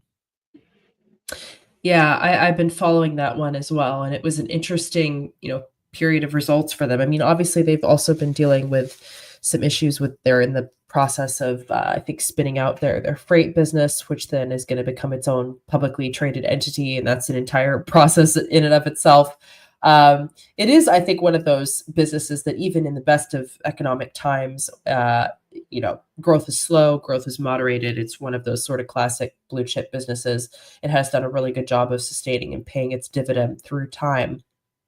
But then the other thing as well is, the impact of its loss of its contract with USPS, that UPS sort of famously got in and won that contract for them after years of FedEx being the official carrier for the business. So that'll be interesting to see, because obviously that will have a revenue impact. I think it's already having some kind of an impact on the balance sheet, but probably more notably in the next few years. I think we'll expect to see that. Now, they can adjust. Obviously, the freight business has been struggling. They spin that off. That could enable them to focus more on their other core areas of their business. But definitely a lot to watch with this one for sure. Indeed. I can do another company I wanted to talk about real quick, and then I know you had another company you wanted to cover as well, Danny. But this is one that reported as well this morning, and it's a company called NIO. They are a Chinese electric vehicle company. They design, develop, manufacture, and sell smart electric vehicles, focusing on premium models and offering services like battery swapping, for example. But they specialize in creating and selling smart electric vehicles. They incorporate advanced technologies for assisted and intelligent driving, including electric powertrains, batteries. They target the premium segment of the electric vehicle market with luxury sedans, SUVs, for example. And again, they're known for their innovative battery swapping technology, which offers a fast and convenient alternative to traditional electric vehicle charging. They've really emphasized a user-centric approach, working on creating a community for shared growth and offering services like insurance, maintenance, roadside assistance, enhanced data packages. They have their own luxury showrooms called NIO Houses for their customers. And that provides a unique experience and helps, foster a sense of community as well. They have expanded their presence globally. They obviously have a core presence in China, but they've also expanded to Norway, Germany, Sweden, Denmark, and the Netherlands. They actually launched a new electric car brand called Onvo in 2024. That is intended to target the mass market. So that's an interesting development for the business. They have also participated in Formula E racing since 2014. And again, they offer, there's their smart electric vehicles, and there's NIO Power, which is EV charging solutions and other services like insurance, maintenance, roadside assistance, and then NIO Services, which is things like maintenance and repairs. The core of their revenue, of course, comes from selling their premium smart electric vehicles, including those under the NIO brand, the Onvo brand, which is much more about family-oriented electric vehicles. And then there's the Firefly brand, which is smaller, high-end electric vehicles. One of their key differentiators is that those battery swapping stations, which is an alternative to traditional charging and allows for quick battery replacements. They actually offer subscription-based services for battery rental. So you've heard of software as a service, SaaS. This is BaaS, battery rental. NIO also generates revenue from the sale of service packages, parts, accessories, and other EV-related solutions. And they're really working on creating a complete ecosystem around their vehicles, aiming to provide a comprehensive experience for customers, including personalized services and a really strong brand identity. So in the fourth quarter of 2024, they reported that that they achieved about 72,689 vehicle deliveries. I'm going to just take a sip of water so I don't choke. And you fools who've been watching the last few days know that I have been battling a horrible cough, so we don't want to choke. All right, there we go. Vehicle deliveries were about 72,689 vehicles in Q4 2024. That consisted of 52,760 vehicles from their premium smart electric vehicle brand NIO, and then 19,929 vehicles from their family-oriented smart electric vehicle brand Onvo. So that was an increase in the NIO segment of 45% year over year in vehicle deliveries, and Onvo, which is more newly launched, right? They just launched this in 2024. So that was a sequential increase in vehicle deliveries for the Onvo brand of 17.5%. So really strong growth in both of those areas. Total vehicle deliveries across their brands were 221,970 in 2024. That was a roughly 39% increase from 2023. Vehicle sales were about 2.4 million USD in Q4. That was a 13% year over year increase. Total revenue, so counting vehicle sales as well as these other revenue sources I mentioned, was about 2.7 billion in Q4 2024. That was a 15% year over year increase. They also reported a gross profit of about 316 million, gross margin of about 12%. Now, they are still operating at a net loss, although they did close out the quarter with about 5.7 billion in cash investments and long-term time deposits. Now, looking at the full year 2024, again, still operating in a net loss. They reported a net loss of about 3.1 billion. But they did report a gross profit of about 900 million. Total revenues were 9 billion for 2024. That was up 18% year over year. They also delivered vehicle sales of about 8 billion as well. That was an 18.2% year over year increase. It's an interesting business. I don't talk a lot about businesses operating, within China that are primarily, that's where their operations are centered. But this is a business that I have found more interesting recently. This is a region I have found interesting, obviously, for investment for a very, very long time, but due to a lot of the factors we talk about in terms of regulation and that have sometimes made some of these really interesting businesses not the best performers from a stock price perspective. I have historically sort of stayed away from this space, but this is a company I have found myself more interested in. I thought it was worth diving into their financials a bit. This is obviously a leader within their respective market. They have a significant vision for their future international expansion. They've been incredibly successful, within China. Their vehicle delivery growth figures are really stellar. And again, that smart electric vehicle brand that's really focused to be more towards family vehicles. That was just launched last year and is already seeing just an incredible uptick in growth and deliveries. It's an interesting business. So that was the full year and Q4 results for NIO.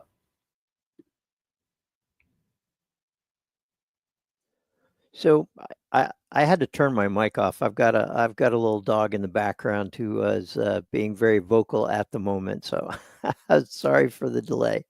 I actually wanted to address a question here. This is from Paul SF from about 3 hours ago. And Paul asks, what's the most hilariously overvalued company today and the most glaring value trap? Now, I don't know whether or not Rachel has some answers to those questions. So I'll start with mine and see if she has anything to add in. Now, when I talk about a company that is hilariously overvalued, and mind you, I own one of them. So, I'm talking of something which I know. One of the stocks that I have, talked about quite a bit on Fool24 is Palantir Technologies. This is a company that, was basically kind of in the background for a long time. And then, when AI reared its head, Palantir got a lot of attention, and rightly so. This is a company that has a AI platform they call AIP, which is fused with generative AI, and businesses can use it to gather data from within their, legacy siloed systems, bring all the data together on one dashboard, and use that information to make real-time decisions. And one of the things that really stands out for me about this is the fact that Palantir is able to show companies a real-time return on invested capital. So if they spend money investing in the Palantir system, almost all of these companies can turn around and get, a return on that investment right away.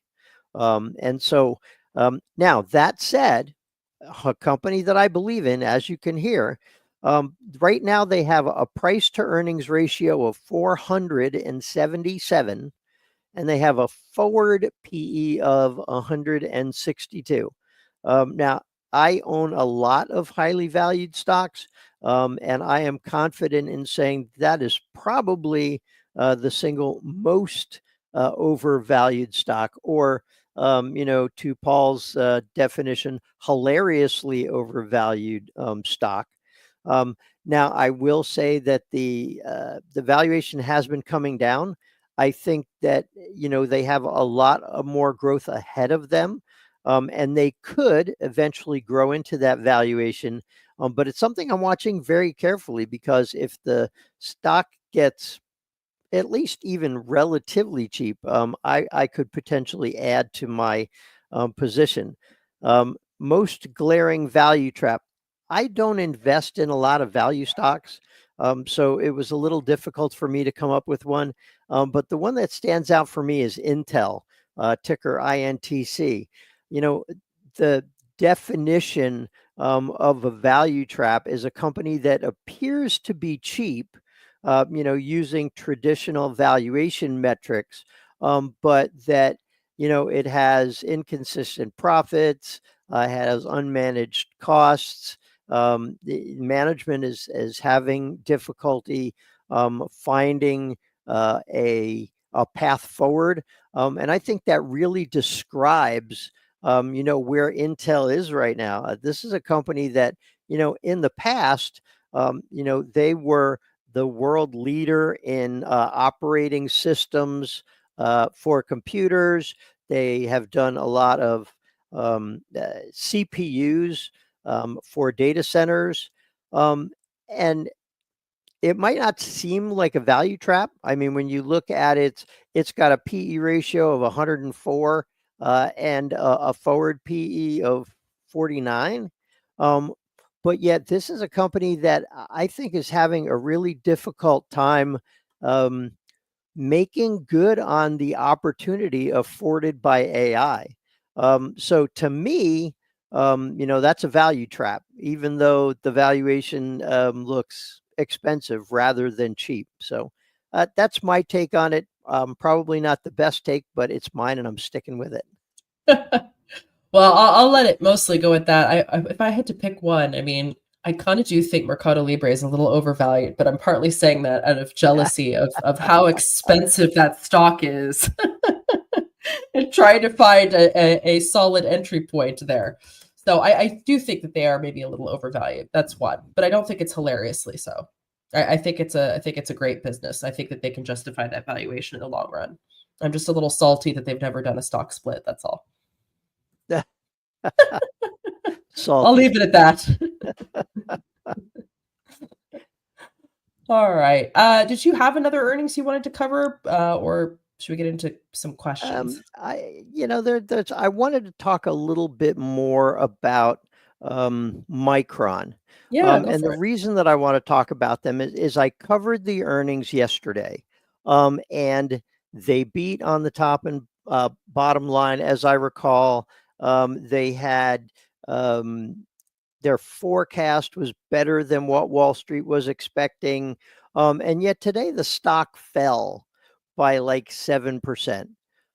So I took a little bit of a look through the results, through management's commentary, looked at some of the other things, and it seems like that while their AI segment and AI centric products did really well, there was a little bit weakness in the company's traditional markets, which are PCs and chips used in smartphones. And those areas lagged a little bit.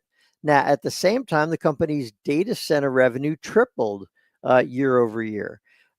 So in my opinion, it wasn't a bad quarter at all. They took a little bit of hit to their margins. Analysts were expecting a gross margin of 38.4%, and they delivered 37.9% on an adjusted basis. And for the forecast, they said 36.5, which was just shy of Wall Street's estimates. So I think Wall Street was kind of focused on the margin situation and on the company's legacy markets. But honestly, I mean, when you have, one of the most impressive growth areas of your company tripling year over year, I think that it's much ado about nothing. So while the stock fell about 7 or 8% today, I would say, why did the stock fall? Because the stock fell. Investors have been looking for excuses to take profits in this market. And I think that, that may be the situation with Micron. I didn't see anything that, gave me pause or that I thought was a game changer or deal breaker. Honestly, I think the company's doing everything that it needs to do. And even though the stock was down, that's just because that's what stocks do sometimes. I think that's right. There was a couple questions. Viham was asking about NEO's international expansion. What are its prospects? And then had linked an article from CNN relating it to a briefing regarding China that apparently was not given to Elon Musk. Obviously, NEO, one of the biggest things that I think it's important to highlight with this company, and again, this is when I started following more recently, we're not giving personalized financial advice on the show, just talking about stocks and giving our thoughts. I have found this one to be interesting. One, it's worth noting that they are a leader within China's battery electric vehicle market. They control about a 40% share for BEV vehicles that are priced at over 300,000 RMB, which I'm not sure that is about 300,000 Chinese yuan, and I'm not sure the exchange rate off the top of my head of what that is. But there are obviously other players here as well. I mean, when you look at in terms of NEO's international expansion, their core market is China right now. They are working to expand, but a lot of their international expansion is focused on Europe. And that's not necessarily a situation in which they would be impacted, by the markets we're seeing. Now, NEO has previously expressed a desire to enter the US market by 2025. They had said that they wanted to import premium electric vehicles manufactured in China rather than establishing local production, and that they would, again, export these premium EVs from China. They've had an office in San Jose, California, since 2015. But they have, based on different reports we've seen, backtracked on their plans to expand into the North American market, and specifically the US market by 2025, given all of the news that we've seen in recent weeks. But NEO is working on expanding, in other countries internationally as well. As I mentioned, Europe is a huge area of focus for them. They're expanding as well within the MENA region, Middle East and North Africa. They are also expanding into the UAE. They have plans to launch their first hybrid model overseas in 2026. One of their first major expansions into the MENA region was with its expansion into the UAE in October of 2024, when they started delivering their NEO EL8. They have had a presence in Europe since 2021. They currently sell roughly 6 models across 10 different countries. And they started deliveries in Germany, Norway, the Netherlands, and Sweden in December 2024. They're also considering expansion into other markets, including other areas in Western Europe, as well as Australia and New Zealand. So while the US and North America broadly has been an area of focus for them, they have significant opportunity elsewhere outside of the US, including in Europe, significant opportunity in the MENA region. This is a huge, huge opportunity for them as well. So I don't think that their ability to perhaps not expand, at least right now, or they're scaling back of plans to launch into the US currently, is necessarily going to have an impact to the business. I think that they have a lot of opportunities in other markets.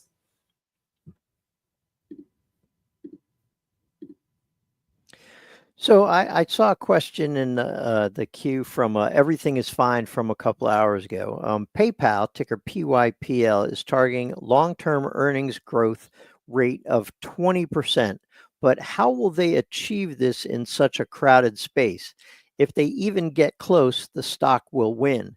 I am a PayPal shareholder. I have been a PayPal shareholder since the company split from eBay back in, I want to say, 2016. And the company has not done particularly well lately. As you say, the space is getting more crowded, so there's quite a bit more competition. I think there were also some other issues. The split with eBay gradually over time, they had, less business that they're doing, gradually whittling down that eBay business.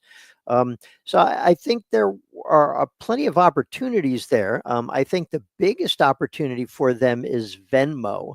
Venmo is a company, or is a segment that is really popular with younger consumers, and it seems to do, very well. And the company has been focusing on Venmo in order to, sort of maximize that. They're going beyond just the, consumer side of Venmo, and they're working on getting merchants to pick up Venmo as well. One of the other ways that I think they can make money, and they are doing that now, is through their Braintree subsidiary, which offers what they call white label services for funds processing. So if you have a company that wants to accept payments and process payments, but they don't necessarily have the technology in-house, they can use Braintree. And it will still look as if they are doing the processing. So it won't have the Braintree or the Venmo or the PayPal label on it. Now that business has much lower margins, but it also, continues to feed the company's bottom line. So it is kind of a crowded space. I think the biggest opportunities, PayPal has been working on getting their regular users to use PayPal more. So if you go to a website and you don't necessarily want to sit there and type in all of your credit card information, you can click on the PayPal button. The PayPal window pops up. It will recognize your computer from the cookies, and it will fill all that data in for you so that you don't have to do it. And then PayPal gets a cut of the transaction. That they get what's called a take rate. So I think there is the potential for PayPal to increase its bottom line 20% annually, but a lot of things will have to go right for PayPal.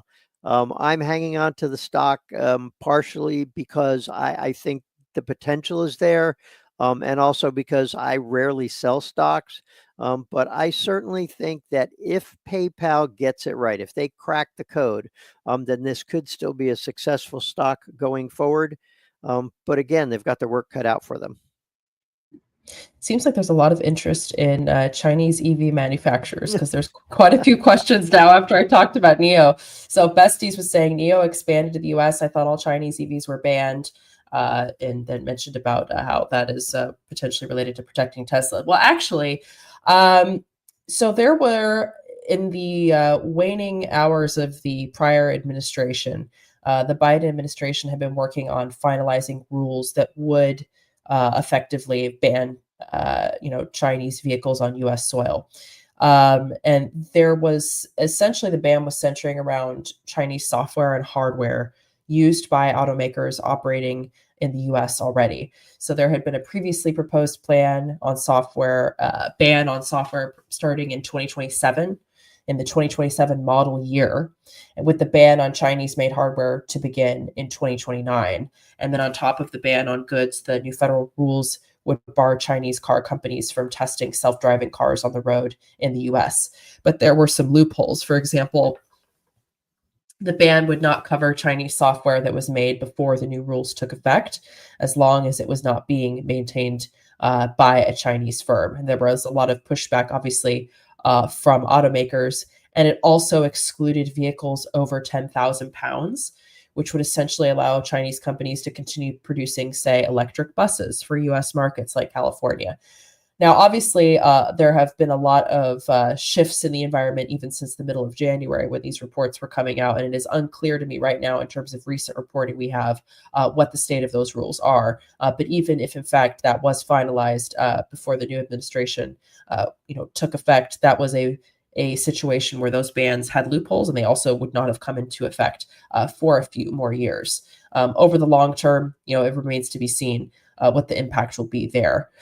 And then there were also some questions, a couple that sort of asked the same thing, but Ed was saying, is NIO the dog of the Chinese electric car market? You have Xpeng, Li, BYD. So Xpeng is a Chinese, also AI-driven mobility company. They design, develop, manufacture, and market smart electric vehicles.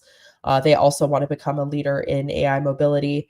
They are really have trained their focus on leveraging AI technology in their vehicles, including advanced driver assistance systems. And, similarly to NIO, they have a comprehensive suite of charging solutions. Although, again, there's that element of NIO's business with battery swapping that is a bit unique. Xpeng has also launched its own ride-hailing platform called Pengster. Li is another EV manufacturer, but they're focused on extended range electric vehicles as well as pure electric vehicles. And they specifically target the premium smart electric vehicles in SUVs and MPVs, which are largely used by families. They, again, where their core target market is in China. They started volume production in 2019. They are something of a pioneer in commercializing extended range electric vehicles in China. BYD, which is another company that was mentioned there as well, a little bit different. So they have a history as a battery manufacturer, and they continue to produce rechargeable batteries for various applications, including smartphones, electric vehicles, and energy storage. So they are a major player in the electric vehicle market now. They manufacture both passenger and commercial electric vehicles, including buses and trucks. They focus on renewable energy solutions, including solar panels and energy storage solutions. They even develop and manufacture electric rail transit systems. And they also produce semiconductors, forklifts, and even container ships for logistics. They're a major player as well in the EV market in China, but their electric buses are, for example, sold in the US. They export electric vehicles across Europe, Asia, South America, as well as the MENA region. So I give a little bit of background on these companies that were mentioned in Ed's question, because I think it's worth noting that there are similarities, but there's also some areas where these businesses are quite a bit different. The thing with NIO that I find really interesting is, again, this is a business that is not profitable currently, but their growth rate is significant compared to their peers. They are improving their net losses. They hold about 2.1% of the domestic market share in China, even though for electric vehicles over 300,000 RMB, they control a market share of about 40%. They are a prominent player in the premium Chinese EV market. They are continuing to also really scale their pace of delivery at a rate that is significant compared to the competition. So that's something to note as well. Now, Li Auto, which I talked about here briefly, this is a business that is profitable. They have been growing their profits in recent years. Their vehicle margin rate has been declining, although it's still a significant margin compared to their peers. And again, they're really known as well for their extended range vehicles that sort of combine electric power with smaller gasoline engines. Xpeng is probably one of these that I'm least interested in. Obviously, they have an interesting business that goes back quite a long way, but they have significantly lagged behind NIO, as well as a business like Li in terms of vehicle margins. They've regularly reported single-digit vehicle margins. They've had less than favorable delivery outlooks recently. So those are some thoughts on those businesses. There's some overlap in terms of their markets. They're all competitors to each other, but there's some unique differences. Their growth rates are different. In terms of a profitable business, Lee is definitely a standout there, but I still find NEO interesting as I'm exploring the space further. This isn't a space where I'm currently an investor for the reasons I mentioned, but it is an area where I've been looking more closely as I expand my portfolio and where I might be, considering taking a position at some point in the shorter, more near term. So we have a question from Vihan about an hour ago. Now, he listed half a dozen stocks that I do not cover, but I took the second half of the question where Vihan says, Adobe is in value territory today. Would you consider to build a new position in Adobe with your capital today? I think the reason why Adobe is in value territory today is because, like many companies, the company, when it reported its earnings, it beat on the top line, it beat on the bottom line, and then cut its guidance for the rest of the year. And Wall Street has been very unforgiving about that situation, not only with Adobe, but with many companies. If companies are not beat and raise, Wall Street has been very unforgiving, particularly with the the economic weaknesses going on. And even if you have a company that beats and raises, that doesn't even guarantee that the stock is going to go up. If you look at Nvidia, they beat on the top line, they beat on the bottom line.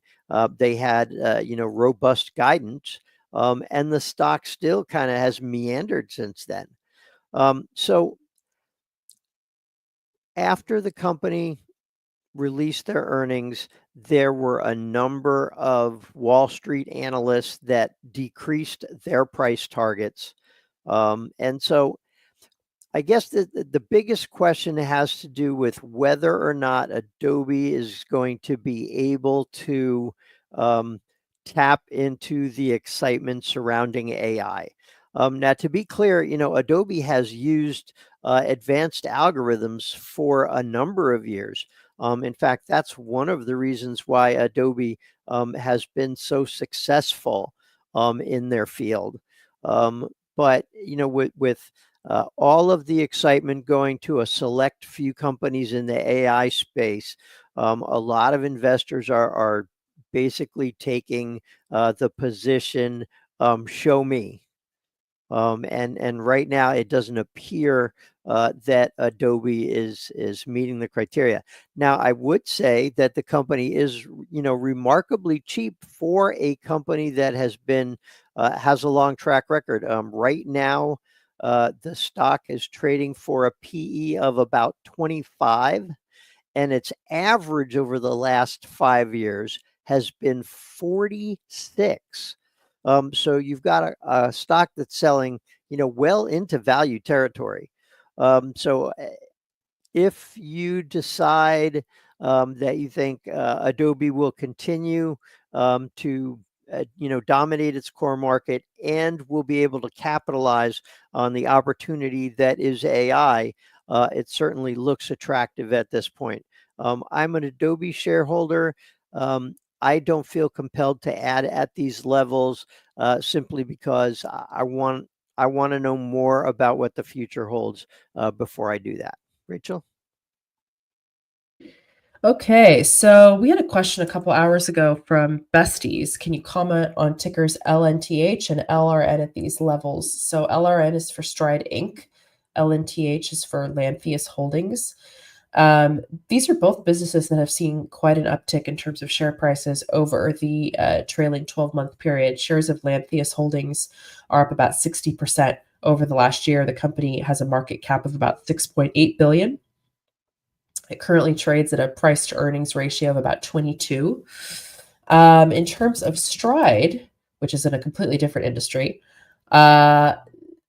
this company's up about 90% over the last year, which is really interesting, and also trades at a price to earnings of about 20, which is fairly moderate as well, with a market cap of about $5.3 billion. So what do these businesses do, and how are they making money and how are they doing as businesses and why is that feeding into the stock price. So Lantheus Holdings is a radiopharmaceutical company, and Stride is an education technology company. So completely different. Lantheus, let me look at really quickly first here. They develop, manufacture and commercialize diagnostic and therapeutic products. So they basically specialize in developing and using radioactive materials for medical imaging and treatment. So they specialize in products in areas like radiopharmaceutical oncology, so products that help find, fight, and follow cancer, precision diagnostics, for example, products focused on cardiology and other areas that can aid in early and accurate diagnosis. They are known for several, core products. They, again, develop and sell radiopharmaceutical products for use in things like medical imaging and diagnostics, particularly in the areas of cardiology, oncology, and neurology. The key revenue driver for this business right now is a product called Pylarify, and that is essentially a radioactive diagnostic agent used in prostate cancer imaging scans. That is a product that has achieved blockbuster status with over $1 billion in annual sales. And again, this is used to detect prostate cancer metastases, which is when the cancer spreads to other organs. This is a substance that is injected intravenously before a PET scan. So that is their core product. But they also offer other radiopharmaceuticals like Definity, which is, I believe, also received intravenously. And that is specifically for patients that are undergoing cardiac imaging. And they've really been working on expanding their portfolio and product capabilities through strategic partnerships and acquisitions. They have longstanding partnerships with businesses like Novartis, Bayer, Regeneron, GE Healthcare. They've also acquired other companies. They are in the process of acquiring a company called Evergreen Theragnostics, which is a clinical stage radiopharmaceutical company, which could, again, significantly bolster their portfolio. The company, in terms of how they've been doing from a financial perspective, revenue has been growing at a steady clip. They are free cash flow positive. I believe they are still operating at a GAAP net loss. So in Q4, their worldwide revenue increased 10.5% year over year to $391 million. Sales of Pylarify, which is, again, that radiopharmaceutical that's used specifically for PET scans to detect prostate cancer. Sales of that radiopharmaceutical agent totaled $266 million in the quarter, but $1 billion in net sales for the full year. And actually, not only was that a record for the business, but Pylarify became the first ever blockbuster radiodiagnostic in, I think, the history of the entire industry. Definity, which is that other radiopharmaceutical product I mentioned, delivered sales of $86.2 million in Q4. That was an 18% year-over-year increase. Now, operating income decreased. Again, they're still operating at a GAAP net loss, but they increased their net cash from operations by about 41%. They increased their free cash flow as well by about 41%, and that figure was $141 million. So shares seem to be responding really well to the fact that Pylarify and Definity, their two core products, are doing exceptionally well. Again, Pylarify is now a blockbuster radiopharmaceutical. This is also a business that is, in an acquisitive era. And while they are not GAAP profitable, they've really been increasing their free cash flow and operating cash flow. This is an interesting business. This is what I have not studied super closely. So it's not one that I'm not positive in terms of whether it would be a position for my portfolio, but the valuation seems reasonable for this type of a business, in my opinion.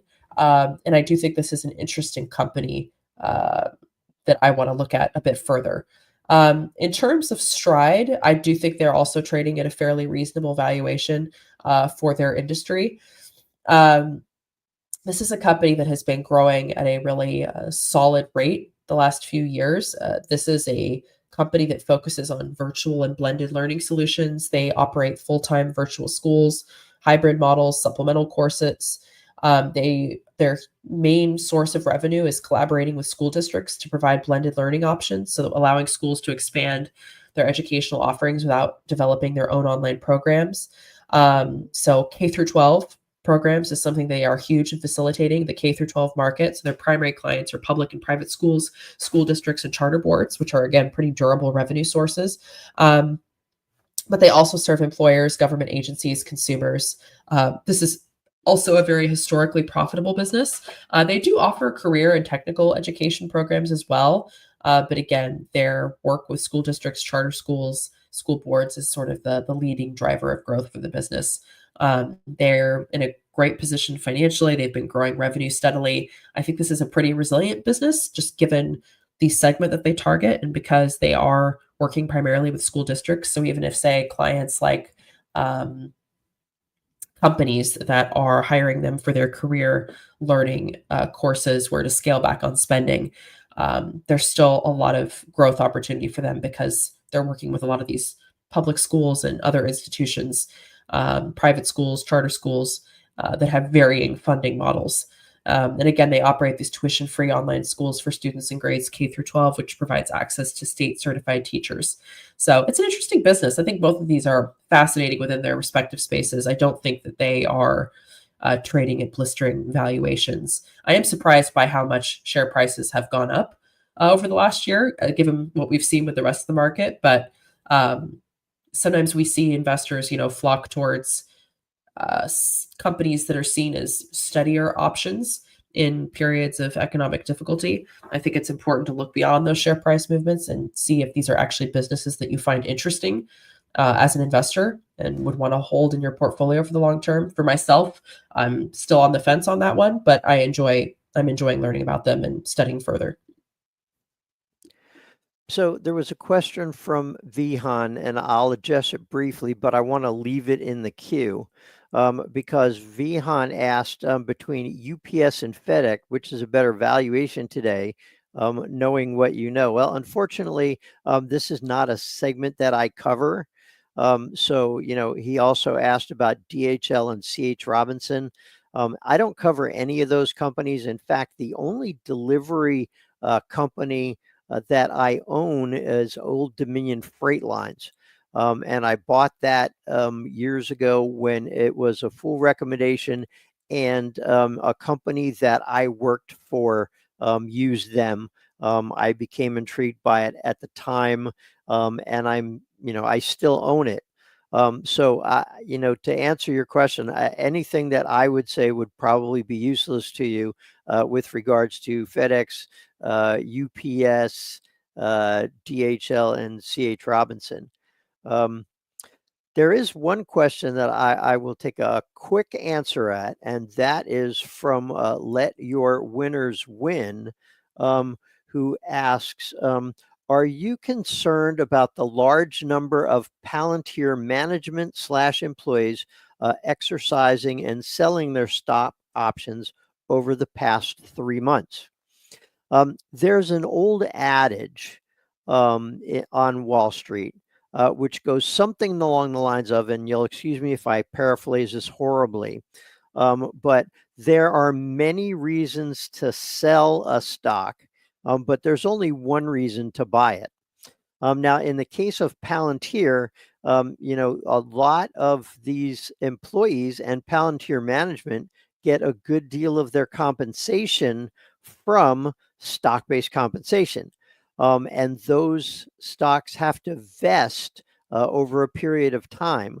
And so, the fact that you are seeing, a number of employees, selling their stock options and cashing in some of their stock, this is the time of year when you see that a lot because we're going into tax season. And there are probably a lot of taxes associated with those options.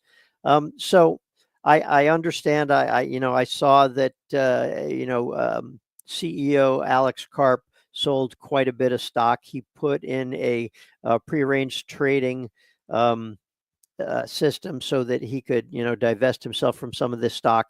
Palantir stock not too long ago was at all-time highs. So I would say it's entirely reasonable for managers and companies that get a lot of their compensation from company stock to be able to sell that every now and again. And they would be foolish if they didn't sell it when the stock was near an all-time high. I don't see that as an issue. And I think we're at the end of our hour, aren't we? Already. And I think you're going to get some really good programming in the next hour because you're going to get the weekly Roundup happy hour with Dan Caplinger and Jeremy Bowman. So I think you're in for a treat. All right. How's it going, fellas? Good. Good. Nice to see everyone here. Yeah, well, yeah, thanks, Rachel and Danny. Appreciate it. Dan, how are you? I'm doing good, Jeremy. How are you? Good to see you. It's been a while.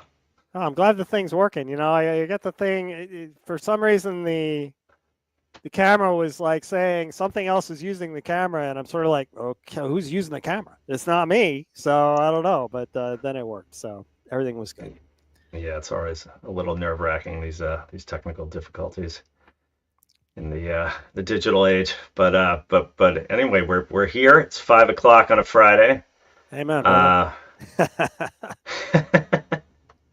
Yeah, I titled this weekly Roundup happy hour in the schedule.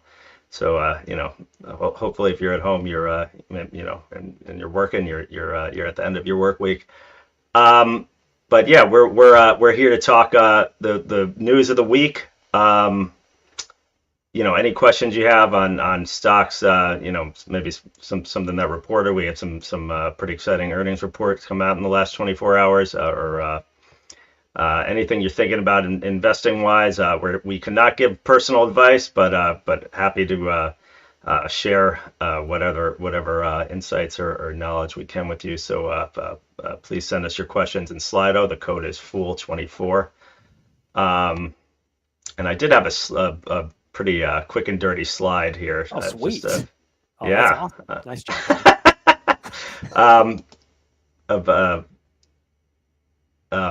Yeah, I'll put that up. Just a little, very, very basic news of the week, but if you can get your thoughts jogging here. But pretty flat week for the market after a lot of excitement last week with some of the tariff news and that sort of thing.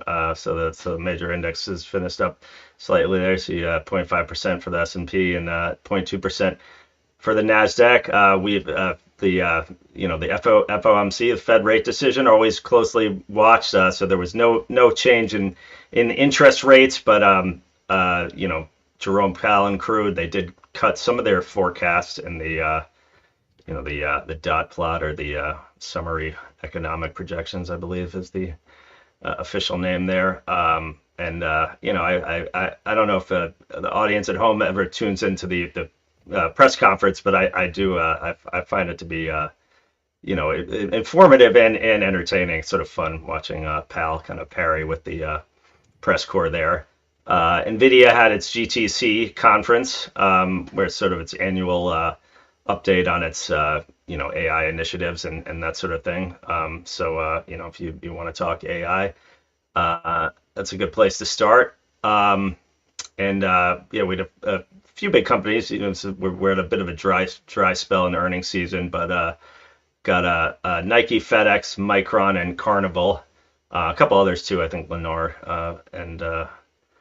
came out as well. Yeah, we had Accenture earlier in the week, I know, but you're absolutely right. It's that time where we're pretty much the only companies that are releasing now are companies that are on a weird fiscal year, like a February 28 fiscal year or a late January 31 fiscal year, something like that. That's pretty fairly rare. So yeah, but I'd say, Jeremy, of the things that you were just talking about, I mean, obviously the Fed is what I follow most closely. Absolutely right. We kept the Fed funds rate unchanged, rate in a range of 4.25% to 4.5%. That was largely expected. There was a slowdown in the rate of quantitative tightening The Fed decided that it would cut the maximum amount of Treasury securities that it was allowing to run off the balance sheet down from 25 billion to 5 billion. Jeremy just said that he enjoys watching those press conferences, which means that he and I are two of the only finance geeks in the world. But nevertheless, for those of you who follow this, I mean, quantitative tightening sort of the opposite of what we saw throughout much of the 2010s, opposite of quantitative easing, the idea being to shrink the size of the Fed's balance sheet in order to take away some of the accommodation that the central bank gave to the U.S. economy during times of weakness. We are no longer in times of weakness. The economy is strong, at least for now. And so the Fed has been undergoing a tightening of monetary policy to levels that are more closely in line with what you saw historically. Still kind of on the low side in terms of long-term history, but we're seeing some lessening of inflationary concerns, although those of us who are sticklers for the 2% target are sort of like, guys, 3 is not 2, and maybe we shouldn't be quite as excited as everybody seems to be at this point. We're starting to see some political pressure out of the White House to start pushing interest rates down as people worry a little bit about the impact of tariffs, if tariffs last, where they last, and how long they last, and in what quantities they last against which countries. A lot of uncertainty at this point. Markets tend not to like uncertainty. Consumers tend to batten down in the face of uncertainty. So it's one of those things that as long as we're embracing uncertainty, then we probably need to embrace some level of volatility in the stock market as well. But that was the big economic news that I was following, Jeremy. Of the things that you listed on your presentation, or if that wasn't on the presentation, what was the thing you found most interesting or that caught your eye the most this week?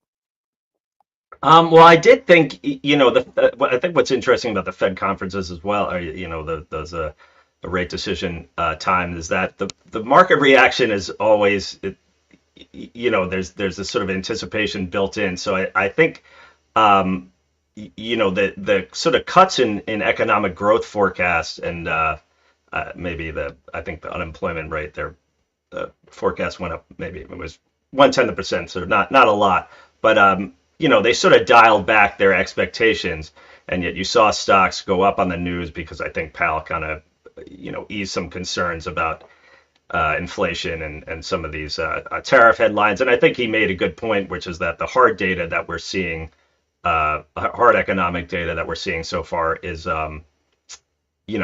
doesn't signal any pain really, whereas the sentiment and that sort of stuff has been weaker. So it was interesting to see that kind of news come out, and then the market go, oh well, this is good, so stocks went up that day. So I thought that was notable. As far as the earnings report that came out, I was listening to the Nike call earlier today. Nike now is about, I think they hit a 7-year low today. So rough times over there. I've been keeping faith in them that they'll ride out this pullback. They did have a couple, sales were down I think 9% or 7% on a currency neutral basis. And profits were down even more sharply. But they did seem to have a couple of green shoots. Running was back to growth, which I think is a good sign. They faced a lot of competition from Hoka, the Deckers brand, and On Holdings as well. Two companies that are growing pretty fast. And I think I do have confidence in the new CEO Elliott Hill there, and I think their strategy for going back to their wholesale retail relationships, brand marketing, the things that have historically worked for Nike, more of a full price, rather than a discount model. He's only been there for 2 quarters now, so I think disappointing results generally, but I'm being patient with that turnaround so far. I'm laughing just because the honeymoon period is sort of like how long are we going to give this guy? I'm a Nike shareholder, and it is. I am as well. It's kind of inexcusable the damage that got done to this brand and the failure to acknowledge a competitive threat in some of these smaller disruptors, as you mentioned, like Decker's Outdoor, ticker DECK, like On Holding, ticker ONON. Do not get confused. Ticker ON with no second ON is a semiconductor company and not an athletic shoe company. So don't get confused out there, folks. ONON is the On Holding that does the On brand of shoes, of athletic footwear. So just keep that in mind. But yeah, and yes, I mean, Nike's big. Nike has tried to optimize its supply chain for free trade, and now free trade is going away. And so now we're starting to see some of the things that that companies have done. Backfires a little bit too strong of a word, but you're seeing a lot of trends really across the economy of people looking at bringing stuff back on shore, people bringing manufacturing capabilities back on shore to avoid tariffs. Kind of a change in the way that you have a system that works efficiently and that maximizes profitability under a certain set of laws and guidelines. When those laws and guidelines change, that's the purpose of public policy, folks, is to change behavior among private actors. And that is exactly what is happening. And so Nike talking a little bit about tariffs on the earnings call. And I just think that it's one of those areas where it's kind of unclear. But I also think, I mean, let's face it, the numbers don't lie. And we kind of need to see, underlying Nike's numbers has always been the idea that the brand was popular, that the brand had a loyal customer base, that the brand would be able to keep people interested and involved. And we've seen that erode a little bit. I think that, like you say, you give it a quarter, you give it a couple of quarters, they realized that they needed to make a change in leadership. They realized that they needed to come up with a course of action that would hopefully restore its past glory, but they don't get forever to do it. And so I'm really going to be looking for things that happen between the earnings calls that can give me a little bit more confidence that things are good. Because, I mean, keep in mind, yes, Nike's a retailer that has some, there are seasonal impacts, but there's demand for those shoes year in and across the year.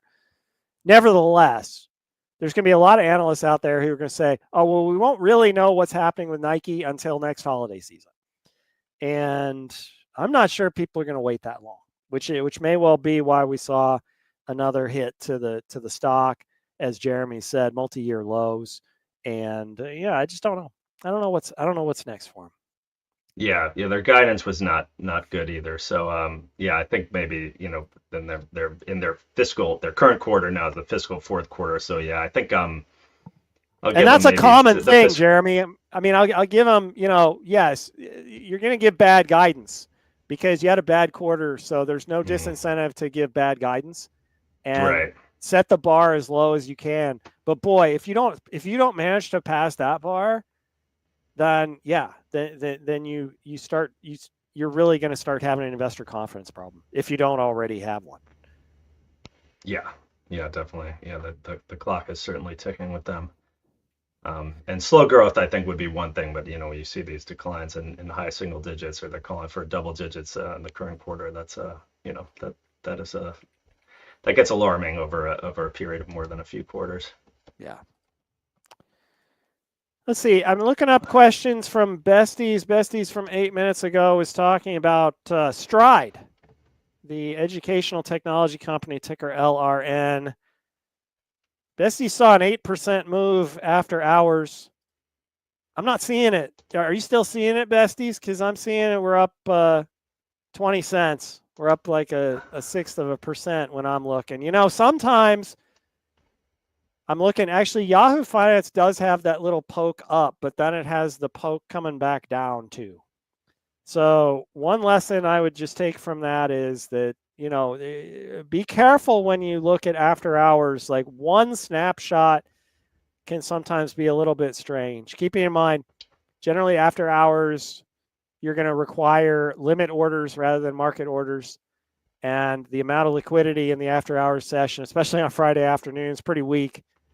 It doesn't take much. If you have a misplaced button push, you might well get a situation where you're buying a couple of shares $10 above the market, and then the next trade comes back down the same $10, and so it can be an isolated event. But I'm getting different readings from different data providers. I do not think I looked for news, didn't find any news, didn't find any new SEC filings, anything like that. It's not to say that there might not have been something that was going on, but I'm not seeing the after hours move here. Yeah, I'm not seeing. Oh yeah, any news on them? Yeah, I see that. Right, that blip up and then back down. So yeah, probably nothing, as you were saying. I thought if there was a sort of unseen source, it might be something related to the what's been happening with the Department of Education. But again, yeah, no news coming out, and it doesn't look like that move held.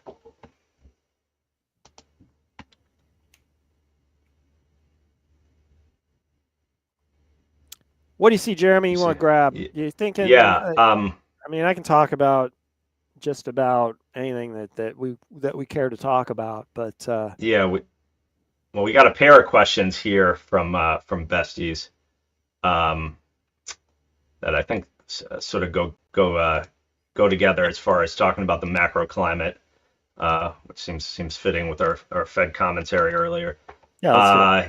Yeah, he asks, is the U.S. going to be uninvestable as tariff wars proliferate, and are we going to have a recession or stagflation or both? So I think uninvestable, I think is a pretty big term. Certainly a recession is possible. Stagflation also.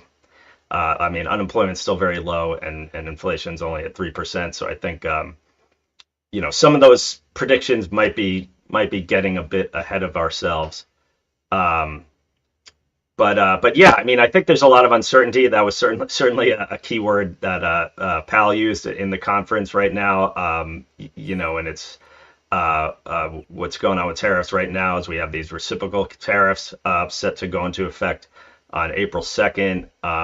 And then, there's a lot of negotiations and on again, off again stuff going on with, the major trading partners, Canada, Mexico, China. I believe the steel tariffs and steel and aluminum tariffs went into effect last week. So I think, part of the reason why we saw markets calm down this week is some of that noise and the protesting out of the private sector calmed down a bit. But there's certainly potential for that to go on or to come back. I mean, I will say that, looking at the history of the stock market, the U.S. stock market and the economy, I mean, it's rebounded from, I think bigger shocks than, a trade war. I mean, we don't know what the next year holds, but so I think over the long term, I wouldn't call the U.S. uninvestable.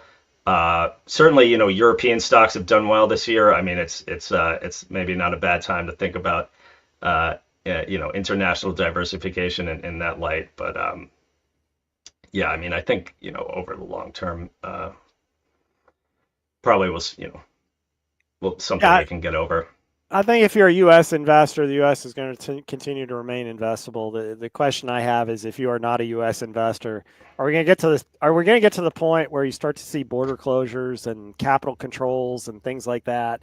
I don't know. I don't think that we're there yet, but I do think that our international allies have had their confidence in us shaken to some extent, and a lot of things that a lot of people would have said were not on the table have come on the table, some by the doing of the United States government.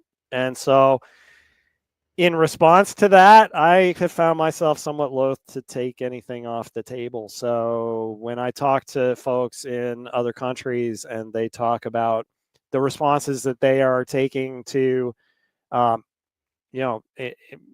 to try to account for the added uncertainty that comes from the actions the United States government has taken recently. I don't blame them. Which isn't to say that it's the right investing move. It isn't to say that U.S. stocks can't continue to do well. We had a 10% correction in the S&P 500. We've had a little bit of a bounce from there, but it was the first correction that we've had in a while, and it only brought us back down to where we had been like late last summer, early last fall. And so, I've seen a lot of people kind of freaking out about that, and I've been sort of like, okay, why are you freaking out about it? Did you think that the stock market was going to go straight up forever? I think maybe some people do think that. And unfortunately, that's just not the case. Part of the price you pay to get exposure to the long-term attractive returns in the stock market has always been a willingness to accept the downturns when they come, because at least to date, historically, every downturn that we've seen has been followed by a higher move up. And so, at the broad market level. And so that is something that, I think that we are a long way away. I've not seen serious attempts, besties, at trying to change the U.S. dollar status globally. We are still, an economic power. We still have economic influence. If we didn't have economic influence, the actions that we've been taking would not have had the impact that they have had. And so, it is somewhat counterintuitively a sign of our power that the actions that we've taken have had the impact that they have. But, does that make the U.S. uninvestable? Probably not in the short term. We'll see. Like I said, I kind of leave everything on the table at this point, but I'm not making dramatic changes to my portfolio. My risk level is where I have been comfortable with it being for quite a while. And, at least so far, most of the things that we've seen, while surprising in their speed, have been things that at least to some extent, were telegraphed. And so, we'll see how far it goes. We'll see what else happens down the future. And I reserve my right to change my answer at a future time. But for now, I'm not pushing that panic button just yet. Yeah, I think you make a good point there too about what foreign investors are doing. We've seen a lot of news stories about Canadians canceling trips to the U.S. or this sort of nationalistic backlash, sort of spending money in the U.S. that way. But yeah, I would be interested. From an investor perspective, to see if we see foreign investment or Canadians or maybe Europeans or something like that. If we see investors in those countries sell U.S. stocks and sort of put their money in their home countries, which would have certainly a potential to disrupt the market. Besties from 6 minutes ago, I just want to clarify that thing that I was saying about after hours trading. So Bestie says, yes, I see the spike. So does that mean someone paid or sold at the higher price? I see that from time to time. What's going on, Besties? I think the easiest way to explain that is just that in the after hours market, the volume plummets, especially on lesser known names like, Apple, Nvidia, stocks like that. They get plenty of after hours volume, and that's going to be fine. But, a small cap stock like a Stride, ticker LRN is what we were talking about in this particular case. But, just about anything that's not in the, not in the NASDAQ 100, not in the S&P 500, you're going to have these things happen from time to time. And what happens is, if you go and you pull up a chart, if you pull up a bid-ask quote from your broker, if you have enabled after hours trading, you will see that the difference between the price at which someone's willing to buy the stock from you and the price at which someone is willing to sell you additional shares of the stock, that is much wider in the after hours market for a lot of stocks than it is during the day. A lot of time during the day, there's only like a penny's difference there. But if there's nobody there, then like I've seen gaps that are several dollars wide. And when that happens, you as an investor just have to realize, yeah, maybe I thought I was going to trade some shares this afternoon and I missed the regular market session. And I'm trying to get it in before the weekend. Guess what, folks? You're not going to get it done. or you should not get it done, because if you try to get it done, this is exactly what's going to happen. Yeah, that person got those shares, but they paid $10 extra. Essentially, they lost $10 per share immediately after making that purchase, just because they weren't willing to be patient, buy on Monday morning, or put a limit order in for a more reasonable price. Now, for all I know, that person knew something that nobody else did, and maybe on Monday morning the stock goes up. But more often than not, when those spikes happen, it's exactly because of that. And a lot of the time, it's because we're not talking about a large amount of stock.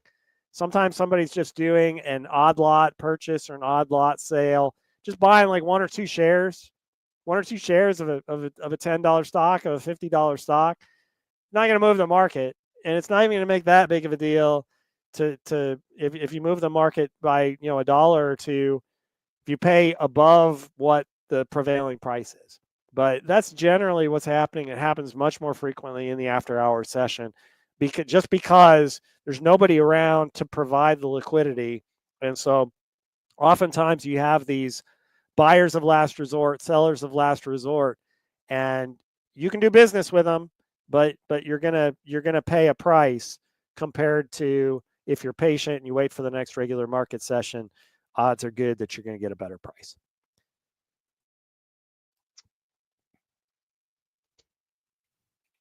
Yeah, that's a very good point there. I guess I'll take this last question here from Besties. How do you compare Stride with DCBO and Chegg? Is cutting the Department of Ed going to be favorable or not for LRN, the ticker for Stride? Stride is they've historically focused on the K-12 sort of private at-home learning market. They've kind of evolved into more of a tech company over the years, and they do career learning as well. I don't know. I don't really follow Docebo, and Chegg is more of a I think of them as a study aid, textbook company, homework assistant. And historically, Stride, I think they've been positioned as the kind of company that if public school money, or I think if there's more freedom, school vouchers, that sort of thing, to spend on private education or alternatives like Stride, it would be a good thing. I mean, I don't know if I'd speculate purely on that from. I think it's still unclear what's going on with the Department of Education and what's going to happen with that. So I don't, I think it's hard to speculate too much about how politics could influence the company. But I think overall it would tend to benefit a company like that, more likely than not. Yeah, I mean, I'd be interested in seeing how that plays out, as we sort of learn more about what is happening with the Department of Education and where that kind of school funding or school regulatory policy is going.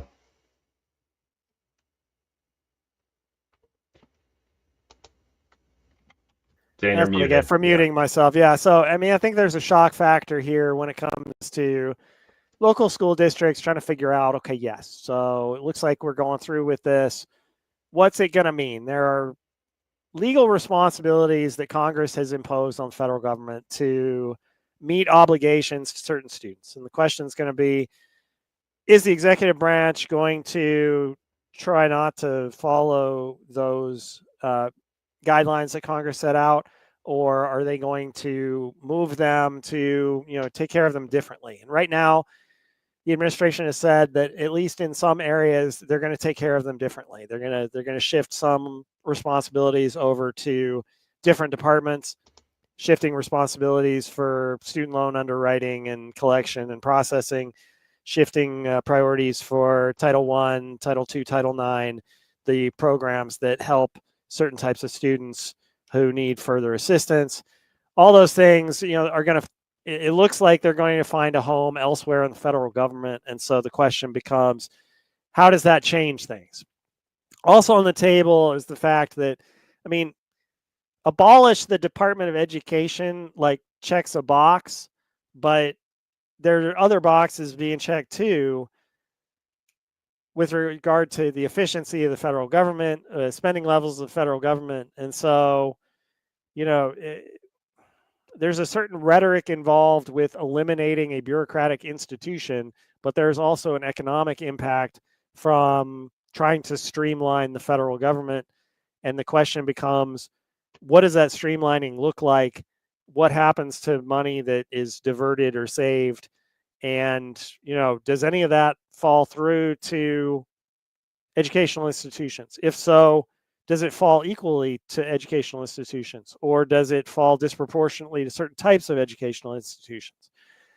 Then you have the question, who makes that decision? Part of the reasoning behind eliminating the Department of Education is to return greater control of schooling and education to state and local governments. Well, state and local governments already have considerable amount of control over the educational priorities of their locations, but federal funds come with their own limitations, their own restrictions, their own requirements.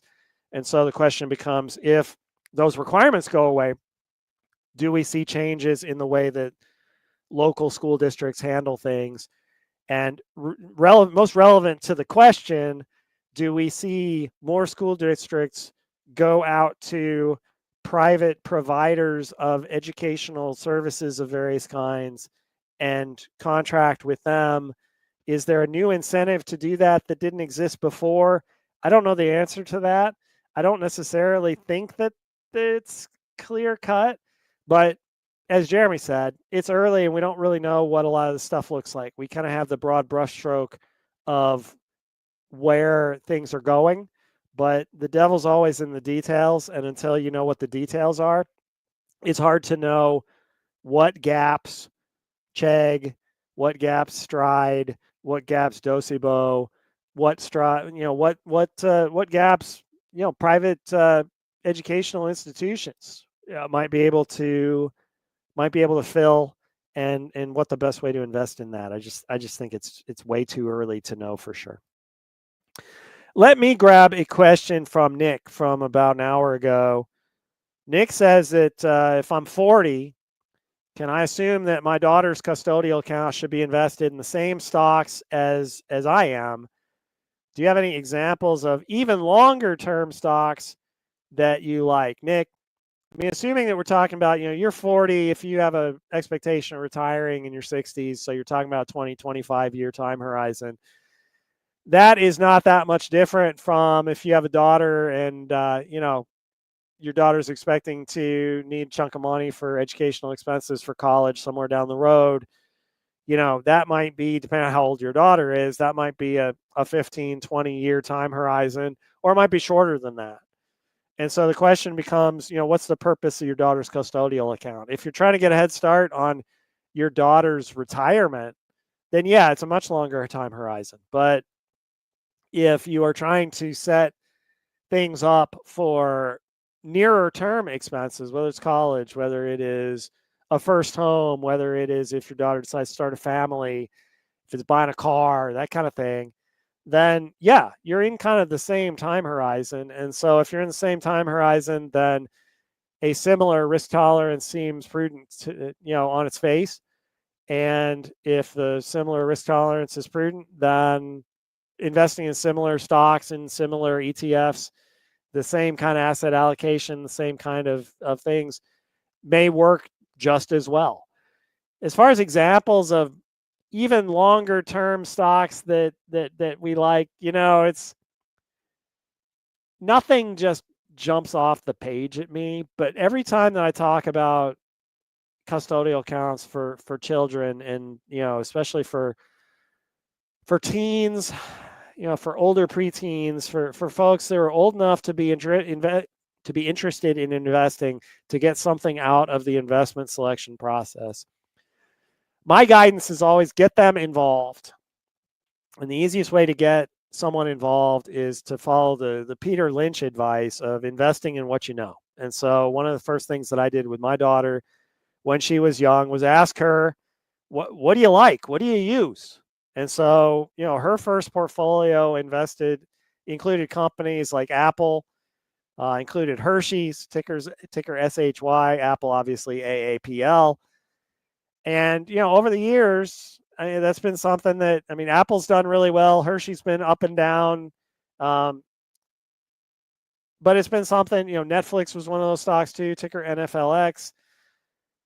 But being able to tie the financial lesson to the consumer experience lesson, I think has been a very valuable thing. And it's been something that has enabled her to build a bridge between her real life experience and her stock analytical skills.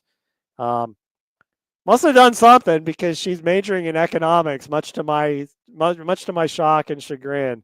But and it is part of an investing club at the school where she is. So if that's what you're looking for, Nick, then yeah, that's the approach that I would take. And if those end up being different stocks than what you're invested in, because maybe your daughter couldn't care less about some stock that is of great interest to you, that's okay too.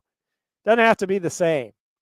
But, and especially if your daughter's not at an age yet where you're interested in getting her involved, then yeah, having relatively similar or identical portfolios, if you have high conviction for yourself, you probably have high conviction for meeting your daughter's financial goals as well.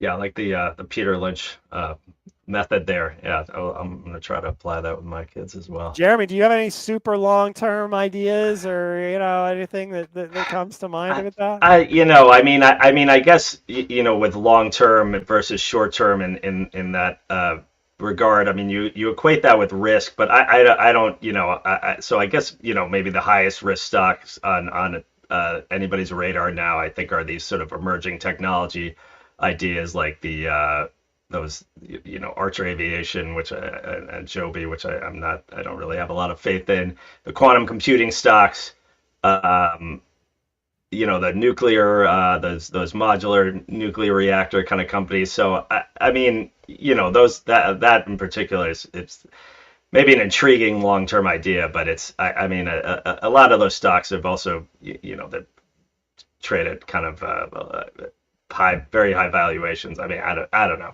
It's sort of very difficult to analyze a stock too when there's no revenue, and it's just sort of almost a theoretical idea at this point. So, but and a lot of these stocks are in areas where I have no confidence that this is going to be the thing 2 or 3 years from now. It's like pace of technology is going so quick. It's like, okay, yesterday it was blockchain computing.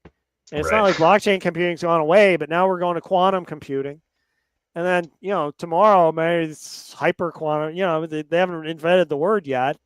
But, the closer we get to Star Trek, the more I'm kind of like, I have no confidence. How do I know what company is going to be the company 10 years from now? And how many of these companies that look really good or promising or have prospects, are they going to go away? Are they just going to get bought up by, one of the Mag 7? There's so many things that can happen. It's just so uncertain right now. Yeah, right. Yeah, I think there's been a lot of hype in the market, certainly, starting from AI, and that seems to have spread to some of these other, corners of emerging technology. But yeah, I don't know if they'll all pan out. I was going to take, I think it was Vihan's question, UPS versus FedEx. Which is better valuation today? Knowing what you know, where would you build your positions? Appreciate thoughts on DHL and CH Robinson. So FedEx, I didn't dig in too deeply to their earnings report, so feel free to add any details if you have them, Dan. But I know they cut their guidance, blaming sort of a weak industrial economy, which we've seen in the data out of the purchasing managers index and that sort of thing. And industrial economy has been weak for a while, and certainly I think the trade war stuff and uncertainty, and I think that really hits the industrial companies first. So which is not good for these transportation, trucking, package delivery companies, that sort of thing. So I mean, FedEx, you know, between the two of them, I think FedEx is, I think it's a little more risky. That they tend to have more business exposure, more of a global company as well. So, you know, we've been talking about diversifying away from the U.S. So if you're looking for that, maybe lean towards FedEx over UPS. You know, UPS is stronger with e-commerce and sort of consumer delivery. DHL, I'm, you know, more of a global company as well, more international exposure. And CH Robinson is the leading truck brokerage company in the world, I believe. You know, I think you know, in trucking transportation, I mean this is a very economically sensitive sector, so I don't you know, I guess I'd expect it to, you know, if we see more trade tensions and that sort of thing, I'd expect these stocks to react negatively. I will say that within this sector, the area I like the most are the LTL, less than truckload shippers. A lot of them have done, or the three main ones I'm thinking of, which are Old Dominion Freight Line, ODFL, Saia, and then XBO Logistics. Those stocks have done historically well, and that is you know, as opposed to you know, almost a trucking conglomerate like the, you know, UPS, FedEx, DHL. I mean, these companies are sort of focused on one aspect of the business. They built out networks to kind of build you know, it allows them to create pricing advantages and that sort of thing. And I think it's more of a targeted specialty business that has, and you know, allowed for their growth and you know, strong performance on the stock market. So if you're thinking of you know, in that logistics transportation area, I'd take a look at those stocks. Agree 100% on the UPS FedEx issue, especially the international exposure. I think FedEx has historically had more international exposure, and so if you get kind of a repatriation of manufacturing assets, a reduction in international trade, then you may see a situation where UPS is going to outperform, and where you're going to see some of these domestic logistics and transportation companies, you know, start to do better on a relative basis. But I mean, keep in mind, I mean, a lot of FedEx's international stuff is air travel, and that is often highly time sensitive goods. And you know, at some level, if you're willing to pay up for international, like immediate shipping, then you're probably willing to pay up for the higher tariff as well. It can often be a less price sensitive good, something that is of, you know, importance, something that is essential that you can't do without. Doesn't mean that the volumes won't go down and the companies won't do their very best to avoid needing those things on an emergency basis, but I don't think the business disappears entirely by any means. Yeah. Let me take Matt from 3 hours ago asked Jason, and I'm going to take Jason's place here. Are we beginning to see the Bitcoin implosion of MicroStrategy, now known as Strategy, ticker MSTR? Matt, I don't think we're there yet. I would highly recommend that if you're a Motley Fool member, go to the video library. You will see that I did a scorecard segment with Anand Chakavalu, and I can't remember who my partner was on that one, but we talked about ticker MSTR. I'm always going to call them MicroStrategy because until they change their corporate name and somebody tells me that I absolutely have to. But yeah, they're still, I mean, here's the thing, you know, they're still trading at a premium to the value of the Bitcoin that they have on their balance sheet. They are still undergoing these sort of financial engineering of issuing preferred, I think it's preferred debt. I can't remember if it's like perpetual preferred or something.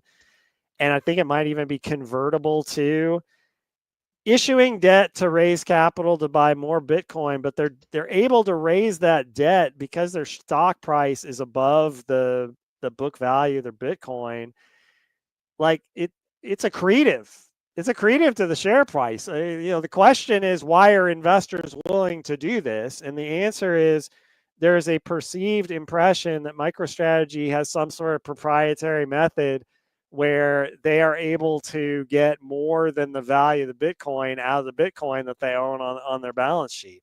I'm skeptical of that.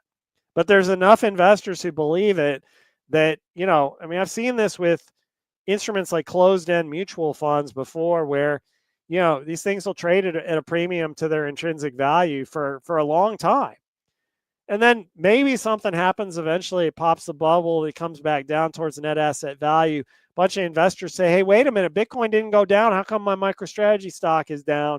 And the answer is because of the way that you did it and because you didn't look at the value of the Bitcoin relative to the price of the shares when you bought the shares, and there was a revaluation in the market. So I believe that reversion will happen someday.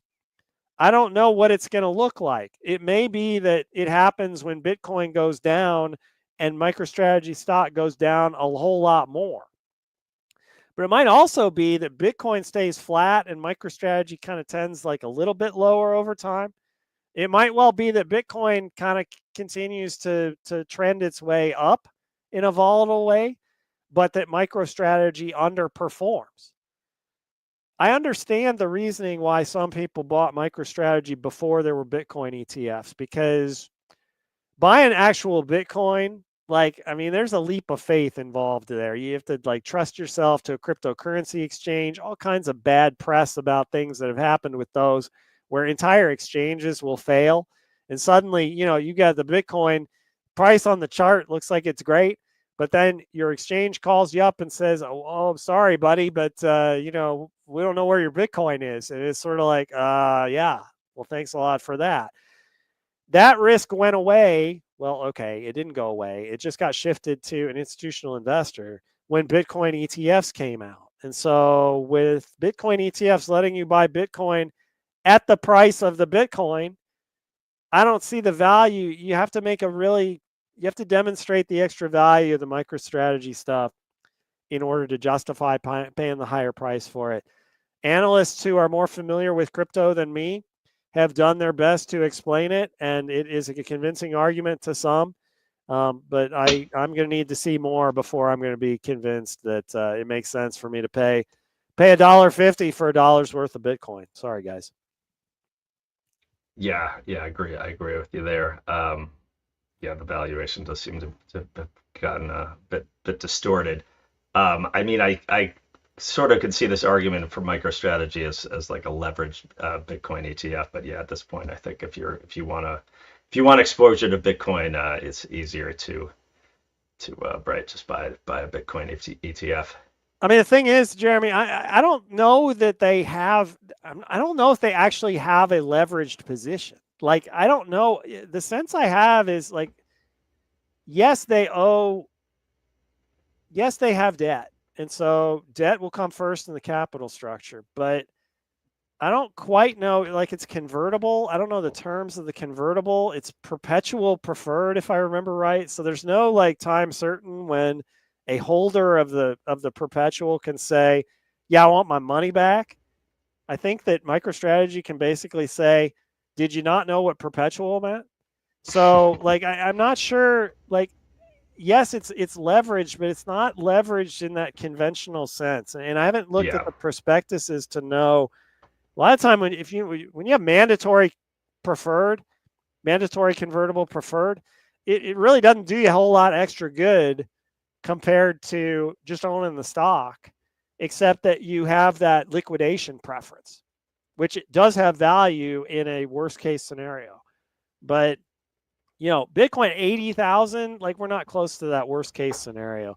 Bitcoin at 8,000, if we get another one of these 80% drops or 90% drops, yeah, maybe that's enough for us to start having that discussion. But I suspect that there are companies that are worse positioned, more aggressively positioned, let's say, than MicroStrategy is currently. That'll probably be the canary in the coal mine for that before MicroStrategy starts to have serious problems with it. Especially, they still have access to the capital. Capital markets are still handed to them left and right. Mm-hmm. Yeah, right. Yeah, Brad, I do wonder what price does Bitcoin have to fall to before they sort of are you're worried about them blowing up, but Oh, thanks, Pro Shop Guy. Pro Shop Guy put up the link for me and Jason Hall with our discussion of MicroStrategy. Thank you, Mike, for that. All right. Well, I'm gonna try to tackle Quentin's question here, also for Jason. So I'll put on my Jason hat, like you did. As Quentin says, Jason, intrinsic value of a company. What is the best way? How do you calculate it? If it is quick, can you discuss the intrinsic value of the trade desk? So I think if you're approaching intrinsic valuation of a company, one good experiment I think to do is a reverse discounted cash flow.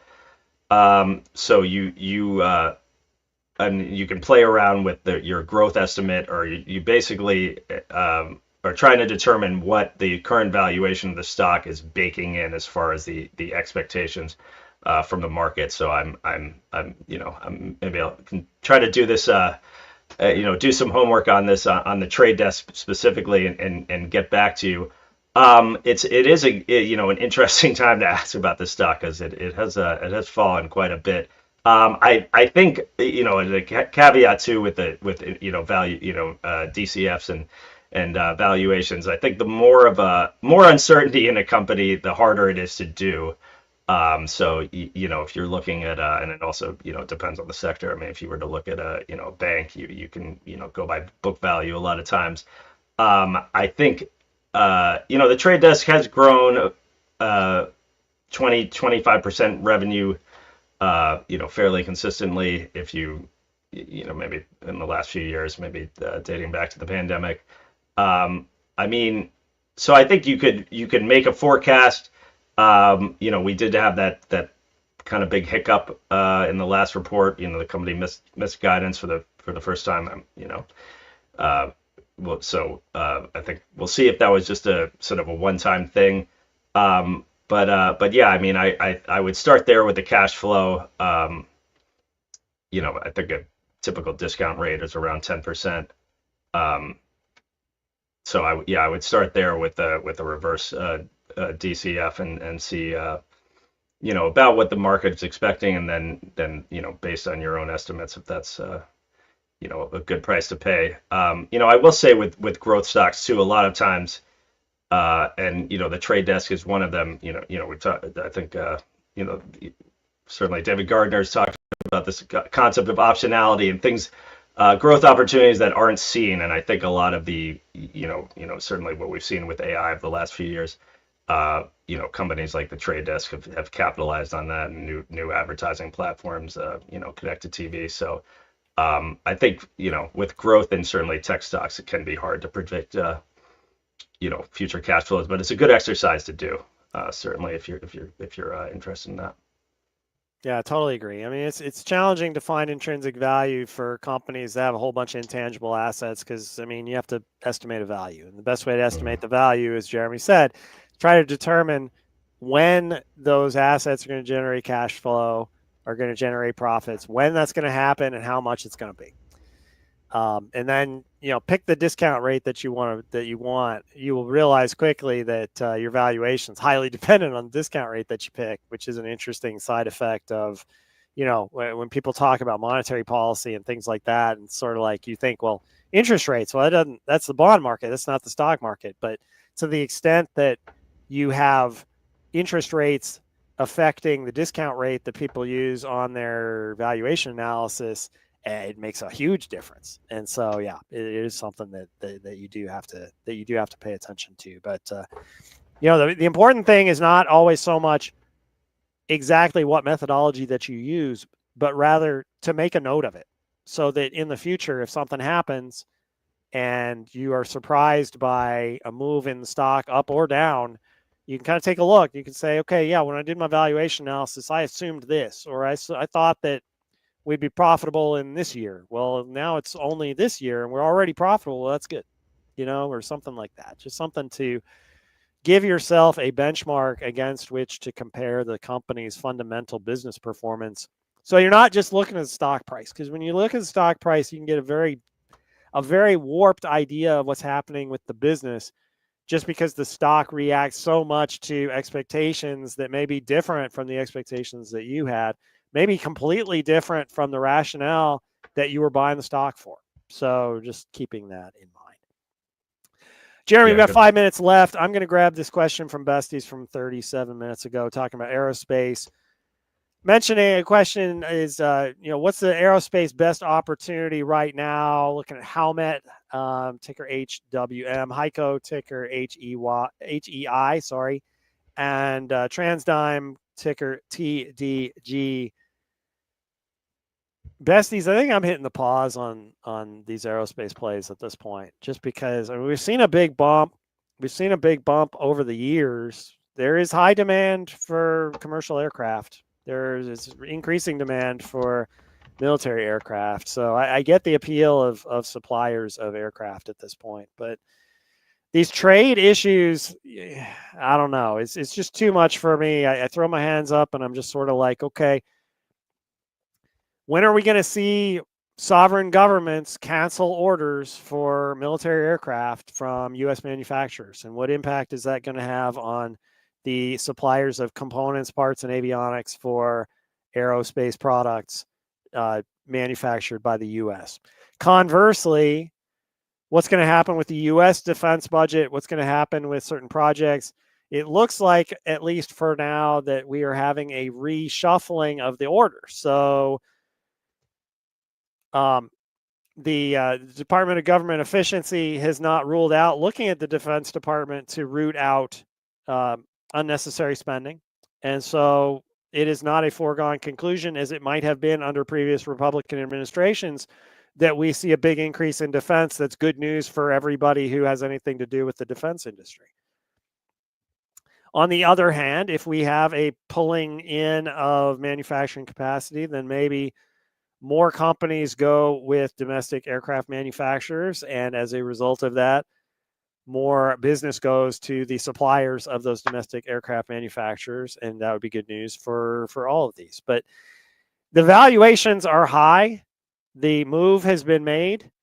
You know, a lot of Motley Fool members have looked at us and said, why are you recommending a stock when it has already gone up as much as it's gone up? And I understand that. Sometimes there are good reasons for it.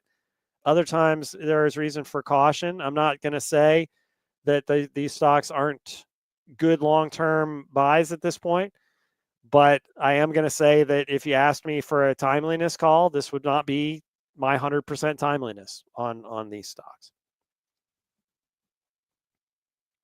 All right, so we got a couple minutes to go. So I'll try to take this one quickly from Vihan. This was originally addressed to Rachel, but he says, can NIO bite into emerging players in the electric vehicle market, including Tesla, BYD, Xpeng, Li Auto, and Lucid Motors?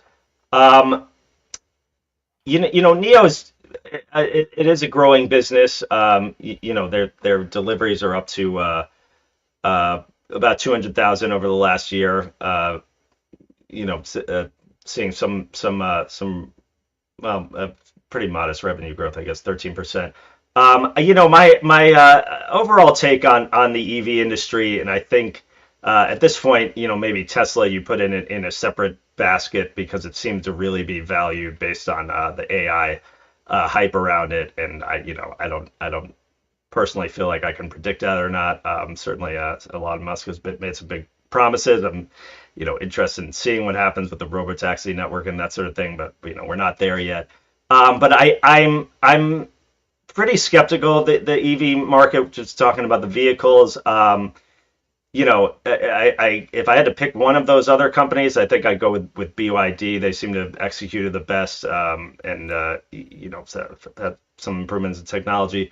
But you look at the mature auto sector, and it's a very low valuation kind of companies, with GM, Ford. So I wonder if there's really a competitive advantage to be had in this industry over the long term. I think we already have enough EV brands out there that the consumer preference is.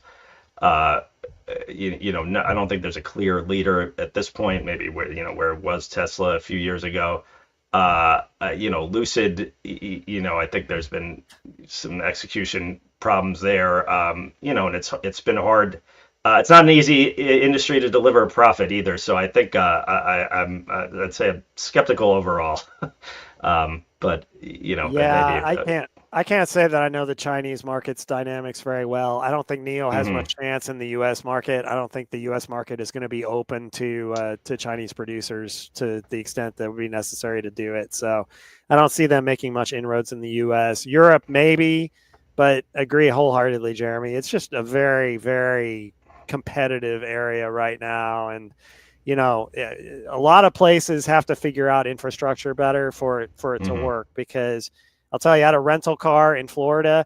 They gave me an EV. It was my only chance. They didn't have any other cars. It was a nightmare. I mean, you just cannot it's just not the same. You have to find a place. You have to sit there for an hour. You have to it's just sort of like, really? I mean, come on, guys. So we'll see where that goes. That brings us to time. Motley Fool members, thank you so much for joining us for the weekly roundup. For everybody, for Adam and everybody behind the scenes. For Jeremy Bowman, I'm Dan Caplinger. Thank you for being a Motley Fool member and joining us. And stay tuned. We have Danny Vena and Jeff Santoro in the green room making their way out to see us. And here they come. Have a great night, fools. Take it easy. Danny, Jeff, take it away. All right. Thanks, guys. Danny, how are you? It is sunny in San Diego. It's Friday afternoon. I'm looking forward to spending the weekend with family that rolled into town unexpectedly. So this is my last hour of Fooldom for today. Nice. That sounds like a good way to spend a weekend. Yeah, it is sunny and beautiful here in New Jersey too. Not quite as nice as Southern California, I'm sure, but I'll take this for March. This is nice New Jersey weather. So it's beautiful here as well. So welcome everyone to the 6 o'clock hour. Danny and I are not going to answer your individual investing advice questions, but we will answer everything else. We can't give advice. We can't answer questions. And we picked a theme I think is going to be fun, Danny.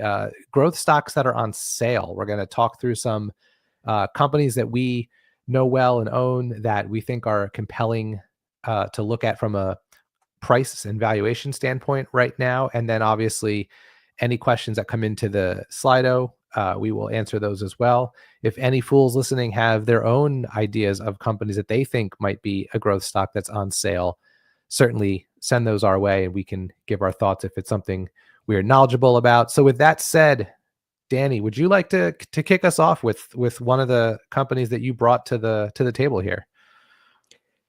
I would like to, and at the risk of beating a dead horse, I have been saying now for weeks that I think Alphabet is just really cheap right now. I mean, this is a growth stock that sentiment is working against. Anybody that follows Alphabet knows that the company was subject to an antitrust hearing. The court found that Alphabet engaged in anti-competitive practices. The Justice Department came up with a list of potential remedies and has presented those remedies to the judge. And we're kind of waiting for Alphabet to find out whether or not the company is going to get broken up. I personally think that's the least likely of the remedies. They may force the company to, stop paying other companies like Apple to default to its search. They may force Alphabet to share some of Google's algorithms with the competition. But really, I mean, this is a company that is the worldwide leader in search. They are one of the big three in cloud computing. They are making inroads into artificial intelligence. And yet for all that, and all that opportunity, the stock is currently trading for 20 times earnings. I mean, I find that difficult to fathom because this is such a good, consistent, well-known company. And on average, over the past 5 years, it's traded for 26 times earnings. So 20 times earnings is clearly, a discount. And I think a lot has been made of the fact that Alphabet came up with its Bard AI. That was a little bit of embarrassing. The company came away with a little egg on its face. But consider that with its search, with its cloud, with its digital advertising, Alphabet is a company that has access to as much data as any company on the planet. And data is what you need to build AI models that work.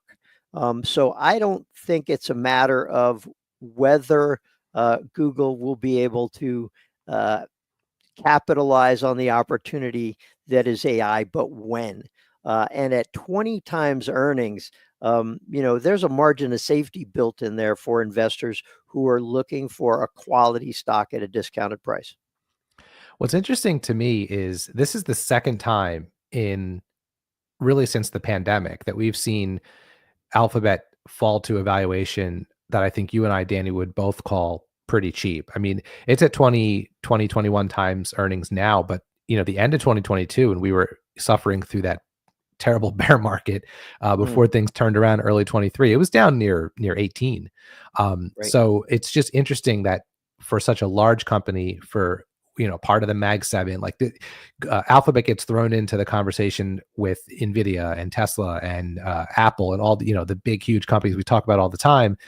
There have been buying opportunities for this company on several occasions over just the past couple of years. And it just goes to show you, with these big longtime winners, you didn't miss the chance to get in on them a lot of times because these opportunities do arise. I think what's interesting, I like that you phrased it as margin of safety because, there is uncertainty with this company. Like you were presenting the possibilities of a breakup and how that may be unlikely. I think, I don't know how I would handicap it, but I would say it's probably less likely now than it was a couple months ago in terms of administration changes and their business friendly view in the Trump administration. But at 20 times earnings, like I don't even know if that would be considered expensive if there was some sort of breakup of Google's Alphabet's properties, because even if you took, maybe not Google search itself, like the actual google.com website, but if you took some of the other businesses away and rolled them out into other, independent companies, it's still, there's still a lot going on for the parent company Alphabet. Like I remember hearing at one point, they're not only the leader in search with google.com, but their YouTube itself is, I think, like the second or third biggest search engine out there. So they own search in several different ways. And yeah, the AI advantage with the data they can collect. So I agree. I think this is one that's worth looking at. It just in terms of where its current valuation is relative to where it has been. Yeah, I'll throw out one final thought here.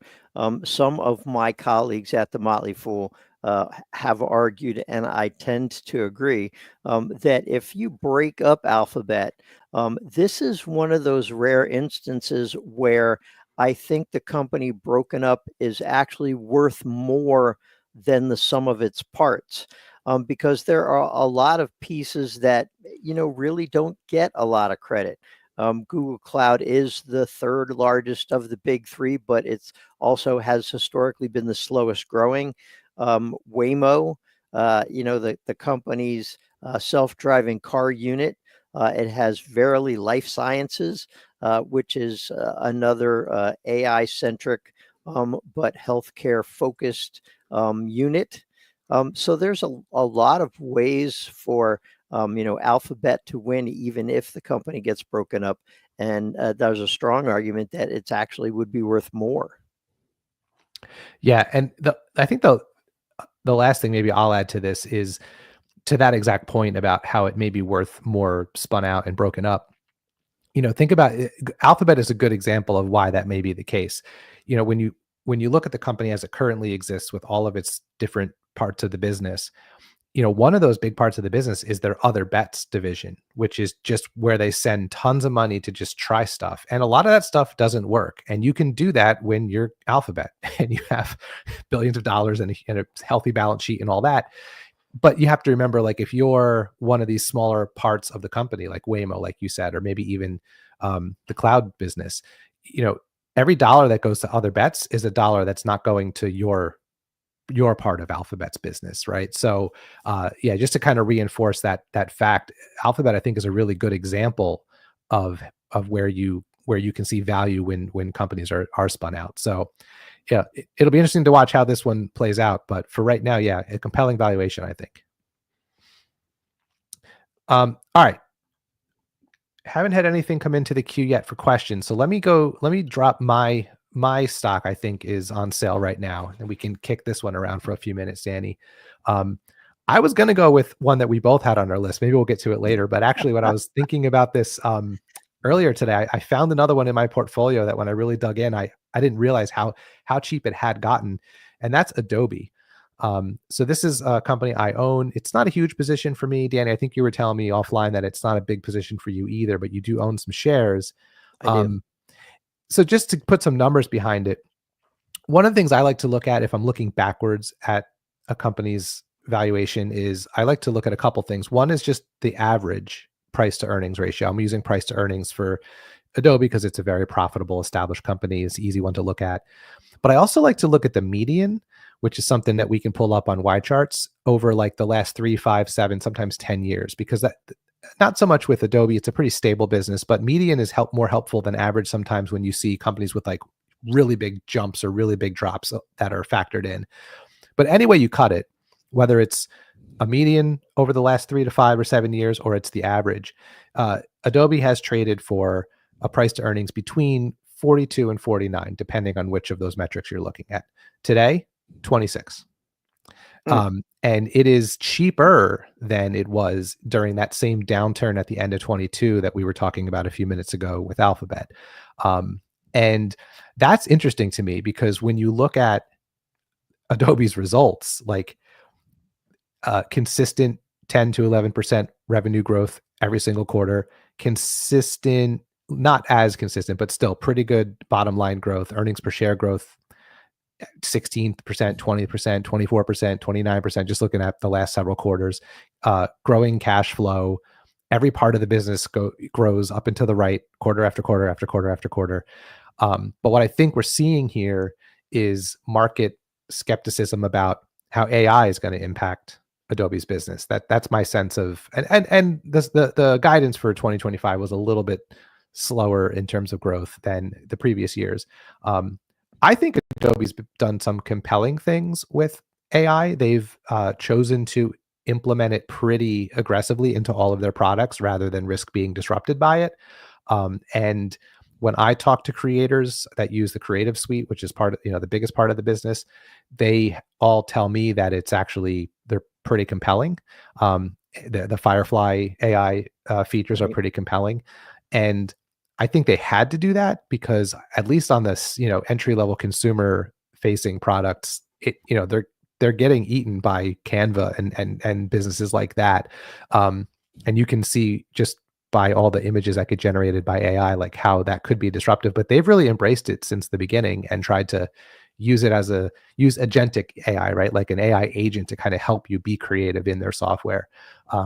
Now, all that spending and effort needs to turn into increased revenue, right? You need people to subscribe to these extra tiers that will bring them that AI stuff for that to be beneficial. But it does seem like that's starting to happen. So I'm a little bit curious as to why the market is not giving Adobe any credit for some of that.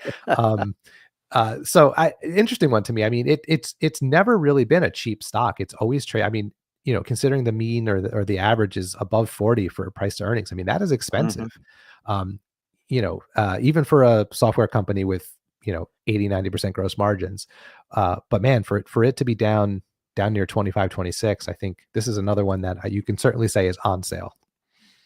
And it's interesting to me, the narrative that Adobe is going to be left behind because of AI. And yet, if you go back and look at the company's history, Adobe was one of the first of the big tech companies to roll out AI and machine learning technology. They released Adobe Sensei years ago, and they've been using AI powered tools and offering their customers AI driven analytics for years now. So it's kind of surprising to me that narrative has evolved. And similar to the sentiment kind of weighing against Alphabet, it's weighing against Adobe as well. I could see, during the economic downturn, why the stock fell the way it did, because I mean, this is a company that if the economy goes south and people have to make choices about what to do with their money, maybe they wouldn't keep up with their, Adobe Creative subscriptions. On the other hand, if people who use this to make a living, they're not going anywhere. And the fact that Adobe has, as you said, aggressively, offered AI tools to its users, that gives them the incentive not to go elsewhere, because they have this whole suite of tools, not just AI, but everything else that really, caters to the creative community.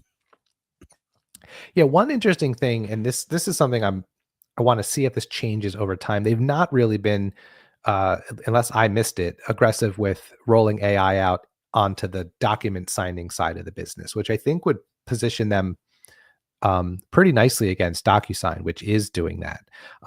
So that's something I'd like to see. I'm curious why they haven't. Maybe they're just trying to prioritize, on the, the moneymaker for the business is the Creative Suite. So it does make sense that that's the first place that they went in trying to implement the AI. But I would be curious to see over time if once they feel like it's implemented to a whatever degree they're looking for on the creative side, if they start to if you start to see them talking about how they can leverage it on the document signing side, because one of their competitive advantages, I think, for the e-signature part of the business as it relates to DocuSign, is that a lot of us have the Adobe Suite already on our computers for other reasons, and that's a competitive advantage. If you're a business, if you're an enterprise and you have the Adobe Suite because you have it for the creators in your business, the marketing team and things like that, or for the business analytics that you just mentioned, and then you need a document signing solution, why would you go get another one?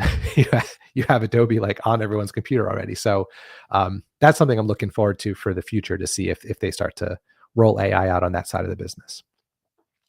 All right, I'm flipping through the queue here, Danny. I'm looking back in time to see if there's any old questions we can grab.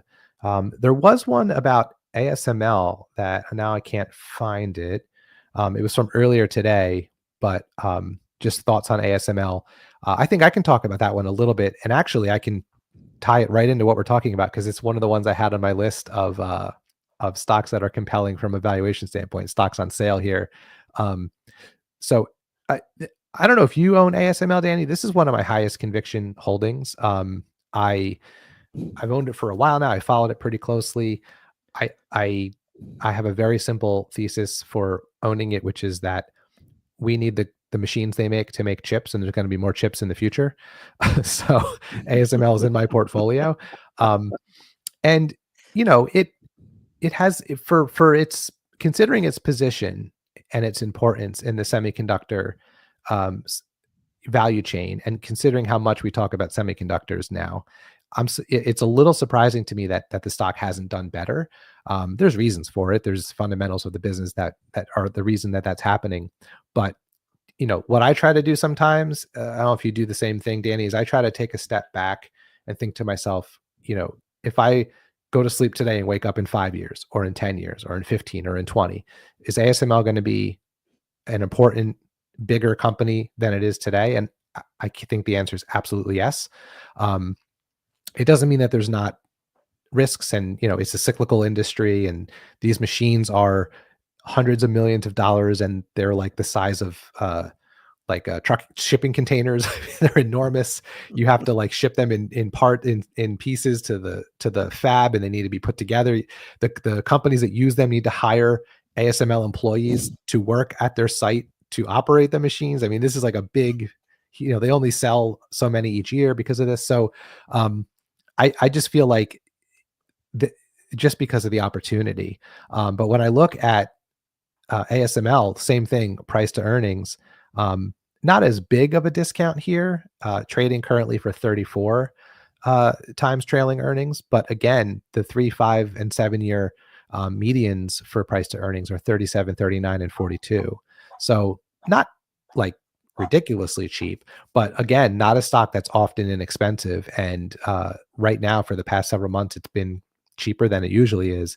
And they have a monopoly on the highest end machines, the ultra violet lithography, I think it's called EUV, right? Extreme ultraviolet, that's what the E is. And so yeah, that's another one. There was a question about it. I think the long-term opportunity is what makes it compelling. The valuation right now, I think, is what makes it compelling. To what degree we are going to onshore or reshore fabs. The CHIPS Act has incentivized companies to build new fabrication locations in the States. Those are going to need lithography machines when they open. So that's one that I follow pretty closely, and I'm pretty bullish on. It's a company that wasn't even really on my radar until AI kicked off in a big way the past couple of years. And I have looked at it once in a while. And I think the fact, and you said this, but the ultraviolet. Yeah, I don't remember. Extreme ultraviolet. Yeah, there you go. Extreme ultraviolet. I always forget it. Right. They basically corner the market on creating these high-end AI chips. So you have to have ASML technology in order to do that. And of course, Taiwan Semiconductor Manufacturing is of course one of their biggest customers. And I think one of the things that weighs against ASML is the lumpiness of its business and the cyclicality of it. These machines are so big and they're so expensive, it's hard to forecast when these sales are going to take place. And the fact that it could move from one quarter to another just over language in a contract. I think this is one of the things that investors perhaps don't understand as well. And so this is one where you kind of have to step back and look at the trajectory overall and not be caught up in the quarter to quarter thing. Because if you think AI is going to continue to be an important growth industry, I do. If you think creating the high-end graphics processing units and other chips needed to process AI will continue to be in demand, and I do, then ASML makes a lot of sense, and it's one I've been looking at. I haven't pulled the trigger yet, but certainly one that I'm looking at. All right, Danny, you want to let's hit this question by Larry 4Card Poker, because he led brilliantly into one of the stocks we were going to talk about anyway. It's almost like he's a plant. It segued just right in there. Do you want to lead this one, or do you want me to? Let's both. Well, you know what? I don't know Portillo's at all, so maybe I'll kick off about Trade Desk, and you can talk about Portillo's a little bit. So, yeah, the Trade Desk is absolutely in this bucket for me of stocks that are on sale. Again, using those same numbers, trading for 72 times trailing earnings right now. Now that is not cheap, but listen to the 3, 5, and 7 year medians: 166 times, 209 times, 238 times. So, yeah. So, I think by this point, almost everyone watching probably knows that when after the Trade Desk reported their fourth quarter earnings, several weeks ago at this point. The stock dropped, I believe, like 30% just the next day, and then another 20% after that. I mean, it really got hit hard. And if you go back and look at the company's history of giving guidance and then beating guidance, it was, I'm pretty sure, perfect. Like I don't think they had ever missed their own internal guidance ever since coming public. And not only did they miss it, and that actually I don't think was the biggest surprise because it only didn't miss by much, but then they then guided for a very below average Q1. And that is, we throw the term price for perfection around a lot when we talk about some of these highly valued stocks, these big winners that we talk about a lot. And I think that's the most perfect example of it. When you literally never miss your own guidance and then not only miss it, but then guide for something lower, you're going to get hammered. I mean, that's just the way this works. Now, I don't think that the Trade Desk is a 20, 30, or 40% less good of a company than it was 2 months ago. I do think it was probably overvalued prior to that earnings report. And what you're seeing is a reaction, a shock, and also a resetting of maybe what is a more appropriate valuation. But I also think we should have our eyes wide open to the idea that they might see some bumpy quarters here, which, by the way, happens to every company. Every company has bumpy times. Single one. Yep. Even the biggest winners that, the ones we always talk about, the Netflixes and the Amazons and the Chipotles and, all of the ones that have been multi-bagger over many decades. So I don't think I have a lot less conviction in the Trade Desk, Danny. I do want to wait and see a little bit. Like, I did buy some shares after the drop, not a lot. I just added to my position. Because again, when I take a step back and say to myself, 5, 10, 15, 20 years down the road, are we going to be streaming more TV? I think the answer is yes. Will there still be advertising? I think the answer is yes.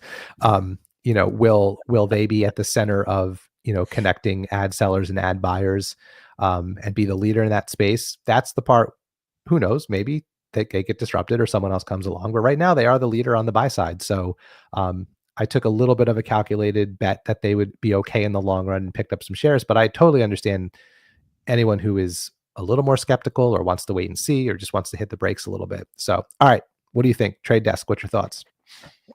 I've said this repeatedly, and in fact, one of our viewers came back and said, you talk about the same stocks all the time. And the Trade Desk is actually one of those.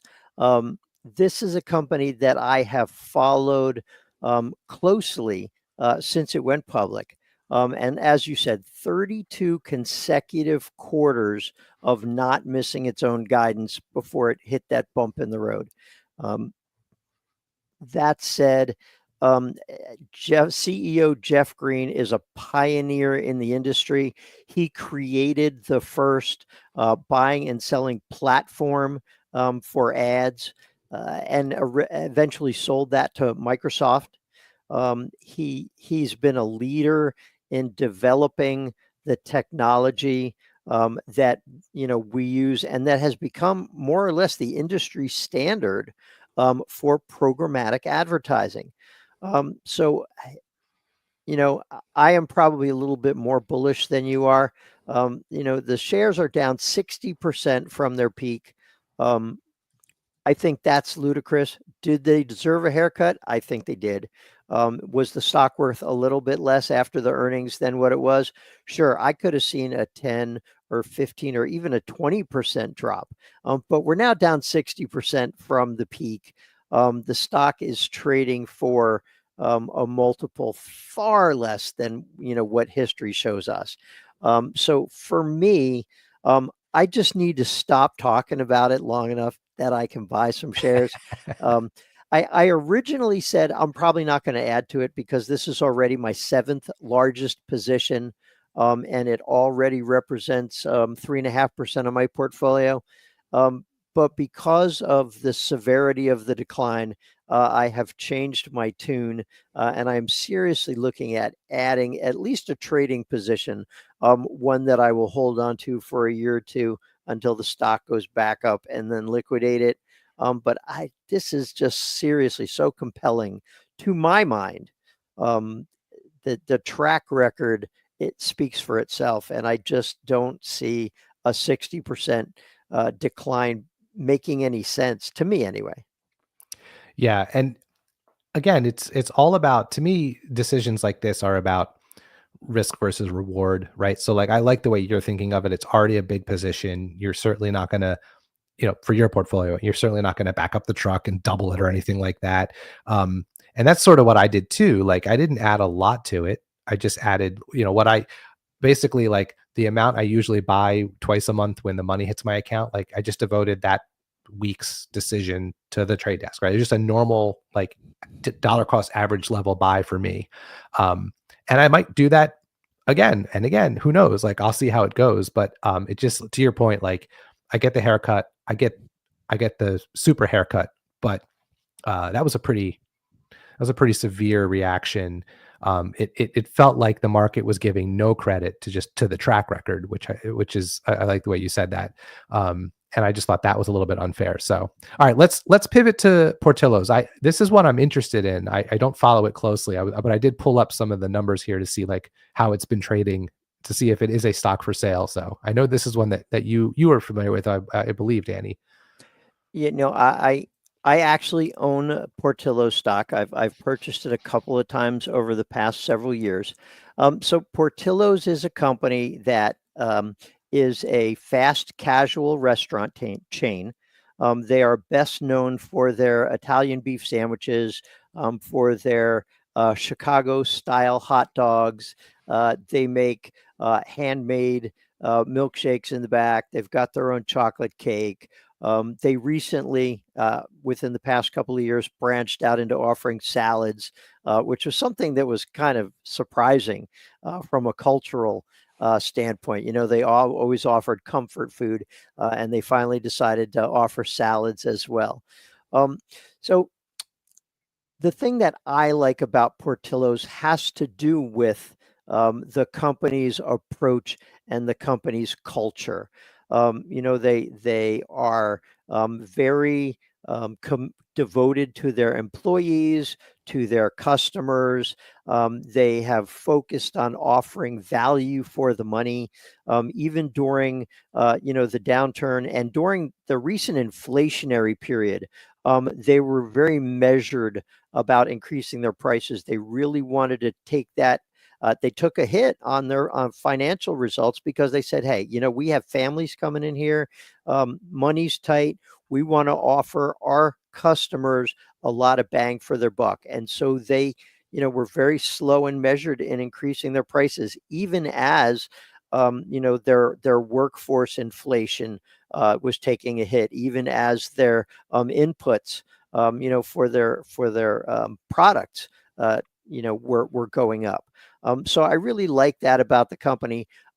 And I think they have a bright future. They're very slowly expanding. They're taking a very careful look at the markets that they want to grow into. They're increasing in Texas, in Florida, small expansion in California. And they're really looking at those places where the company is a good fit. Now, from a valuation standpoint, the company is actually trading near an all-time low in its trailing 12-month valuation. And there's a reason for that. The company was not profitable for several quarters, and they also have a bit of debt on their balance sheet. But their average price to earnings ratio since they went public back in late 2021. So their PE ratio on average has been about 84. Right now, their PE ratio is about 26. The lowest ever was 20, and it's bounced back a little bit from that.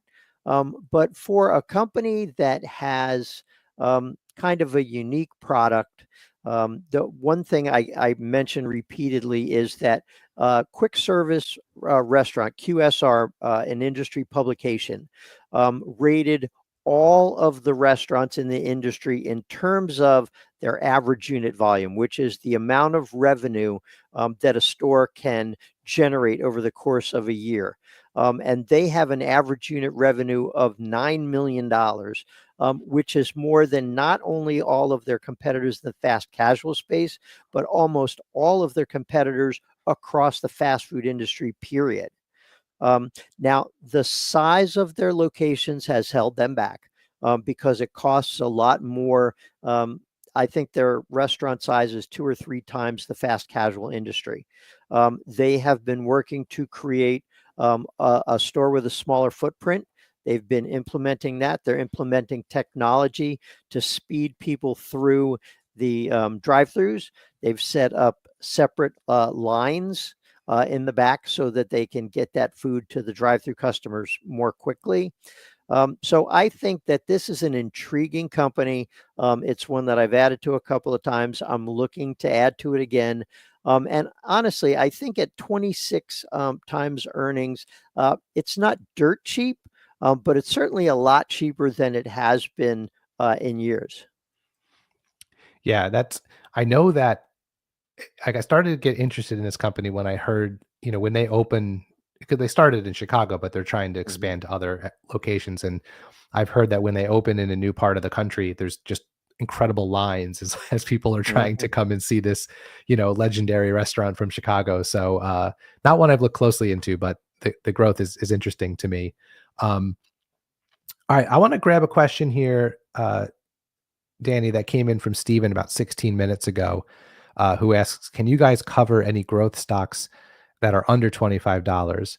So I have at least one that I can mention, but I think this is worth having a conversation about stock prices and the difference between that and the valuation. So I just think it's important to point out to everyone watching and listening that,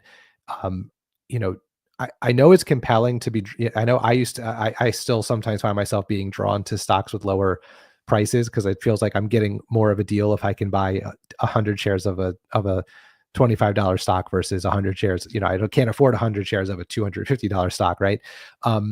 But that does not have anything to do with the business, the value of the business, or even if it's overvalued or undervalued. We want to be looking at valuation metrics like price to earnings, price to sales, price to free cash flow, things like that. If the price is what is interesting to you, I would recommend finding there's plenty of brokerages that have fractional share purchases, right? So then you no longer have to worry about the actual price of the stock. I know when I started out buying stocks for the very first time, Danny, I was in a brokerage that did not have fractional shares. I was just buying penny stocks because I think I started with like $50 just to kind of see how this whole individual stock thing worked. Right. So I get it. But to answer the question, I do have one that I can talk about briefly because it is under $25. And I think it actually falls into our theme of growth stocks for sale, although I wasn't planning on talking about it. And that's Warby Parker. Ticker symbol is WRBY. So, and interesting enough, you know what? I'm going to tie another question to this, Danny. Look at me.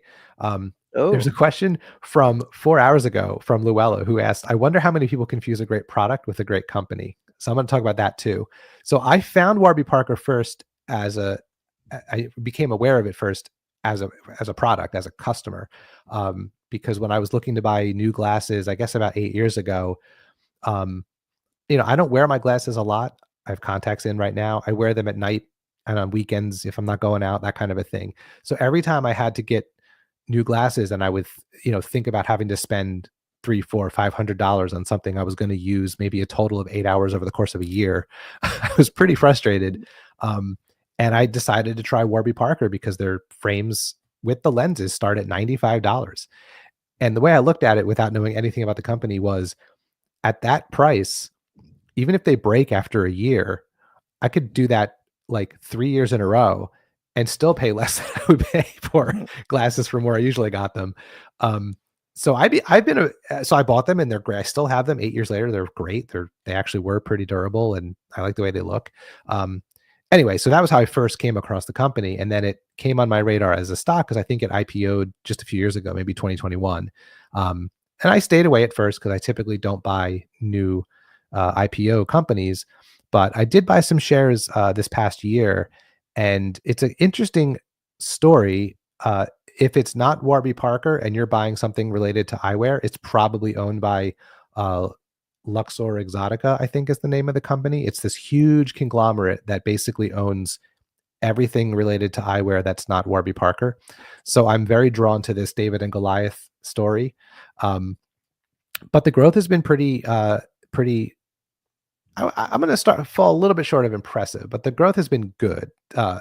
Low double digits growth, mid teens, opening stores more than you would think. That they kind of went backwards. They started online and actually found that for their business, adding stores to the online presence versus the other way around has been a good model for them. They discovered, or they have data that says, you're 85% more likely or something like that to buy glasses at the place you got an exam. So now they're having optometrists in their shops, so you can come in, get an eye exam, buy glasses right there, just like probably anyone who's had glasses before is like experiences like going to the eye doctor. So I've only bought a little bit, Danny. I want to take my time with this one and make sure that they have things heading in the right direction. I will say that over the past couple of years, they've really made a lot of progress towards getting towards profitability. They're not there yet, but a lot closer than they were a couple of years ago. Same thing with cash flow.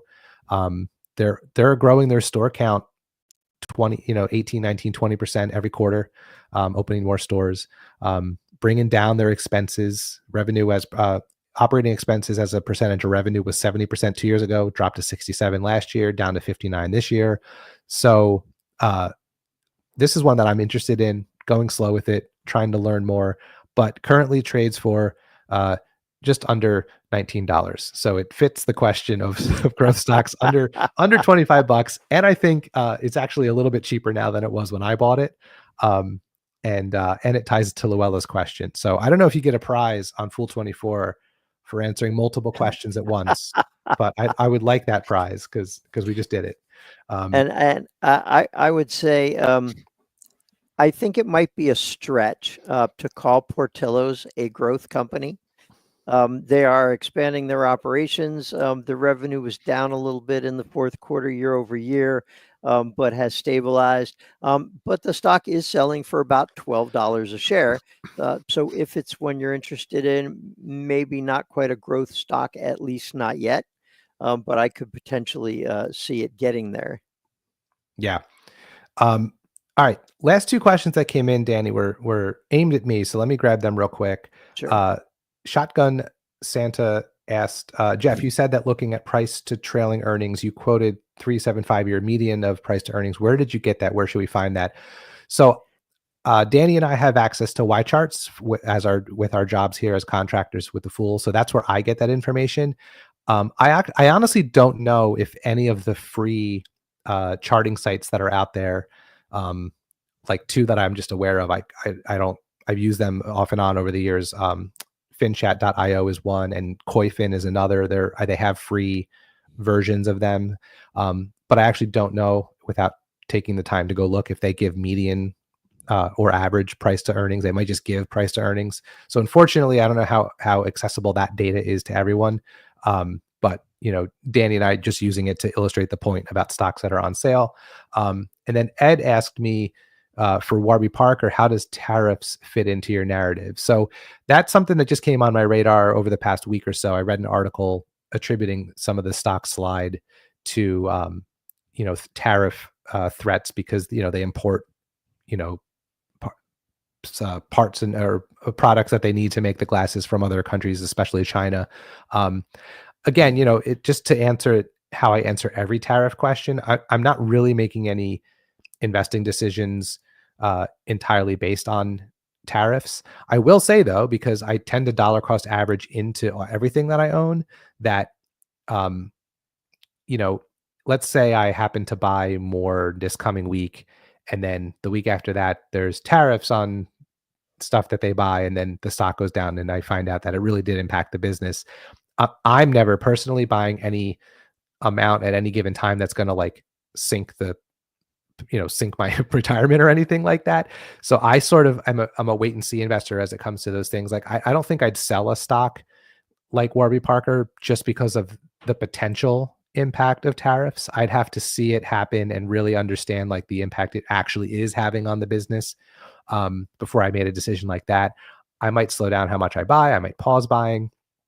But the other thing is, again, with most of these stocks, I'm hoping to own Warby Parker for decades. Like that's the goal when I bought it, right? I want to hold it for a really long time. And I have a sense that 5, 10, 15 years from now, we're going to have a different tariff regime than we have right now. It is a tiny position in my portfolio. I'm just sort of learning as I go. So personally, I can weather that.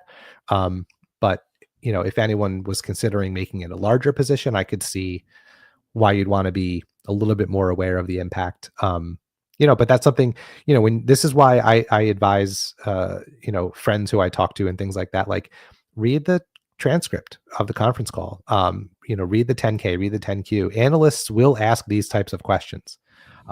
If you're thinking of it, so is an analyst. So they'll ask and management will talk about it. And it serves two purposes to listen for those things. One, you get an answer to the question you're looking for, but two, you learn how transparent and straightforward a management team is. So, if they get asked directly about tariffs and they're forthcoming and transparent in the answer, that's a green flag for me. If they dodge the question or get defensive or try to not answer it, that's a red flag for me. So I'll be listening and watching in future quarters to see how they talk about that. So there was a question that was thrown into the queue about 20 minutes ago by our own Pro Shop guy, who, and I thought perhaps we could both maybe give our take on this. How do you deal with decelerating growth for a growth company? What factors do you consider when evaluating those factors that are causing that slowing growth? So I have a company in mind that I think is a really good example of how I approach this. And that is with Apple, ticker AAPL. You go back over the past several years, Apple was growing really well. And then we hit the pandemic, and then there was a stutter. And then we hit the economic downturn and the rise of inflation. And you saw their growth, gradually stutter to where at one point, I think they were down to like maybe 1% year over year growth in a quarter, which is certainly a deceleration. And I think what I do is I take a step back and say, okay, what is causing this deceleration? We know that Apple has a strong track record of delivering products that consumers love. They have a strong record of not only being a leader in markets that they enter, but they also tend to, if you look at the products that they deliver, they tend to command a premium price. And therefore, those products are much more profitable than, say what their competitors' products would be.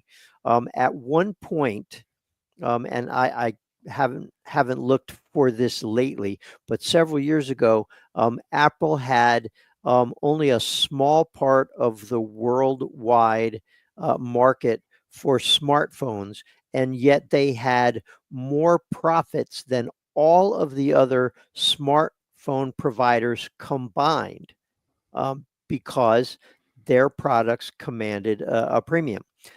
So I think they can still create a product that has a premium, that deserves a premium price. I think they still have the loyalty of their customers, but we've been in a economic era that is not conducive to spending on a phone that costs $1,000. So what are consumers doing? They are holding on to their existing iPhones for longer. Dan Ives of Wedbush estimates that there's somewhere in the neighborhood of 300 million iPhones out there that have not been upgraded in 4 years or longer. And that's out of probably 1.2 billion active iPhones out there. So that's probably about 20-25% are the estimates of how many iPhones haven't been upgraded. He estimates that even if Apple sells just 240 million of those over the course of the next year, as economic conditions improve, the company's going to return to growth. And I see that as being reasonable. So that's one of the ways that I look at it. What is the issue that's causing the decelerating growth? What is the potential to get past that, and how likely is it? And in those cases, I continue to own my shares of Apple stock. In fact, Apple is my fourth largest position. It represents about 7.5% of my portfolio. I have no plans of changing that anytime soon. Yeah, I that's a great example using Apple. I think if I was to summarize what you just said, it's basically, and this is true with any investment, whether you're looking at slowing growth or not, you really kind of have to take the time to understand why you own it, what you expect to happen, what you think the growth drivers are, and keep track of those things as quarters roll by, right? Like is what I think is going to happen in the future still looking like it's going to happen based on this quarter's results and then the next quarter's results. The only thing I'd add to what you said, Danny, that I look at is I want to see what else might be slowing in terms of growth. Because I would say, a lot of the companies that I own are ones that got on my radar, even if I didn't buy them, during 2020 and 2021. So I just have a lot of companies I'm familiar with that went through like a really crazy kind of run up, depending on how crazy that run up was dependent upon how tied to the pandemic their business was. So, if you look at the chart for the past 5 years, you're going to see slowing growth, right? If something was growing at 70-80% revenue growth during that bubbly time of 21, well, it's not going to do that now, right? You're going to see deceleration. So I try to look at other things. So if I see deceleration in revenue growth, let's just say, I want to see if what's gross margin doing?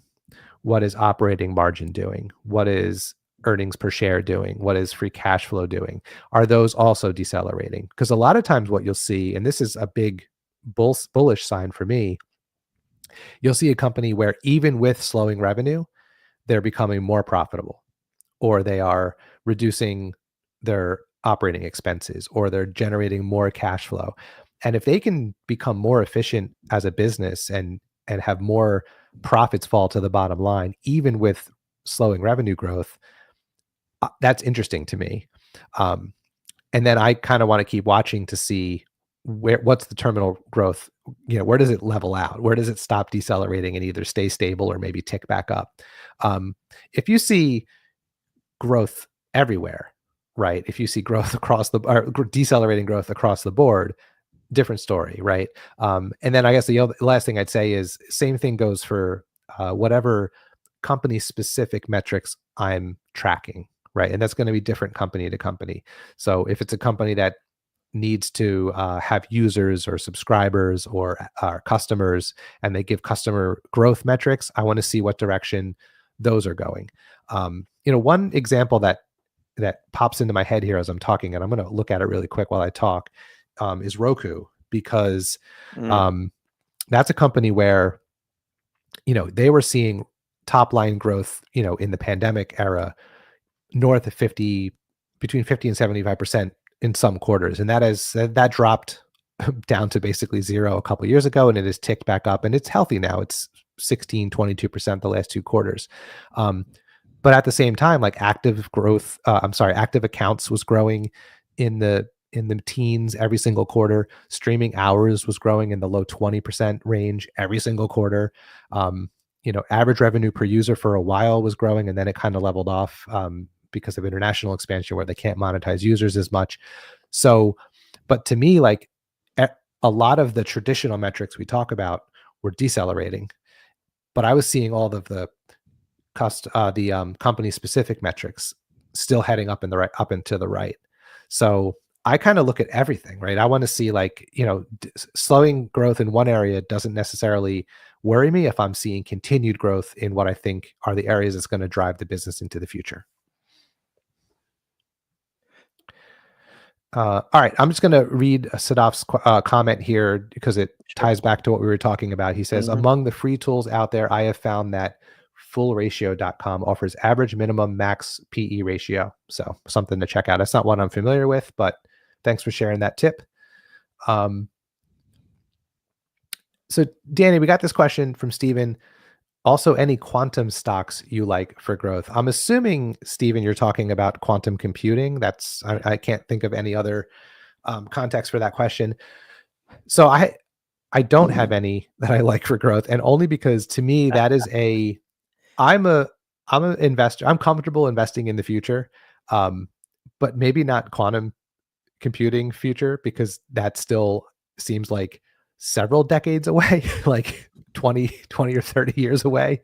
I don't know. I don't know how you feel about quantum computing and stocks that are tied to it, Danny, but it feels like very, very early to be in on any of those companies. I just feel like those are going to be wild rides, no matter what one you pick. There's a few out there that I know trade publicly. I think if I were to be in that space, which I am not, it would be very small positions with the understanding that this could be a binary outcome, right? It could 100x Right. or it could go to zero. And I think you have to step into, at this point in time in 2025, I think you have to step into quantum computing stocks with that mindset. Just because that technology, from everything I've read, and I'm certainly not an expert, seems to be, this isn't like 5 to 7 years off. This is like decades away. Fair enough. I have looked at quantum computing stocks, and before I even considered whether or not I wanted to get into quantum computing stocks, I wanted to understand more or less what quantum computing was. And I reread the same paragraph explaining to me what quantum computing was about 6 or 7 times. I read that over and over and over again, and I came to the conclusion that maybe it's just, there's a blank spot in my brain, but I think it's really difficult for me to understand what quantum computing is. And for that reason, quantum computing stocks right now go into the too hard pile. Because I don't feel like I can understand what they do enough to be an educated enough investor to make it worth my while. There are so many things out there that I do understand, that I am comfortable with. So yeah, I can't possibly, I don't feel like I can be an educated investor with quantum computing stocks. So I just leave it in the too hard pile. Yeah, I've done the same thing, Danny. I've listened to podcasts about it. I've read about it, and there are things that I know are outside of my circle of competence, but I feel like I can get, I don't know, like a 10% understanding of the concept, just to sort of at least. And I am just completely, I just very lost when it comes to quantum computing. It's certainly not my background, but man, that does seem like some wild stuff. So, and I'm not even against, personally, it just is just a me thing, taking some bets on some stocks I don't fully understand, especially if they're just small speculative positions, to kind of, because I'm the kind of person that wants to put the stocks in my portfolio and learn about them while I own them. That's how I make sure that I keep them on my radar. But yeah, that one I think it's a little bit too far outside my circle of competence. Yeah. I agree with you there. Circle of competence. I love that. Yeah. All right. We have less than a minute here, Danny. Any closing thoughts about growth stocks for sale before we wrap this thing up? Yeah, I think more broadly, I think it's important to remember that the market is in a correction right now. Corrections are normal. We generally get one every 13 to 14 months, and we didn't have one for like 2 years. Yep. So I think this is an opportunity to buy these quality stocks, ones that we know well and are comfortable with, to buy them at discounted prices. But I would also say, with the understanding that the market could still go lower. So you could buy these stocks at a discount, and tomorrow or next week or next month, they could be lower still. For me as an investor, that is not a reason not to buy stocks at a discounted price, but just to remember that they could still go lower, and that's okay too. Yep. Well said. Perfect place to end it. So thanks everyone for joining us. Stick around at the top of the hour, which we are at now. We're going to have a replay of Wednesday night's bold predictions show with Neil and Jose. Every night at 7 p.m. you get bold predictions from your hosts here on Fool24. So super fun. You can see what you think about the hosts' predictions and keep track and hold them accountable over time.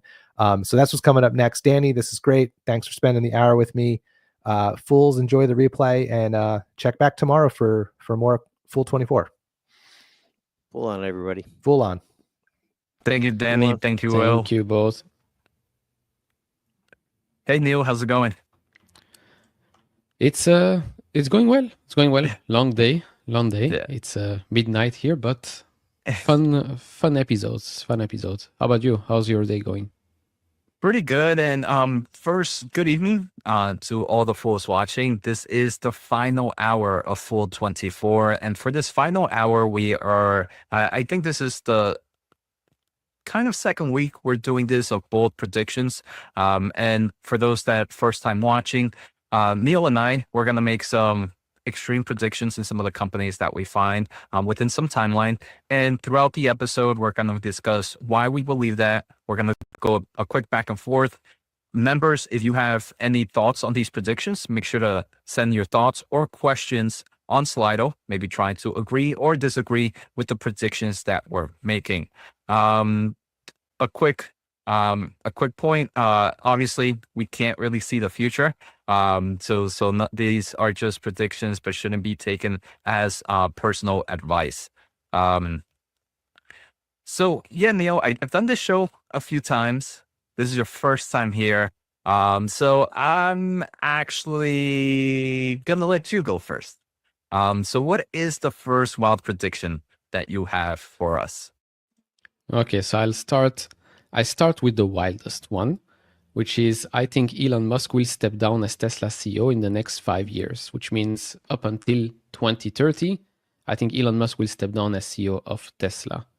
In my mind, it makes sense because by 2030, I would assume that most of the roadmap is done. So autonomous vehicles, robotaxi network, that's already scaled up by 2030. Humanoid robots, so Optimus, also ramped up in the next 5 years. Of course, I hope Tesla Semi is launched already.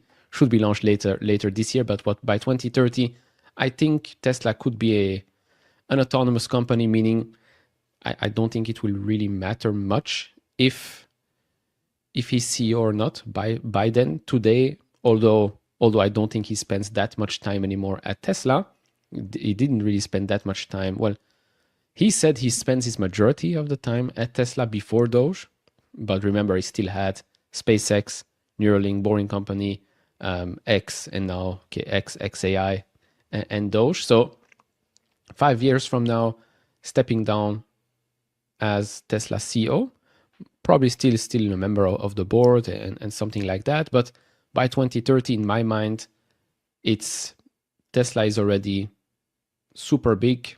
You have a robo-taxi network. You have the robots ramping up, maybe already working at the company. Energy side of the business is worth way more than it is today. And he will probably focus more on SpaceX and the Mars mission. That's my prediction. Next 5 years doesn't mean 2030. Could mean next 2 years, next 3 years. Yeah. So Neil, I have two questions here. First, you kind of mentioned that you hope by 2030, kind of the roadmap is done for Tesla. But wouldn't you say that with technology always innovating, and Tesla not being seen as just a car company, right? It's a AI company. It's an innovative company. Wouldn't some new roadmap come up to kind of keep them there, keep them grounded, and keep them kind of focusing on what's the next new solution for Tesla? Yeah, no, probably. But that doesn't mean he needs to be CEO. He could be chief engineer, just like at SpaceX. So yeah, by then, a new CEO, maybe a CEO that is more Wall Street focused, could happen. Because like I said, I think by 2030, most of the huge changes would have already been made. So humanoid robots, robotaxi network, and all of that, I think those are huge changes. I think he still needs to be CEO for that. Once we're over that hurdle, could be stepping down as CEO, still a chief engineer or whatever title. Don't really think he cares that much about the titles, but I see him focusing more on the Mars mission than being CEO of Tesla as a publicly traded company. And just a quick reminder to the fools, feel free to go, make sure to go to Slido. We have the poll up running right now. It will be closed in a few minutes. Neil, if you haven't voted, make sure to also go vote as well. A question here, Neil. So one, I do like this thought for some reason when you meant kind of step down as CEO. I just thought of removing completely from Tesla, but I do like that kind of movement from outside of CEO, maybe kind of going from chief engineer, CTO, or whatever. Now, how do you think the stock price would react to something like that? Especially if let's go with the two different scenarios, one where he becomes like the chief engineer, the CTO, and one where he says, you know what, Tesla, you are in the right path. And a quick follow-up to that is, do you think there would be signs of that transition happening? And what are some of the signs you'll be looking for? Yeah, so let's go back, let's say a year, maybe 2 years. If he would have stepped down 2 years ago, stock would have been down quite a lot. I think, like step down, board seat, Tesla would have been down a lot. Today, I think if he steps down, the stock might be up a little bit because of the whole political circus that's going on right now. So there is that. By then, let's say 2030, I think the stock does not react. Because by then, like you said, I think there would have been signs. And even today already, you see a couple of Tesla executives popping up on YouTube videos, podcasts, showing off the car, talking about a couple of things about Tesla, which is something that didn't really happen that much before. So maybe there's a shift there. Although I don't know if many investors know, but Tesla does only the 4 quarterly reports, earnings calls. No investor conferences throughout the year. Yes, there is that investor day or maybe sometime a battery day or whatnot, but no traditional analyst conferences like we've seen with plenty of other companies, which again might change in the future. It's not something that they're doing right now. So yeah, those are the scenarios in my head. Thank you for that, Neil. And I think the results are about to close in a few seconds. So make sure to get your final answers in. And Neil, this is actually the first time I've seen this. Normally it kind of leans to one way or another. But as of right now, we have 45% agree with you, Neil, where they believe that Elon will step down because he has too many things. 45 also disagree with that they believe Elon will continue as he likes the challenge, and about 9% say they don't have enough information to make the decision right now. So we've done a few of these shows. I think this is the first time that it was that close neck to neck. So I wonder if you're going to get an award after this, Neil. Yeah, you see, my first time popping up, and look at the results, making big changes here.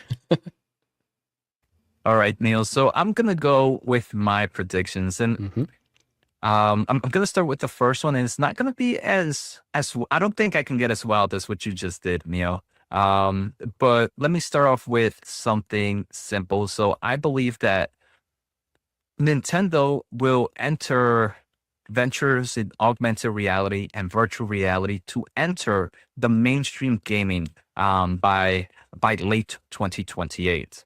And I really want to focus more on both these concepts, because Nintendo with the Pokemon Go, you can kind of say that Pokemon Go was kind of like the real mainstream to augmented reality. But we really haven't seen too many more of games like that come out in to that type of level, to the mainstream game.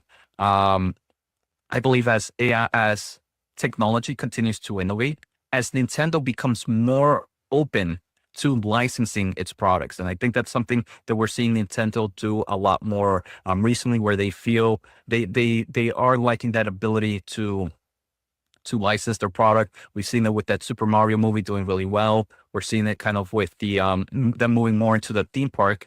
And as augmented reality and virtual reality, which I believe will start to take more and more place into the typical consumer, we're going to see Nintendo really start to have some interesting games in those two type of key technologies, so augmented reality and virtual reality. I would definitely love to have a real virtual reality kind of Mario Kart game, where it's I'm able to play massively online with other players and be able to throw a banana at them so they can slip while I get to first place. I mean, I wouldn't say no. It would be a dream, like playing Pokemon or Super Mario. Yeah, by late 2028. So 3 years from now, we know a Nintendo does move quite slowly. I mean, look at how many years it took them to release a Switch 2. And even that, I'm still waiting on the event, which I think happens in a couple of weeks. But you say they will enter mainstream gaming by, enter it, yes. I could see it. Late 2028, it would make sense, because by then we will have a couple of iterations of new AR, VR devices, especially VR, and maybe by 2028 some AR as well. I mean, imagine you can play Mario Kart in your living room just by putting on glasses, and like everything's augmented. You can see the circuit in your living room. Pretty cool, not gonna lie. So yeah, I would agree. I mean, I hope so, because I would love to see that, but I wouldn't be surprised if not, because of how slow they move. Like you said, they are moving a little bit faster with movies and games and parks and all of that, which are all great, but compared to the others, still very small. Small, yeah. Small compared to the others, yeah. I mean, I can definitely see the hesitation a little bit there right now, because I mean, like Meta Platforms, who has really been focusing on VR, we still haven't really seen that mass production kind of move on to the consumer space. But I think things are innovating pretty quickly right now. And again, Nintendo, I think it seems to me management has understood that they've been a little bit maybe too conservative with their own IP. But it does seem like management is turning things around here. So they're trying to accept it. And I'm hoping by 3 years from now, they have accepted that aggressiveness and that innovation spec a little bit more than they are right now. Yeah, I mean, I would love to see that. I would love to see that. And we're probably going to get some of the answers during that Switch 2 event, because a lot of people are still waiting on the specs. I think we know that the screen is not going to be an OLED one, which is maybe a shame. But let's see what the specs are inside of that device. Because I do believe that Microsoft, if I remember correctly, Microsoft or Activision for Call of Duty, they announced that it's going to be playable on a Nintendo device. So I would assume that the specs are much better than the previous ones, but remains to be seen. Yeah, and just a quick reminder to the fools, if you have any thoughts or questions about some of our predictions, feel free to post them on Slido, and we can kind of answer any questions that you might have, maybe not understand Nintendo, the VR, AR, or some of the progress there. So feel free to, not just for this topic, but for any other topic, to just feel free to join us on Slido to get some thoughts in. Now, Neil, I do think that might be one of the interesting hurdles outside of just tech innovating, but Nintendo is also known for having long progress in their model in their platforming, the switch lasted almost, was it almost a decade? It wouldn't surprise. I mean, we're now 2025 and it's still not really released. So yeah, I think.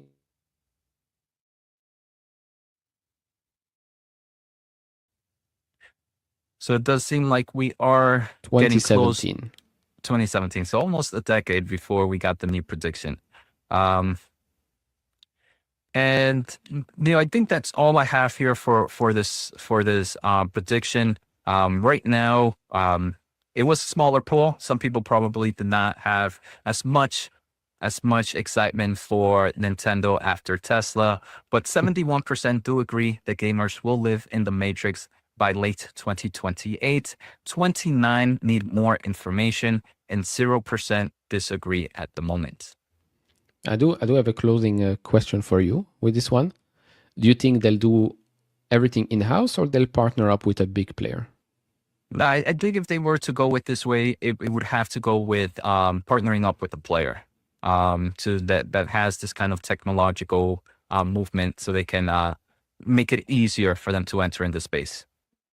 Okay, no, makes sense. I mean, wouldn't mind partnering up with a Meta, for example, since they have the platform and the distribution. So yeah, would make sense.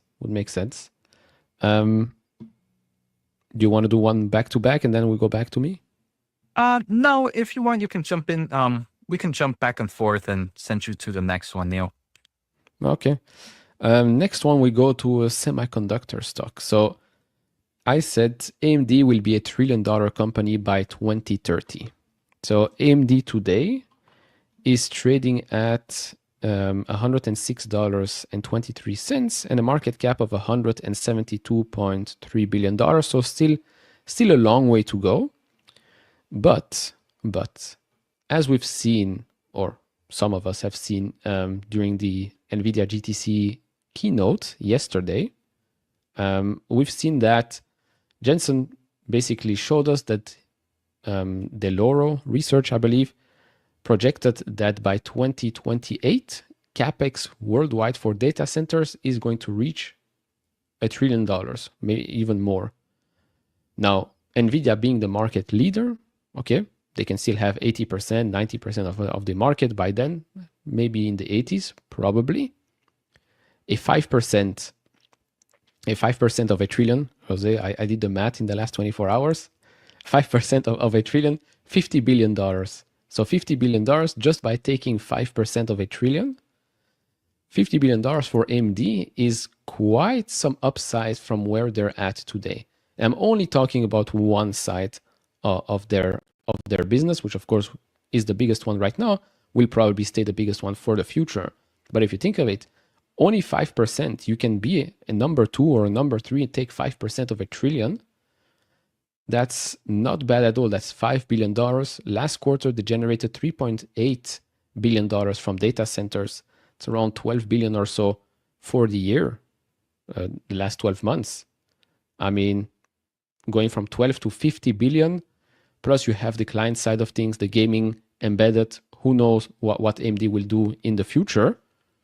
But we're only talking here about 5%. Imagine you take 10%, you're already at $100 billion in revenue just from that.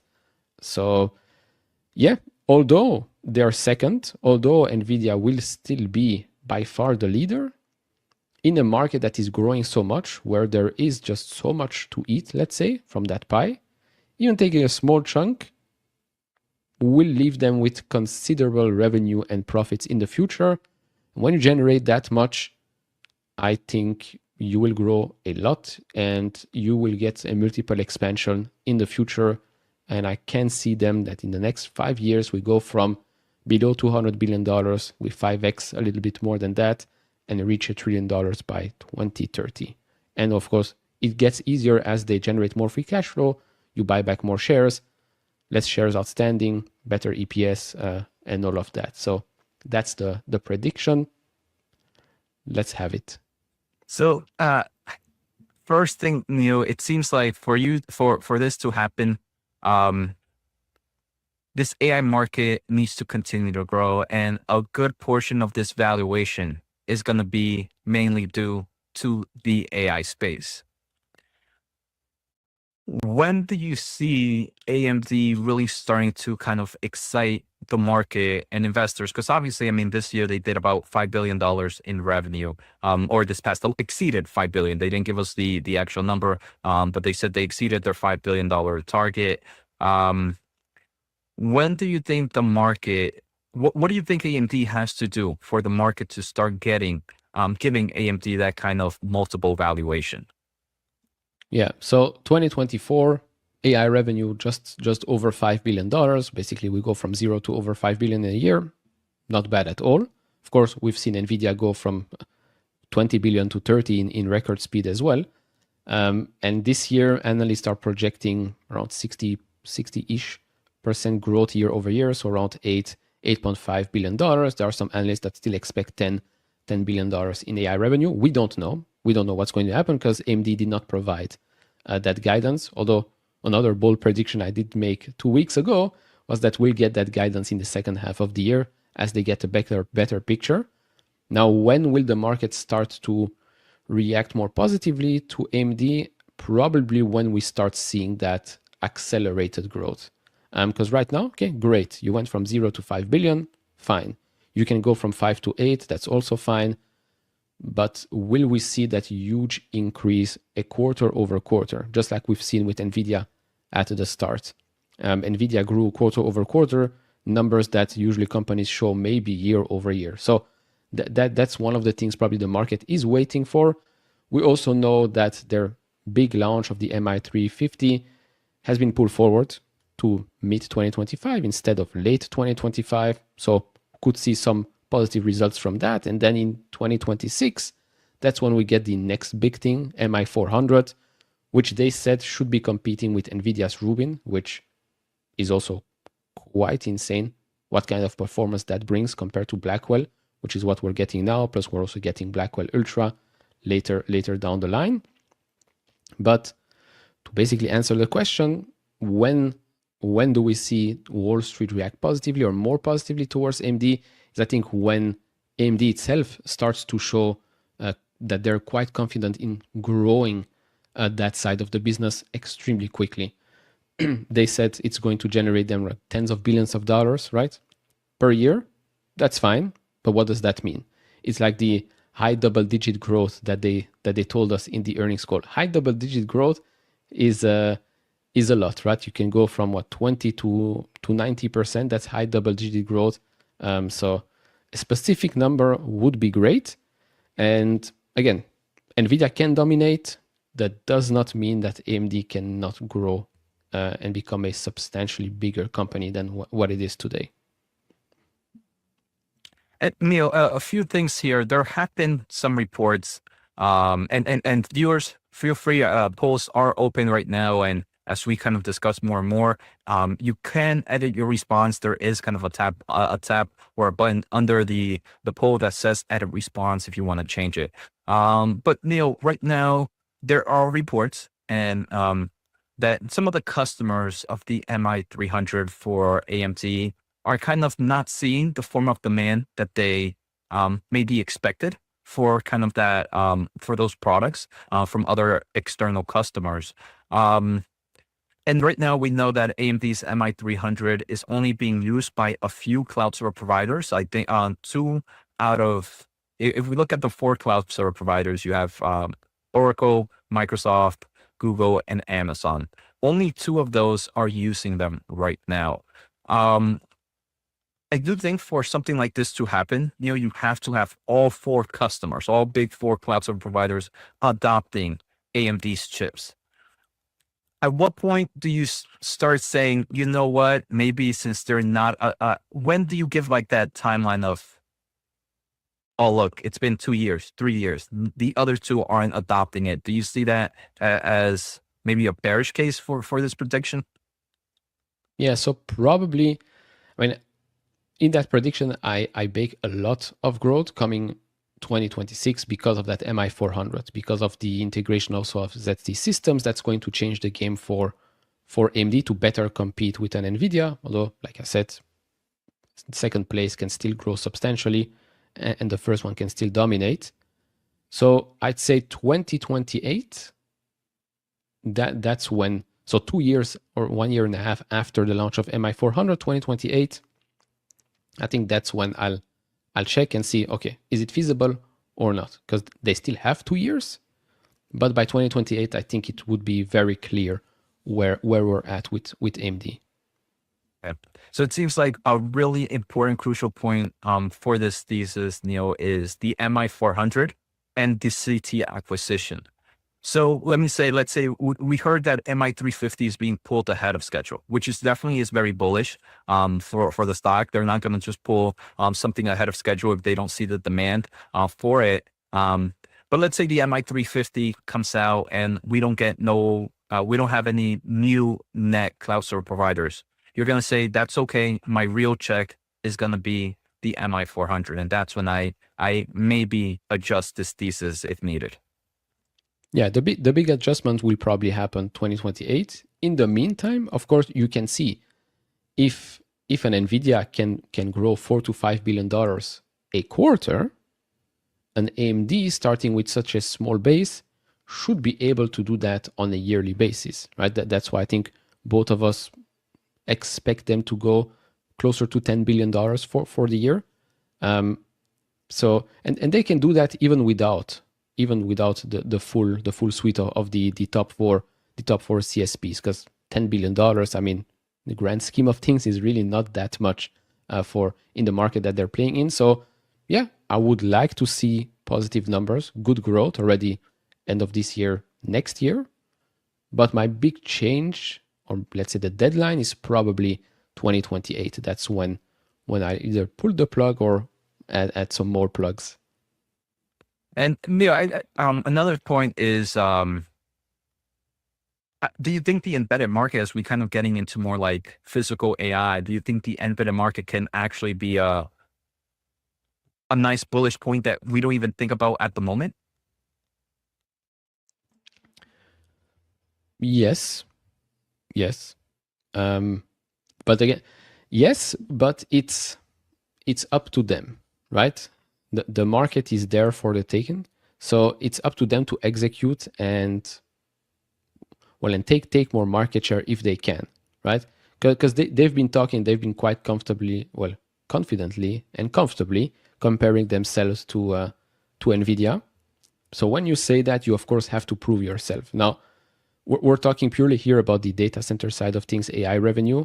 For example, if we switch a little bit to a smaller segment, which is the gaming one, I know it's not a apples to apples comparison, but the more recent release does show that they have some momentum. Now, again, so some websites or some forums might be a little bit biased, and of course, if you're not supplying enough, then of course you're going to sell out and people will have to buy it at more expensive prices. But it does seem like their products are matching price to performance wise, matching quite well versus NVIDIA's. If they can do the same with data center, could be a game changer. And then of course, if we talk about physical AI, agentic and all of that, could be another player. Now, we're only talking here about AMD and NVIDIA, but there is also all of the other big tech players that are working on their own chips, custom ASICs and all of that. So it is something you have to take into consideration, although Jensen has made it quite clear yesterday that there's no competing ASICs versus their own GPUs. But at the moment, every big tech player is trying it out, right? Is trying custom chips. They're competing and not competing because all of them are also buying NVIDIA GPUs. Some of them are also buying AMD GPUs. So everybody's buying a little bit of everything. And I think 2028 is going to be a big year, all in all, because by then we'll have a couple of years of this AI team, AI investment cycle. By then, you'll have quite a lot of application solutions, robots, autonomous vehicles. So you can really see, okay, all of this investment, does it actually make sense? Or not. So yeah, that's the big answer. Thank you for that, Neil. So another, I think, back to back, Neil, where the fools disagree with you. 67% disagree and mentioned that NVIDIA will dominate. 33% agree that computing is the future and AMD will be able to hit $1 trillion company, more than 5xing within the next 5 years. 0% say they need more information. So Neil, I actually wanted, I disagreed on this one. Main reason is I think my first prediction in the first show here, Neil, I mentioned that I believe AMD can 2x by 2030. And I think maybe I was too conservative there. I think this one, from my own point of view, the reason I disagree is now this one's getting a little too excited. But I don't know, maybe I might just be biased from GTC being so short in my mind right now. Maybe the bias is kicking in. But maybe in the middle is where I will do next time to see where the fools really kind of start to give that even spread. Yeah, no, I can understand. For sure. I mean, I think a lot of people are used to the 2x, especially in the last 2 years. So a 2x seems natural and a 5x is like amazing.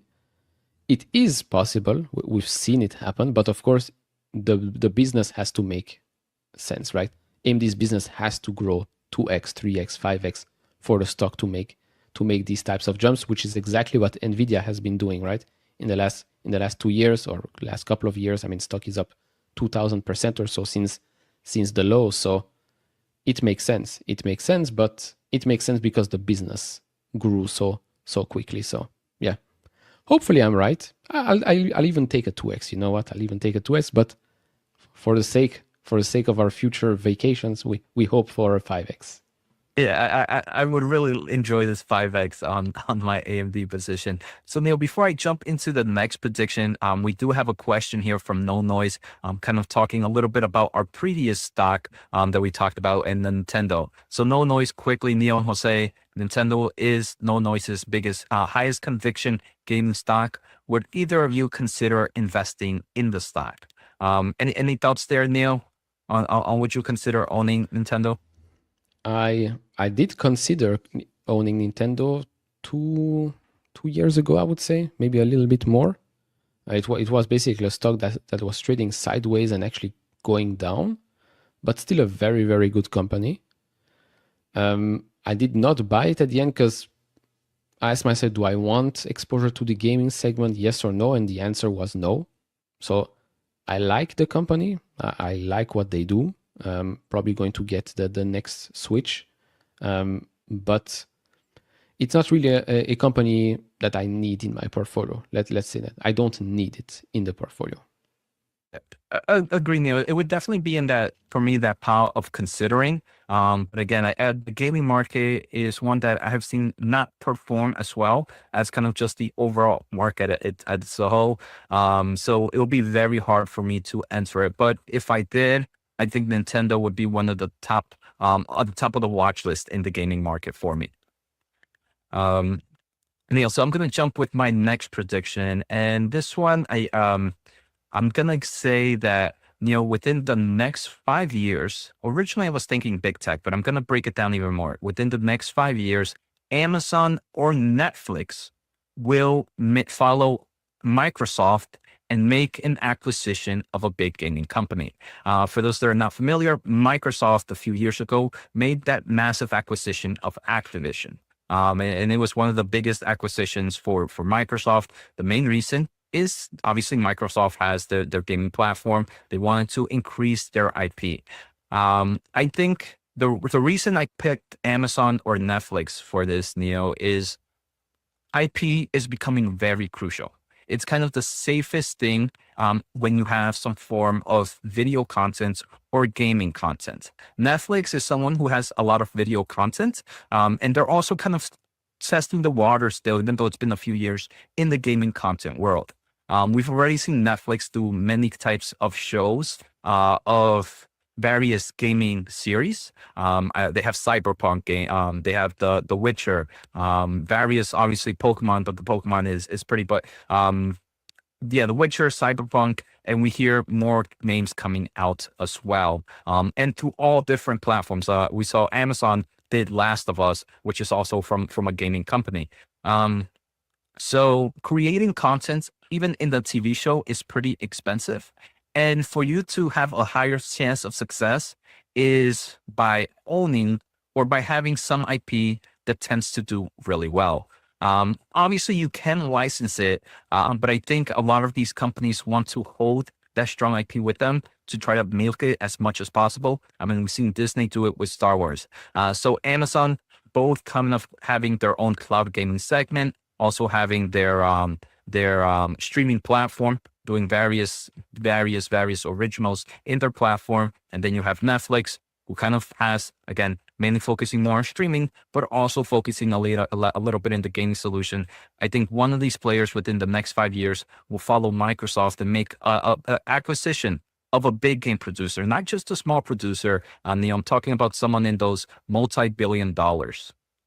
So someone like an EA, Take-Two, Ubisoft type of names? Yep, one of those. So yeah, you have your EA games, you have your Ubisoft, the creators of Cyberpunk, which is CD Projekt, I believe, international company. So a lot of these gaming companies, Neil, tend to be international, especially focused more on in Europe. So I'm not going to say a US game. It could be used, but I'm going to guess it's going to be more one of the European players or the Asian players. Okay, I will have to disagree here. First of all, I think Last of Us is HBO and Amazon did Fallout, the other game. Two good shows, by the way, very, very good shows.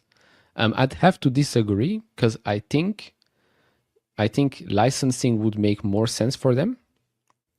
Less big investments. So basically just what they're doing today could continue to work. Second of all, I don't think any of them will be allowed to buy such a big company in the future.